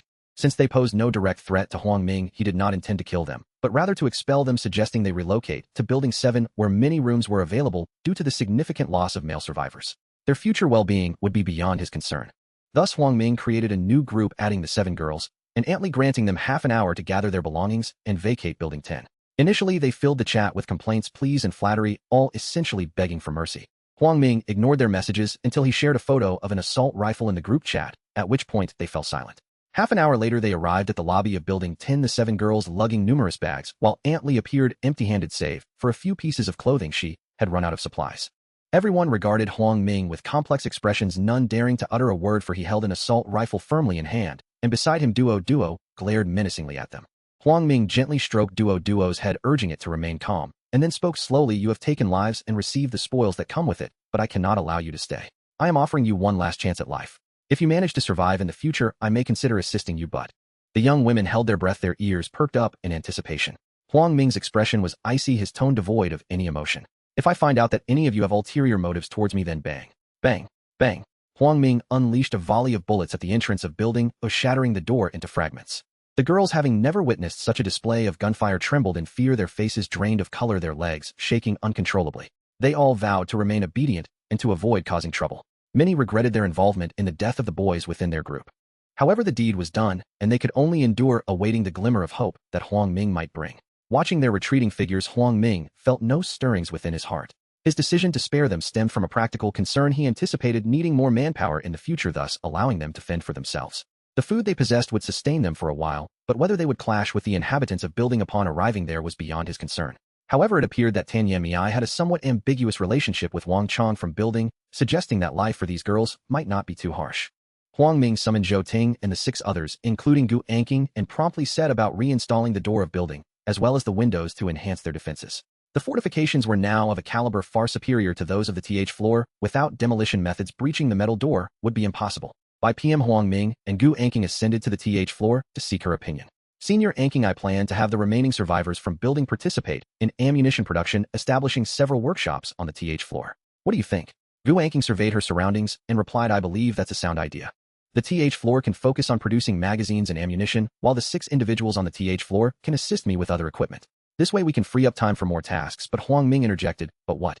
But if they slack off and fail to maintain production levels, the most crucial aspect is that quality must not be compromised. Huang Ming stroked his chin, pondering for a moment before posing a question, is there any method to quickly assess the quality of the ammunition? With an air of confidence, she raised her fair neck and declared, that's simple, I can construct a testing device that will allow us to assess the cartridges en masse. A testing device. Huang Ming's mind raced with possibilities, and he responded, currently with young women and young men remaining, we can build workshops assigning one to each individual for separate testing. This way we'll easily identify anyone who slacks off. She regarded him with a hint of skepticism before responding, that's a brilliant idea. Coupled with the allure of food and water resources, they would have no reason to play tricks. But do you possess enough equipment? This is no trifling matter. Huang Ming playfully pinched her delicate cheek and smiled, fear not, this is merely the tip of the iceberg. Stop it. You just enjoy teasing me, I won't engage with you. Gu Anqing protested, slightly pained, pulling away and wandering ahead to observe the conditions of the room, as if inspecting a workshop. Half an hour later, with Gu Anqing's assistance, they established workshops on the TH floor with 7 units on each floor of Building, allowing for 2 workshops per room. Huang Ming cleared all items from the rooms into a separate space, making the setup ideal. He created a new group chat comprising the final survivors from Building and sent a message tagging everyone. Everyone gather at room on the TH floor. You have minutes. In less than minutes, everyone, including Gao Weiwei, arrived at the door of room. Seeing Gu Anqing standing closely beside, Huang Ming Gao Weiwei felt her heart bleed, with envy consumed by jealousy. She longed to throw herself into Huang Ming's arms and weep, but she lacked the courage to do so. At that moment Gu Anqing appeared immaculate, her face adorned with a subtle touch of makeup, her complexion radiant. In terms of both physique and poise, Gao Weiwei found herself utterly inferior, not to mention in professional expertise. The remaining 10 young women looked disheveled, their faces pale and weak, resembling the brink of death. Nevertheless, they too cast envious glances, though they were all acutely aware of their own shortcomings compared to Gu Anqing. In contrast, Wang Gang Ma Tao and Ji Daong seemed in good spirits, evidently benefiting from their access to food. Upon entering the hall, the group was astounded by the sight of brand-new machinery, piles of materials, and the functioning power-generating equipment. Wang Gang, displaying keen insight, sensed something unusual, and unable to contain his curiosity, inquired, "Brother Ming, did you summon us for something requiring our assistance?" Huang Ming smiled, "Indeed, my senior will instruct you on your tasks. Pay close attention, for we shall not waste time teaching you a second time." Though they were all bewildered, uncertain of what was expected, they nodded in agreement, having noticed the assault rifle in Huang Ming's hand and the ever-watchful presence of Duo beside him. They were university students after all, and possessed a modicum of observational skills. The next phase belonged to Gu Anqing, who patiently taught everyone how to operate the equipment and efficiently produce ammunition. During this time, Huang Ming retrieved provisions for people from the separate space, placing them aside. The attendees listened intently, unaware of his extraordinary ability to procure items from thin air. 15 minutes later, Gu Anqing's instructional task concluded, and it was evident that they now understood their roles. With a smile, Huang Ming stated, "I suspect you all understand what you are to do now. Moving forward, you will work daily, focusing on what you just learned." Upon hearing they were to work every day, the group exchanged glances, their expressions souring as they silently protested. A subtle smile crept across Huang Ming's lips as he decided to implement a contribution value scheme throughout the entire building. "Of course, I am not asking you to work for free. For every hour you work, you will earn contribution points. The more you labor, the more you earn. You can use these points to trade with me for corresponding food and supplies." He pointed toward a poster affixed to the wall showcasing various food items and essential supplies that Zhou Ting had previously designed. In an instant, the room erupted in excitement as everyone flocked around the poster, chattering animatedly. As the crowd engaged in lively conversation, their spirits soared, and Huang Ming refrained from hastening their deliberations. 10 minutes later, he inquired, "Fellow students, what are your thoughts? Have you made a decision?" Everyone was already aware of the situation's complexities and had weighed the pros and cons. With an 8-hour workday, they could earn contribution points, which would suffice for 3 meals, ensuring their basic sustenance. However, for a better quality of life, they would need to put in extra hours, thus granting them opportunities for bathing or exchanging for essential supplies. "We agree, we are willing to work," declared all 14, their enthusiasm palpable, eager to commence their tasks immediately. Satisfied with their fervor, Huang Ming nodded, hoping they would maintain this momentum. He then retracted his benign smile and cautioned them, "Please consider this carefully. I will not compel you to choose, but let me be clear, we possess ammunition production and testing equipment. Do not attempt to be clever for the sake of acquiring more contribution points. You may regret it later if you disregard my warning." The 14 in attendance swallowed hard. Huang Ming paused, gently ruffled Duo's fur, and spoke without a trace of sentiment, "My dog has quite the appetite for human flesh." At his words, they all glanced at Duo, chills running down their spines. "Rest assured, Brother Ming, I will never cut corners. I would rather miss a meal than cause you trouble." Wang Gang, ever blunt, was the first to express his commitment, and the others, understanding Huang Ming's emphasis on quality, echoed their agreement. "Very well, since everyone has made a choice, I assure you that I will not shortchange you in the days to come. I do not wish for you to work without energy, so consider this meal on me." Huang Ming gestured toward the 14 portions of food, inviting them to help themselves.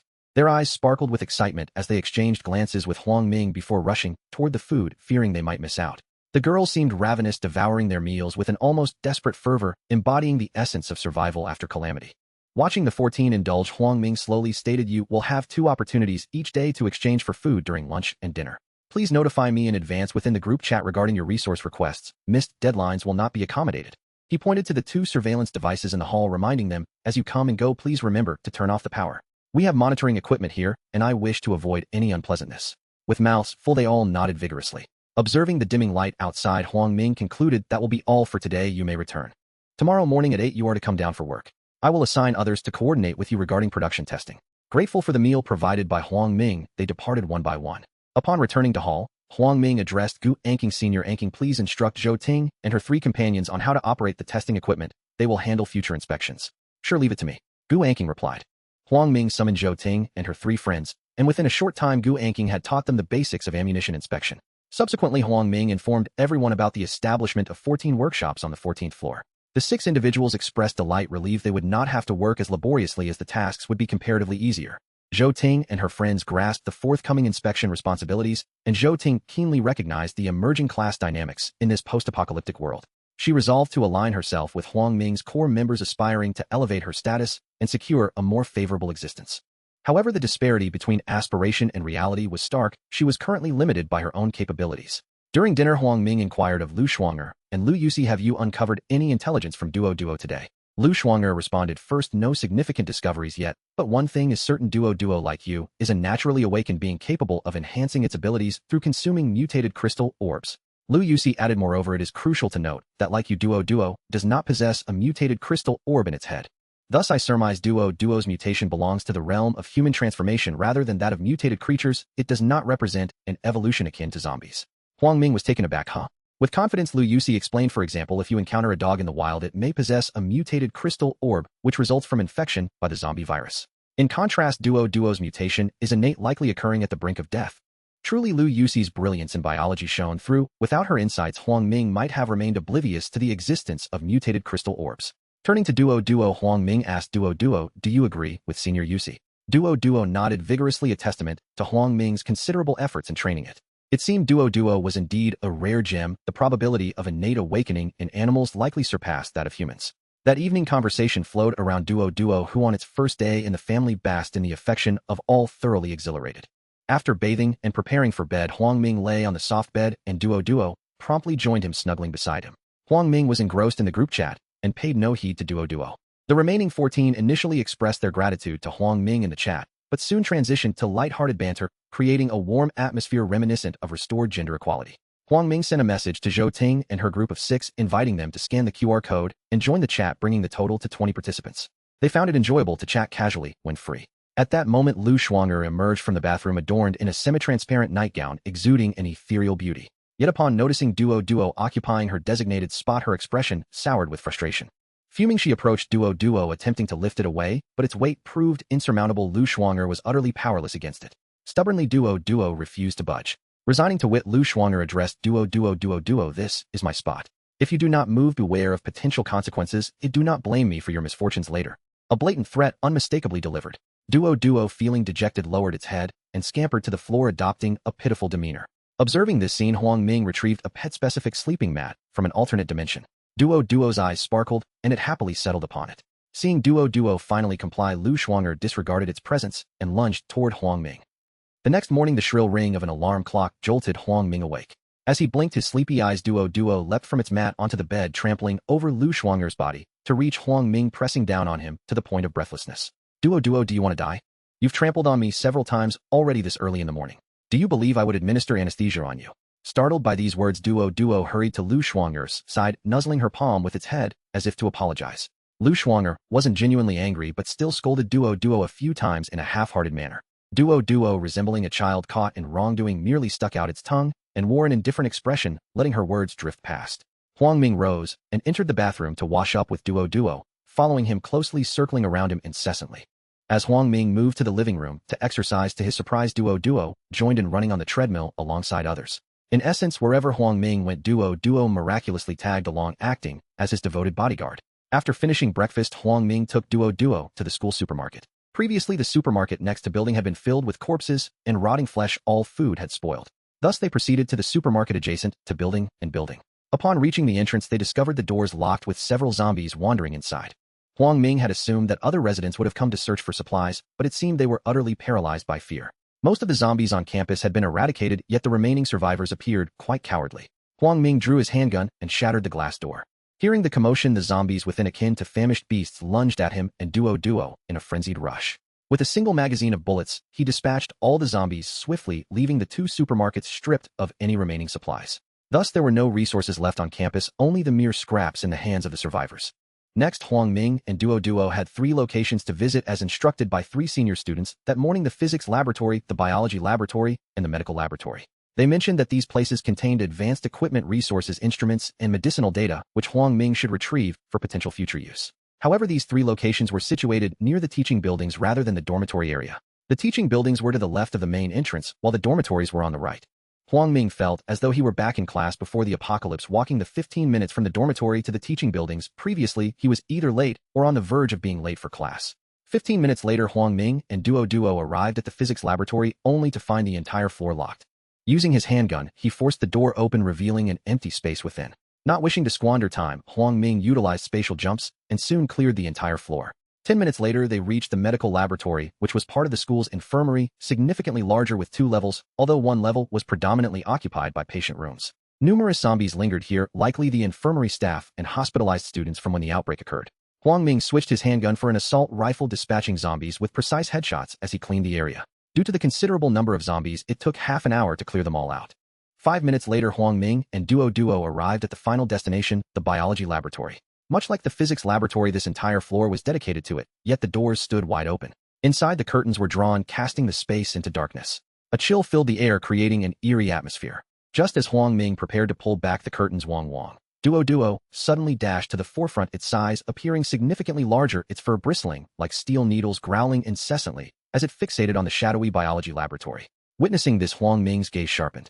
The spatial portal materialized before him, his finger poised on the trigger, ready to shoot. Duo was signaling a warning. There was undoubtedly something inside, or it wouldn't be so agitated. This reaction was instinctual. Animals often possess a keener sense of danger than humans. This explained why Duo had followed Huang Ming after sensing the aura of death outside the campus. Huang Ming analyzed the situation calmly. If I employ the spatial blade, everything inside will face utter destruction. However, without it, can my assault rifle and Duo subdue whatever lurks within? Given the circumstances, I cannot recklessly charge inside without using the spatial blade. I must find a way to lure it out. Wait, if Duo sensed it, it should have detected us as well. Why hasn't it emerged yet? Could it be afraid of Duo and me? Fear. Intelligent beings. Survivors. Huang Ming promptly dismissed the idea of survivors with no food. How could anyone survive here for long, unless they shared his spatial abilities? Thus, it was highly probable that intelligent beings resided within. Huang Ming felt a chill run down his spine. The prospect of encountering a thinking mutated creature was his worst nightmare, as one misstep could lead to dire consequences. He whispered commands, Duo, follow my lead. We'll slowly retreat, and feign fear to lure it out before attacking. What lies within is required by Senior UC, and we must not damage it. The current situation necessitated a tactical withdrawal, observing whether the entity would emerge. The corridor was brightly lit, ensuring visibility. Should it dare to show itself, it would be easily spotted. Minutes ticked by. The biology laboratory's doors stood ajar, enveloped in darkness, yet nothing emerged. Suddenly, Huang Ming recalled the spatial portal before him. With a swift thought, he retracted it. Sure enough, moments later, a low rumbling growl reached his ears, the unmistakable sound of a zombie accompanied by a thump-thump heartbeat. It appeared to be a mutated zombie, one that could sense the threat posed by the spatial portal. Both Huang Ming and Duo fixated on the darkened laboratory, awaiting its emergence. Gradually, the heartbeat intensified, and an ominous premonition washed over Huang Ming. Instinctively, he enhanced the spatial blade on his armor-piercing rounds. Just as he activated the enhancement, a turtle zombie lunged at him from the ceiling, its crimson eyes sending shivers down his spine. Huang Ming silently cursed. What the hell? Is this a cloaked zombie? A gecko? It can scale walls? This is utterly absurd. The cloaked zombie targeted Huang Ming at speed threefold that of ordinary zombies. By the time Huang Ming registered its presence, it had already pounced upon him. The cloaked zombie raised its clawed hand, aiming to seize Huang Ming's head. Its fingers bore razor-sharp nails akin to blades. This was how it maneuvered across walls. It appeared intent on piercing Huang Ming's skull with its claws, crushing it, and ultimately devouring him. In the face of the sudden ambush by the invisible zombie, Duo was caught off guard as it descended from the ceiling, leaving it no time to react. Huang Ming's complexion turned pale for the first time, enveloped by an overwhelming sense of imminent death. He had been overly careless, even retracting the spatial gateway. Just as the invisible zombie was about to pierce Huang Ming's skull, he pulled the trigger while simultaneously preparing for a spatial leap. A round of armor-piercing ammunition infused with the spatial blade was unleashed. The near point-blank collision, compounded by the recoil of the assault rifle, sent Huang Ming hurtling backward, rendering him unable to execute the spatial jump. In that fleeting moment, as he was flung away, he witnessed the bullet puncture the zombie's palm, transforming its wrist into a grotesque mess of flesh and blood, as if it were on the verge of severance. It let out a painful and furious roar, its voice echoing throughout the silent campus. As Huang Ming was about to crash into the corridor wall, which would likely leave him severely injured, he focused his thoughts and executed a spatial leap, stabilizing himself in place. He then shouted at Duo, quickly block the entrance, do not let it escape. Upon hearing this, Duo unleashed all its might, arriving at the laboratory entrance in a flash, its massive form blocking the doorway, entirely brimming with power. As Huang Ming anticipated, after its failed ambush, the invisible zombie once again concealed itself, heading toward the laboratory. Fortunately, Duo had already obstructed the entrance. Blood, dark red and viscous, surrounded its palm, and even while cloaked, Huang Ming and Duo could discern a shadowy crimson moving stealthily. The situation was becoming clearer, yet a lingering sense of dread remained, for the assault rifle's power was not particularly formidable, and in haste, Huang Ming's spatial blade had only been augmented by 50% of its full potential. Had he not enhanced the armor-piercing round with the spatial blade, he might have already succumbed to the invisible zombie's grip. With this thought, Huang Ming's expression turned icy, and the temperature around him seemed to drop several degrees.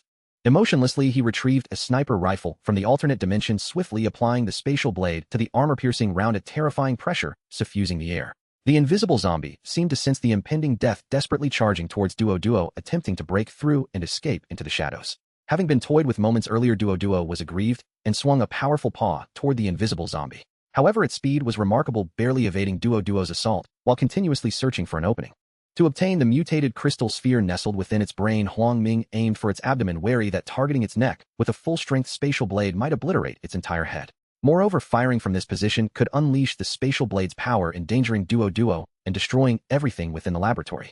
With this in mind, as the invisible zombie narrowly dodged Duo's attack and retreated, Huang Ming executed a spatial leap, positioning himself directly in front of Duo and immediately squeezed the trigger. A dull thud resonated. The bullet's path twisted the very fabric of space as it struck the invisible zombie's abdomen. The horrific force instantly shattered its body, and it had no time to struggle, leaving behind only severed limbs while its head plummeted heavily to the ground. Yet the ordeal was far from over. The bullets continued to fly forth, with each passage walls crumbled and load-bearing columns shattered. The entire building shook violently, akin to a magnitude 7 earthquake teetering on the brink of collapse. Huang Ming's heart leaped to his throat as several load-bearing columns were annihilated, and a foreboding sensation washed over him. Duo, you go wait for me downstairs. Huang Ming executed a spatial leap, confining the invisible zombie's head within an iron box. He then leapt into the pitch-black laboratory, swiftly pulling aside all the curtains with a series of spatial jumps. At that moment, the entire building was violently trembling, and the laboratory's equipment was toppling over. Huang Ming felt a rising panic. This was even more troublesome than vanquishing the mutated zombie. He continued to leap through space, hastily clearing the area, beads of sweat forming on his brow. Just as he finished clearing the space, the ceiling collapsed. As he was about to be crushed, he focused his thoughts and made a spatial leap to the ground. Gazing at the fallen building, Huang Ming's heart surged with tumultuous waves. The power of the spatial blade was indeed terrifying. Duo had long awaited him below, dashing toward him upon seeing his sudden appearance. Woof woof. Duo seemed to inquire about his well-being, and Huang Ming gently patted its head, reassuring it. As they began to retrace their steps, his phone rang. It was Lu Shuanger calling. Huang Ming, is something wrong? Why did the teaching building collapse? Lu Shuanger inquired anxiously, seemingly on speakerphone, with Gu Anqing and Lu Yuxi's voices audible nearby. Huang Ming replied, Shuanger, it's a long story. I encountered a mutated zombie in the laboratory, and after a fierce battle, I ended up causing the entire building to collapse. Simultaneously, gasps of astonishment emanated from the 3 senior sisters on the other end of the line. Lu Shuanger worriedly asked, a mutated zombie? My goodness, there are actually 2 mutated zombies in our school. Are you alright? Huang Ming chuckled, I'm fine, it was a close call. I've captured it, and we'll bring it back for research. It can turn invisible. Lu Shuanger gasped in astonishment, exclaiming, invisible. Good heavens. That's utterly sci-fi. Huang Ming sighed, still feeling a chill, and replied, it's more than sci-fi, I nearly fell victim to it. Oh my gosh, hurry back so I can check your health. Lu Shuanger was eager to conduct a thorough examination on him. However, Huang Ming was well aware of his own body. He felt perfectly fine, save for a slight sweetness in his chest when he was flung backward, as if he might spit blood. I'm on my way back with Duo. 17 minutes later, Huang Ming and Duo returned to building room. Everyone present seemed to be awaiting his arrival. Lu Shuanger had already explained the earlier collapse of the teaching building to everyone. Now, seeing the head within the iron box that Huang Ming carried, they understood it belonged to the invisible zombie. Everyone drew in a sharp breath, their hearts unsettled. Had they been on site, they would have met their demise long ago. It was clear just how earth-shattering the earlier confrontation had been. Yet soon a profound sense of security enveloped them, a feeling bestowed upon them by Huang Ming, powerful self, assured, indifferent, and composed. Lu Shuanger, disregarding the presence of others, hurriedly made her way to Huang Ming, seizing his wrist as she led him towards her medical laboratory. Zhou Ting, witnessing this, recognized her own shortcomings. Lu Shuanger was a doctor, a realm in which she could never compete. Jealousy and admiration swirled within her in terms of beauty and physique. She was confident she was not far behind Lu Shuanger. Yet the latter's grace and expertise were utterly unparalleled. Zhou Ting sighed, inwardly wishing she too could awaken extraordinary abilities. A one step at a time, she thought. Huang Ming, however, grasped her delicate hand reassuringly, giving her a look that conveyed his trust. He then spoke, Shuanger, I'm fine. You should continue your research on this invisible zombie with Senior UC. Huang Ming held Lu Shuanger's hand and made a beeline for Lu Yu's biological laboratory, with Lu Yusi following closely behind, eager to acquire experimental data on the invisible zombie. Gu Anqing, relieved to see Huang Ming unharmed, let out a breath of relief, smiling as she directed the others to resume their tasks. Since the 6 of them no longer needed to produce ammunition, they had felt considerably lighter, allowing them the leisure to engage in casual conversation. At that moment, Li Changjin was animatedly boasting about the prowess of the invisible zombie. When Huang Ming opened the iron box, he was taken aback, discovering that only a head remained. Its ability to remain invisible was astonishing were it not for the trickle of dark red blood, one might think it had vanished altogether. As it periodically turned invisible, Huang Ming struggled extensively to secure it on the experimental table. An hour later, the invisible zombie had completely lost its vitality, and the two senior sisters had obtained the desired data and samples. Lu Yuxi handed Huang Ming a mutated crystal ball. He noted that this crystal ball was slightly larger than the previous ones. Curiously scratching his head, Huang Ming inquired, "Senior, you see what is the reason for its size? It appears to be approximately onet herd larger than before." Lu Yuxi shook her head, replying, "I apologize, but based on our current understanding we do not yet know the reason." This was the first time Huang Ming had seen Lu Yuxi so perplexed. If even she could not comprehend it, the situation seemed quite complex. However, she continued, "One thing is certain, this mutated crystal ball's efficacy is undoubtedly greater than its predecessors. To what extent, however, remains an unsolved mystery." Feeling somewhat bewildered, Huang Ming realized he would need to experience it firsthand to understand it better. "By the way, Senior, you see, how did the invisible zombie end up in the biological laboratory of the teaching building when it was the only zombie there?" Lu Yuxi explained, "It likely escaped from the school's infirmary. Have you forgotten that the medical laboratory is in the adjacent building? Additionally, the biological laboratory contains various virus and bacterial samples. It probably went there to feed on them." This made sense. No wonder the door of the biological laboratory in the teaching building was ajar. It had been opened by the invisible zombie. Moreover, I believe it exhibits some level of intelligence, albeit limited. It devised a surprise attack from the ceiling, and upon failing it promptly chose to flee. This clearly indicates a degree of cunning. Lu Yuxi acknowledged, "Yes, your deduction is correct, but this relates to its ability to remain invisible. Currently, its characteristics suggest an affinity for darkness and a propensity for ambushes." Huang Ming added, "Furthermore, when it conceals itself, one can still hear its low growls and the sound of its heartbeat, which is quite bizarre." Lu Yuxi's eyes sparkled as if she had an epiphany. She asked, "The sound of its heartbeat?" "Yes, what of it?" Huang Ming responded, puzzled. Lu Yuxi, appearing to have discovered something significant, urged, "Quick, place its body on the experimental table. I must dissect its heart immediately." But the heart? There was hardly anything left of it. Huang Ming rubbed the bridge of his nose and sheepishly replied, "Well, I pulverized its body during the encounter. The situation was dire, and I dared not be careless, so." Lu Yuxi nodded, understanding the gravity of the situation at the time. A moment's negligence could lead to disaster. She then said, "It's fine, your safety is paramount. Should you encounter another invisible zombie, please bring its body back if possible." After pondering for a while, Huang Ming posed one final question. "By the way, do you think mutated zombies might cooperate together to oppose humans?" Lu Yuxi explained, "Theoretically they would not, as they possess territorial instincts. For instance, the intelligent zombie Li Qinjia claims the dormitory area, the invisible zombie inhabits the teaching building, and the powerful zombie is located near the traffic lights outside the campus." She paused before continuing, "Current data suggests they do not interfere with one another, but this cannot be definitively proven due to the limited experimental data.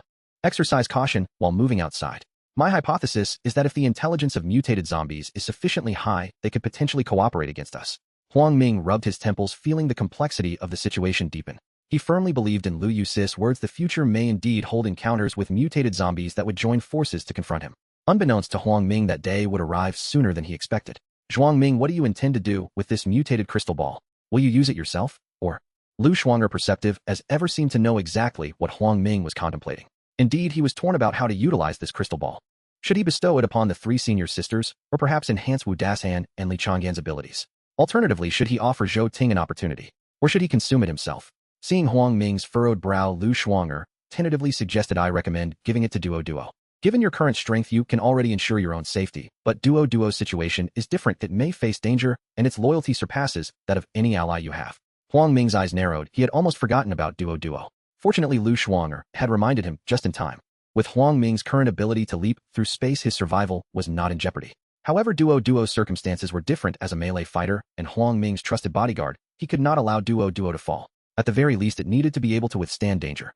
Huang Ming carefully lifted the lounging Duo from the doorway onto the experimental bed, where it lay comfortably. Duo, would you like to enhance your strength? I have a mutated crystal ball for you to consume. What do you say? Wang. Duo immediately perked up, its eyes sparkling with excitement as it eagerly licked the surface of the mutated crystal ball. Seeing Duo's excitement and enthusiasm, Lu Yuxi remarked, "It seems Duo is immensely eager to consume the mutated crystal sphere. Look at the drool spilling everywhere." With a cheerful smile, Lu Yuxi pointed at Duo's saliva and affectionately patted its head. "Duo, after you consume this, you will grow stronger. You must protect the safety of the three senior sisters, understood?" Duo responded with a bark directed at Huang Ming, then nodded vigorously. Huang Ming sliced open the mutated crystal sphere and fed the liquid inside to Duo, which eagerly devoured it in an instant. The group quietly awaited Duo's transformation. Before long, Duo emitted a low woof sound, a state that lasted nearly 20 seconds before it subsided. Curiosity piqued, Huang Ming inquired, "Duo, how do you feel now?" Has your strength increased? Upon hearing this, Duo nodded vigorously. Huang Ming then asked, can you withstand my full strength strike now? This time Duo did not nod, but instead playfully stuck out its tongue and looked up at Huang Ming with innocence. At this moment it seemed clear that Duo's strength did not yet surpass Huang Ming's, rendering it unable to endure his full force. As for the extent of its enhancement that remained uncertain, it was unwise to have Duo risk its life to test its limits. Evidently, only a real combat scenario would reveal its true power. Senior sisters, please continue your work. I will take Duo out for a while. As they had data to analyze, Huang Ming did not wish to waste their time and carried Duo into the hall. He shared with Gu Anqing what had transpired with the mutated crystal sphere. She agreed with Huang Ming's actions, gently stroking Duo's head with an affectionate expression. Huang Ming set Duo down to play, but it chose to lie at his feet instead.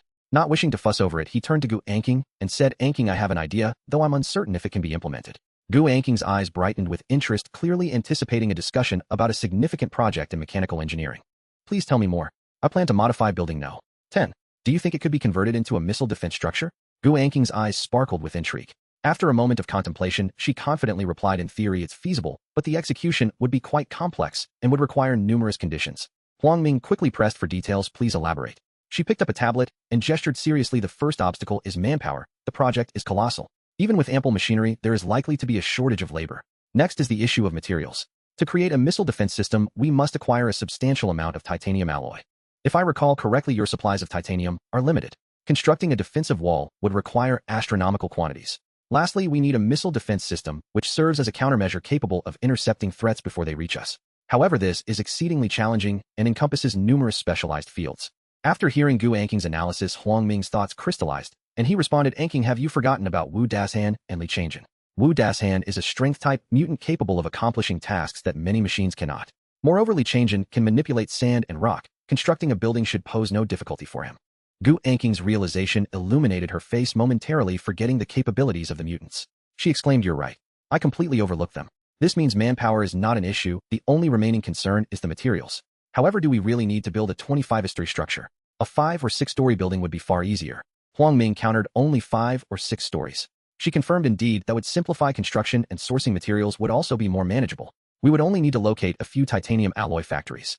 As soon as Gu Anqing finished speaking, Huang Ming pondered for a moment, then approached Li Changjin and asked, Fatty, would you be able to demolish floors 7 through 25?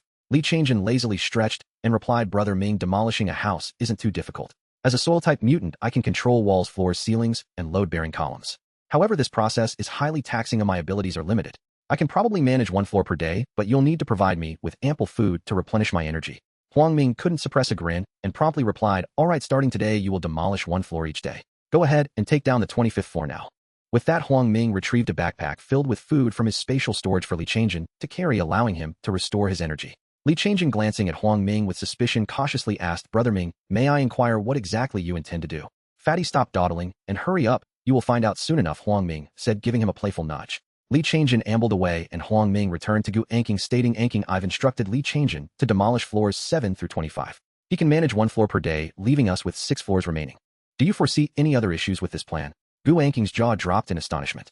She hadn't anticipated Huang Ming's efficiency. He was ready to dismantle the structure at a moment's notice. Facing such a massive project was a first for her. This is wonderful. In half a month, we can commence construction. The only remaining issue is the titanium alloy materials. We'll likely need to search several factories, but I'm not entirely sure where titanium alloy factories are in Tianhai City. This question also perplexed Huang Ming, as he was uncertain about the locations of titanium alloy suppliers in Tianhai City. With a population of around 20 million, even if half were infected, that would mean 10 million zombies. This was not a simple outing. Precise targeting was essential to minimize risk. Suddenly, Huang Ming's eyes brightened with an idea: precise location. He looked up and exchanged a knowing glance with Gu Anqing, both of them speaking in unison by Fei. They shared a smile, clearly understanding each other's thoughts. Indeed, only she could assist Huang Ming in accurately locating factories with minimal zombie presence, otherwise he would be risking his life. Huang Ming, ever prudent, stated, Anqing, we must plan ahead. Should a missile strike or an exceptionally intelligent zombie appear one day, I may not be able to protect you all. Thus, we must strengthen our base's defenses. I understand. Leave this matter to me. Your primary task now is to ensure by Fei's safe rescue. Huang Ming nodded in agreement, saying nothing further. He gently kicked Duo's rear and remarked, Duo, in a few days we will go rescue a senior sister. Are you afraid? Woof. Duo stood tall, baring its sharp teeth and barking at Huang Ming. Its lack of hesitation signified its readiness for action. Time passed day by day. Li Changjin dismantled a floor each day, while the remaining 14 survivors had been arranged by Huang Ming to reside on the 2nd floor. He also relocated the 14 workshops from the 14th floor to the 3rd, allowing those living on the 2nd floor to easily access their workplaces by merely climbing a staircase. They found the situation perplexing and were reluctant to live on the lower floors. However, upon learning of the ongoing demolition, they realized the circumstances were far from simple. All residents from the 15th floor were moved to the 5th floor, and the metal gates on both sides were removed and reinstalled on the 5th floor. Huang Ming opened up units, creating 2 living rooms, 4 bedrooms, 4 bathrooms, 2 kitchens, and 2 dining areas. Zhou Ting and her 5 companions continued to inhabit their previous unit, albeit now on the 5th floor. They were all aware that significant changes were afoot, which filled them with joy akin to the happiness of moving to a new home.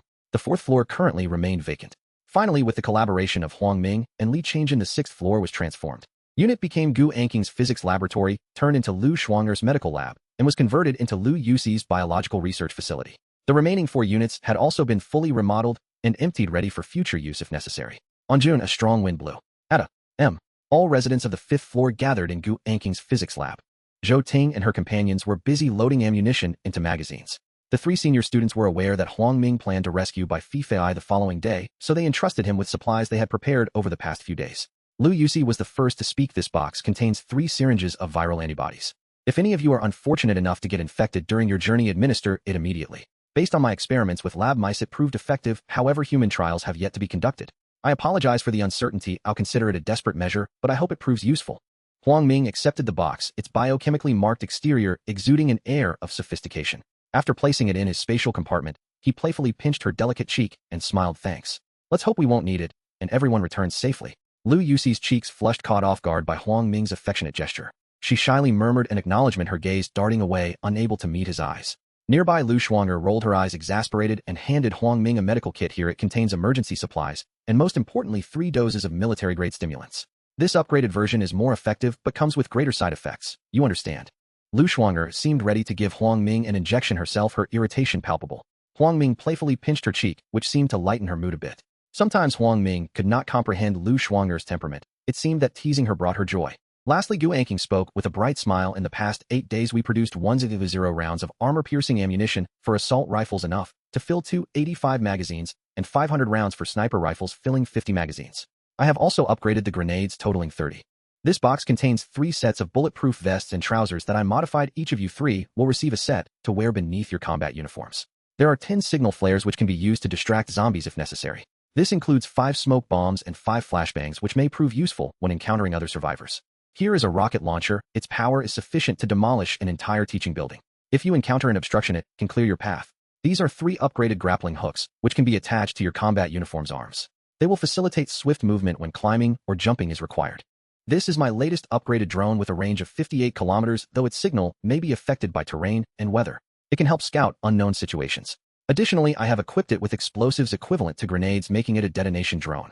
Finally, this map indicates that taking the Inner Ring Road to Tianhai Technology University is the shortest route. However, it is impassable by car due to blockages and densely packed zombies. The Outer Ring is less populated with zombies and allows for easier driving, albeit the distance is greater.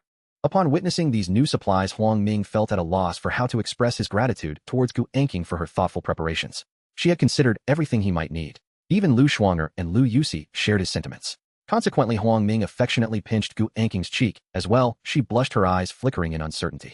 If they were alone together, Huang Ming certainly would have embraced her to convey his appreciation. He stored all the weapons and equipment in his spatial compartment, and after studying the map, while stroking his chin, spoke slowly. I have decided to take the Outer Ring route. I have a vehicle, and there are fewer zombies. Although the distance is longer, I find it acceptable as safety is paramount. At that moment, Lu Shuanger examined the map and offered her view. That's a sound decision. If we navigate through the city, there would be at least zombies at every traffic light intersection, and we would run out of ammunition before we even arrive. Lu Yuxi added the most critical factor is that in densely populated zombie areas, encountering intelligent zombies would be a nightmare. Gu Anking then looked closely at the map and elaborated, thus, we need to travel kilometers on the Outer Ring, which should take about minutes by car. After that, we'll turn into the Inner Ring and proceed a short distance inward. From that point, driving will be inconvenient, and we'll have to continue on foot. Her slender finger traced the map as she continued. The remaining distance is approximately kilometers in a straight line, but the actual distance is around kilometers, potentially taking an hour and a half, assuming we don't encounter any zombies along the way. Huang Ming nodded in agreement, fully endorsing Gu Anking's assessment. He added, Senior Anking's analysis is incredibly astute. The most crucial segment is this final kilometers, which we must traverse on foot. The challenges we may face remain uncertain, but with the drone, we can proceed cautiously. Huang Ming pointed out the last 8 kilometers on the map, marking the area with a highlighter. Everyone's gaze fell upon this segment of the route, a familiar area where they had once visited a small shopping mall before the apocalypse, bustling with crowds. The thought of passing the mall caused the 3 senior students to swallow hard. Rest assured, the 3 of us, along with Duo, are all extraordinary individuals. With the generous support from our 3 senior sisters, as long as we don't encounter a swarm of mutated zombies, I believe we can navigate safely. Huang Ming folded the map and offered the 3 senior students a reassuring look. By 3 o'clock in the afternoon, Huang Ming had retrieved 3 pickup trucks from the Yikongjian T. Minkin Lai and Fengbao special edition models. They had been transferred out of several dealerships before the collapse. At the time, several showrooms trend online for inexplicably losing large numbers of vehicles. Huang Ming could manipulate stationary objects from a distance when relocating them, so he had quietly amassed billions of units of supplies without attracting direct attention. He called Gu Anqing and Li Changjin downstairs at once. Gu Anqing took charge of fitting bulletproof glass and reinforcing the chassis with particular attention to the front info sections had to be crash-worthy. Li Changjin handled the finer adjustments and rigged the bodies with vicious spikes and barbs. 2 hours later, the 3 Raptor pickups were fully modified. Huang Ming topped off their tanks and returned them to the Yikongjian. By the time he was back on the 5th floor, it was 5 in the evening. He left a week's rations with Zhou Ting and asked her to provide daily meals for Wang Shui and the other 2. For the 14 survivors on the 2nd floor, he supplied a single day's food and instructed them to conserve and refrain from unnecessary activity since the duration of their mission was uncertain. For the 3 senior sisters, he stocked the kitchen with a month's worth of vegetables, meats, and fruits, and arranged a month's supply of water and electricity. For safety, he also issued each of them a handgun for self-defense. In truth, he expected to be back within a day or 2, but if he did not return within a month, they would likely perish alongside him. The sisters watched Huang Ming bustling about with a mixture of worry and fear. This was the longest they had ever been separated from him. Though each was brilliant in her own right, they had grown dependent on his presence. That night, Lu Shuang'er bathed early and lounged in a black lace night dress, her pale skin and faint scent stirring memories of their first meeting. Nestled in Huang Ming's arms, her eyes glimmered as she murmured, "Huang Ming, shall we relax tonight?" He turned playfully, nudged her nose, and replied, "Not tonight. We leave soon, conserve your strength. But I want a child of our love. What if you don't come back?" Her earnestness startled him. She truly loved him with a depth that reached his bones. He smiled without answering directly to dispel her fantasy. "If I don't come back, you wouldn't even be able to survive on your own. Why worry about such things?" he said. Lu Shuang'er's eyes flicked. She tried another tack. "Take me with you. I'm a doctor. I can help if anyone is injured." "Stop being foolish," Huang Ming admonished. "This is not a game. Survival outside is grim unless one is an E-run. Stay home, wait for me, behave, be good." Then he kissed her until she gasped for air. She choked on a few words. "All right. It's settled. He'll wait for your return." He gathered her into his arms and promised with a laugh, "Sleep now. I'm strong. He'll come back safely." She said nothing more, holding him tightly. Before long, their breathing evened, and they fell asleep. On the morning of June, the wind was strong. At 8 o'clock, Huang Ming and Lu Shuang'er were roused by the alarm. For once, she rose immediately. She usually lingered in bed. She opened the curtains and reported the weather. "It looks overcast. The wind is strong. The trees below are swaying." Huang Ming, already heading to the bathroom, replied, "Fine. Weather, at least it's not hot." After breakfast with the 3 senior sisters, Huang Ming and Duo went downstairs and retrieved the Raptors from the Yikongjian. Huang Ming took the passenger seat and spread a map across his knees. Before long, Wu Dashan and Li Changjin finished breakfast and joined them. Huang Ming wound down his window and instructed, "Old Wu, you drive. Fatty, you and Duo sit in the rear." Wu Dashan, older and calm under pressure, was the obvious choice to handle the wheel. If there were obstacles, Fatty's earth-based ability could help clear a path. Huang Ming would act as navigator. If trouble erupted, he could still lend a hand in combat. Wu Dashan eased into the driver's seat, gently revved the engine to warm it, and asked, "Brother Huang, what is our mission this time?" "To rescue someone," Huang Ming answered. Li Changjin, sitting in the back, asked, "Who are we rescuing, Ming Ji? And where?" "This is the first time you've led a drive outside." Huang Ming smiled. "She is my senior, a computer prodigy we badly need. She is trapped in the cafeteria at Tianhai Kijidixu." Wu Dashan absorbed the details and nodded. "You command, and we follow." Huang Ming glanced at his Rolexa. He studied the map a moment longer and said to Wu Dashan, "Take the outer ring toward Tianhai Kijidixu. You know that route, right?" Just a glance was enough for the veteran. I know this road," he said with a grin. Wu Dashan had served as a traffic captain before the fall and knew Tianhai's routes better than anyone.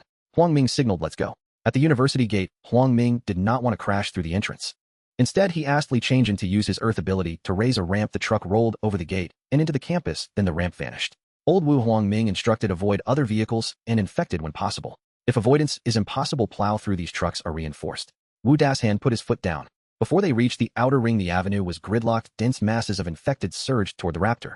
The reinforced pickups forged a path, their wheels crushing many of the attackers. Once they reached the 3-lane outer ring, it became far more manageable. The traffic was still heavy but not immobilized. Wu Dashan's driving was impeccable. He changed lanes constantly to avoid collisions, striking only when there was no alternative. Outside of the cars, the highway was remarkably free of infected, and a rare sense of security settled over the cabin. With 30 minutes until the inner ring, Huang Ming switched on the Bluetooth and let music fill the truck. On June, a fierce wind stirred.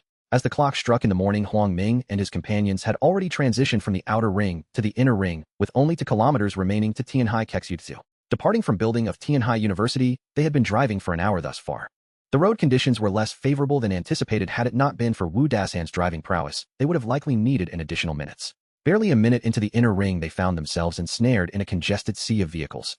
Huang Ming lifted his binoculars and gazed ahead, spotting a throng of zombies swarming like ants. Attempting to plow through them seemed implausible, as the tires would become mired in the multitude of corpses, rendering the vehicle immobile. He turned to Wu Dasan and said, "Old Wu, halt the vehicle, but do not turn off the engine. The passage ahead looks treacherous, and we must devise a plan." Wu Dasan pressed the brakes, his vigilance heightened as he scanned the mirrors, ready to maneuver the vehicle at a moment's notice.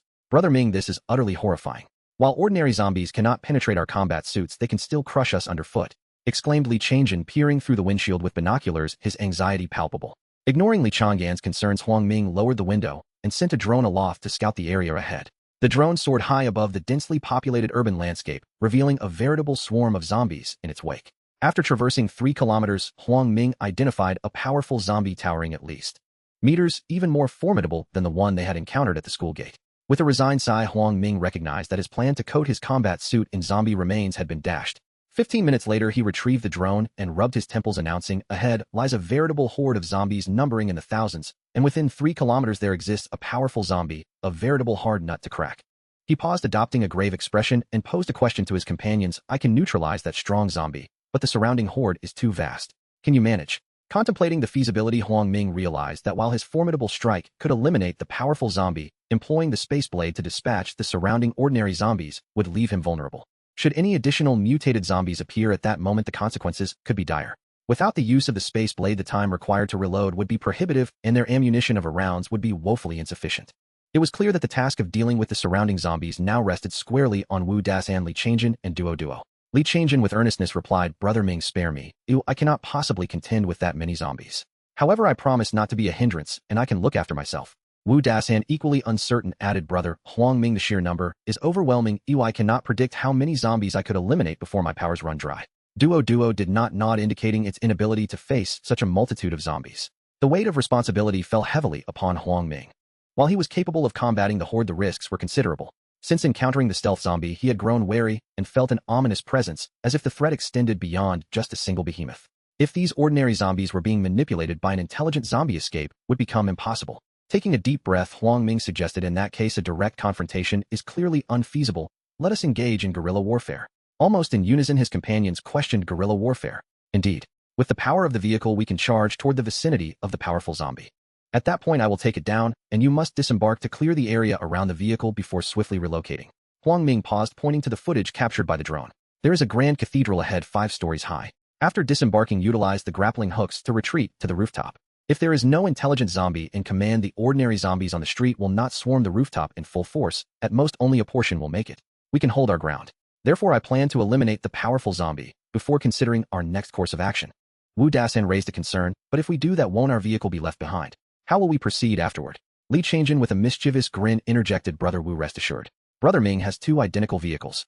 Wu Dasan initially stared in disbelief, then responded with exasperation, "Damn space manipulators are such cheats. If that's the case, I agree, it's better to shoot and move. Duo, this is our battle plan, do you understand?" Duo nodded vigorously. As for it, a leap to the 5-story cathedral was a trivial feat. After much deliberation over the finer details, the time reached AM. At that moment, Huang Ming and Duo stood ready in the rear of the vehicle. Duo had grown slightly larger, standing guard behind him. Huang Ming positioned the sniper rifle atop the vehicle, infusing the penetrating round with the power of the space blade. Once prepared, he called over the radio, "Old Wu, let's move." "Understood."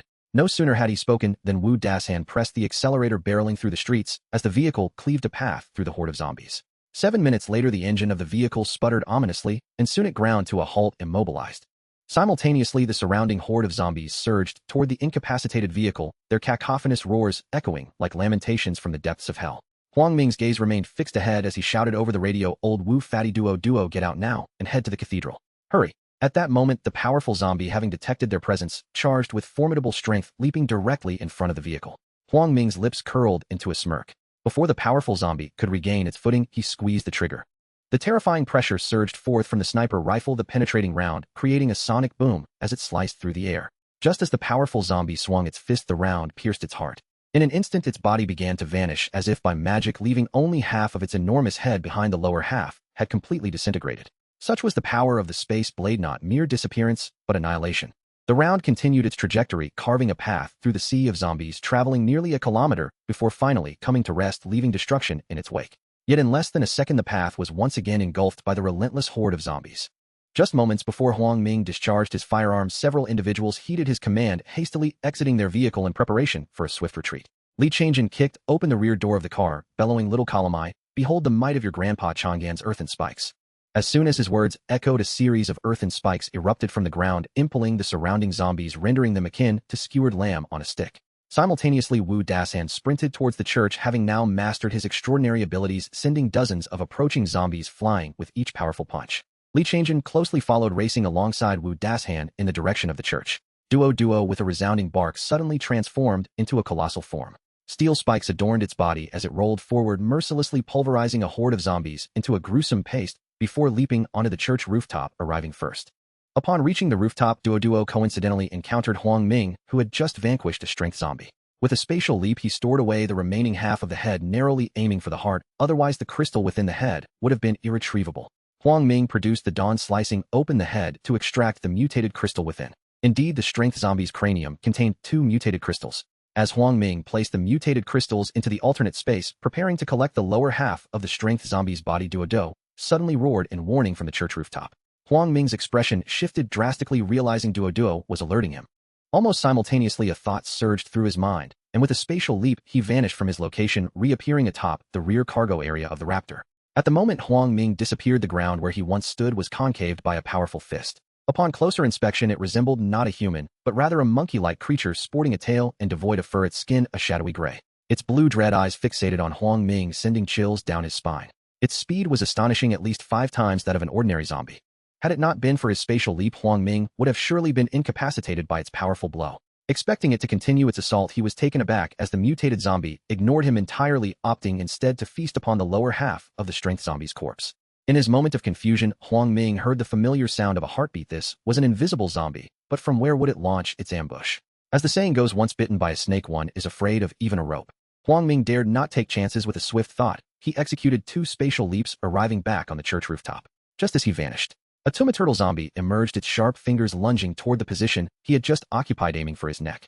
It grasped at nothing but air, releasing an enraged howl, momentarily freezing the surrounding ordinary zombies as if time had paused. Then it turned, its blue dread eyes locking onto Huang Ming, who had just reappeared on the church rooftop. The sight of the invisible zombie left him in shock once more. Rather than launching an attack on the group, it approached the corpse of the strength zombie, joining the monkey zombie in devouring its remains. When Huang Ming arrived at the church rooftop, Wu Dasan and Li Changjin had also just reached, witnessing the unfolding scene. The emergence of 2 more mutated zombies instilled a sense of dread within them. Yet before they could catch their breath, they observed through binoculars that zombies like a tidal wave surged toward the church from several kilometers away, an overwhelming force bearing down upon them. Below the church, countless zombies began to stack upon one another. It would not be long before they reached the rooftop. At that moment, beads of sweat began to form on Huang Ming's forehead. This situation could only imply one thing: a sentient zombie was orchestrating their movements. He never anticipated that a mere rescue operation would lead him to confront 4 mutated zombies all at once. Numerous questions surged in his mind, yet time was of the essence. He needed to ascertain the whereabouts of the intelligent zombie, which must be nearby, directing the horde to climb upward. With this thought in mind, Huang Ming cast a glance at the devouring invisible and monkey zombies, then scanned the surroundings with his binoculars. Having previously encountered Li Qingja, he understood that intelligent zombies rarely expose themselves, preferring to hide in the shadows. Indeed, Huang Ming spotted a pair of blue dread eyes peering from a story building diagonally across from the church, watching the church rooftop intently from the balcony. Upon locating the creature, Huang Ming analyzed the situation in his mind, realizing he still had one use of the spatial blade left. This must be reserved for the invisible or monkey zombie, as these 2 presented the greatest threat to him. As for the intelligent zombie, its close combat prowess was feeble, and it would not dare confront Huang Ming directly. He could not squander this precious power on an attack against it. However, the intelligent zombie was particularly insidious. If left unchecked, the gathering zombies from several kilometers away, combined with the presence of the invisible and monkey zombies, would undoubtedly seal their fate. What to do? What action should he take? Their time was dwindling. In Huang Ming's moment of despair, Wu Dasan urgently inquired, "Brother Huang Ming, what should we do? The zombies are closing in." Li Changjin, feeling despondent, murmured beside him, "Brother Ming, are we destined to perish?" There are still 2 mutated zombies below. Huang Ming patted the plump fellow's shoulder, offering a reassuring glance before speaking. Old Wu Fatty, here are 30 grenades. Throw them downwards when the zombies gather, detonate them to buy me some time, and I will devise a plan. Huang Ming understood that he must not succumb to panic if he lost his composure. Despair would surely follow for both Wu Dashan and Li Changjin. Thus Huang Ming instructed them to fire their assault rifles, while seeking opportunities to toss grenades, slowing the zombies' stacking efforts. As the lower half of the strength zombie's corpse was nearly consumed, Huang Ming still found himself bereft of a suitable strategy. Am I truly to abandon them and escape with Duo alone? Huang Ming silently lamented. In that moment he recalled the warnings from the 3 senior sisters. In perilous times one must prioritize self-preservation and withdraw when necessary. Huang Ming looked at his 2 companions and the valiant Duo, still fighting around them, shaking his head. They could not yet be forsaken, they still possessed the strength to fight. Moreover, if he abandoned them now, he would have no allies left in the future. Truly, it was a dire situation. Despair. It was overwhelmingly disheartening. Huang Ming took a deep breath, striving to regain his composure, meticulously recalling the assistance the 3 senior sisters had offered. He analyzed in his heart the virus antibody from Lu Yuxi is evidently of no use.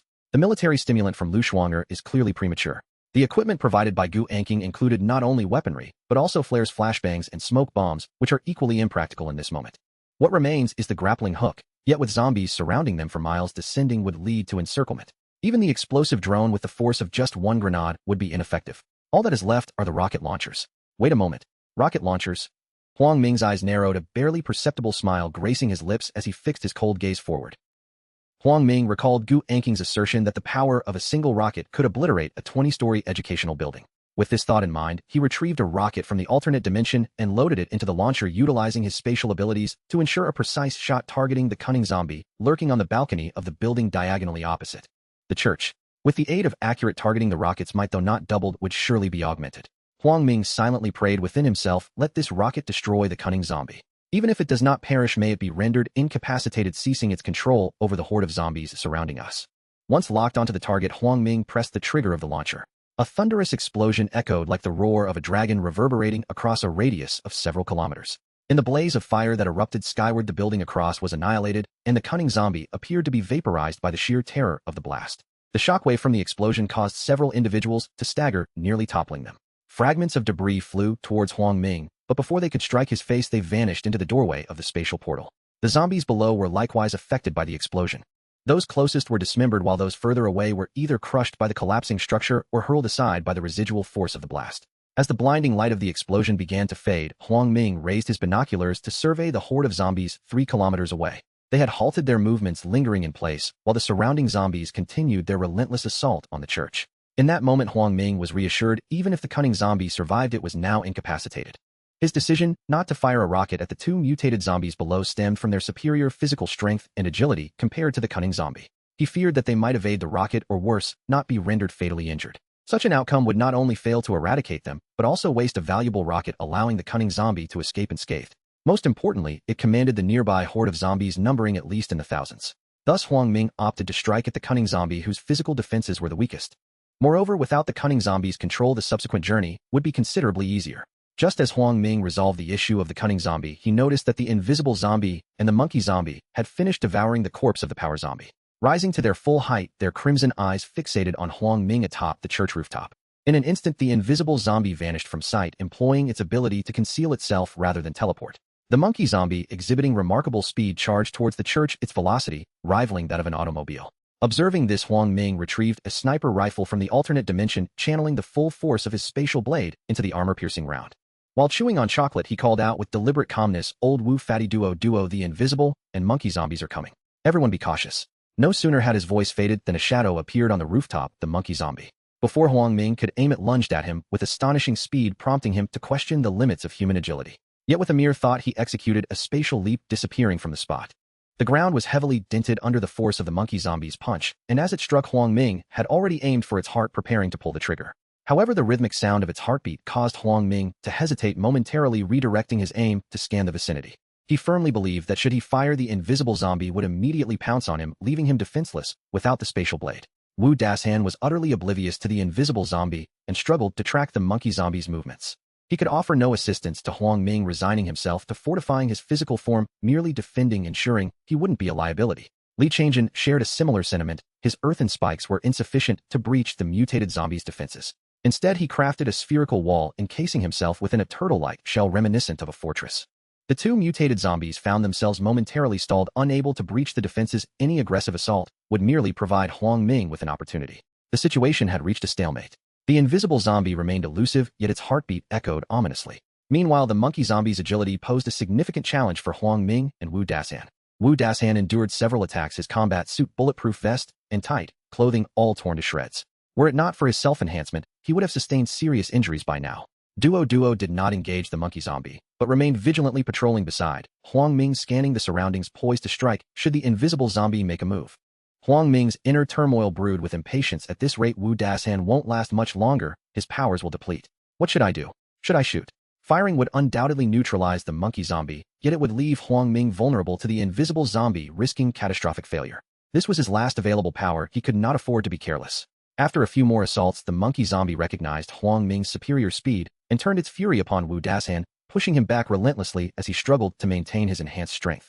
Witnessing this, Huang Ming inhaled sharply and exclaimed, Duo, this isn't the solution. Go assist old Wu. We must not let the invisible zombie dictate our actions.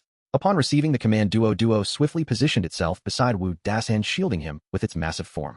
Wu Dasan, panting heavily and shaken, managed to utter, Duo, thank you. Its speed is incredible. Be cautious. Duo barked defiantly, exuding an aura of unyielding determination, unafraid of the shadow before them. The monkey zombie, confronted with Duo's formidable spiked fur, hesitated to attack, appearing as an impenetrable wall. While Duo possessed the strength to vanquish the monkey zombie, its slower speed hindered its attempts to land a hit, leaving it frustrated.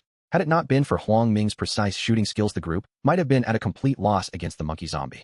The scene once again fell into impasse. Huang Ming glanced at the horde below, noting that the zombies, drawn by the commotion, had amassed at the base of the church. The pile of corpses had stacked up to the third floor, soon to reach the fourth, with the fifth floor still a distance away. Given that they seemed disinclined to attack for the moment, Huang Ming resolved not to pamper them. He continuously withdrew food from the alternate dimension to replenish his powers, having begun consuming sustenance to restore his energy and abilities after swiftly eliminating the power zombie. Now he had regained about 60% of his powers. Once Huang Ming fully replenished his abilities, he would ensure the demise of the two mutated zombies. A plan began to form in his mind. Once he restored 70 or even 80% of his powers, he would be able to eliminate one of them, confident in his ability to defend against the other. With this thought, Huang Ming maintained his distance from the monkey zombie, remaining vigilant of his surroundings while continuously chewing on high-calorie food. The buildings around them bore the marks of the recent explosion, now engulfed in flames with waves of heat spreading through the air. An inexplicable warmth ignited Huang Ming's nerves, a smile creeping across his lips as his blood surged with fervor. His powers had now recovered to 70%. The monkey zombie tentatively launched an attack on Duo, only to be nearly flattened by a swift slap from Duo. Calmly, Huang Ming retrieved his handgun from the alternate dimension, augmenting its armor-piercing rounds with the 2 layers of abilities he had just regained. Initially, he had intended to enhance the assault rifle's armor-piercing ammunition, but considering the need to operate the sniper rifle and the imminent threat of an ambush from an invisible zombie, he opted for the more versatile handgun. Once prepared, Huang Ming called out to Duo, I am ready to take down that monkey zombie. Keep your eyes peeled for any lurking threats. If an invisible zombie appears, I will injure it, and then it will be up to you to eliminate it given your strength. Duo nodded vigorously, barking in affirmation. Huang Ming executed a spatial leap to position himself behind the monkey zombie and pulled the trigger.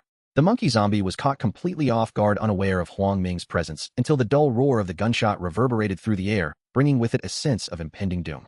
The bullet pierced through, leaving behind only a decimated head and lower torso. Just like the power zombie, its crimson eyes still fixated on Huang Ming, as if in disbelief of its sudden demise. The armor-piercing round continued its course, obliterating the opposite building and creating a circular void 2 meters in diameter. Soon after, the structure lost its load-bearing pillars, began to tremble, and subsequently collapsed, crushing a horde of zombies below. As the monkey zombie fell, Huang Ming's ears were filled with the rapid beating of his heart. Out of the corner of his eye, he spotted the invisible zombie materializing to his right. With his handgun firmly in hand, he pulled the trigger just as the creature's blade-like fingers lunged toward him. This moment felt eerily familiar as he prepared to leap away. The armor-piercing round clashed against its palm with a metallic clang, followed by a jolt of recoil that sent Huang Ming hurtling backward, his weakened state not allowing him a moment to react. As he soared through the air, he witnessed the bullet tear through the invisible zombie's hand, blood and flesh erupting in a gruesome display. Though the 2-layered power yielded limited damage, it was enough to draw forth dark crimson blood. With a sigh of relief, Huang Ming shouted to Duo, now's your chance. Quickly. As soon as the words left his lips, he crashed heavily onto the rooftop, a sharp pain blossoming in his chest, and blood trickled from the corner of his mouth. Despite wearing combat gear and a bulletproof vest, the impact felt as though his bones had shattered and his insides were being torn apart. His face contorted in agony as he curled into a fetal position, sliding toward the edge of the rooftop. Due to inertia, he continued to glide toward the precipice. Huang Ming attempted to initiate a spatial leap, but his weakened state rendered him powerless, leaving the spatial gate inaccessible. Desperation washed over him as he realized he could not teleport. Gritting his teeth, he forced himself to remain calm, summoning every ounce of strength to grip the rooftop's surface tightly, the friction from his metallic gloves creating sparks. It was only when he reached the rooftop's edge that the force of the recoil finally dissipated, but he was already teetering off the side. In that fleeting moment, he summoned his last vestige of strength to activate the grappling hook, which latched onto the wall with a firm grip. Suspended perilously from the rooftop, he felt utterly drained, casting a weary glance below. The zombie horde had stacked themselves up to the 5th floor, their outstretched hands nearly grazing his feet. With the spatial gate still sealed, he was unable to replenish his abilities or ascertain when he might recover even a fraction of his power. Would he be able to endure? The zombies below showed no signs of granting him respite.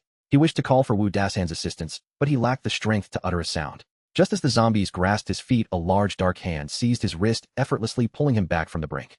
Wu Dashan lightly patted the dust from Huang Ming's combat uniform, expressing concern. "Brother, Huang Ming, are you alright? That was perilously close. Had I been even a moment slower, you would have been dragged down by the zombies." Huang Ming stumbled and fell to his knees, blood surging from his throat, splattering the visor of his helmet in a crimson hue. Wu Dashan, alarmed by the sight, knelt beside him, hastily removing his helmet and asking anxiously, "Brother, Huang Ming, are you hurt? Don't speak. Let me help you move inside the zombie horde. We'll be climbing up soon." With one hand supporting Huang Ming's neck, Wu Dashan assisted him toward Li Changyan's barricade. At that moment, Huang Ming caught sight of a severed body beneath Duoduo's claws.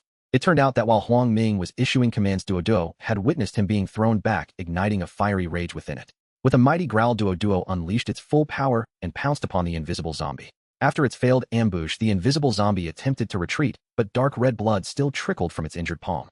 Thanks to their prior encounter in the biological lab at the teaching building, Duoduo was well acquainted with the invisible zombie and would not allow it another chance to attack Huang Ming. Following the trail of dark red blood, Duoduo overwhelmed the invisible zombie with superior strength, speed, and defense, dismantling it within moments. As Duoduo emerged victorious, Wu Dashan assisted Huang Ming to his feet. Duoduo extended its massive claws, presenting the corpse and head of the invisible zombie to Huang Ming, followed by the lower half of the monkey zombie's body. Clearly, Duoduo was signaling for Huang Ming to collect the remains to present to Liu Yusi for further study. Feeling utterly drained, Huang Ming found it difficult even to open the spatial portal, let alone speak. Yet amidst this dire situation, he felt a sense of comfort in Duoduo's concern for the scholar back home. As Huang Ming reflected, Wu Dashan knocked on the sturdy spherical barrier, exclaiming, "Chang'an, come out quickly. The mutated zombies are all dealt with and Huang Ming is injured. Stop hiding in that shell." Within moments, Li Chang'an emerged from the spherical barrier. Li Chang'an approached Huang Ming, a look of embarrassment etched upon his face, his head lowered like a child who had erred. With a tinge of shame, he inquired, "Minggu, I am truly sorry for my inability to assist. Are you seriously injured? Did a zombie harm you?" Wu Dashan, a seasoned veteran, had witnessed the entire ordeal unfold before his eyes. He understood that Huang Ming had sustained a fierce impact rather than an assault from a zombie, and that he was now utterly weak and unable to speak. Thus he clarified, "Brother, Huang Ming was subjected to a severe blow. He was not attacked by a zombie. He is currently very weak and cannot articulate his thoughts." Through Wu Dashan's explanation, Li Chang'an grasped the sequence of events and felt a lingering dread from the monumental battle that had just transpired. Today, Minggu had single-handedly held 4 mutated zombies at bay, dispatching 3, while the fate of the last remained uncertain. His heart fluttered with excitement, only to plunge into despondency as he realized he was powerless, confined within his own shell. Regretfully, he murmured, "Minggu, I apologize. Had I been there, I could have caught you." Huang Ming managed a faint smile, indicating that he was unharmed. At that moment, Duoduo had reverted to its original size, licking the bloodstains from Huang Ming's face with a worried expression. Li Chang'an constructed a makeshift sofa from sand and stones for Huang Ming to recline upon comfortably. Yet as he lay there at ease, zombies began to stack upon each other, climbing up the rooftop. "Chang'an, Duoduo, let us form a triangle and shield Huang Ming in the center.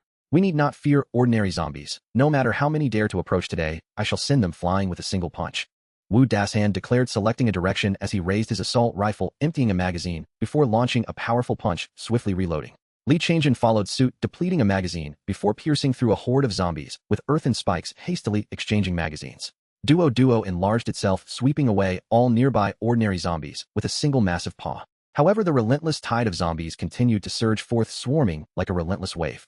Before long, both Wu Dashan and Li Chang'an had exhausted all 10 magazines, resorting to throwing the remaining 5 grenades, ultimately engaging in a close-quarters combat with the zombies. Witnessing this, Huang Ming felt a profound bitterness within.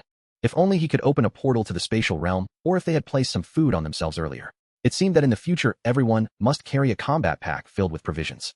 Time became an indistinct blur. Huang Ming noticed that Li Changjin appeared to have depleted his abilities. He could no longer conjure earth spikes. Yet he did not falter. Instead, he seized a katana and engaged in melee combat with the zombies, roaring, "You little calamities, be gone and meet your demise." Li Changjin was acutely aware that ordinary zombies could not penetrate the defenses of his combat suit, thus he resolved to rely on his physical prowess to continue slashing at the zombies before him. Huang Ming frequently observed him nearly encircled by the zombies, yet he appeared to possess boundless energy, repeatedly breaking free from the siege, his combat suit drenched in the viscous blood of the undead. Gradually, Duo's size began to diminish. Huang Ming's pupils constricted in realization. Maintaining such a colossal form surely required a significant expenditure of energy. Wu Dasan too had exhausted his powers and had resorted to wielding a machete, utilizing his remaining strength to fight the zombies in close proximity. Fortunately, the rooftop was now littered with the bodies of countless zombies, hindering those below from ascending, further forcing them to continue stacking atop their fallen kin. This delay offered a brief respite from the relentless assault. Wu Dasan cleaved off a zombie's head, panting heavily, and queried, "Brother Huang Ming, do you have any brilliant ideas? The horde will soon charge at us once more, and we cannot hold out much longer." Huang Ming attempted to open a portal to the spatial realm, but he failed. His abilities were utterly depleted, severing his connection to the spatial domain. This encounter served as a stark reminder for Huang Ming that he must always retain a fragment of his powers, enough at least to access the spatial realm for supplies. Now he felt utterly incapacitated, unable to fend off even a single ordinary zombie. Shaking his head, Huang Ming realized that time would not permit idle thoughts. He calmly surveyed his surroundings. The church resembled an isolated island, and due to the earlier manipulations of the intelligent zombies, they were surrounded by a sea of the undead below. Li Changjin and Wu Dasan were evidently no longer reliable, leaving only Duo. Initially, he had planned to leap onto Duo and escape directly, but the thought of the multitude of zombies, their gnashing teeth and clawing hands, filled him with dread. Duo lacked protective gear, and its limbs were exposed. Huang Ming was uncertain of Duo's physical resilience. Should any skin be broken, the risk of infection loomed ominously. Although he had faith in Duo's strength, he could not afford to take that gamble. Once he leaped down, the surrounding zombies would not discriminate. All would swarm toward Duo, leading to inevitable contact. Considering this, Huang Ming decisively abandoned the plan to ride Duo to safety, recognizing that they were not yet in a dire situation that warranted such a risk. He could not help but internally lament, "If only I could retrieve a signal flare from the spatial realm. 10 flares fired would undoubtedly resolve our immediate crisis." Suddenly, he thought of Gu Anking, who had anticipated every unforeseen circumstance and even engineered weapons to address them. The rockets had proven invaluable, and now the signal flares would have come in handy, but Huang Ming had squandered the opportunity. As he pondered desperately, the zombie horde had formed a towering stack, surging over their fallen comrades' bodies toward them in a frenzied rush. At that moment, despair enveloped them, a profound hopelessness. They had only just repelled the zombies, their breaths uneven, their strength still unrecuperated, and now they were thrust back into battle. Time ticked away relentlessly. The horde of zombies, devoid of thought, charged forward heedlessly. As their stamina waned, the trio began to contract, their defensive line gravitating towards Huang Ming. Duo had shrunk to half its size, having expended more than half of its powers, and it seemed unlikely to endure much longer. Moreover, as Wu Dasan and Li Changjin retreated further, numerous gaps had formed which Duo was forced to fill. Consequently, the pressure on Duo intensified as it darted back and forth, repeatedly sweeping away throngs of zombies, its form visibly diminishing. Huang Ming observed this scene with a profound mix of emotions, pondering, are we truly destined to be encircled by this sea of zombies today? Are we really going to gamble with Duo's life by leaping down? A wave of inexplicable helplessness and reluctance surged within Huang Ming. Unbeknownst to them, the zombie horde had steadily closed in around them. As the 2 men and 1 dog retreated to Huang Ming's side, he focused intently, a spark of inspiration igniting within him. Today was originally a day of fierce winds, yet the gusts were thwarted by an overwhelming horde of zombies. Li Changjin had retreated to within 5 meters of Huang Ming, gasping for breath as he shouted, "Brother Ming, I can barely hold on, you must think of a way." Wu Dasan, equally reluctant to accept their fate, growled, "Brother Huang Ming, it seems we must meet our end here today. I apologize for letting you down." At this moment, Huang Ming had regained some composure, his gaze intensely fixed upon the bodies of 2 mutated zombies. One was a complete cloaked zombie, which Lu Yusi required for her research, while the other was a new variant, monkey zombie, presumably also valuable for study. However, faced with the current predicament, he was compelled to make a choice. Huang Ming recalled Lu Yusi's earlier words urging him to preserve the bodies of the mutated zombies, hinting that they might prove useful in the future. With this thought, Huang Ming weakly instructed old Wu dismember these 2 zombie bodies into several pieces and throw them around the rooftop. Hurry! He swallowed the seemingly dried blood in his throat, and then turned to Dido, saying, "Dido, it's time for you to exert yourself, reduce the defense perimeter, and buy old Wu some time." Without hesitation, Wu Dasan rushed to the bodies, wielding his machete to chop them into pieces. Although they were unaware of Huang Ming's intentions, they placed their unwavering trust in him. Duo too gave its all, erecting its spines and executing its signature move, rolling back and forth, crushing the zombies into pulp and maintaining the defensive line, thus granting Wu Dasan precious time. In a matter of moments, Wu Dashan had divided the two mutated zombie bodies into approximately 50 portions. He dared not waste a second flinging the pieces towards the outer perimeter of the rooftop, casting 10 or so fragments in each direction. Just as Wu Dashan completed the task, he heard the thunderous sound of rapid footsteps echoing from the street below, the unmistakable sound of a horde of zombies rushing forward. A smile crept onto his lips, joy swelling within him as he mustered all his strength to encourage them. Hold on, trust me, the horde will soon halt. We must endure. No sooner had he spoken than Huang Ming erupted in a fit of coughs, spitting out a mouthful of blood that splattered across his combat attire. He appeared as though on the brink of death, gasping heavily, having depleted the scant energy he had just regained. Upon hearing Huang Ming's rallying cry and witnessing him cough up blood, the spirits of the duo and Duo soared. Instead of retreating, they pressed forward, particularly Duo, who was on the verge of reverting to its original form, yet still persevered. Around 5 minutes later, the zombie horde's assault began to wane. Before long, only a handful of zombies remained attempting to climb up, while the rest had ceased their advance. At this time, Duo had reverted to its original form, lying weakly beside Huang Ming, panting heavily. Li Changjin slumped to the ground, gasping for breath, while only Wu Dashan continued to grit his teeth, dispatching the occasional zombie that attempted to scale the rooftop. 10 minutes later, no zombies were attempting to climb up anymore. Wu Dashan finally relaxed his guard, weakly sitting beside Huang Ming, his voice trembling with apprehension as he spoke. Brother Huang Ming, what is happening? How come the zombies surrounding us are not coming up? Li Changjin mirrored his confusion, pressing Huang Ming further. Yes, Brother Ming, what could possibly be going on? The wind howled, tooling Huang Ming's hair as he reclined slowly, his gaze fixed on the overcast sky. He replied softly, they have all gone to feast on the bodies of the mutated zombies. Even the precariously stacked Luhan will inevitably collapse. Once they have consumed the bodies, their intelligence suggests they will no longer stack themselves. Even if they possess that intelligence, we will have ample time to recover our strength and abilities. At that point, I can open my alternate space, where we will have ammunition, food, and various means to break through. For now, we shall rest here. At this moment, Huang Ming appeared exceedingly weak, his voice barely a whisper and raspy. Wu Dashan nodded in understanding of the earlier directive, smiling as he remarked, I see now, we truly have escaped death and found a path to survival. Huh. Meanwhile, Li Changjin muttered, I must admit the intelligent zombies are truly formidable, capable of commanding so many. Do you think it is truly dead? What if it is still alive? Hey Changjin, could you refrain from such ominous thoughts? If the intelligent zombie is still alive, that would spell trouble. Wu Dashan retorted, irritated. Huang Ming shot a glance at the overweight man, wishing he had the strength to deliver a kick. Time passed, and Huang Ming soon heard a rumbling sound. I should have eaten more this morning and my stomach is starting to betray me. Li Changjin complained suddenly. Huang Ming exchanged a knowing glance with Wu Dashan, both choosing to conserve their energy in silence. Much time passed before Huang Ming glanced at his Rolex and noted it was PM. Old Wu, go check the perimeter. Are the zombies still stacking themselves? Wu Dashan straightened up and, wielding his machete, tossed a massive pile of zombies from the rooftop, clearing a narrow path after several minutes. He peered down for a moment before reporting, they are still stacking themselves, currently reaching the second floor. However, there are not many, and the surrounding zombies are merely lingering in place. Only those beneath the church continue to climb. At this rate, they won't reach us for at least an hour or two, and even if they do, their speed will be significantly reduced. Hearing Wu Dashan's account, Huang Ming let out a long sigh of relief. If the intelligent zombie were still alive, the surrounding horde would not be idle, but would be joining in the stacking. It seemed the creature had indeed been obliterated by the rocket. As the clock struck PM, Huang Ming lay silently for 2 hours, finally regaining a semblance of his abilities, enabling him to open his alternate space. He slowly sat up, the first order of business being to retrieve a bounty of food from his alternate space. Old Wu, fatty Duo, come quickly and eat. We need to regain our strength and abilities. Upon witnessing Huang Ming's ability to retrieve supplies from the alternate space, they all sighed in relief and began to feast heartily. Huang Ming, while savoring his meal, confined half of the monkey zombie's head within an iron box and finally extracted the cloaked zombie's head, retrieving the larger Thin-average mutated crystal within. Indeed, the mutated crystal from this cloaked zombie was a size larger than usual. 吴大山愣愣地注视着黄明解剖隐身丧尸的头颅，并取出一颗金球，心中充满了好奇，遂问道：“黄明兄弟，这是什么？”黄明微笑着回答老吴：“这也是我们最近才发现的。事情说来话长，我们边吃边谈吧。”黄明将变异金球收进异空间，随后将变异丧尸的事情向吴大山娓娓道来。尽管吴大山听得云里雾里，但他仍然能够理清大致脉络。他心中明白，未来他可以利用变异金球来提升自己的战斗力。至于脑海中为何存在如此物品，他并不感兴趣。李长安在先前觉醒时已了解了事情的经过，因此对此并不感到惊讶。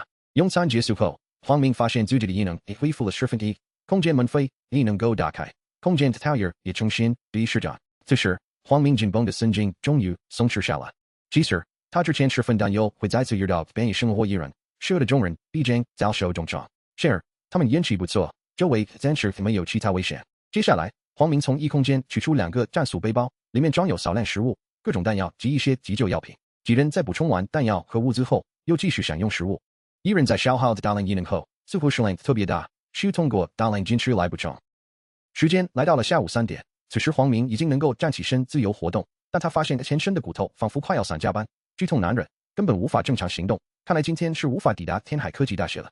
想到这里，他开始思索今晚该在哪里过夜。如今众人的体能和异能尚未恢复，这一阵地显然不可行。看来今晚只能在教堂过夜。于是黄明对众人说道：“我们今晚就在教堂5楼过夜。以我们目前的状态，显然不能再继续行动了。5大3表示执行，我赞成。但楼下还有丧尸，这该怎么办？”黄明笑着回应：“那些仍在德罗汉的丧尸是之前智慧丧尸下达的指令尚未消除，只要我出现在底下，他们就会本能地朝我扑来。那时他们就不会再是叠罗汉，而是会漫无目的地在原地徘徊。”李长安忧心忡忡地说道：“明哥，你真聪明，那智慧丧尸实在是太可怕了。不过你现在的身体状况能行吗？这样下去会不会有危险？”王明看了一眼劳力士，罢了罢手，领导我再休息2个小时。之前应该不成问题。时间已至下午5点，昏蒙的天空似乎黄明直起身子，活动了一下筋骨，身体的疼痛感依旧未减，莫名的刺痛蔓延至全身。他紧咬牙干，试图忘却这股疼痛。幸而异能已恢复了3成，他在天台进行了几次空间跳跃，找回了熟悉的感觉。心念一动，黄明直接通过一次空间跳跃来到了教堂大门口。他刚显现，周围的丧尸便朝他扑来，叠罗汉的丧尸也纷纷倒塌，齐齐向他涌来。就在他们快要触碰到黄明时，他心念一动，瞬移了一段距离。黄明便在丧尸前碰到他之前进行了空间跳跃，环绕着教堂转了几圈。所有叠罗汉的丧尸都在追逐着他。半小时后，黄明将之前丧尸引到了教堂斜对面之前，被了进的楼中去。当丧尸将黄明疼痛围住时，他一个空间跳跃便消失在原地，直接回到了天台。从天台俯瞰，教堂这里已不再有多少丧尸，这被训练的爆炸区，那里满是也是不同的丧尸。还有，时间搬混乱。我去，明哥，你真是太厉害了，竟能让如此多丧尸腾转。看到黄明归来，李承安忍不住赞叹。黄明无奈地说道：“行了，天色即将暗下，赶紧吃肉，今晚好好休息。”众人纷纷点头。随后几人利用弹射抓钩，从5楼的窗户攀入教堂。刚一进门，便有丧尸朝他们扑来，数量不在少数，看来是刚才叠罗汉涌进来的。几人立刻举起突击步枪，从5楼一路扫荡至1楼，确保教堂内没有丧尸后，用重物封住大门。若发生意外，丧尸前一时无法破门，且即便破门了，也会引起巨大的动静，这样他们也能及时反应。几人关闭了所有窗户，随后来到教堂5楼的一间房间。黄明首先取出重物堵住了房门，然后清空了屋内的一切，最后从异空间取出一张双人床，开口道：“今晚我们轮流守夜，胖子、老吴，你们2人守上半夜，我与多多守下半夜。时间在半夜3点时换班。”“好嘞，没问题。”李长安爽快应允。吴大山则侧身站在窗户前，仔细观察外面的情况。因为下半夜是人类的最需要、最易沉睡的时候，黄明决定与多多共同承担最艰难的下半夜。完成这一切后，黄明虚弱地躺在床上，身体如触电般刺痛令他忍不住愤恨。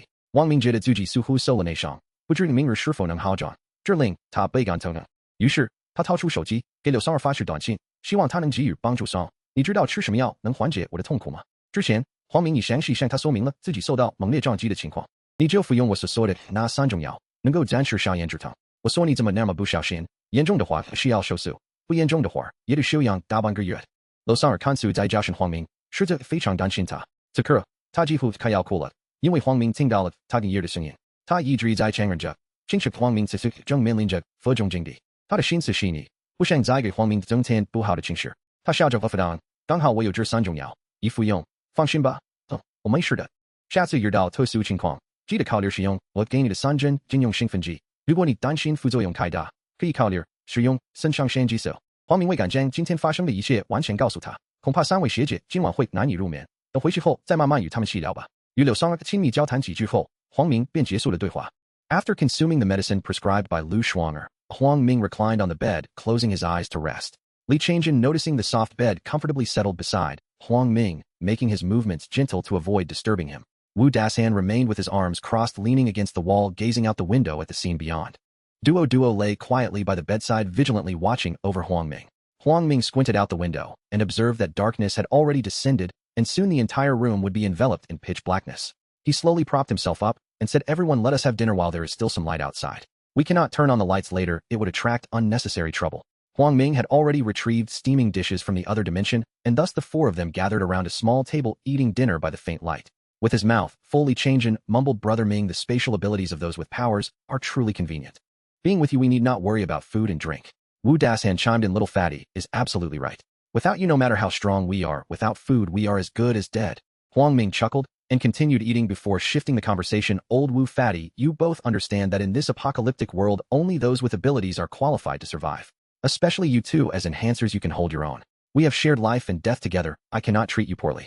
He paused before continuing. There are still many surviving girls at the school. If either of you has someone you fancy, do let me know. Don't end up as lifelong bachelors, regretting it later will be too late. Wu Dasan's face displayed a hint of embarrassment. He had lost contact with his family, likely indicating their demise. Now being utterly alone, Huang Ming's words stirred a flicker of emotion within him. He shyly replied, well, that might not be appropriate. Huang Ming laughed lightly. Old Wu, don't be so narrow-minded. There is nothing wrong with finding companionship. I'm not suggesting you toy with women. In this apocalypse, no girl would refuse a strong man, especially one with abilities. Brother Huang Ming, I understand. I will consider it carefully and let you know if I have any thoughts. Huang Ming smiled, patting his robust arm, then turned to Li Changjin. Seeing Huang Ming's gaze, Li Changjin scratched his head and said, Brother Ming, I have some self-awareness. I can manage ordinary girls, but the ones I fancy tend to have higher standards. I fear they wouldn't willingly accompany me. He patted his own ample belly, speaking with a hint of insecurity. Look at me with this figure. If I didn't have abilities, I believe no one would want to be with me. Even now, only those of dubious quality seem to notice me. I plan to focus on getting fit first, and then reassess. I'm not in a hurry. Huang Ming playfully patted his belly and laughed. All right, since you've made a decision, do as you see fit. As the clock struck 7 in the evening, darkness had fully enveloped the surroundings, and they had finished their meal. Outside, it was completely black, shrouded in obscurity. Huang Ming drew the curtains and reclined back on the bed. Perhaps the effects of Lu Shuanger's medicine were taking hold, as the pain in his body seemed to have eased considerably, lifting his spirits. At that very moment, within the kitchen on the 3rd floor of Tianhai University's cafeteria, Bai Fifei stood by the window, gazing into the pitch-black night. An inexplicable anxiety and restlessness surged within her. Earlier today, she had heard a tremendous explosion, the fiery blaze igniting her excitement and anticipation throughout the day. However, as time passed and darkness enveloped the world, that excitement waned, replaced by worry and melancholy. Fifei, it has been several days. Do you truly believe that person will come to rescue us? Spoke Zheng Yuanyuan, her teammate in the competition, her voice barely above a whisper, due to the zombies lurking outside the kitchen. Yuanyuan, he will come for us, I assure you. He needs to be fully prepared. Bai Fifei replied confidently. Zheng Yuanyuan pouted skeptical, as she scrutinized Bai Fifei's silhouette, without uttering another word. Fifei, what was that explosion today? Could it be your junior coming to save you? Chimed in another teammate, Sun Zili. Bai Fifei shook her head, uncertain. I'm not sure it was him. Zheng Yuanyuan interjected, Zili with a blast that loud. All the zombies within a few kilometers must have heard it. Do you really think anyone could come to rescue us? Sun Zili bristled at this, retorting, Humph, don't just throw shade. If you can, then why don't you get someone to save you? Bai Fifei sighed, shaking her head in resignation. She had grown accustomed to their banter both before and after the apocalypse. Her phone and laptop had both run out of battery, or else she could have checked the recent conversation between Lu Shuanger and Huang Ming. Hearing their voices grow louder, she quickly cautioned Shou. Keep it down, there are so many zombies outside. Do you want to attract them here? Instantly, they fell silent. In that brief moment of quiet, they all heard the low growls of zombies outside the kitchen, causing their hearts to leap into their throats. They had no idea how many zombies lurked just beyond the kitchen door. If they were to breach the entrance, the 3 of them would be utterly defenseless. Fortunately, the growls gradually faded into the distance, likely drawn by the earlier sounds. Had they not silenced themselves in time, they surely would have faced dire consequences tonight. Zheng Yuanyuan and Sun Zili trembled in fear, their legs shaking uncontrollably, no longer daring to speak loudly. Zheng Yuanyuan murmured in a voice only she could hear that was truly terrifying, but we made it through without incident. Sun Zili, still shaken, remarked, it seems like the number of zombies outside has increased. Recently, people have been trying to gather supplies from the cafeteria, and it looks like they all got infected. Bai Fifei, having also been startled into a cold sweat, rubbed her temples and reminded them, let's all rest early. Zombies seem particularly sensitive at night, so let's refrain from talking any further. Then she turned her gaze towards the sky outside the window, where the moon was half obscured by clouds, casting a gentle silvery glow. In that moment, Bai Fifei silently lamented, Qing, are you still alive? How I wish you were by our side. On June, a blustery evening in Tianhai City, near the inner ring of Pinghu District adjacent to Tianhai University of Technology, a modern 3 individuals and a dog were resting in a pitch-dark room, the only visible feature being a cherubic face. At this moment, Li Changjin was engrossed in playing a mobile game on his phone. Huang Ming, with annoyance, softly reminded him, Fatty, dim the phone screen a bit, it's too bright. We must remain vigilant. Got it, Ming, go. He promptly lowered the brightness to the lowest setting, plunging the room into near total darkness. Huang Ming then glanced at Duo, who was nestled beneath the bed, and spoke, Duo, it's time to sleep. We rise at 3 a.m. Duo nodded vigorously. Huang Ming reminded Wu Dasan to switch shifts at AM, then closed his eyes, drifting into slumber. As the clock approached AM, Huang Ming was gently roused by Wu Dasan. He opened his bleary eyes and sat up slowly. Every bone and muscle ached excruciatingly, yet it did not hinder his ability to stretch and move slightly, his joints unharmed. Upon noticing Huang Ming awake, Wu Dashan and Li Changjin immediately succumbed back to sleep, evidently worn out from the day's exertions. Huang Ming assessed his unique abilities, realizing he had regained of his strength. If all went well by the time they awakened in daylight, his powers would be fully restored. He continued to take the medicine prescribed by Lu Shuanger, intended for consumption 3 times within hours, and ingested another dose to alleviate the pain. Subsequently, Huang Ming approached the window delicately, pulling it open just a crack to peep outside, aided by the faint silver glow. To his astonishment, the sight was alarming. Where were the horde of zombies? The very group that had been drawn to the explosion across the street was now missing. A chill crept down Huang Ming's spine as an unsettling premonition began to rise within him. His gaze wandered, searching for anything unusual. As he peered deeper into the explosion zone, he faintly glimpsed a pair of crimson eyes flickering momentarily. He muttered to himself, "Is this an illusion? The horde has vanished. Crimson eyes. Isn't this the work of an intelligent zombie? Could it be? It survived? Or perhaps there's a new intelligent zombie." After all the commotion during the day had likely attracted many mutated zombies, Huang Ming was tempted to leap through space to investigate, yet reason prevailed over impulse.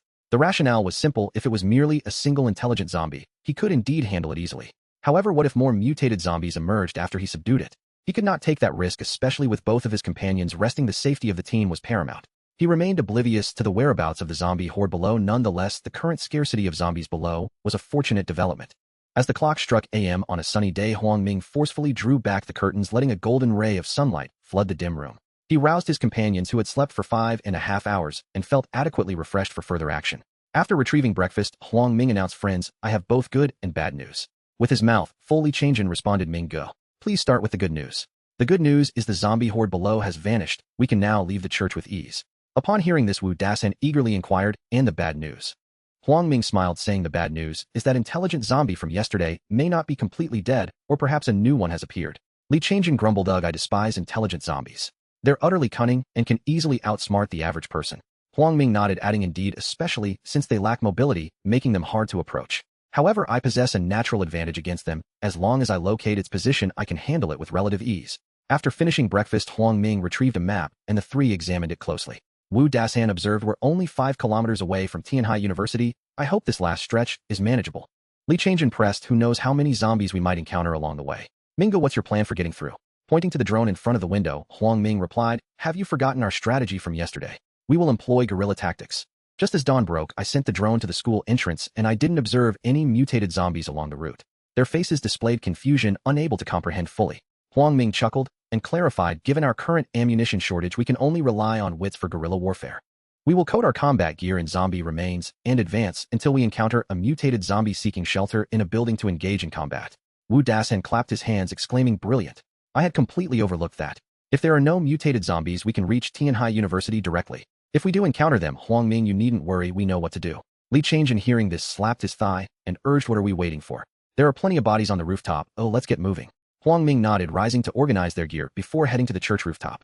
10 minutes later, the 3 individuals and the dog were covered in the remains of zombies. At this point, their abilities and stamina were fully restored, apart from Huang Ming, who still felt some pain, though the medication had alleviated it significantly. Before departure, Huang Ming outlined the plan for encountering mutated zombies. "Old Wu Fatty Duo, conserve your strength and remain vigilant. Upon encountering a mutated zombie, unleash your power immediately to clear the surrounding ordinary zombies. The rest is up to me. You just locate a building and await my return." They all nodded in agreement. Then, utilizing grappling hooks, they leapt down, heading straight toward Tianhai University. Huang Ming held a sniper rifle with a powerful spatial blade infused with armor-piercing ammunition.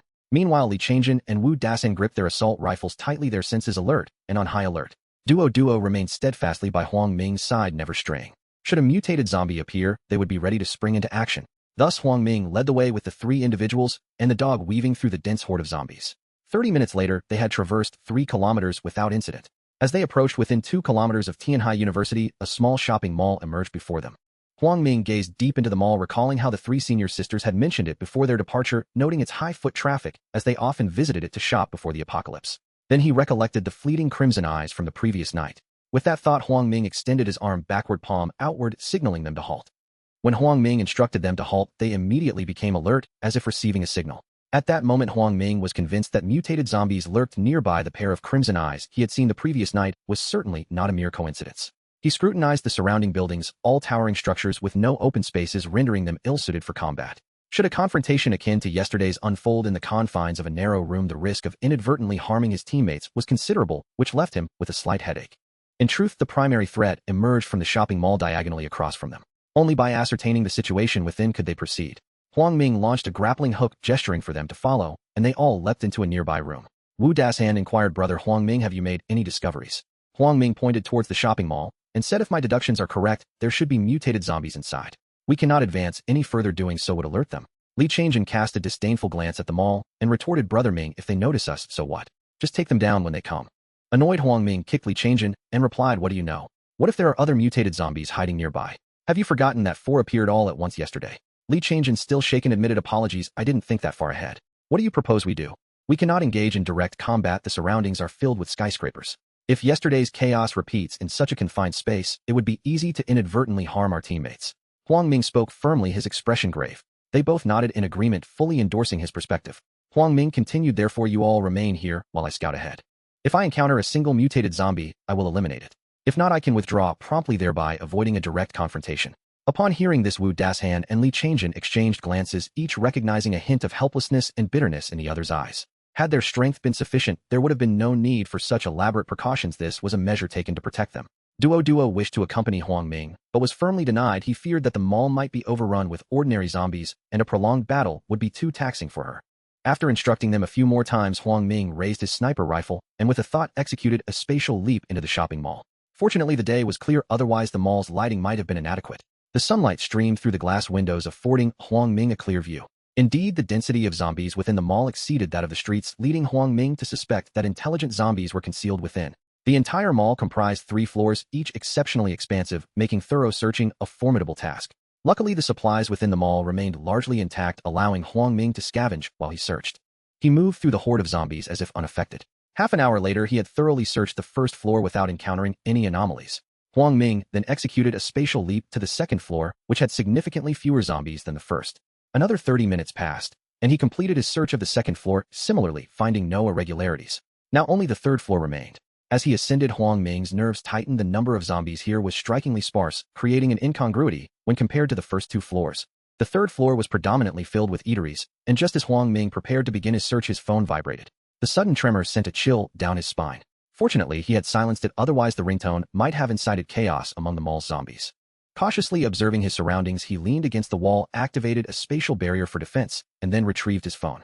Upon opening it, he found an urgent message from Lu Yusi. "Huang Ming, based on my research over the past few days, it appears that intelligent zombies can manipulate or communicate with other mutated zombies. You must exercise extreme caution. I fear you may face a coordinated attack from several mutated zombies." The timing of Lu Yusi's message was far too late. Huang Ming had already encountered this peril the day prior. Yet had he not emerged yesterday, the rescue operation would have faltered. Sometimes awareness does not preclude action, and that realization is burdensome. Huang Ming continued to the next message. "Huang Ming, there's a more terrifying revelation that you must heed. My research with Schwanger has discovered that mutated zombies can continue to evolve. This means they may either grow stronger than before or awaken a second ability. I refer to the latter as dual-type zombies." Dual-type zombies. Huang Ming was instantly taken aback. Lu Yusi seemed to understand his bewilderment. Fearing he might not grasp the severity, she sent another message to clarify. For instance, if an intelligent zombie like Li Qingzhou were to evolve, she could either gain heightened intelligence, develop the ability to become invisible, or possess strength, or even other abilities we have yet to comprehend. Reading this, Huang Ming could not suppress the gulp in his throat. He tucked away his phone, his grip on the sniper rifle trembling.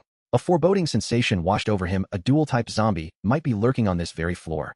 Moreover, it was an intelligent zombie, but its abilities remained a mystery. Yet this was merely his conjecture. He dared not be complacent and took a deep breath in an attempt to regain his composure. As Huang Ming steadied himself, he suddenly heard the sound of thudding heartbeats. It was an invisible zombie. His breath quickened as he positioned himself strategically in the corners, spreading spatial barriers to his sides, while aiming his sniper rifle directly ahead. "At this moment, my defenses are nearly flawless. I refuse to believe it would dare approach me. Wait, the ceiling." This thought sent shivers down his spine, causing him to elevate his sniper rifle, significantly prepared for an aerial assault from the invisible zombie. Since he was on a reconnaissance mission, Huang Ming opted against using spatial jumps for movement. Until he thoroughly understood the situation, he resolved to confront it directly, utilizing the terrain.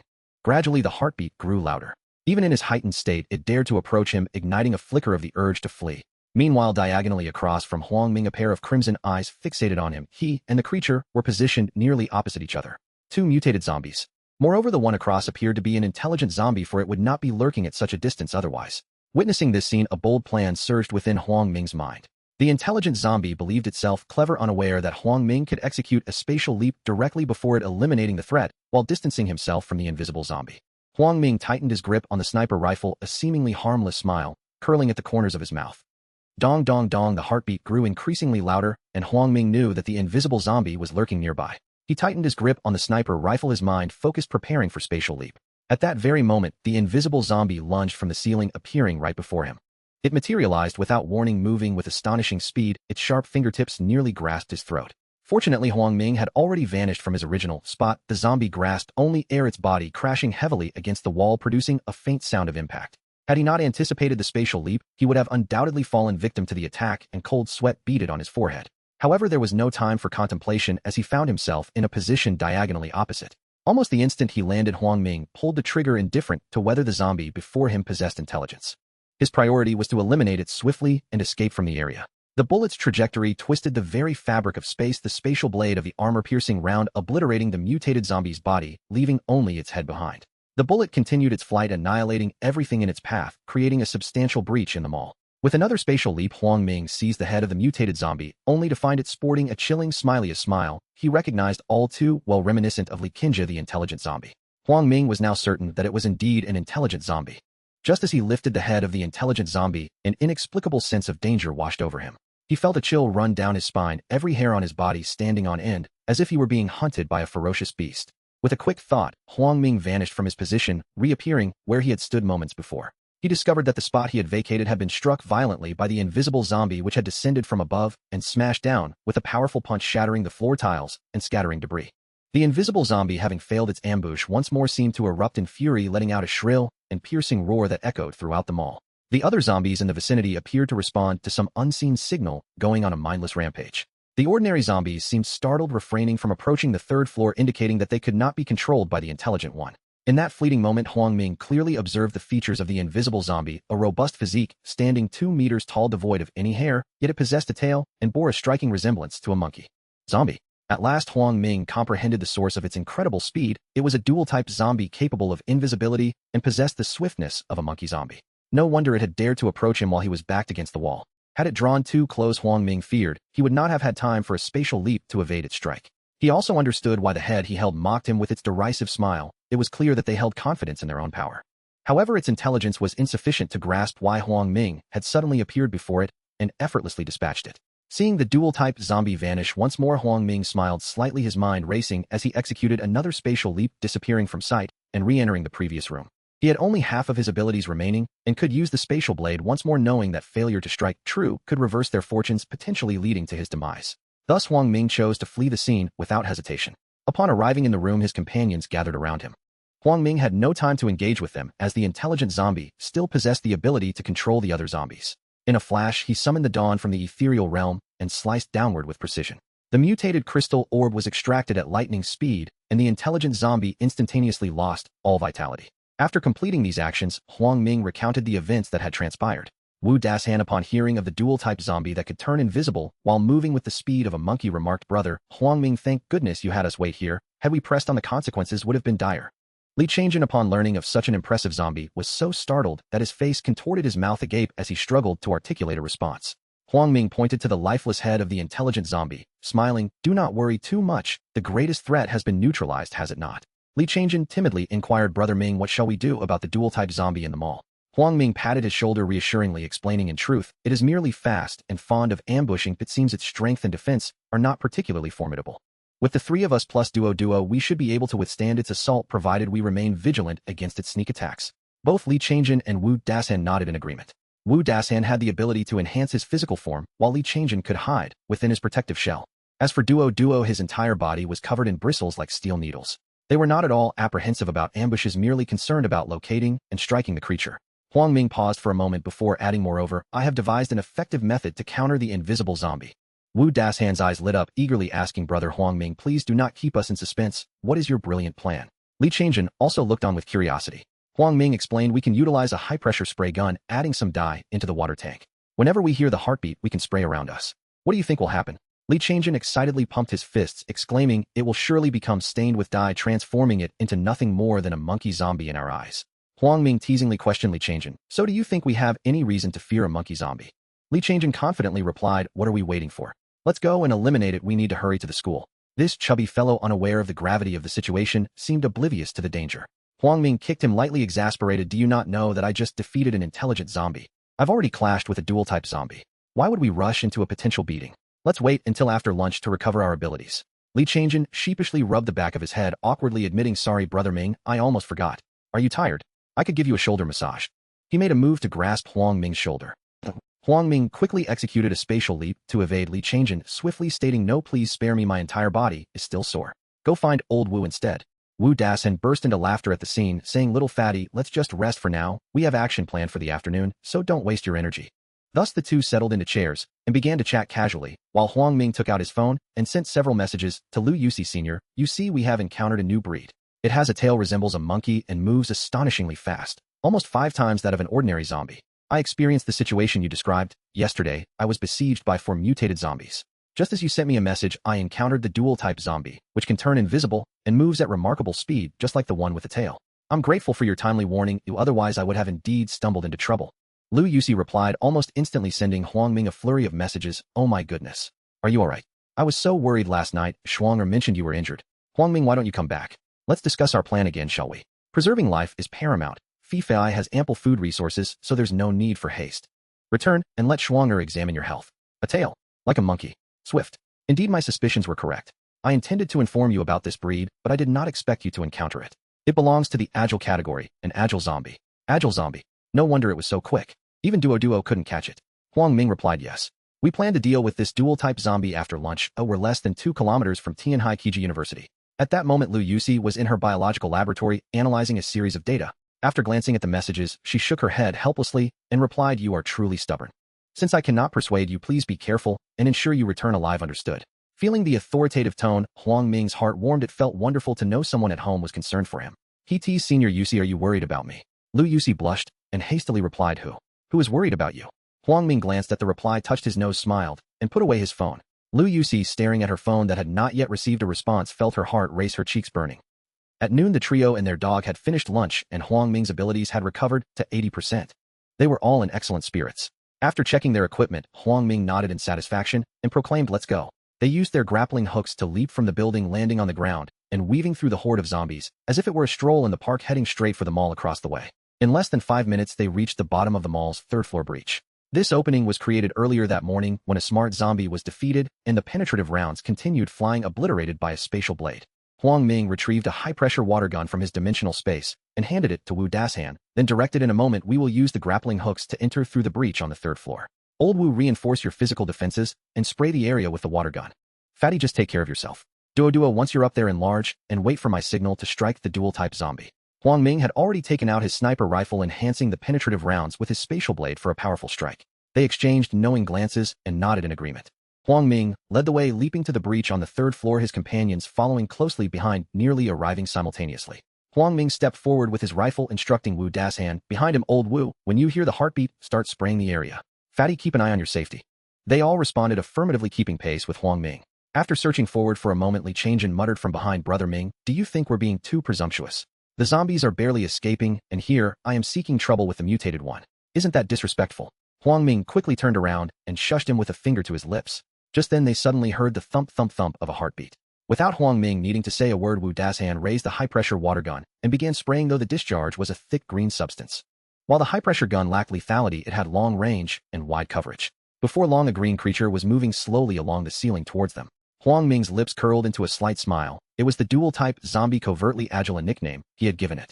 With a firm grip on his sniper rifle and with precise targeting assistance, he locked onto its heart. He had anticipated a fierce battle, yet found it surprisingly easy to secure the shot. Moreover, the covertly agile zombie seemed unaware of their presence, continuing to move leisurely. This almost made Huang Ming laugh.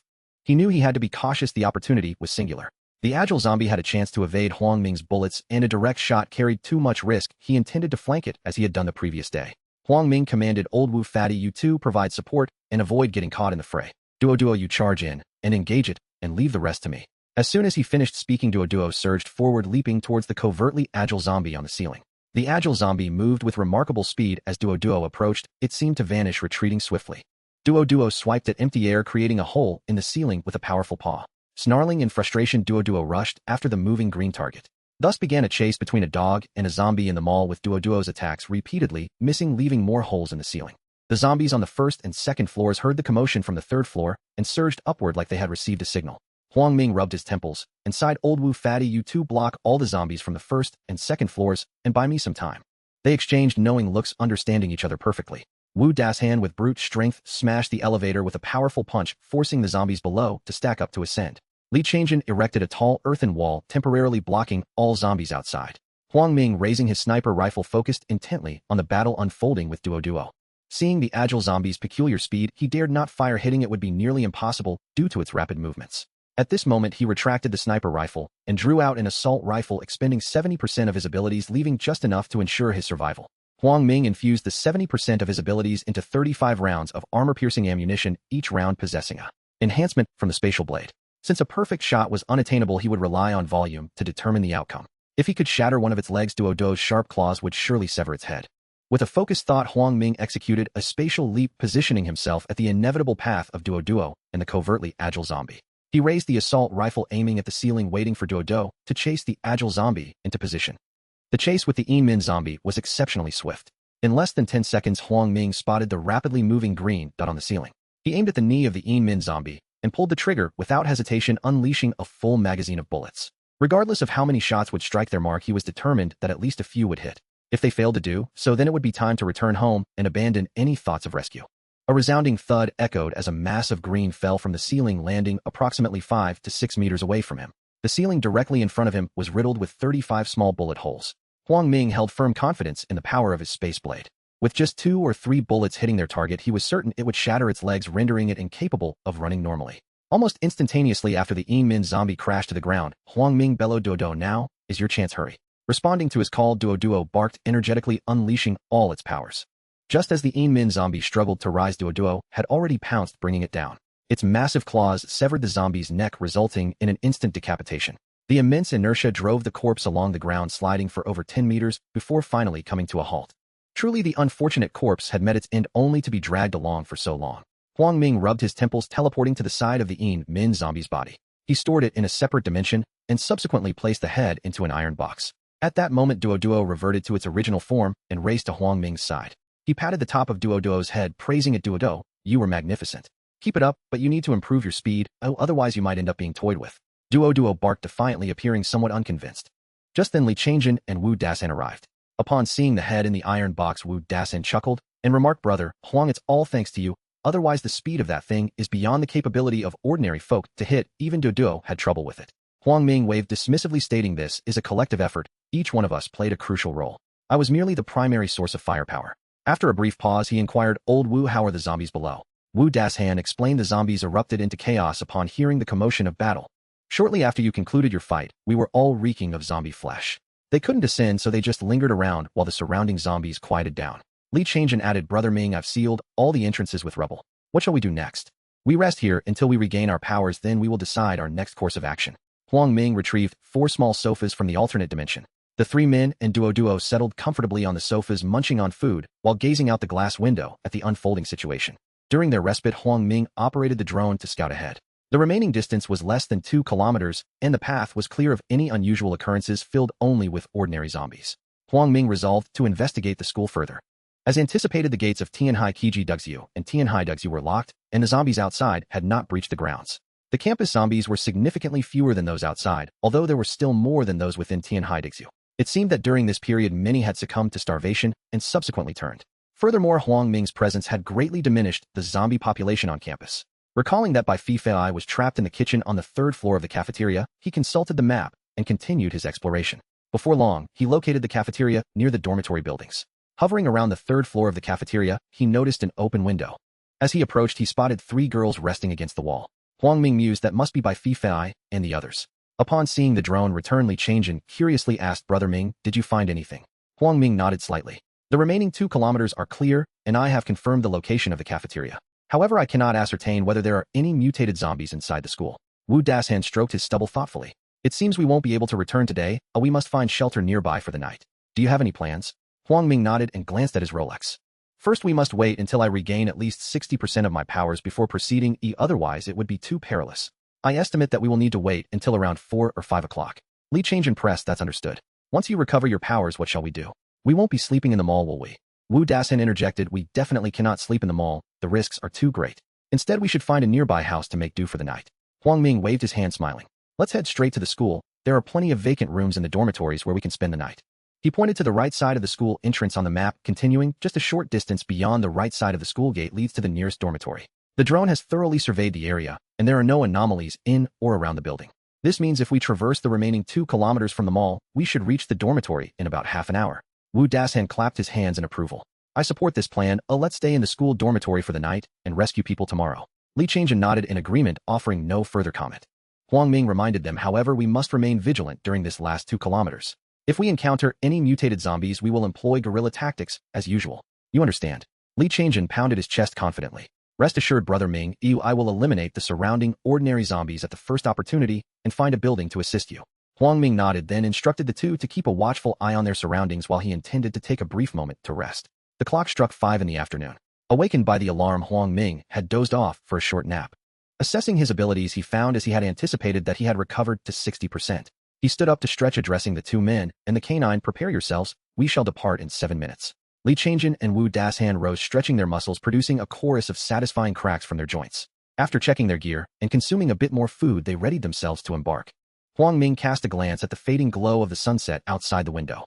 With a swift motion, he retrieved his sniper rifle from the spatial realm, enhancing the armor-piercing round with a blade of spatial energy, and commanded with a flourish, let us proceed. With the aid of the grappling hook, they swiftly descended to the ground. It must be said Gu Anqing truly demonstrated her thoughtfulness, as nearly every piece of equipment proved invaluable. However, this time Li Changjin, in an attempt to show off, stumbled and fell clumsily, almost attracting the attention of the nearby zombies. Huang Ming hurried to assist him, feigning menace as he admonished, fortunately the zombies were not startled, otherwise you would be spending the night here. Li Changjin, still shaken, replied, Ming Gu, I was simply too bored and couldn't resist the urge, please do not take it to heart. Huang Ming retorted with irritation, fatty, cease your prattling and keep up, night is about to fall. The twilight bathed the earth in its soft hues, and thus the 3 men and 1 dog navigated through the horde of zombies, encountering no trouble until they reached the gates of Tianhai, Kijidis. Huang Ming executed a spatial leap, arriving first inside the gates, while Wu Dasan and Duo erupted from outside, leaping in. Li Changjin constructed a bridge to enter, only to dismantle it afterward. Once inside, they walked approximately meters to the right and finally arrived at the base of the dormitory building.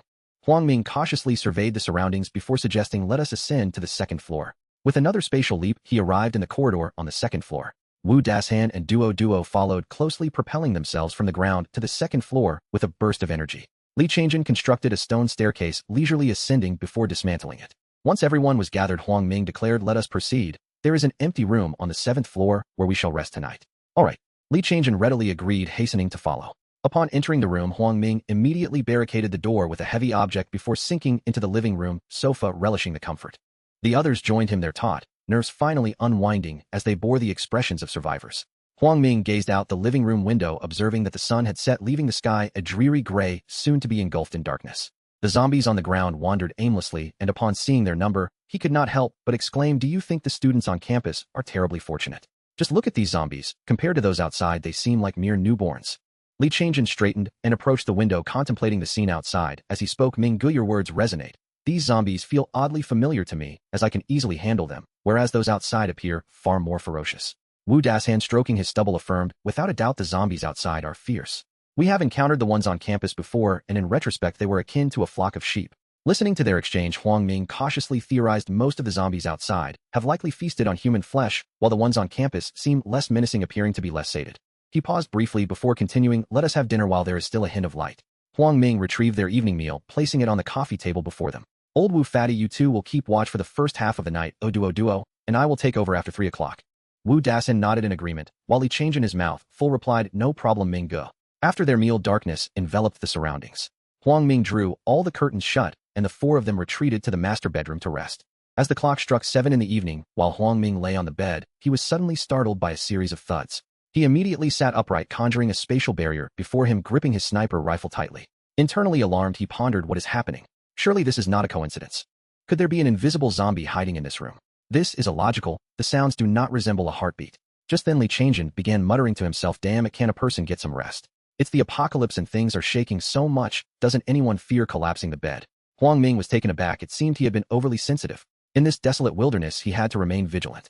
Upon regaining his composure, he listened intently, realizing the sounds originated from the master bedroom on the 8th floor above him. Fatty'll be right back. With a thought, Huang Ming executed a spatial leap, arriving in the 8th floor's living room. He quietly approached the master bedroom, pressing himself against the door and straining to hear. Inside, he could hear the violent thuds of a bed hitting the wall, and shortly after a male voice spoke, "The food is on the dining table. Oh, just take it when you leave." As soon as he finished speaking, Huang Ming heard soft footsteps approaching his direction. At that moment, he comprehended everything. It seemed that not only Tianhai University, but such transactions had become commonplace in the apocalypse. A mischievous thought crossed Huang Ming's mind as he executed a spatial leap to the dining table, collecting the food placed there. He then leapt to hide behind the living room curtains. Within a few breaths, he heard someone stepping out, searching the darkened dining table. After feeling around for some time, she found it completely barren and her expression darkened. She dashed back to the master bedroom, demanding loudly, "Wang Kai, the table is empty. Did you think you could fool me?" The girl's voice was melodious yet tinged with anger, her tone sharp. The boy did not respond, but emerged from the master bedroom, bewildered to find the table devoid of anything. The girl followed closely, continuing her interrogation. "Wang Kai, have you run out of food? What on earth is happening?" The boy Wang Kai retorted, "What do you mean I've run out of food? I clearly placed it on the table. You must have eaten it. How dare you lecture me after consuming my food? Are you seeking a death wish?" As he spoke, Wang Kai's emotions grew heated, causing the girl to take a cautious step back, her bravado faltering. She puffed out her chest, summoning her courage before retorting, "I did not eat your food. If you're out, just say so. There's no need for these theatrics. Let it be counted as my misfortune." Hidden behind the curtain, Huang Ming struggled to suppress his laughter, curious if this prank would lead to repercussions. He peered into the spatial realm, checking the food he had just collected from the dining table, only to find a small piece of moldy bread and a bottle with a mere fifth of water remaining. Even if the food were clean, it was hardly sufficient. Wang Kai, upon hearing her words, was filled with an overwhelming fury. As a prominent young master of Tianhai City, he could scarcely believe that he was being rebuked by a wretched woman on the brink of starvation. Had it not been for the apocalypse, he wouldn't have even deigned to glance at the girl before him, let alone engage in conversation. Moreover, he had clearly placed food on the table only to be met with inexplicable insult. The thought of his dwindling food supply, which was on the verge of depletion, gnawed at him as he sought a few days of indulgence before succumbing to hunger. Yet this unforeseen incident ignited his already volatile temper. Determined to take drastic measures, he resolved to eliminate the woman before him, fully aware that his own days were numbered. In his madness, he bellowed, "Filthy wench! Who do you think you are? Just a social butterfly from the art department strutting around as if you matter. In the time before the apocalypse, I wouldn't have even spared you a glance. You devoured my food and now bark at me. You deserve to die." As soon as the words escaped his lips, he lunged at her. With a swift, forceful grip, he seized her by the throat, rendering her unable to react as he choked her. In a fleeting moment, she felt as though her chest was being suffocated by cotton, struggling to breathe. Her face flushed crimson as she began to gasp for air, her hands gripping Wang Kai's arms, as if to alleviate her suffering. In a trance-like state, Wang Kai raved, "Wretched woman, I was quite pleased with your earlier performance in bed. Yet your arrogance is your downfall. You consumed my food and now wish to extort me. Do you think this young master is easy prey? Go die." With that declaration, he exerted more pressure, the sensation of suffocation enveloping her, a harbinger of death that clouded her vision with despair and helplessness. Huang Ming, witnessing this dangerous prank escalating towards a fatal outcome, sighed, rubbing his temples.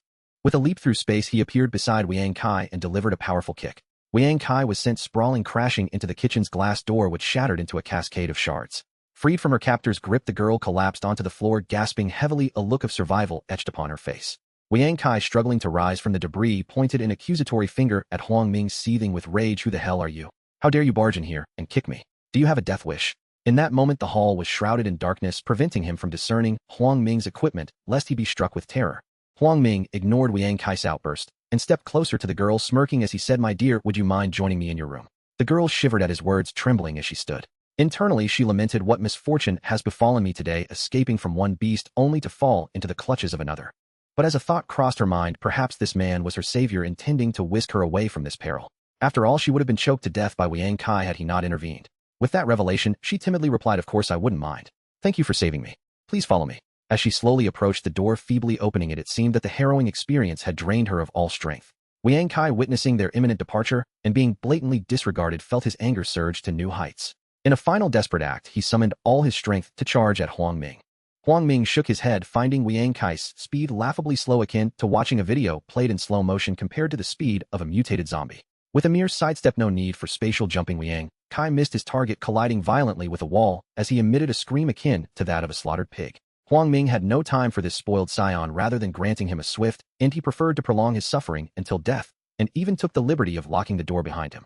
The corridor outside was engulfed in darkness, and with Huang Ming's night vision activated, he noticed how adeptly she leaned against the wall, moving cautiously. He however strolled behind her with casual ease. In less than 5 minutes, she led Huang Ming to a room on the 12th floor.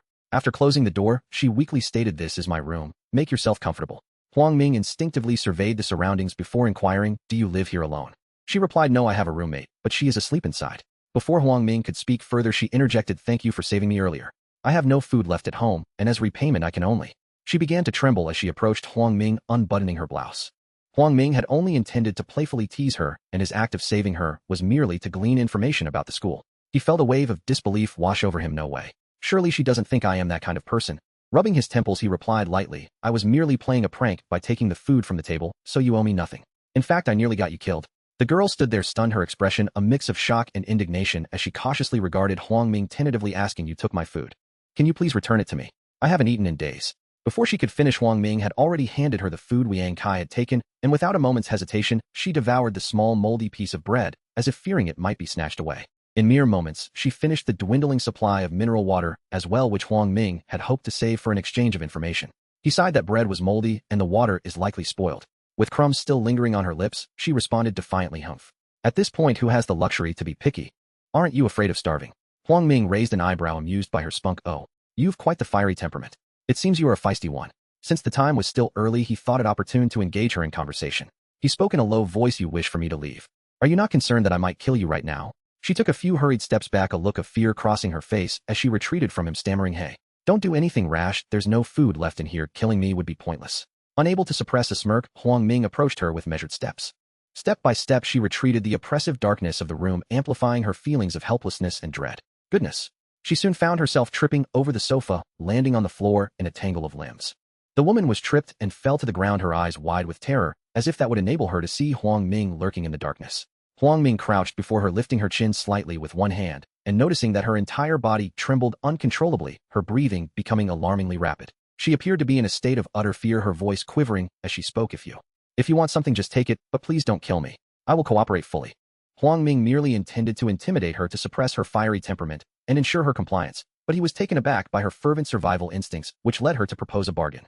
He gently lowered her chin and settled onto the sofa in front of her, finding her slumped before him, resembling a child who had misbehaved, devoid of her earlier defiance. With a satisfied smile, Huang Ming inquired, "Now will you still insist on me leaving?" She lifted her gaze to him, yet unable to see anything, she softly replied, I dare not."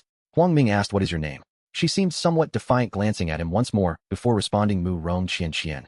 Huang Ming found the name quite pleasant, but shook his head to regain focus, and spoke earnestly, "I wish to understand everything that has transpired in the school recently. Tell me all that you know."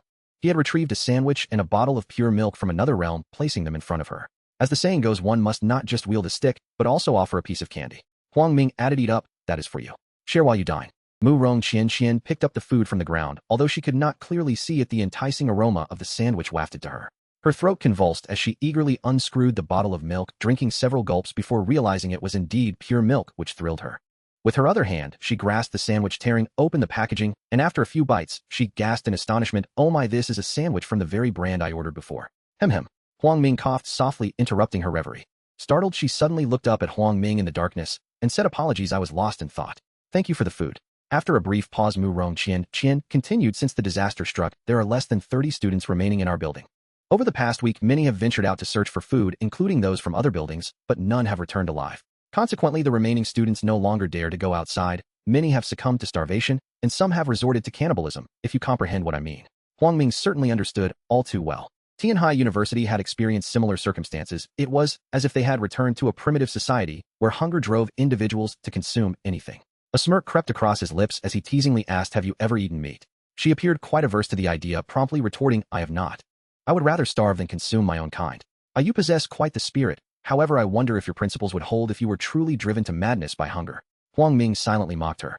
Mu Rong Qian took a sip of milk and continued, "Our school has 8 dormitory buildings. We reside in building 1 while the others are located at..." Huang Ming was momentarily taken aback and quickly interrupted, Stop. I did not ask for this information. What I wish to know is whether there have been any particularly strange zombies or unusual humans at the school recently." She countered with a question, "Strange zombies? Humans?" Huang Ming replied, "Indeed, think carefully." A brief silence ensued. Mu Rong Qian sat cross-legged on the floor, one hand rubbing her temples, as if contemplating something. Before long, she appeared to recall something, and spoke slowly, "Now that you mention it, a couple of afternoons ago, I witnessed a zombie with a long tail engaged in combat, with a woman wielding a knife. As soon as she finished speaking, Huang Ming's eyes narrowed, and he urged her please elaborate. Propping her chin on her hand, Mu Rong Qian recounted, I was lying in the living room when I suddenly heard some commotion nearby. I got up to see what was happening, but I couldn't discern how the fight began. Both the long-tailed zombie and the woman moved exceptionally fast. I was left bewildered, thinking my eyes were deceiving me. Shortly thereafter, they vanished from sight. Indeed, as he had surmised, Tianhai University also harbored mutated zombies, specifically agile ones. Given Mu Rong Qian's limited perception, she could not gauge their speed, merely sensing their disappearance. In reality, they had simply executed a rapid maneuver. What piqued Huang Ming's curiosity was who the woman capable of keeping pace with the agile zombie could be. Was she an extraordinary individual? An agile-type extraordinary being? Neither he Duo Wu Deshan nor Li Chong and could match the speed of the agile zombies, which ignited a flicker of intense caution within him. It was crucial to recognize that a being with such swift mobility could be far more terrifying than an agile zombie, as humans possessed intelligence and knew how to strike effectively. Huang Ming inquired, was there a victor in their encounter? Who ultimately triumphed? Mu Rong Qian shook her head. I cannot say, but they seemed evenly matched. I vaguely heard similar noises upon waking this morning. Evidently, possessing extraordinary speed came at the cost of a lack of offensive capability, preventing them from swiftly vanquishing the agile zombie. This was quite reminiscent of Wu Deshan, who despite his formidable strength and defense was too slow to evade attacks from more agile zombies. Huang Ming chuckled and continued, I am quite pleased with your response. What else do you know? If nothing further, I will not trouble you any longer. Upon hearing Huang Ming's intention to leave, Mu Rong Qian became flustered. Initially, she had mistaken him for a frivolous playboy like Liang Kai, but she had since realized the importance of clinging to his coattails. She crawled to Huang Ming's feet, clutching his leg with one hand, and bashfully pleaded, Benefactor, will you take me with you? I will do anything you ask, I beg you. Huang Ming paused. His intent was merely to gather information, and he had not considered anything further. He rubbed his forehead, exasperated, and replied, I do not tolerate idlers. What skills do you possess, or what knowledge do you have? If it satisfies me, I may consider your request. Mu Rong Qian suddenly nestled closely against Huang Ming's leg, the unwelcome elasticity of her presence making it impossible for him to ignore. She shyly suggested, don't you need a woman's company? How forward of her, however, in this apocalyptic world that is all she has left, and it seems she has exhausted her value. With that thought, Huang Ming scratched his nose, no longer inclined to engage with her. He stood up, giving her a gentle kick to send her away. Huang Ming did not respond to her remark, striding directly towards the doorway. Just as he opened the door, Mu Rong Qian abruptly called out to him. Wait, I have some news to share. Can you take me with you? Huang Ming turned his gaze back at her, his eyes profound. Mu Rong Qian's desperate demeanor did not seem deceitful. He quietly closed the door again and returned to the sofa, then spoke. Well, go ahead. Mu Rong Qian did not rush to speak, instead shaking her head bitterly, and said nonchalantly, it seems you are not lacking in female company. You must be quite impressive, right? As the belle of Tianhai Technology University, many wealthy and powerful young men had adored her. Now, having thrown herself at him only to be met with disdain, left her feeling somewhat shattered, as if she were living a dream. Huang Ming observed her in silence, awaiting her words. Seeing that he remained quiet, Mu Rong Qian sighed helplessly and began, are you aware of the refuge camp in Songjing District? Huang Ming's expression sharpened. A refuge camp? This was news to him. He responded slowly, oh. Mu Rong Qian understood and, emboldened, asked, if I provide you with detailed information about it, will you take me with you? I don't want to starve in this school. Huang Ming smirked, teasingly replying, if you choose not to speak, I can leave right now. Mu Rong Qian's expression changed drastically. She hurriedly waved her hands and exclaimed, don't rush me, I will tell you. In this apocalyptic world, negotiations required leverage. In her desperate situation, she had no choice but to trust Huang Ming. Mu Rong Qian continued, the refuge camp is located in the sports stadium of Songjing District. Over the years, our country has secretly constructed numerous shelters across the nation, and Songjing District is one of them. When the apocalypse struck, the city government activated the sports stadium as a refuge. She paused and added, before activation, the camp was concealed deep underground. Once it opens, it will emerge from the earth, sprawling across an area as vast as the stadium itself, with 3 floors above ground and 1 below. The exterior is crafted from titanium alloy, rendering it impenetrable. Inside, there are abundant supplies, energy, medical resources, and armed forces guarding it. Huang Ming stroked his chin and inquired mildly, why haven't we received any notification? We were entirely unaware of such a refuge camp. Mu Rong Qian shook her head in resignation, explaining, you know, Tianhai City has a population of around 20 million. A single stadium cannot accommodate so many people, so only high-ranking officials, military personnel, and exceptional talents such as doctors and biologists are eligible to enter. Huang Ming raised an eyebrow, questioning her with a hint of skepticism. How do you know so much? At that moment, Mu Rong Qian fell silent, seemingly lost in thought. After a brief pause, she suddenly spoke with a quiver in her voice, leaving Huang Ming perplexed. I won't hide it from you. I am the daughter of the Mu Rong family in Tianhai City. Before the apocalypse, no one knew my identity. Everyone assumed I was merely a pretty face, a social butterfly. No one realized the effort and sweat I had invested. Today, that scoundrel Liang Kai took away my most precious possession, and I despise him for it. She sniffled and continued, my father is the president of the Tianhai Chamber of Commerce. He paid a hefty price to secure a spot and signed a confidentiality agreement. After the disaster began, he called me with the truth, saying he would send someone to rescue me. However, it has almost been a month without a word, and I cannot even reach my father. Huang Ming was taken aback by the revelation of her privileged background, realizing she was the daughter of the Chamber of Commerce president in Tianhai City. Initially, he perceived her as a mere victim of circumstance, but now he understood she was a woman driven to desperation. Mirong Qianqian rubbed her eyes as if wiping away tears and tentatively asked, I have shared everything I know with you. Can you take me with you now? Huang Ming pondered for a moment, recognizing her inherent goodness and strong will to survive. She was a girl with potential worth cultivating. Yet he was also mindful of her powerful father. He replied coolly, I offer you two choices. First, I will leave you with 1 month's worth of food as an exchange for the information you provided. You may stay here and await your father's rescue. Second, I will allow you to accompany me, but... Mirong Qianqian's eyes brightened, eagerly pressing, but what? Huang Ming smiled and clarified, I will not support idlers. From this moment on, you will be under my command. Even your father will not be an exception. Do you understand my meaning? Mirong Qianqian's heart jolted painfully, akin to a needle prick. She faced a dilemma between her father and a chance for survival, leaving her momentarily indecisive. At that moment, she fully comprehended the implications of following Huang Ming. It meant severing ties with her father. Without his consent, she would not even be able to speak to him or see him. As she considered the prospect of a month's worth of food, dread washed over her at the thought that once it ran out, she would again confront her current dire situation. Desperation overwhelmed her. All she desired was to live. Thus she lifted her gaze to Huang Ming, her voice choked with emotion. I am willing to follow you. I will not act independently without your command. Oh, I only ask for you to provide me with meals in the future. Observing the woman before him in such a humble state, Huang Ming felt no stirrings within. In this apocalyptic world, countless individuals shared her plight. His decision to save her stemmed solely from her knowledge of the Songjing District Refuge Camp's information, which might prove useful later. Huang Ming slowly rose, stretching lazily. Very well, will you come with me now, or would you prefer to remain here for a while? I have matters to attend to tomorrow. Mirong Qianqian, hearing Huang Ming's intention to leave, quickly straightened up. Can you wait for a few minutes? I just need to change my clothes and grab my backpack, then I will come with you, alright? Huang Ming settled back on the sofa and replied, sure, go ahead. Remember to take anything important, we won't be returning here. Okay. She dashed back to her room barefoot, while Huang Ming remained oblivious to her preparations.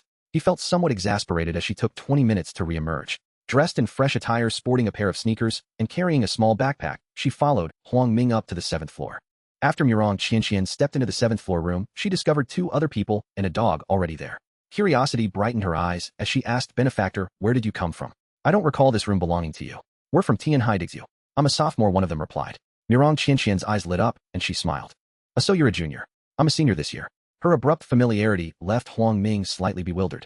Mirong Qianqian seemed to recollect something, and suddenly exclaimed, heavens, how did you come all this way? There have been so many zombies on the road.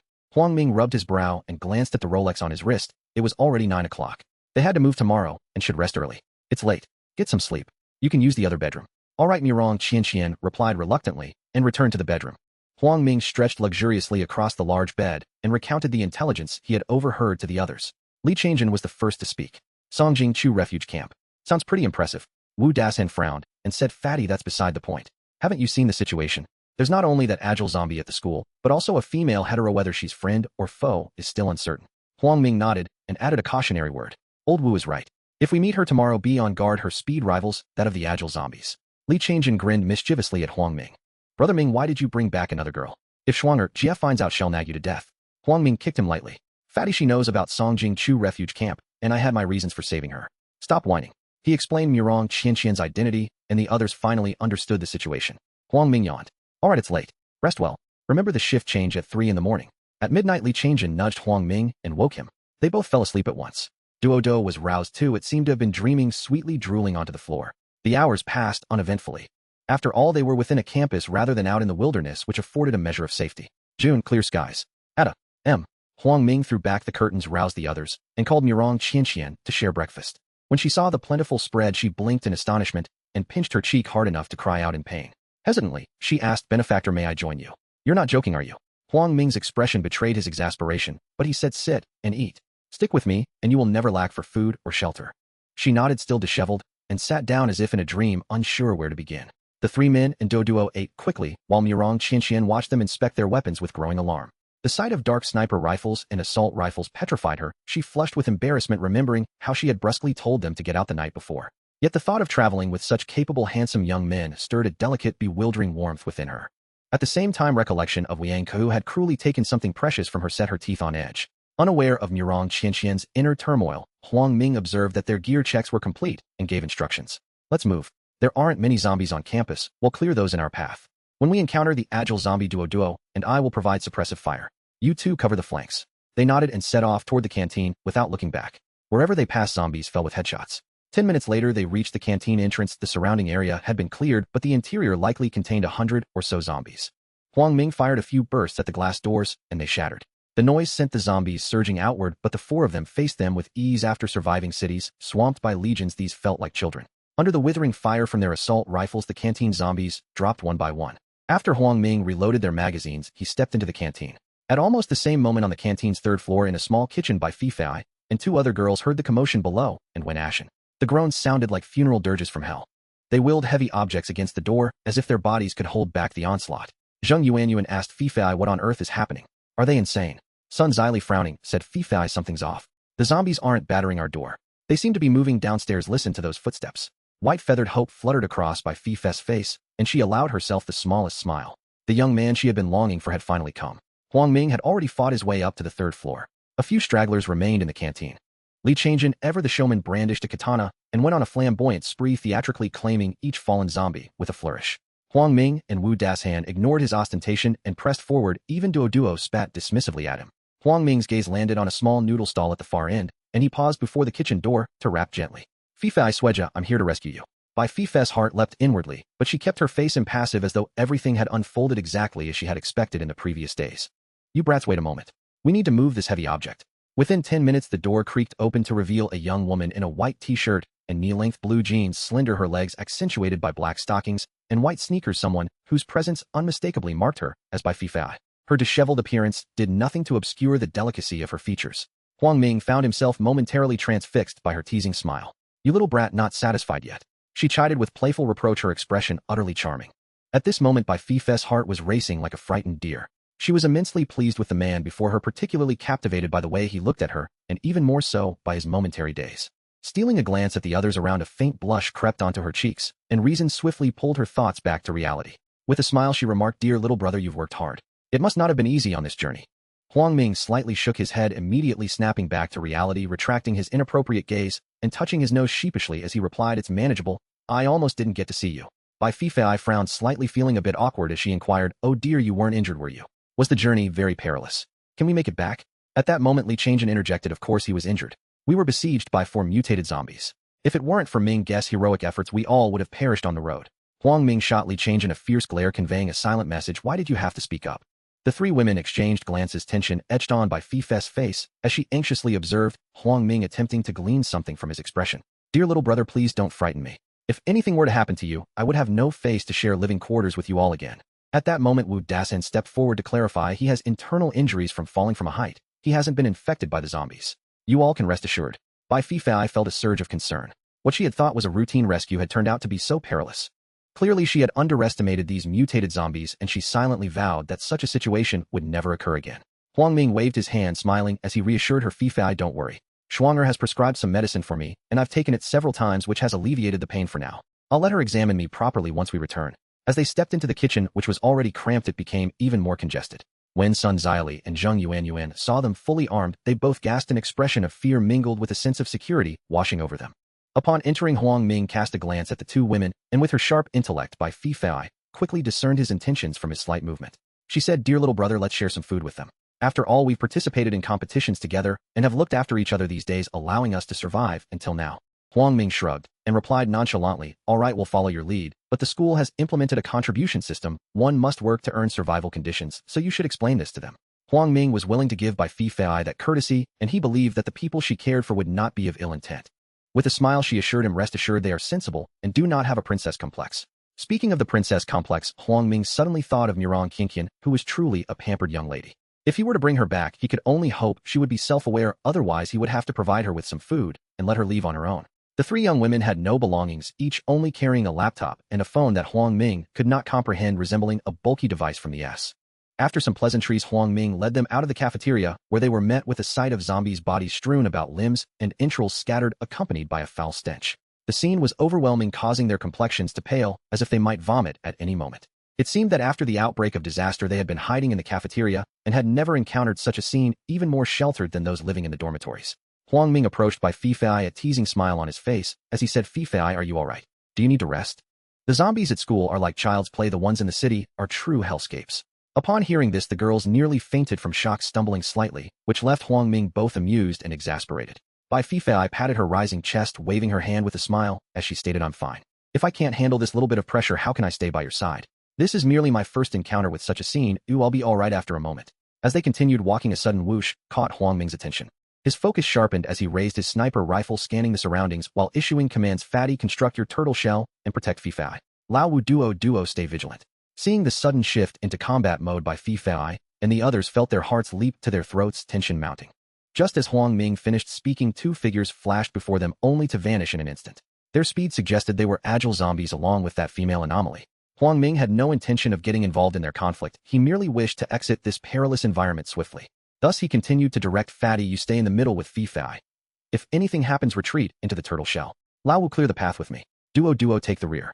We cannot linger here any longer. They all acquiesced and gradually advanced forward. However, just a few steps later, a chilling voice called out from behind them, friends, please lend a hand and eliminate this zombie, I beg of you. Seeing that they seemed indifferent to her plea, she urged anxiously, friends, I haven't eaten for days and my strength is nearly depleted. Please help me, I implore you.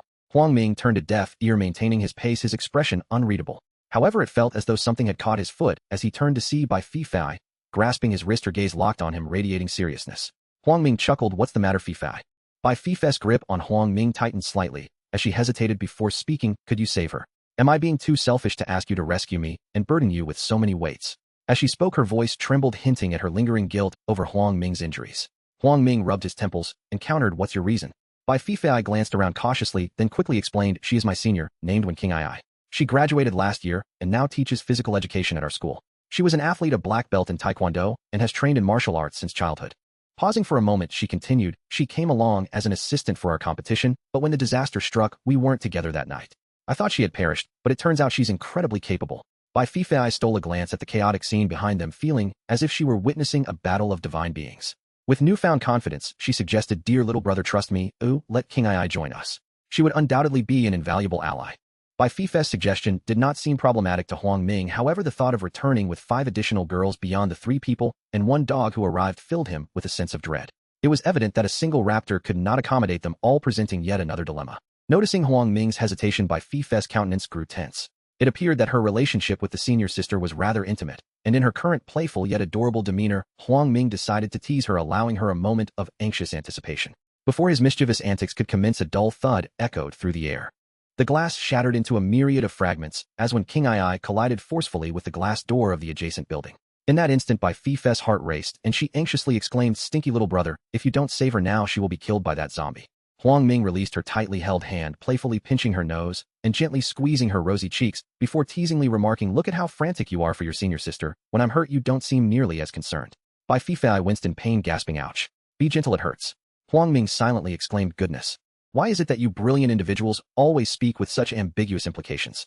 Bai Fifei, glancing back at Wen King Ai, who lay amidst the shards of glass, bashfully stated, could you save Sister King Ai first? Once we're back, he'll serve you tea and give you a massage that should suffice, right? Huang Ming smiled, Fifei, you said it, so no reneging on your promise. Bai Fifei's cheeks flushed, and she let out a soft huff. In truth, Huang Ming had already been acutely aware of the commotion surrounding Wen King Ai. He was merely waiting for the opportune moment when a nimble zombie would charge at her. Indeed, true to form, the zombie's limited intellect became evident despite its swift movements allowing it to evade his bullets. It could not alter its trajectory mid-pounce.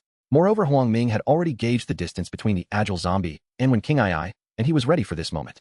With a spatial leap, he arrived directly behind Wen King Ai, pulling the trigger and shouting, get down.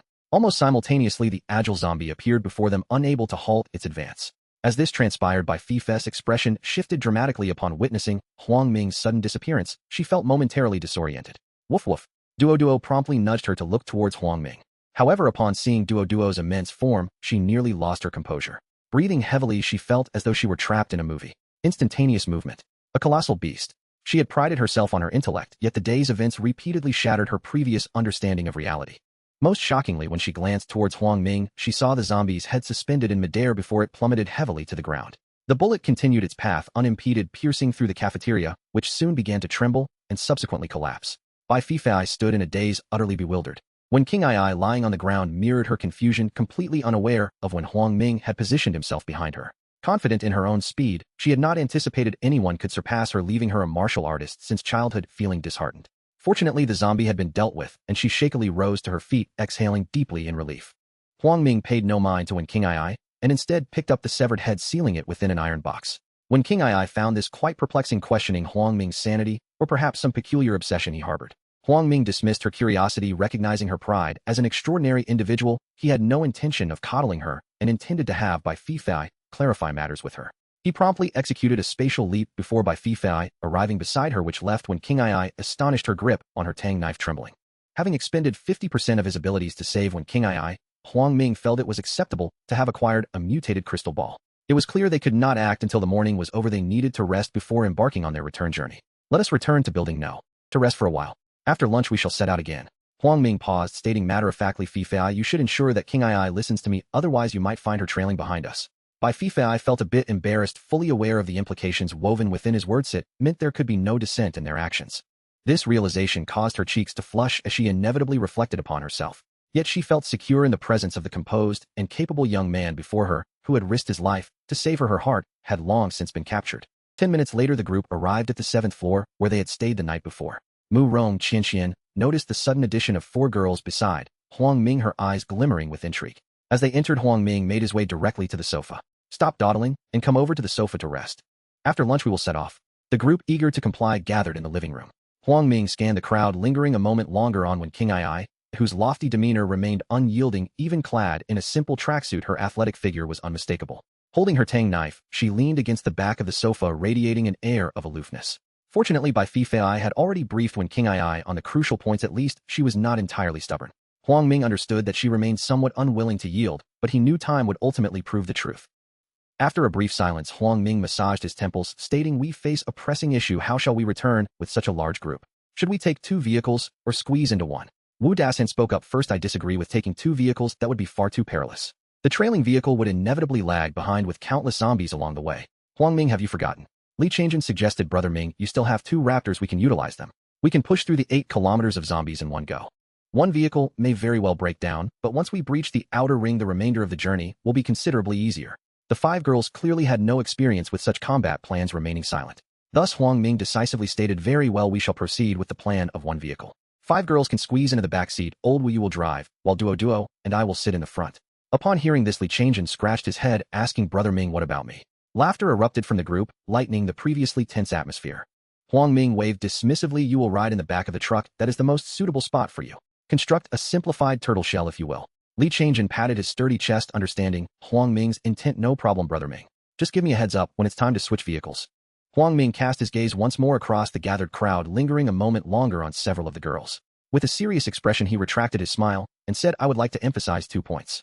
First, should we encounter mutated zombies, the 5 of you girls will remain in the vehicle under the protection of Senior Qingyi. Lao Wu Pangzi Duo, we will proceed as usual, a duo, and I will lead the attack while you provide support. Wu Dasan patted my shoulder and assured, don't worry, we've faced this several times before, we understand the drill. He nodded in agreement. The second point is that during our journey, one of our vehicles will become inoperable, necessitating a switch. During this time, we will ensure your safety, as the scene will be exceptionally bloody and shocking. I do not wish for any of you to become immobilized. Please expedite the vehicle change and avoid causing unnecessary trouble. Murong Qianxian puffed out her chest, seemingly bolstering her courage, and timidly inquired, just how bloody will it be? At that moment, Li Changjian smirked as if he had weathered great storms and boastfully replied, the number of zombies outside is in the tens of thousands. What do you think? Upon hearing this, the girls' faces turned pale with shock and goosebumps erupted across their skin. The mere thought of switching vehicles amidst a sea of zombies sent shivers down their spines. Bai Fifei chimed in, Xili Yuanyuan, make sure not to falter, otherwise if the car leaves without you, you'll have no one to blame but yourselves.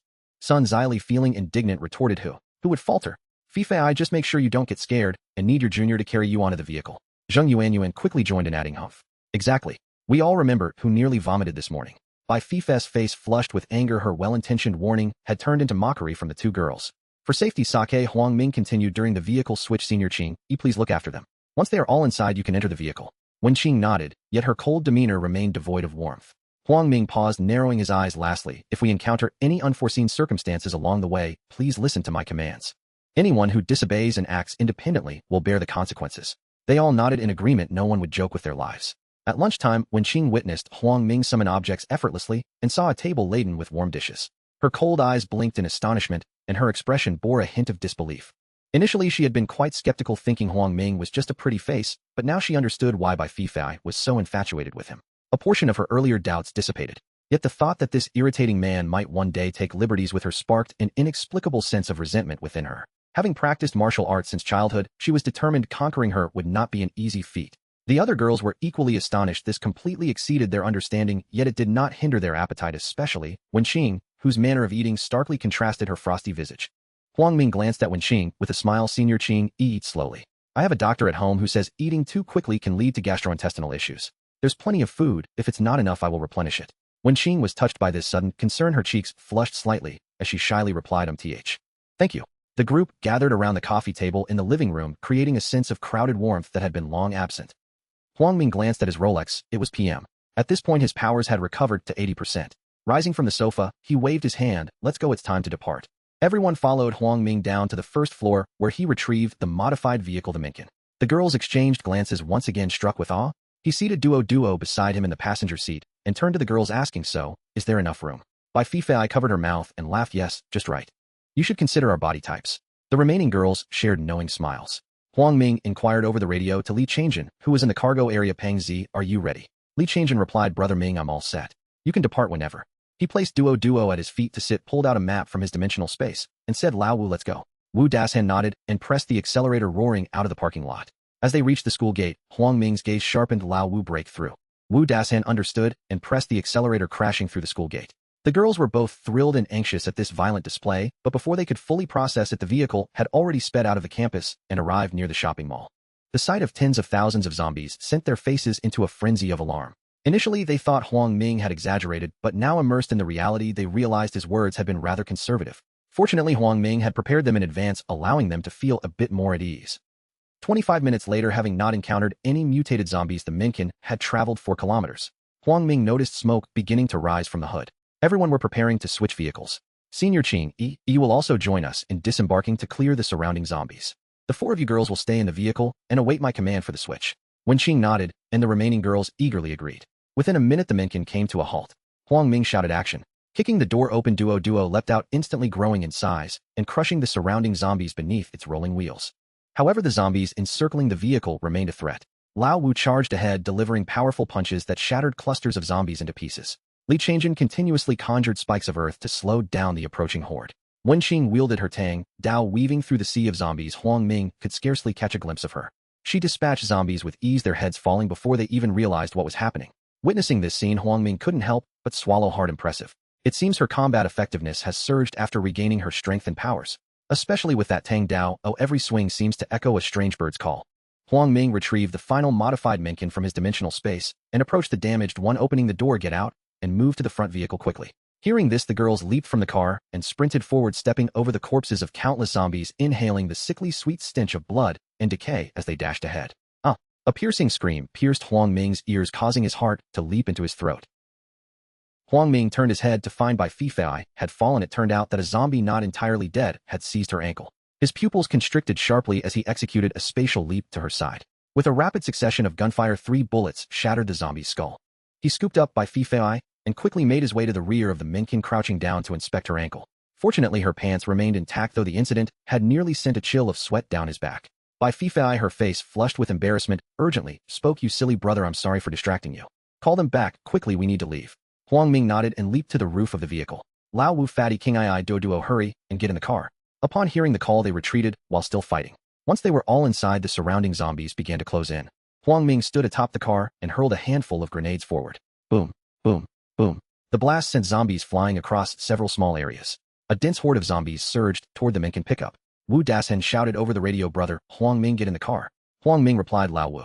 Just drive, don't mind me. Wu Dashan understood, hitting the accelerator as the path ahead had been partially cleared by Huang Ming's explosives.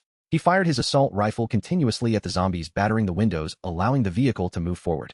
In no time, they entered a normal driving pace. Throughout the journey, Huang Ming lost count of how many magazines he had emptied. Only when the vehicle reached high speed did he leap back into the passenger seat. Just as he settled in, Zheng Yuan from the back seat chimed in, Fifei, I told you. Your little junior is spoiling you by carrying you to the car.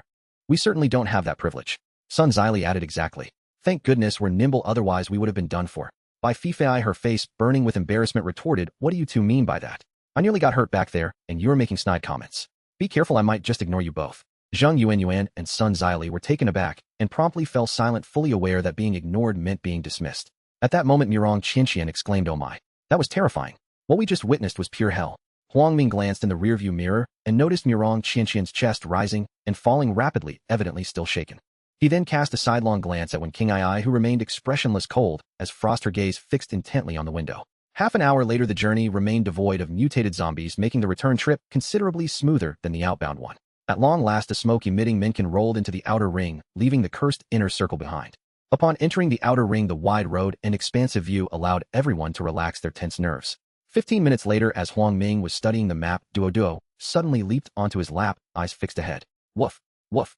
Huang Ming gently patted Duo's head. What's wrong, Duo? The other women in the back were drawn to the sudden commotion, a mix of unease and curiosity, prompting them to look at Duo. Duo turned its head, eyes filled with fear, clearly anxious, and began barking incessantly toward the front. Noticing Duo's unusual behavior, Huang Ming's expression darkened. He recalled their first meeting when Duo displayed a similar frightened look, having encountered a superhuman before. Could it be? Just as he was about to call for Wu Dasan to stop the car, the vehicle collided with the roadside barrier, abruptly halting, smoke billowing from the front, rendering it inoperable. Wu Dasan grimaced, exclaiming, Brother Huang Ming, we've been ambushed, the tire has been punctured. If I hadn't reacted in time, we would have flipped over. The women in the back were pallid with fear, their hearts racing. Huang Ming grabbed his binoculars, his gaze piercing the distance where 3 middle-aged men were approaching. The leader, around 30, had stubble, was bare-chested, wore bright red shorts and beach sandals, exuding a somewhat roguish demeanor. Huang Ming stroked Duo's head, signaling it to calm down. Duo, is this the superhuman you encountered before? Duo barked affirmatively, nodding vigorously. Huang Ming cast a deep glance ahead. Duo, stay with me. Everyone else remain in the vehicle and don't act without my command. With that, he leaped to the rear of the truck, setting up his sniper rifle. Bang, bang. With precise aim, he fired 2 armor-piercing rounds at the 2 men in the back. Through the high-powered scope, the bullets seemed to vanish without a trace, leaving the 2 men unharmed. Huang Ming stroked his chin, muttering to himself, spatial type, superhuman. No, they are definitely not spatial type. I am highly sensitive to spatial fluctuations. How did the bullets disappear? They must have evaded at astonishing speed, or some unknown force destroyed the bullets. With that thought, Huang Ming's lips curled into a smirk as he relocked on the 2 men. This time he expended 1 layer of his powers, enhancing the armor-piercing rounds with spatial blades, each imbued with a layer of spatial blades might. He did not intend to unleash his full strength until he deciphered their abilities. Bang, bang. 2 more armor-piercing rounds were fired, and this time, Huang Ming kept his gaze glued to the high-powered scope, observing as the bullets disappeared without a trace. In less than a breath, the heads of the 2 men were obliterated by the spatial blades, their bodies collapsing, without even a moment to cry out. Huang Ming's focus remained on the scope, analyzing. It seems the 2 men were ordinary, and the cause of the bullets' disappearance lies with the leader. But how did he achieve that? Upon witnessing the heads of his companions vanish and their bodies fall, the leader's pupils narrowed, a sense of crisis washing over him. This was the first time he had felt such a sensation since the apocalypse, the breath of death. He dared not underestimate it. Snapping back to reality, he unleashed all his strength.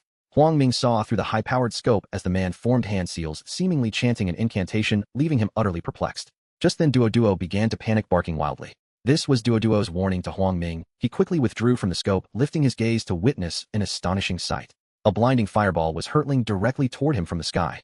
The fireball was considerably larger than Duo in its gigantic form, and the intense heat sent shivers coursing through Huang Ming's entire being. The individuals within the vehicle Minjing beheld a harrowing spectacle in the sky, their faces drained of color. Sun Zili and Zheng Yuanyuan contemplated fleeing from the vehicle, only to be halted by Fifei. The junior has stated that without his command, no one is permitted to act on their own. There are zombies outside, and venturing out would be perilous. The 2 women exchanged glances, caught in a dilemma, but as the fiery orb in the sky approached their vehicle with alarming rapidity, they could no longer restrain themselves. They flung open the car doors and dashed away. Bai Fifei, taken aback, cried out in desperation, Zili Yuanyuan, come back quickly. It is dangerous outside. Murong Qianqian, witnessing this scene, began to weigh her options. Staying put meant certain death should the fireball strike. Yet to run meant confronting the throngs of zombies outside, leaving her in a state of indecision.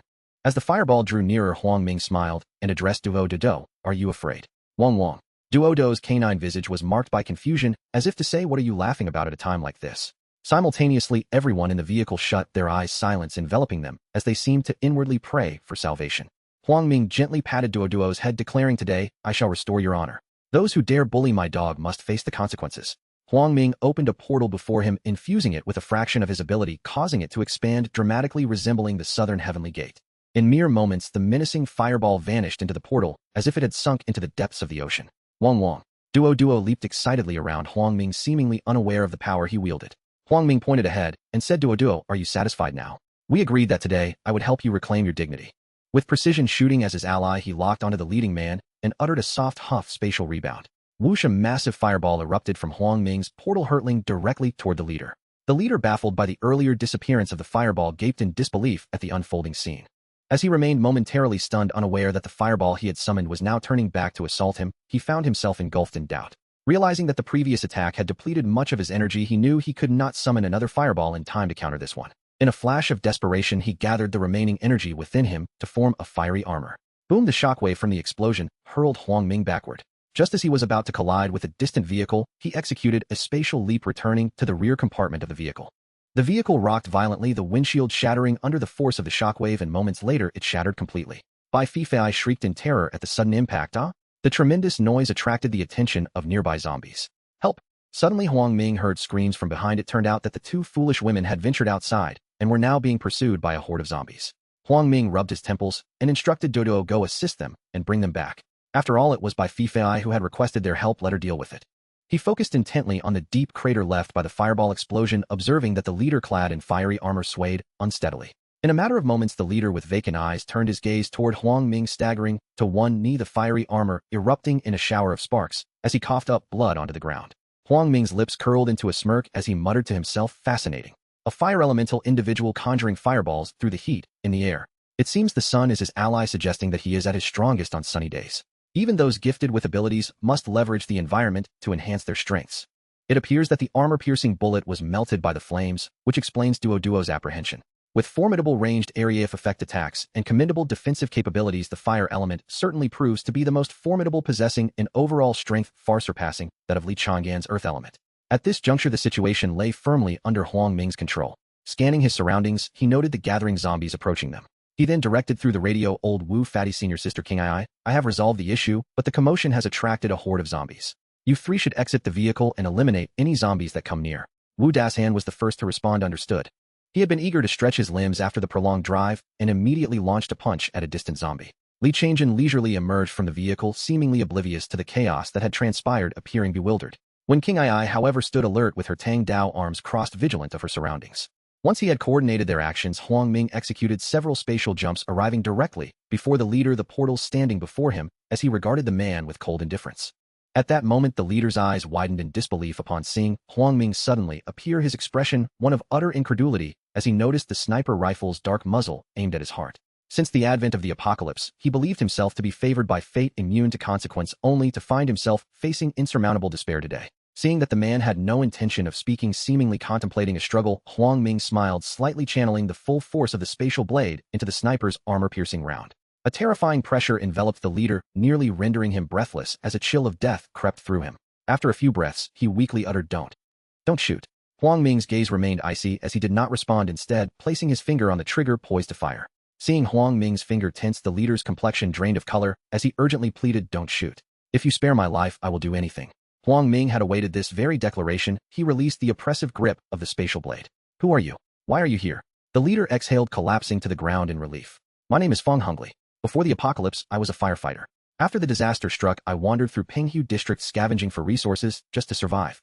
However, the inner ring is infested with mutated zombies, while ordinary zombies number in the tens of thousands. It is simply unsustainable." Feng Hongli paused before adding, "Thus I rescued several survivors and brought them to the outer ring.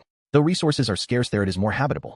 A few days ago, I spotted your vehicle entering the inner ring area and intended to ambush you when you emerged, but I never anticipated." Feng Hongli lifted his head, awkwardly gazing at Huang Ming. He had initially believed himself to be the protagonist of the apocalypse, only to realize he was merely a supporting character and not even a notable one at that. Defeated and utterly powerless against the man before him, he was left in disarray. Contemplating this, he bitterly shook his head as if resolutely deciding something and tentatively asked, "Handsome, may I follow you? Can I join your group?" Huang Ming looked at him mockingly and replied casually, "You seem to have your own thoughts. Following me might be somewhat beneath your capabilities." Feng Hongli turned his eyes, managing a bitter smile as he responded, "I already owe you a life, and I will rely on you in the days to come." He sincerely added, "I am aware of my decisions from now on. If you direct me east, I will not venture west." Seeing Feng Hongli's earnestness, it would be rather tedious for Huang Ming to maintain an air of superiority. He holstered his sniper rifle and said, "My name is Huang Ming. It seems we've become acquainted through conflict. From now on you shall not act without my orders. He nodded, appearing as though he had survived a calamity. Huang Ming helped him to his feet and inquired, how are your injuries? Are they severe? Fang Hongli waved his hand, smiling as he replied, I'm fine. Fortunately it was my own technique, just a close call. A bit of rest and nourishment will set me right. Huang Ming retrieved a can of Red Bull and handed it to him, then said, let's move, we still have a journey ahead. As Fang Hongli drank the Red Bull, he fell slightly behind and curiously asked, Brother Ming, where are we headed? Huang Ming replied nonchalantly, Tianhai University. Upon reaching the Minkin, there were few zombies on the outer perimeter. The surrounding undead had already been cleared by several individuals. The others, noticing the unfamiliar man beside Huang Ming, grew wary and cast him suspicious glances. Feeling somewhat embarrassed, Fang Hongli hadn't anticipated the presence of so many people, including 3 individuals with extraordinary abilities, which filled him with both anxiety and trepidation. He deeply regretted his previous bravado. The arrogance that once enveloped him had evaporated, leaving only humility and politeness. Huang Ming pointed to Fang Hongli and introduced him. This is Fang Hongli, a fire-type extraordinary individual. He is now following me and has joined our team. We have inadvertently met through conflict. Let us all get acquainted. Li Changjin spoke. First, Brother Fang, greetings. I am Li Changjin, a soul-type extraordinary individual. I look forward to your guidance. Fang Hongli felt a bit uneasy and politely responded, yes, let us assist one another in the future. Fortunately, Li Changyan's affable demeanor broke the awkwardness, and the remaining individuals introduced themselves as well. At that moment, Duo returned carrying Sun Zili and Zheng Yuanyuan. Before Huang Ming could assess their condition, Duo barked and lunged towards Fang Hongli. Huang Ming rubbed his forehead and raised his hand to halt the commotion, saying, Duo, Fang Hongli has joined us. He is now your teammate. Let bygones be bygones, and I have already avenged you. Duo immediately came to a stop, but due to momentum inadvertently sent Huang Ming flying. Midair, he executed a space jump, returning instantly to his original position. Fang Hongli was once again astonished, and this time he felt a greater sense of admiration, resembling a starstruck admirer. Duo swiftly shrank in size, bouncing to Huang Ming, seemingly inquiring if he had sustained any injuries. Huang Ming gently patted its head, chuckling, I'm fine, you just threw me into the sky. The previous tension between Fang Hongli and Duo had seemingly dissipated. Duo barked again and ran to Sun Zili and Zheng Yuanyuan, signaling Huang Ming to check on them. With a space jump, he instantly appeared at their side. Bai Fifei was also present, her expression marked by sorrow with tears brimming in her eyes. Witnessing this scene, Huang Ming understood without needing to examine them, they had undoubtedly suffered injuries and infections. Mu Rongqingqian, standing nearby, looked terrified, relieved she had not ventured out earlier, otherwise she might be lying on the ground as well. Huang Ming rubbed his forehead and comforted her. Fifei, this is not your fault, it was their own choice. Bai Fifei suddenly threw herself into his arms, clinging to him tightly. In the nearly month-long struggle for survival, the 3 of them had relied on each other, developing a bond that transcended mere friendship. Sun Zili gazed up at the azure sky, her expression reflecting an acceptance of life and death. Fifei, this is not your fault, do not blame yourself. Just focus on surviving. Zheng Yuanyuan shook her head bitterly, closing her eyes, waiting for the countdown of her life. Fifei, it is all my fault for not listening to you, we deserve this. Gently pushing Bai Fifei away, Huang Ming rubbed his forehead and tentatively suggested, Fifei, perhaps there is still hope for them. Bai Fifei's eyes brightened, looking at Huang Ming with disbelief. She had lost count of how many times she had asked this boy for help. Struggling to express herself, she asked, Stinky little brother, do you have a way? Please save them. Indeed, we can only treat this as a desperate measure, do not harbor excessive hopes. Huang Ming retrieved 3 vials of the virus antibody from Lu Yusi, administering 1 to each woman. Lu Yusi had mentioned that this substance was effective on lab rats, but had never been tested on humans. Given the current circumstances, it was a fitting experiment to conduct on their behalf, yielding potential benefits. Bai Fifei's eyes flickered with realization, and she inquired, Stinky little brother, is this the work of that dead girl Yusi? Huang Ming shrugged, indeed, Senior Yusi provided me with 3 vials, she instructed me to observe for an hour. Let us take a moment to rest here. Huang Ming summoned a new Minkin from his spatial domain, unmodified but suitable for the journey back to Tianhai University. The others were once more astonished at Huang Ming's ability to summon a vehicle, particularly Fang Hongli, who had resolutely decided internally to cling to him for support. Huang Ming scanned the group and commanded Lao Wu, continue driving. The 3 of you ladies will sit with Duo in the back seat. Fatty and Fang Hongli, you will occupy the rear cargo area. If the 2 ladies are fine, they may join you there. Everyone nodded in agreement. After the recent battle, none dared to act independently, having witnessed the bloody consequences faced by those who did. As everyone boarded the vehicle, only Bai Fifei remained beside the 2 women. Concerned about unexpected events, Huang Ming chose to stay with her. Half an hour passed, and they had not transformed into the undead, igniting a glimmer of hope within the 2 women. Sun Zili looked at Huang Ming apologetically, stating, I'm sorry, little junior, I've caused you trouble. Zheng Yuanyuan, echoing her sentiments, looked at Huang Ming and said, I am sorry, we were wrong. Huang Ming waved his hand, dismissively retorting, if you wish to express gratitude, direct it towards Senior Fifei. She has helped you time and again. Should you survive this ordeal, be sure to cooperate with her. Bai Fifei gazed at Huang Ming with deep emotion, leaving him momentarily unsettled. He shyly touched the tip of his nose, feeling a bit awkward. Huang Ming glanced at his Rolex. It was already PM, an hour had elapsed. The two girls appeared unharmed, prompting him to speak up. Fifa, get in the car for safety's sake. You two should sit in the back seat. We need to monitor things a bit longer once we return. Fifa obediently took her place in the rear seat, and the other two girls complied as well. Once back in the front passenger seat, Huang Ming patted Wu Dasan on the shoulder. Old Wu, let's go. Wu Dasan nodded and pressed the accelerator. 45 minutes later, Huang Ming finally arrived at the foot of Building No. Upon exiting the vehicle, he noticed that the Raptor was already emitting smoke. Everyone stretched lazily and moved about, feeling their taut nerves finally relax. Huang Ming cleared his throat and addressed the group. Welcome home, everyone. However, we still have matters to attend to. He gestured towards Sun Xiaoli and Zheng Yuanyuan, and everyone immediately understood the situation. Pausing for a moment, he smiled and continued, let us proceed to the 6th floor biology lab. We can discuss the remaining issues shortly. With 2 iron boxes in hand, one containing the head of a stealth zombie and the other the head of an agile zombie, he produced an access card and opened the heavy metal door. Upon entering, he noticed that the survivors on the 2nd floor were peering at them through the hall windows. Wang Gang swallowed hard and cautiously asked Ming Gu, where have you all been these past few days? Several classmates are nearly starving.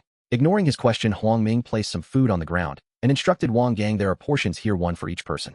You're in charge of distributing them. We can discuss other matters later. Without turning back, Huang Ming headed toward the staircase. The 14 individuals, upon seeing the food, surged forward like a pack of starving wolves. Only Murong Qianqian comprehended the situation, leaving the other girls bewildered. Once they arrived at the biology lab, they each found a chair to rest in. Huang Ming sent a message to Lu Yusi. Yusi, we've returned and are currently in your biology lab. Please come up, I have urgent matters to discuss with you. At that moment, Lu Yusi was lounging on the sofa with Lu Shuanger and Gu Anqing engrossed in a drama. Upon seeing Huang Ming's message, she sprang up, startling Lu Shuanger and Gu Anqing. Gu Anqing sat up puzzled. Yusi, what's wrong? Why are you so jumpy? Seemingly oblivious to Gu Anqing's question, Lu Yusi focused on replying to the message. Oh my goodness, you're back. That's wonderful. He'll come right up. Lu Shuanger observed Lu Yusi's incessant giggling and rapid finger movements on her phone, seemingly messaging someone. With a knowing glint in her eyes, Lu Shuanger quickly deduced the underlying situation. Before she could inquire, Lu Yusi excitedly exclaimed, Shuang, Anqing, Huang Ming is back. He's currently in my biology lab. With that, Lu Yusi hurried back to her bedroom to change into her lab coat. Lu Shuanger also stood up, stomping her feet in irritation and muttering, that little rascal didn't notify me in advance, it drives me crazy. Gu Anqing seized Lu Shuanger's wrist, urging her as they hurried toward the bedroom, my dear Shuang, don't be jealous. Hurry and change, he must need Yusi's assistance with something. 5 minutes later, all 3 sisters arrived. Upon seeing Lu Shuanger angrily sprinting toward Huang Ming, he sensed that something was about to unfold. Without hesitation, she embraced Huang Ming and kissed him passionately. He quickly pushed her away, exasperated. What are you doing? Can't you see there are so many people here? Lu Shuanger clung to him, huffing humph. You return and don't even inform me beforehand, yet you bring back so many beautiful girls. It seemed she would not let this opportunity to assert her claim slip away. Huang Ming, resigned, patted her flowing hair in a gesture of compliance. As expected, the gazes of the surrounding girls flickered with jealousy, particularly those recently acquainted with by Fifa, who had introduced them to Huang Ming and revealed that he had 3 genius senior sisters, each a goddess in her own right. Murong Qianqian bit her lip, previously believing she would have a chance, only to find her hopes dashed. Feeling the weight of everyone's stares, Huang Ming grew a bit flustered and quickly interjected, all right, shall we move on? I have serious matters to discuss with Yusi. Upon hearing this, Lu Shuanger immediately released him, having sensed that something was amiss. Huang Ming pinched Lu Shuanger's delicate face and said, Sun Xiaoli, Zheng Yuanyuan, follow me. The rest of you stay outside. Come on, ladies, I need to discuss something important with you. At that moment, Fifa hurried to Huang Ming's side, tentatively asking, brother, can I come along too? Sure, since they're your friends, let's all go. Inside the laboratory, Huang Ming placed the 2 iron boxes on the workbench, introducing Yusi. This one contains the head of a stealth zombie, and this one is the head of an agile zombie. We only brought back one body, which is the stealth zombie. He set the body on the adjacent examination table. Lu Yusi, finally seeing the boy she had been longing for, beamed with delight. Let's put research aside for now. You can't have come just for that, right? Huang Ming playfully pinched her cheek and replied, correct, Sun Xiaoli and Zheng Yuanyuan were infected by zombies, and I administered the virus antibodies to them. They are currently stable. Would you like to perform a thorough examination on them? Fifa shot an annoyed look at Lu Yusi. Hey, have you forgotten about me? You traitor, prioritizing romance over friendships. Lu Yusi blushed and quickly brushed Huang Ming's hand away. Leave it to me. Lu Shuanger rolled her eyes at the scene, almost exasperated. Lu Yusi turned and pinched Fifa's arm indignantly, saying, you can speak ill of me behind my back, but daring to do so in front of me. Just wait and see how I handle you today. The two began to playfully tussle, each pinching the other. Although Huang Ming found their antics amusing, he wished they would show some respect for the infected individuals. He cleared his throat and interjected, hey, can you two save the fighting for later? We need to focus on the important matters first. Fifa was the first to relent, saying, all right, I'll leave it to you then. Lu Yusi raised her delicately sculpted chin, teasing humph. Now you seek my help, huh? She pointed to the 2 examination tables leaning against the wall, instructing you to lie down, check your physical conditions first. Sun Zili and Zheng Yuanyuan nodded in agreement and proceeded to comply without hesitation. Lu Yuxi and Lu Shuang'er donned the intricate biological instruments and medical devices, leaving Huang Ming in a state of bewilderment as he found himself utterly confounded. 15 minutes later, Lu Yuxi rose from her computer, her voice steady. As she spoke, the viral antibody reagent merely suppresses the zombie virus within them temporarily. Unless unforeseen circumstances arise in 2 hours, they will undergo zombification. Upon hearing this, Sun Zili and Zheng Yuanyuan lay on the experimental bed staring vacantly at the ceiling, their flickering hope extinguished, enveloped by an overwhelming despair. Bai Fifei tentatively inquired, is there truly no way to save them? Lu Yuxi cast a sidelong glance at Bai Fifei, perplexed by the fervor displayed for 2 ordinary individuals. She countered, Fifei, provide me with a compelling reason to save them. Lu Yuxi was already aware of the method to rescue them, but the cost was exorbitant. She was reluctant to let the boy she cherished bear such a heavy burden. Unless Bai Fifei could offer a satisfactory answer, she would withhold the solution. Lu Yuxi feared that Bai Fifei might plead with Huang Ming, forcing him into compliance, thus taking on the role of the villain herself. Bai Fifei's mind raced as Lu Yuxi's close friend. She realized there was a way to save them, but the price was steep, leading her to pose her question. Her heart ached as she felt powerless to assist, yet she continued to demand more. With a gentle bite of her red lip, she explained, firstly, they have been my sole companions in this apocalypse. Out of selfishness, I cannot bear to see them perish. She paused momentarily before adding, secondly, though my skills in computer technology are formidable, their assistance will undoubtedly elevate our capabilities, allowing us to collaborate with Qing in creating advanced weaponry and intelligent defense mechanisms. Lu Yuxi maintained an impassive expression, struggling to grasp the significance of the advanced technology being discussed. She turned her gaze towards Huang Ming, silently inquiring if he would agree to help. Huang Ming responded with a knowing smile and a nod. Lu Yuxi understood his agreement and addressed Bai Fifei, Fifei, the solution is quite simple. We require a mutated crystal ball. I will synthesize 2 new virus antibodies which will completely eradicate the zombie virus within them. With a narrowed gaze, Lu Yuxi added, however, you should be aware that the mutated crystal ball was obtained through a fierce battle with mutated zombies at the cost of lives. Its value cannot be overstated. It was an item earned only through great sacrifice, something even Senior Qing he had not had the chance to acquire, so what right did Bai Fifei have to ask for one? At this thought, Bai Fifei stole a glance at Huang Ming, hesitant to meet his gaze directly, uncertain of how to broach the subject. An awkward silence descended upon the room until Lu Shuang'er spoke up, Huang Ming, if there is an extra mutated crystal ball, please save them. Huang Ming's eyes sparkled with realization. He had expected Bai Fifei to plead with him, but it was Lu Shuang'er who proposed the idea. He looked at her with warmth, smiling, Shuang'er, please elaborate. Lu Shuang'er, catching on animatedly, explained, first, we have already brought them back. We must save them, or we should not have brought them at all. Secondly, Qing has spoken with me. You intend to transform the building into a stronghold against missile attacks, correct? Fifei is right. If they possess the capability, Qing will provide the weaponry, and the 3 of them should assist you in intercepting missiles. Huang Ming clapped his hands, a grin spreading across his face as he realized they were on the same wavelength, leaving them all slightly bewildered. He chuckled, Shuang'er, you truly are like a worm in my stomach, thinking along the same lines. Lu Shuang'er felt a surge of joy but feigned annoyance puffing up her cheeks. Who is a worm? You are the worm. Bai Fifei sighed in relief. She had thought such a precious item was beyond her reach. Huang Ming handed a mutated crystal ball to Lu Yuxi, saying, Sister Yuxi, I entrust this to you. Lu Yuxi lifted her graceful neck, confidence radiating from her. Rest assured, I will handle it. The preparation of the new reagent will take 1 hour, please wait a moment. She took the mutated crystal ball and moved to the nearby workstation, engrossed in her task, while the others refrained from interrupting. Sun Zili and Zheng Yuanyuan felt as if they were on a roller coaster, incredulously watching Huang Ming and Bai Fifei. Noticing Bai Fifei's guilt-ridden expression, Huang Ming gently pinched her nose, offering reassurance, Sister Fifei, even if it were 10 mutated crystal balls, I would find a way to procure them for you. I believe that in the near future you will play a crucial role, and we will rely on you. She seemed unable to hold back any longer, collapsing into Huang Ming's embrace, her voice choked with emotion. Thank you, I promise to protect everyone, and will bring back more valuable intelligence.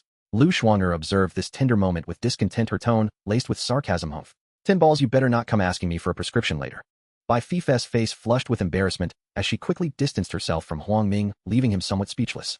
At that moment, Lu Shuang'er took Huang Ming's hand, her concern evident, as she said, come, let me take you to check your health. It will still take an hour for Yuxi to finish. Huang Ming shrugged, wrapping his arm around Lu Shuang'er's, smiling, very well, let's go. Hand in hand, Lu Shuang'er led Huang Ming out of the biological laboratory and into the medical laboratory, all eyes upon them. Bai Fifei emerged, and upon being questioned, she reluctantly recounted the situation. This is what happened. Shuang'er is taking Huang Ming next door for a health check. Have you all forgotten he sustained internal injuries? Wu Dasin interjected, indeed, he has been enduring immense pain these past few days, relying on medication to suppress it. It's time for a thorough examination. Li Changjin lowered his head, feeling ashamed he had hidden away instead of intervening when Huang Ming was injured. Fang Hongli was astonished to be so strong, even while injured. His recovery must be extraordinary. Since following Huang Ming, his understanding of strength had been redefined time and again. When Xing's gaze lowered, her icy demeanor unfriendly, yet within her heart a flicker of concern emerged. Gu Anqing felt utterly helpless, unable to offer any assistance. She wished to visit Huang Ming, but feared interrupting Lu Shuang'er. She contemplated speaking with Lu Yusi, but hesitated, concerned about disturbing her. Instead, she approached Duo, affectionately stroking its head. Duo, I heard you handled the 4 mutated zombies quite well during the attack. You performed admirably. Duo barked enthusiastically, circling around Gu Anqing, who was unaware that Duo recognized her as the one who had provided numerous weapons, otherwise they would have perished long ago. Especially the rocket launcher, which Duo had witnessed with clarity. In the medical laboratory of Building Room A at this moment, Huang Ming lay completely bare on the hospital bed, while Lu Shuang'er, clad in a white lab coat, approached him, pushing a large array of medical instruments. First, she performed a CT scan on Huang Ming's entire body. In less than an hour holding the test results, Lu Shuang'er let out a long sigh of relief. After several sleepless nights, she finally felt at ease. She remarked, fortunately, there are no internal injuries. However, one of your ribs is fractured and your muscles have suffered severe damage in multiple areas. You will need to rest for a while. Huang Ming jestingly replied, well then you must take good care of me. Lu Shuang'er completely ignored his teasing, gazing at him with deep affection. Unable to restrain herself any longer, she leaned in and kissed him. Do you know? I've been having nightmares for the past 2 nights in which you died, leaving me anxious and fearful. Can't you run away when danger approaches? Her kisses grew increasingly fervent, almost frantic. As she began to unbutton her blouse, Huang Ming instinctively grasped her hand, saying with concern, what are you doing? You see, the specimen is almost ready and everyone is waiting for dinner. We have many things to do, so please behave. Reluctantly, Lu Shuang'er pulled away from his lips, yearning for him, as if she could not bear to waste even a moment. She nodded sweetly and smiled, all right, I'm not a foolish girl. Look at how scared you are. Taking his hand, Lu Shuang'er led him directly to the biological laboratory room, where she once again brought him to meet Lu Yusi in full view of everyone. You see, has the new virus antibody reagent been prepared? Yes, let's administer it immediately, though we cannot delay any longer.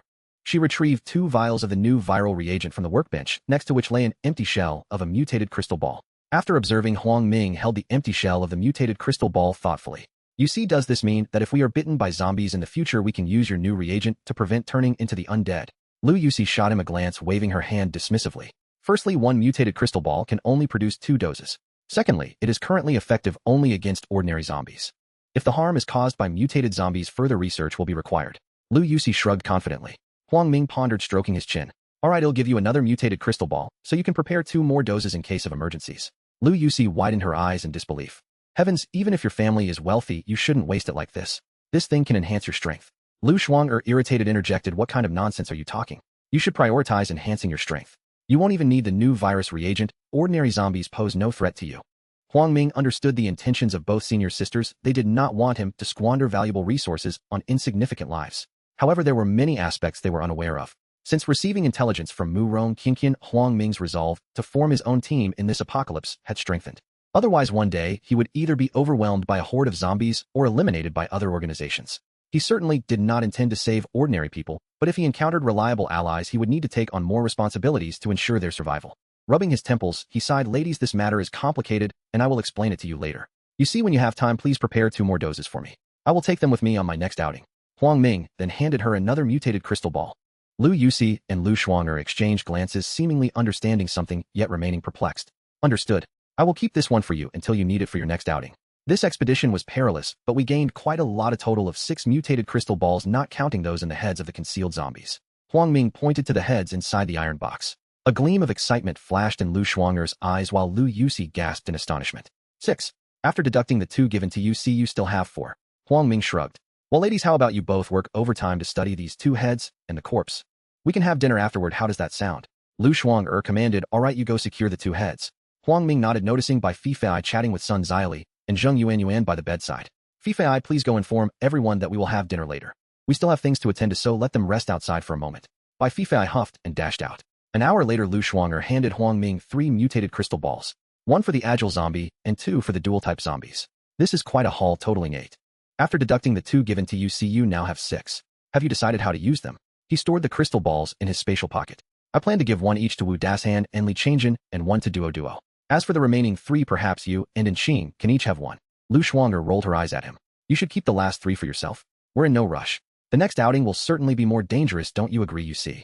At that moment, Lu Yusi was recording experimental data beside the body of the concealed zombie. Indeed, Xing is likely thinking the same. Don't persuade us further. We'll use them when you have extras later.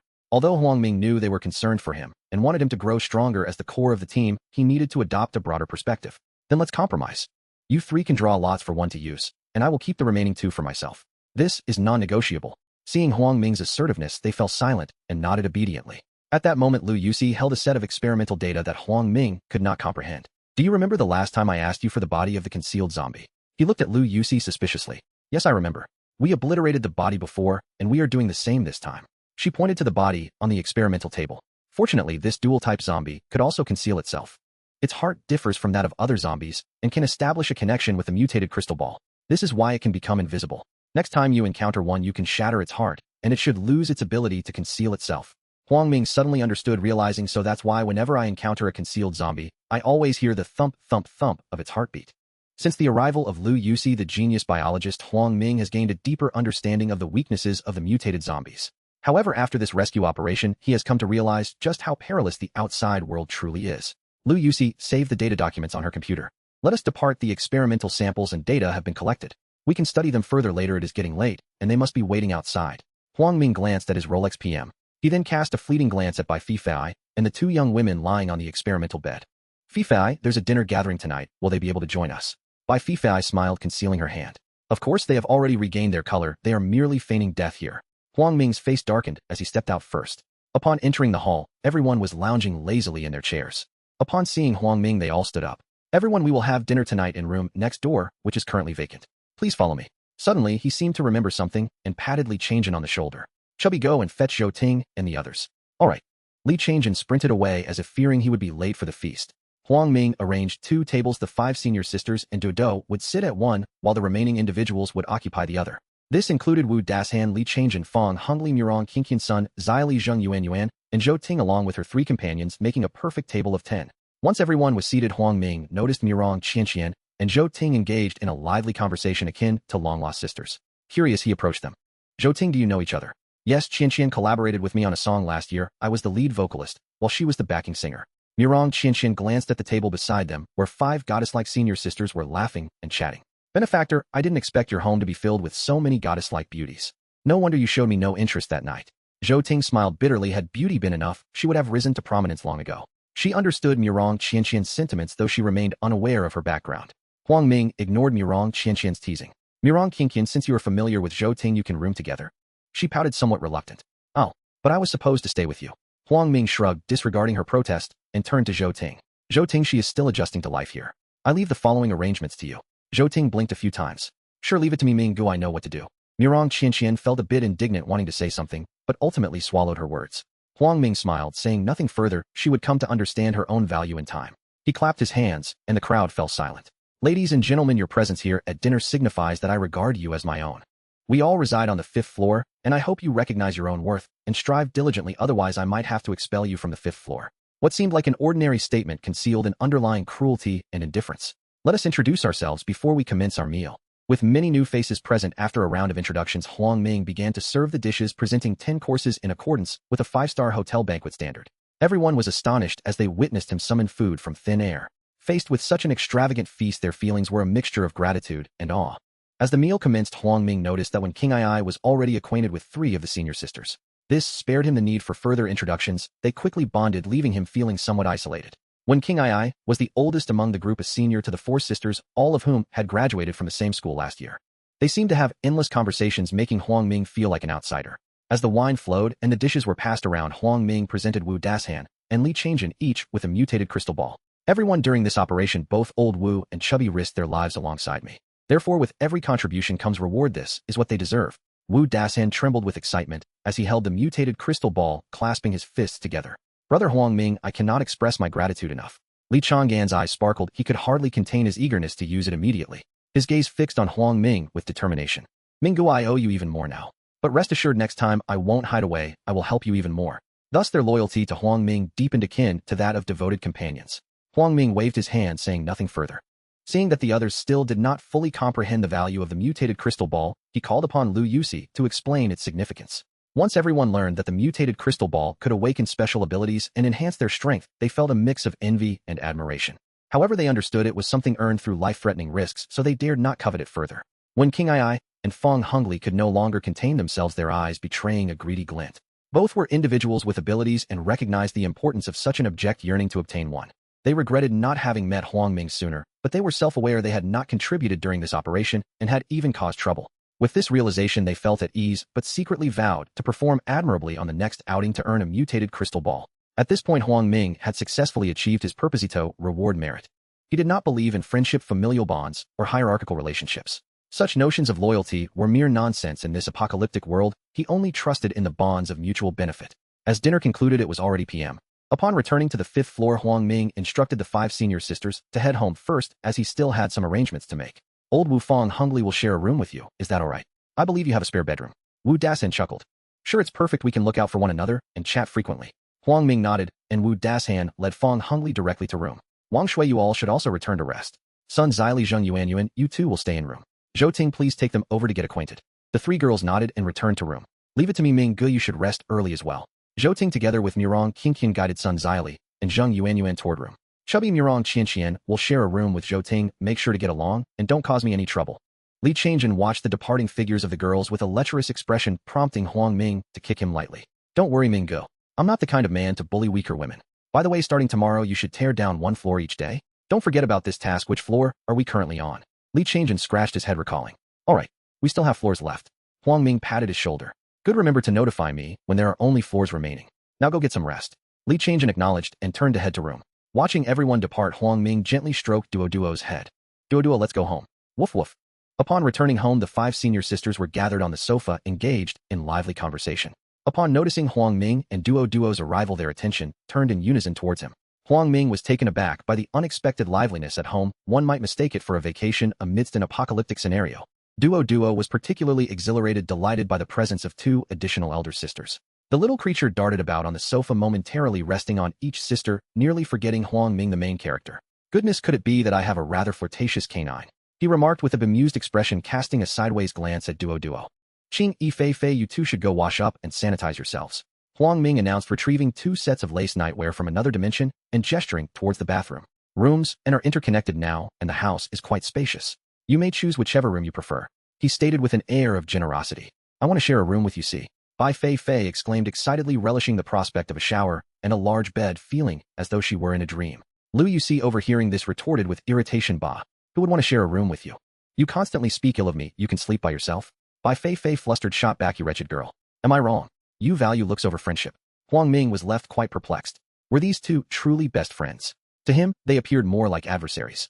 At that moment, Gu Anqing chimed in with a radiant smile. Well, I shall remain in my original room, the secondary bedroom. Lu Shuang crossed her arms, casting a melancholic glance at Huang Ming. She had initially thought only Bai Fei would arrive, but now she found herself contending with Wen Qing Yi as well. The situation felt like an unwelcome surprise, leaving her jealousy bubbling over. Wen Qing Yi suddenly blushed, stammering, so where will I sleep tonight? Bai Fei chuckled, Sister Qing Yi, of course you shall share the master bedroom with our dear brother. Bai Fei seemed intent on escalating the situation. Wen Qing Yi's face turned crimson, words escaping her as she stuttered. Lu Shuang, visibly annoyed, stomped her foot, clearly unimpressed with the jest. Unable to bear it any longer, Lu Yuxi declared defiantly, Sister Qing, you don't listen to Fei's nonsense. You can share the master bedroom with me tonight, and let Fei take the secondary bedroom. Bai Fei gasped in disbelief, countering, wretched girl, why shouldn't you sleep alone? Sister Qing Yi and I will be in the master bedroom, you can take the secondary room. Lu Yuxi, irritated, preemptively pinched Bai Fei's fair long leg. Wen Qing Yi, feeling somewhat exasperated, understood they were merely teasing, but she couldn't help but notice the peculiar dynamic between Lu Shuang and Huang Ming. To avoid any awkwardness, she said coolly, Fei, you can share the master bedroom with Yuxi. He'll take the secondary room. I'm going to shower now. Without looking back, Wen Qing Yi made her way to the bathroom. Huang Ming, bemused, remarked on the increasing liveliness of the household.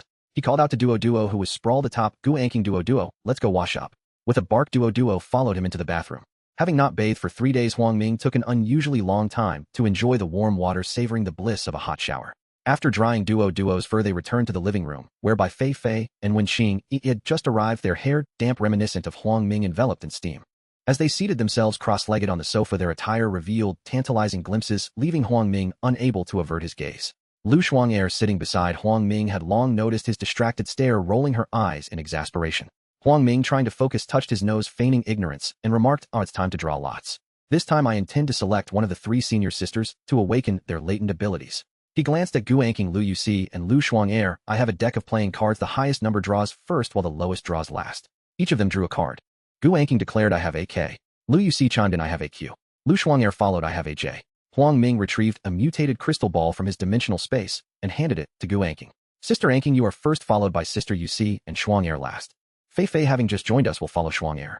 Bai Fei Fei nodded, still unfamiliar with the concept of abilities. Sister Anqing, do you wish to use it now or wait until tomorrow? Typically one will faint for an entire day after use. Gu Anqing, holding the crystal ball, felt a mixture of emotions, her words escaping her in a jumble. You Huang Ming smiled. Sister Anqing, what's the matter? Are you frightened? That's not like you. Gu Anqing's eyes fell, her cheeks flushed like ripe apples. I fear I may not awaken again, that I may never see you again. So could you stay with me tonight? I would prefer to use it tomorrow. Huang Ming found himself momentarily speechless. What was happening? Did they not have enough witnesses to this unfolding drama?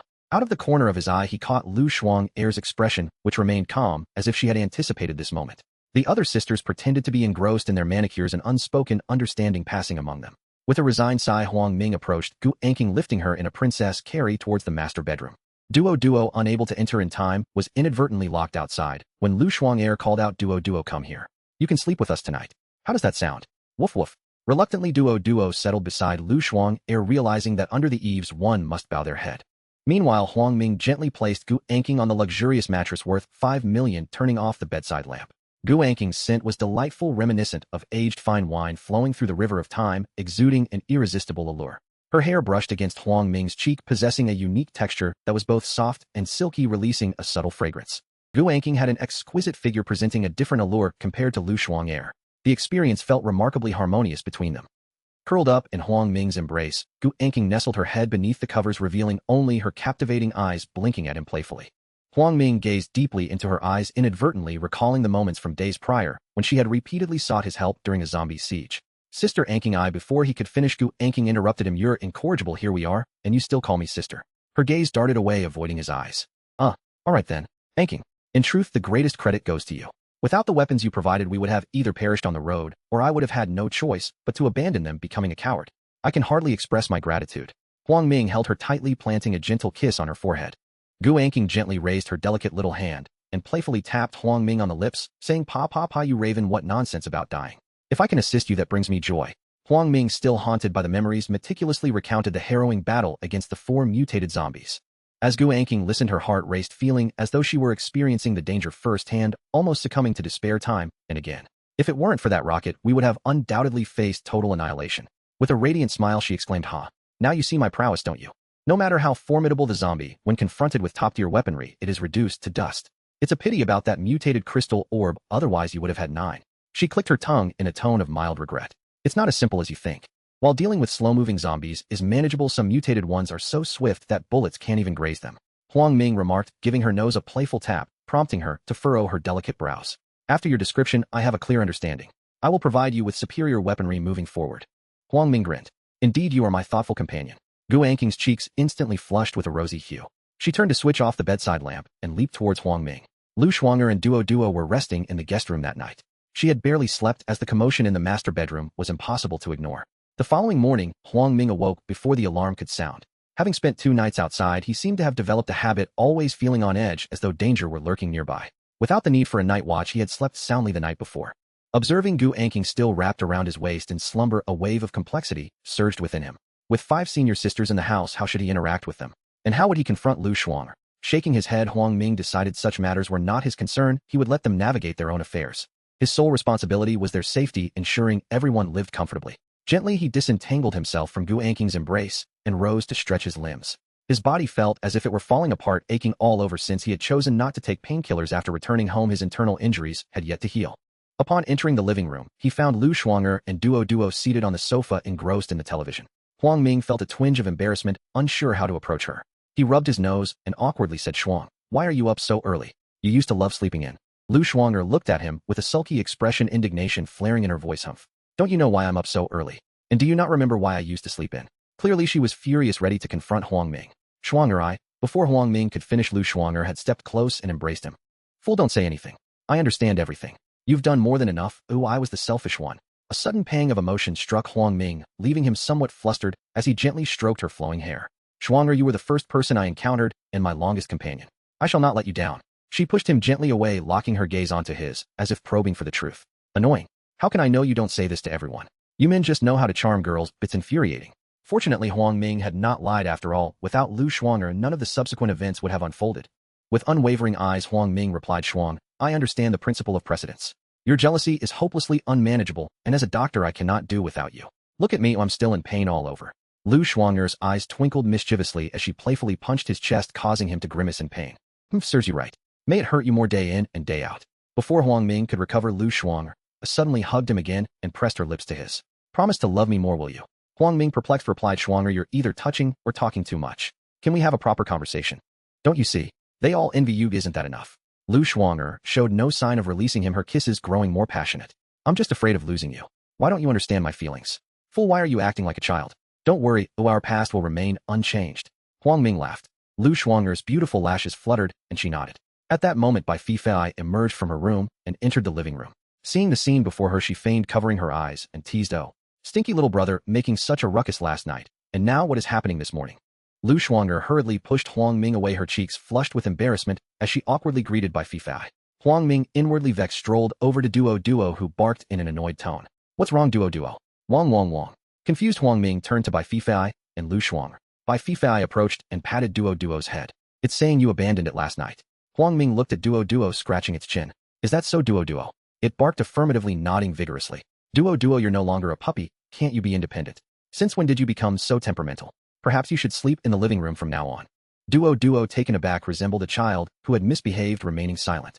A stick must be followed by a treat, thus Huang Ming retrieved a mutated crystal orb and presented it to Duo. Duo, you did well this time. Here's a reward. Do you want it?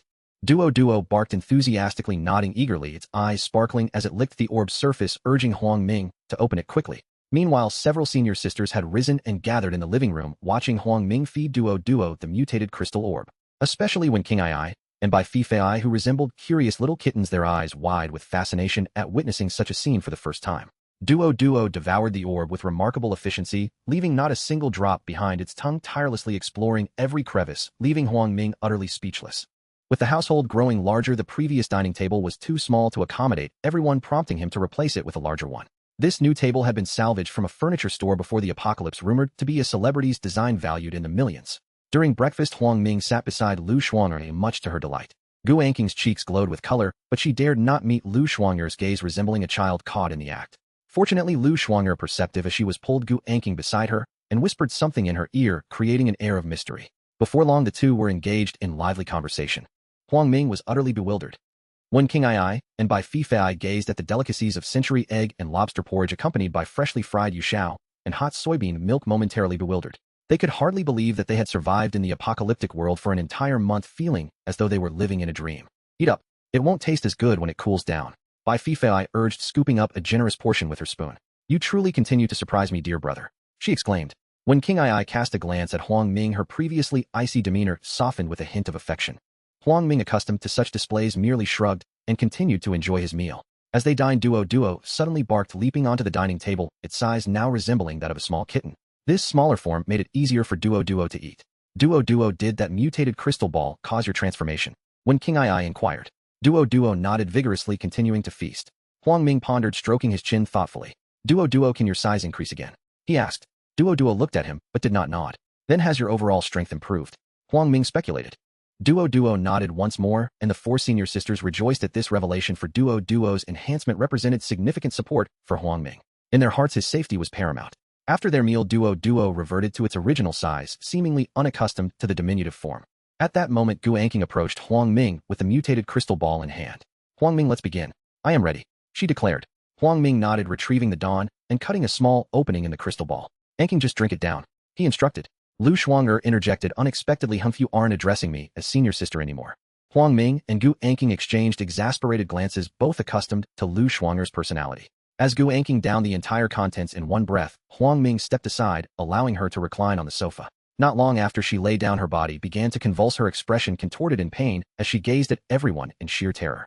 Huang Ming felt a tightening in his throat, fearing an unforeseen mishap. When King Ai and Bai Fifei witnessed the awakening process of an ordinary person for the first time, their hearts heavy with concern for Gu Anking. Fortunately, just like when Li Changjin awakened 5 minutes later, Gu Anking ceased her convulsions and fell into unconsciousness. Huang Ming glanced at his Rolex. It was a.m. If all went well, Gu Anking would awaken at this same time the following day. Senior sisters, it's still early. Why don't you go to the living room in 502 to exercise? There are treadmills and other fitness equipment there. I can keep an eye on her by myself, he suggested. Bai Fifei nodded in agreement, asserting, yes, we must not neglect our physical training, it will surely come in handy one day. An hour later, the four senior sisters returned drenched in sweat and sat cross-legged on the sofa. Huang Ming couldn't help but admire their impressive figures, feeling compelled to glance their way. He touched his nose and said, Senior sisters, do you know about the refuge camp in Songjing district? Lu Shuanger looked at him in confusion. Refuge camp. He nodded, turning to Bai Fifei, who understood the significance of this information better than anyone else. If she was unaware, it was likely that no one else knew either. I was unaware before the apocalypse, but after the disaster struck, I acquired bits of information through various means, Bai Fifei explained. Huang Ming's eyes brightened. She truly was a computer genius. Oh, Bai Fifei opened her laptop and performed a few quick operations. Dear brother, how did you come by this information? Typically, ordinary citizens wouldn't be privy to such details. Do you all remember Mu Rongqianqian? He asked. They all nodded, though Lu Shuanger furrowed her brow. What does this have to do with her? Did she tell you about it? She pressed. Indeed she did. She provided this information in exchange for my assistance in rescuing her. Additionally, she is the daughter of the Chamber of Commerce president in Tianhai City, a true heiress. Huang Ming explained.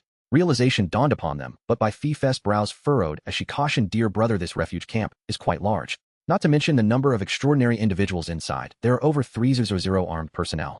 She added, however, this data was compiled before the apocalypse. A month has passed since the disaster began, and we cannot ascertain the current casualties. Huang Ming inquired curiously, is there no way to find out the current situation? Bai Fifei shook her head. Not exactly, but it's just that they haven't updated the statistics, leaving it an unknown. We can only make judgments based on the peak times. Fifei, are there records of the extraordinary individuals in the refuge camp? Huang Ming pressed. She appeared somewhat helpless, knowing that while some things could be accomplished, others posed great risk. That information is classified. If I were to forcibly breach it, our location would be exposed, and we would attract the attention of higher authorities. It's not a prudent choice. Huang Ming nodded deep in thought. Bai Fifei seemed to sense his concerns and analyzed, Dear brother, you needn't worry excessively. With so many zombies outside, traversing from Songjing district to our Penghu district is no simple feat. Unless led by extraordinary individuals, ordinary people cannot make the journey. She raised a finger, adding, most importantly, our location has not been exposed. Even if it were, they have no reason to trouble us, right? Huang Ming pointed to the television where footage of indiscriminate bombings of cities was being broadcast. Fifei, have you forgotten about the indiscriminate attacks? I know your skills are exceptional and will help us gather information in advance, but what if? He paused, continuing, our concealment may be secure, but before that we must ensure that Building 10 is transformed. Otherwise we remain in constant danger from both zombies and survivors. Bai Fifei, clearly confident, had not considered all the implications. However, as the key figure, Huang Ming understood the necessity of absolute certainty. Bai Fifei covered her mouth and smiled, reminiscent of a little imp. Dear brother, your considerations are quite thorough, but have you forgotten about the food supply issue? One must understand that sustaining thousands of people requires an enormous daily food supply. Even with advanced agricultural techniques, many will still perish, with a few being eliminated in the process. Huang Ming nodded in agreement, fully endorsing Bai Fifei's perspective. Fifei, I entrust you with the intelligence regarding the refuge camp. Please inform me of any developments. As if struck by a thought, he quickly asked, by the way, do you know where I can find a titanium alloy factory in Tianhai City? Dear brother, are you planning to use titanium alloy to renovate our Building 10? Bai Fifei inquired. Huang Ming snapped his fingers, and Bai Fifei's deft fingers danced rapidly across her laptop. Dear brother, Penghu district has only one factory, while Songjing district boasts 3. The farthest in Weitan district has 2 factories, but our neighboring Jingxiang district also has 1. To the north of Penghu district lies Songjing district, to the south is Jingxiang district, and Weitan district is located to the north of Songjing district. Huang Ming rubbed his brow, feeling a surge of weariness. It seemed yet another outing he could not evade. Lu Shuanger rose and stood behind him, beginning once more to massage his temples. Shuanger, your technique is getting so much better. It feels wonderful, Huang Ming murmured. Lu Shuanger replied, half teasing, half stern, don't pretend I don't know what you're thinking. Your body hasn't recovered. I won't allow you to go out again. All right, rest assured. At least for the next few days I won't leave, he promised. Bai Fifei rested an index finger beneath her nose as if pondering. You little rascal. And Xing once gave me titanium alloy material data. For my analysis, visiting only the factory in Penghu Chu won't be sufficient. Don't even consider Weitan Chu at the far side. You also need to make a stop in Songjing Chu or Jingxiang Chu. Huang Ming nodded. Songjing Chu is definitely off the table. We are all adepts. If we are exposed, it will invite unnecessary trouble. Let's go to Jingxiang Chu instead. Where are those 2 factories located? Bai Fifei tapped a few keys on her laptop. The factory in Penghu Chu is not far from the school, less than 5 kilometers, as the crow flies 8 to 10 kilometers by road. The good news is that the factory sits near the outer ring. The density of zombies there is far less than in the inner ring. She lowered her eyelids and stared at the screen, then drew a sharp breath. Little brother, perhaps you should reconsider going to Jingxiang Chu. How about Songjing Chu? There is a factory on the border with Penghu Chu that is also near the outer ring. Huang Ming regarded by Fei with some puzzlement, uncertain of her motive. Sensing his glance, she smiled. Do you know where the factory in Jingganchu is? Lu Yusi, who had been silent until then, could not resist the curiosity she felt and interjected. Fei, stop, keeping us in suspense. Tell yous where. When King Ai pricked up an ear and watched by Fei with interest. In the very heart of Jingganchu, by Fei answered. It is a wholesale warehouse filled with ready-made metal stock. Because it lacks production lines, it can be located in the city center, otherwise such facilities are usually relegated to the outer ring. Lu Yusi gasped. My god, that is far too perilous. There will be mutated zombies for certain. That much is obvious. Lu Shuang'er adopted a more measured stance and analyzed. On one hand, there is the threat from survivors, on the other the threat of mutated zombies. Both options carry grave risks. I recommend consulting King Ai and the other adepts before deciding. Huang Ming agreed with her logic and glanced toward when King Ai, who sat cross-legged on the sofa in a form-fitting yoga outfit that left little to the imagination. Under his gaze her composure softened. She no longer wore that implacable expression she sometimes wore at home, appearing instead somewhat vacant and endearingly naive. I cannot say for certain, when King Ai admitted. In theory, I find engaging zombies a touch simpler than dealing with other humans. Her answer suggested she favored Jingxiangchu. This expedition was merely to procure titanium alloy, not to rescue anyone. Huang Ming reminded himself. Tentatively he asked, would it be better if I went alone? I can perform spatial teleportation and withdraw instantly if danger arises. No. They all cried in unison, even when King Ai. Lu Yusi, the one among them most versed in the nature of mutated zombies, was the first to speak. We know your ability, and that a solitary approach can be the safest on paper, but an exposed opening is easy to find, and a hidden blade is hard to detect. Nothing is absolute. What if the unforeseen happens? We currently have 5 adepts. You at that moment, Duo let out an indignant bark, interrupting when King Ai. Apologies, Duo, I forgot you, Huang Ming said, scooping the dog into his arms. With Duo included, moving as a unit is far more prudent. He nodded. Very well. Well, he'd seen your sister King Ai and act together. As for which factory to target, I will decide after I consume these 2 mutant orbs. Before them, Huang Ming produced 2 mutant crystal orbs, noticeably larger than the usual kind. These were the orbs harvested from the heads of invisible zombies and hypersensitive zombies. The mutation orbs from zombies with invisibility traits tended to be larger. Lu Yusi was still studying them, unable to reach a conclusion. Huang Ming took out. Li Ming sliced both orbs open at once and drank their contents in a single gulp. Lu Shuang'er, seeing the bliss on his face, ceased the massage and settled beside him. Well, how does it feel this time? You know how it is, Shuang'er. Huang Ming sighed with rapture. It feels just like the first time. It is as if my very soul rises. Lu Shuang'er rolled her eyes in exasperation. The other 3 senior sisters looked bewildered. By noon, during their meal, Huang Ming felt a sliver of white light flash at the corner of his vision. He suppressed his excitement and concentrated on sensing his spatial ability. First, he realized that the range of his spatial teleportation had extended to 200 meters. His heart leapt with joy. This improvement transformed both escape and pursuit. But there was more. He discovered he could transport others with him, though at a hefty cost. He tested the effect by scooping up Duo midmal and executing a spatial teleport to 200 meters and then returning to the table. The round trip consumed 2/10 of his ability reserves. Huang Ming calculated inwardly, transporting a living being once consumes 1/10 of his ability reserves. He puzzled over the discrepancy. My teleportation barely consumes anything when I move alone. Why is bringing another person so costly? Is it because I am a spatial adept and others are not? Duo barked in mild protest. It had been eating, and the sudden scoop-up had annoyed it. To further test the phenomenon, Huang Ming stood and took when Kingius arm midmal. With a thought, he leapt 200 meters away and immediately returned. Once again, 2/10 of his reserves were expended, leaving him with only 60%. When King Ai stared at him in disbelief, the chopsticks in her hand trembled. Agile as she was and fully aware of the implications, she understood the significance of what she had just experienced. Lu Shuang'er and Lu Yusi had grown accustomed to his sudden appearances. This same young scamp had once materialized while they were bathing. Now he simply vanished and reappeared midmal. Lu Shuang'er smiled as she ate. Huang Ming, is this your new ability? You can carry others with you when you teleport. Yes, but it consumes a great deal. Escorting someone during a teleport drains 1/10 of my ability reserves per transit. Lu Yusi offered a piece of meat to Duo and remarked this could be a blessing. If a teammate is in peril, it could be used for rescue. Bai Fei covered her mouth and smiled with a mischievous glint. Although costly when employed at the right moment, it can yield exquisite surprise ambushes, infiltrations, and the like.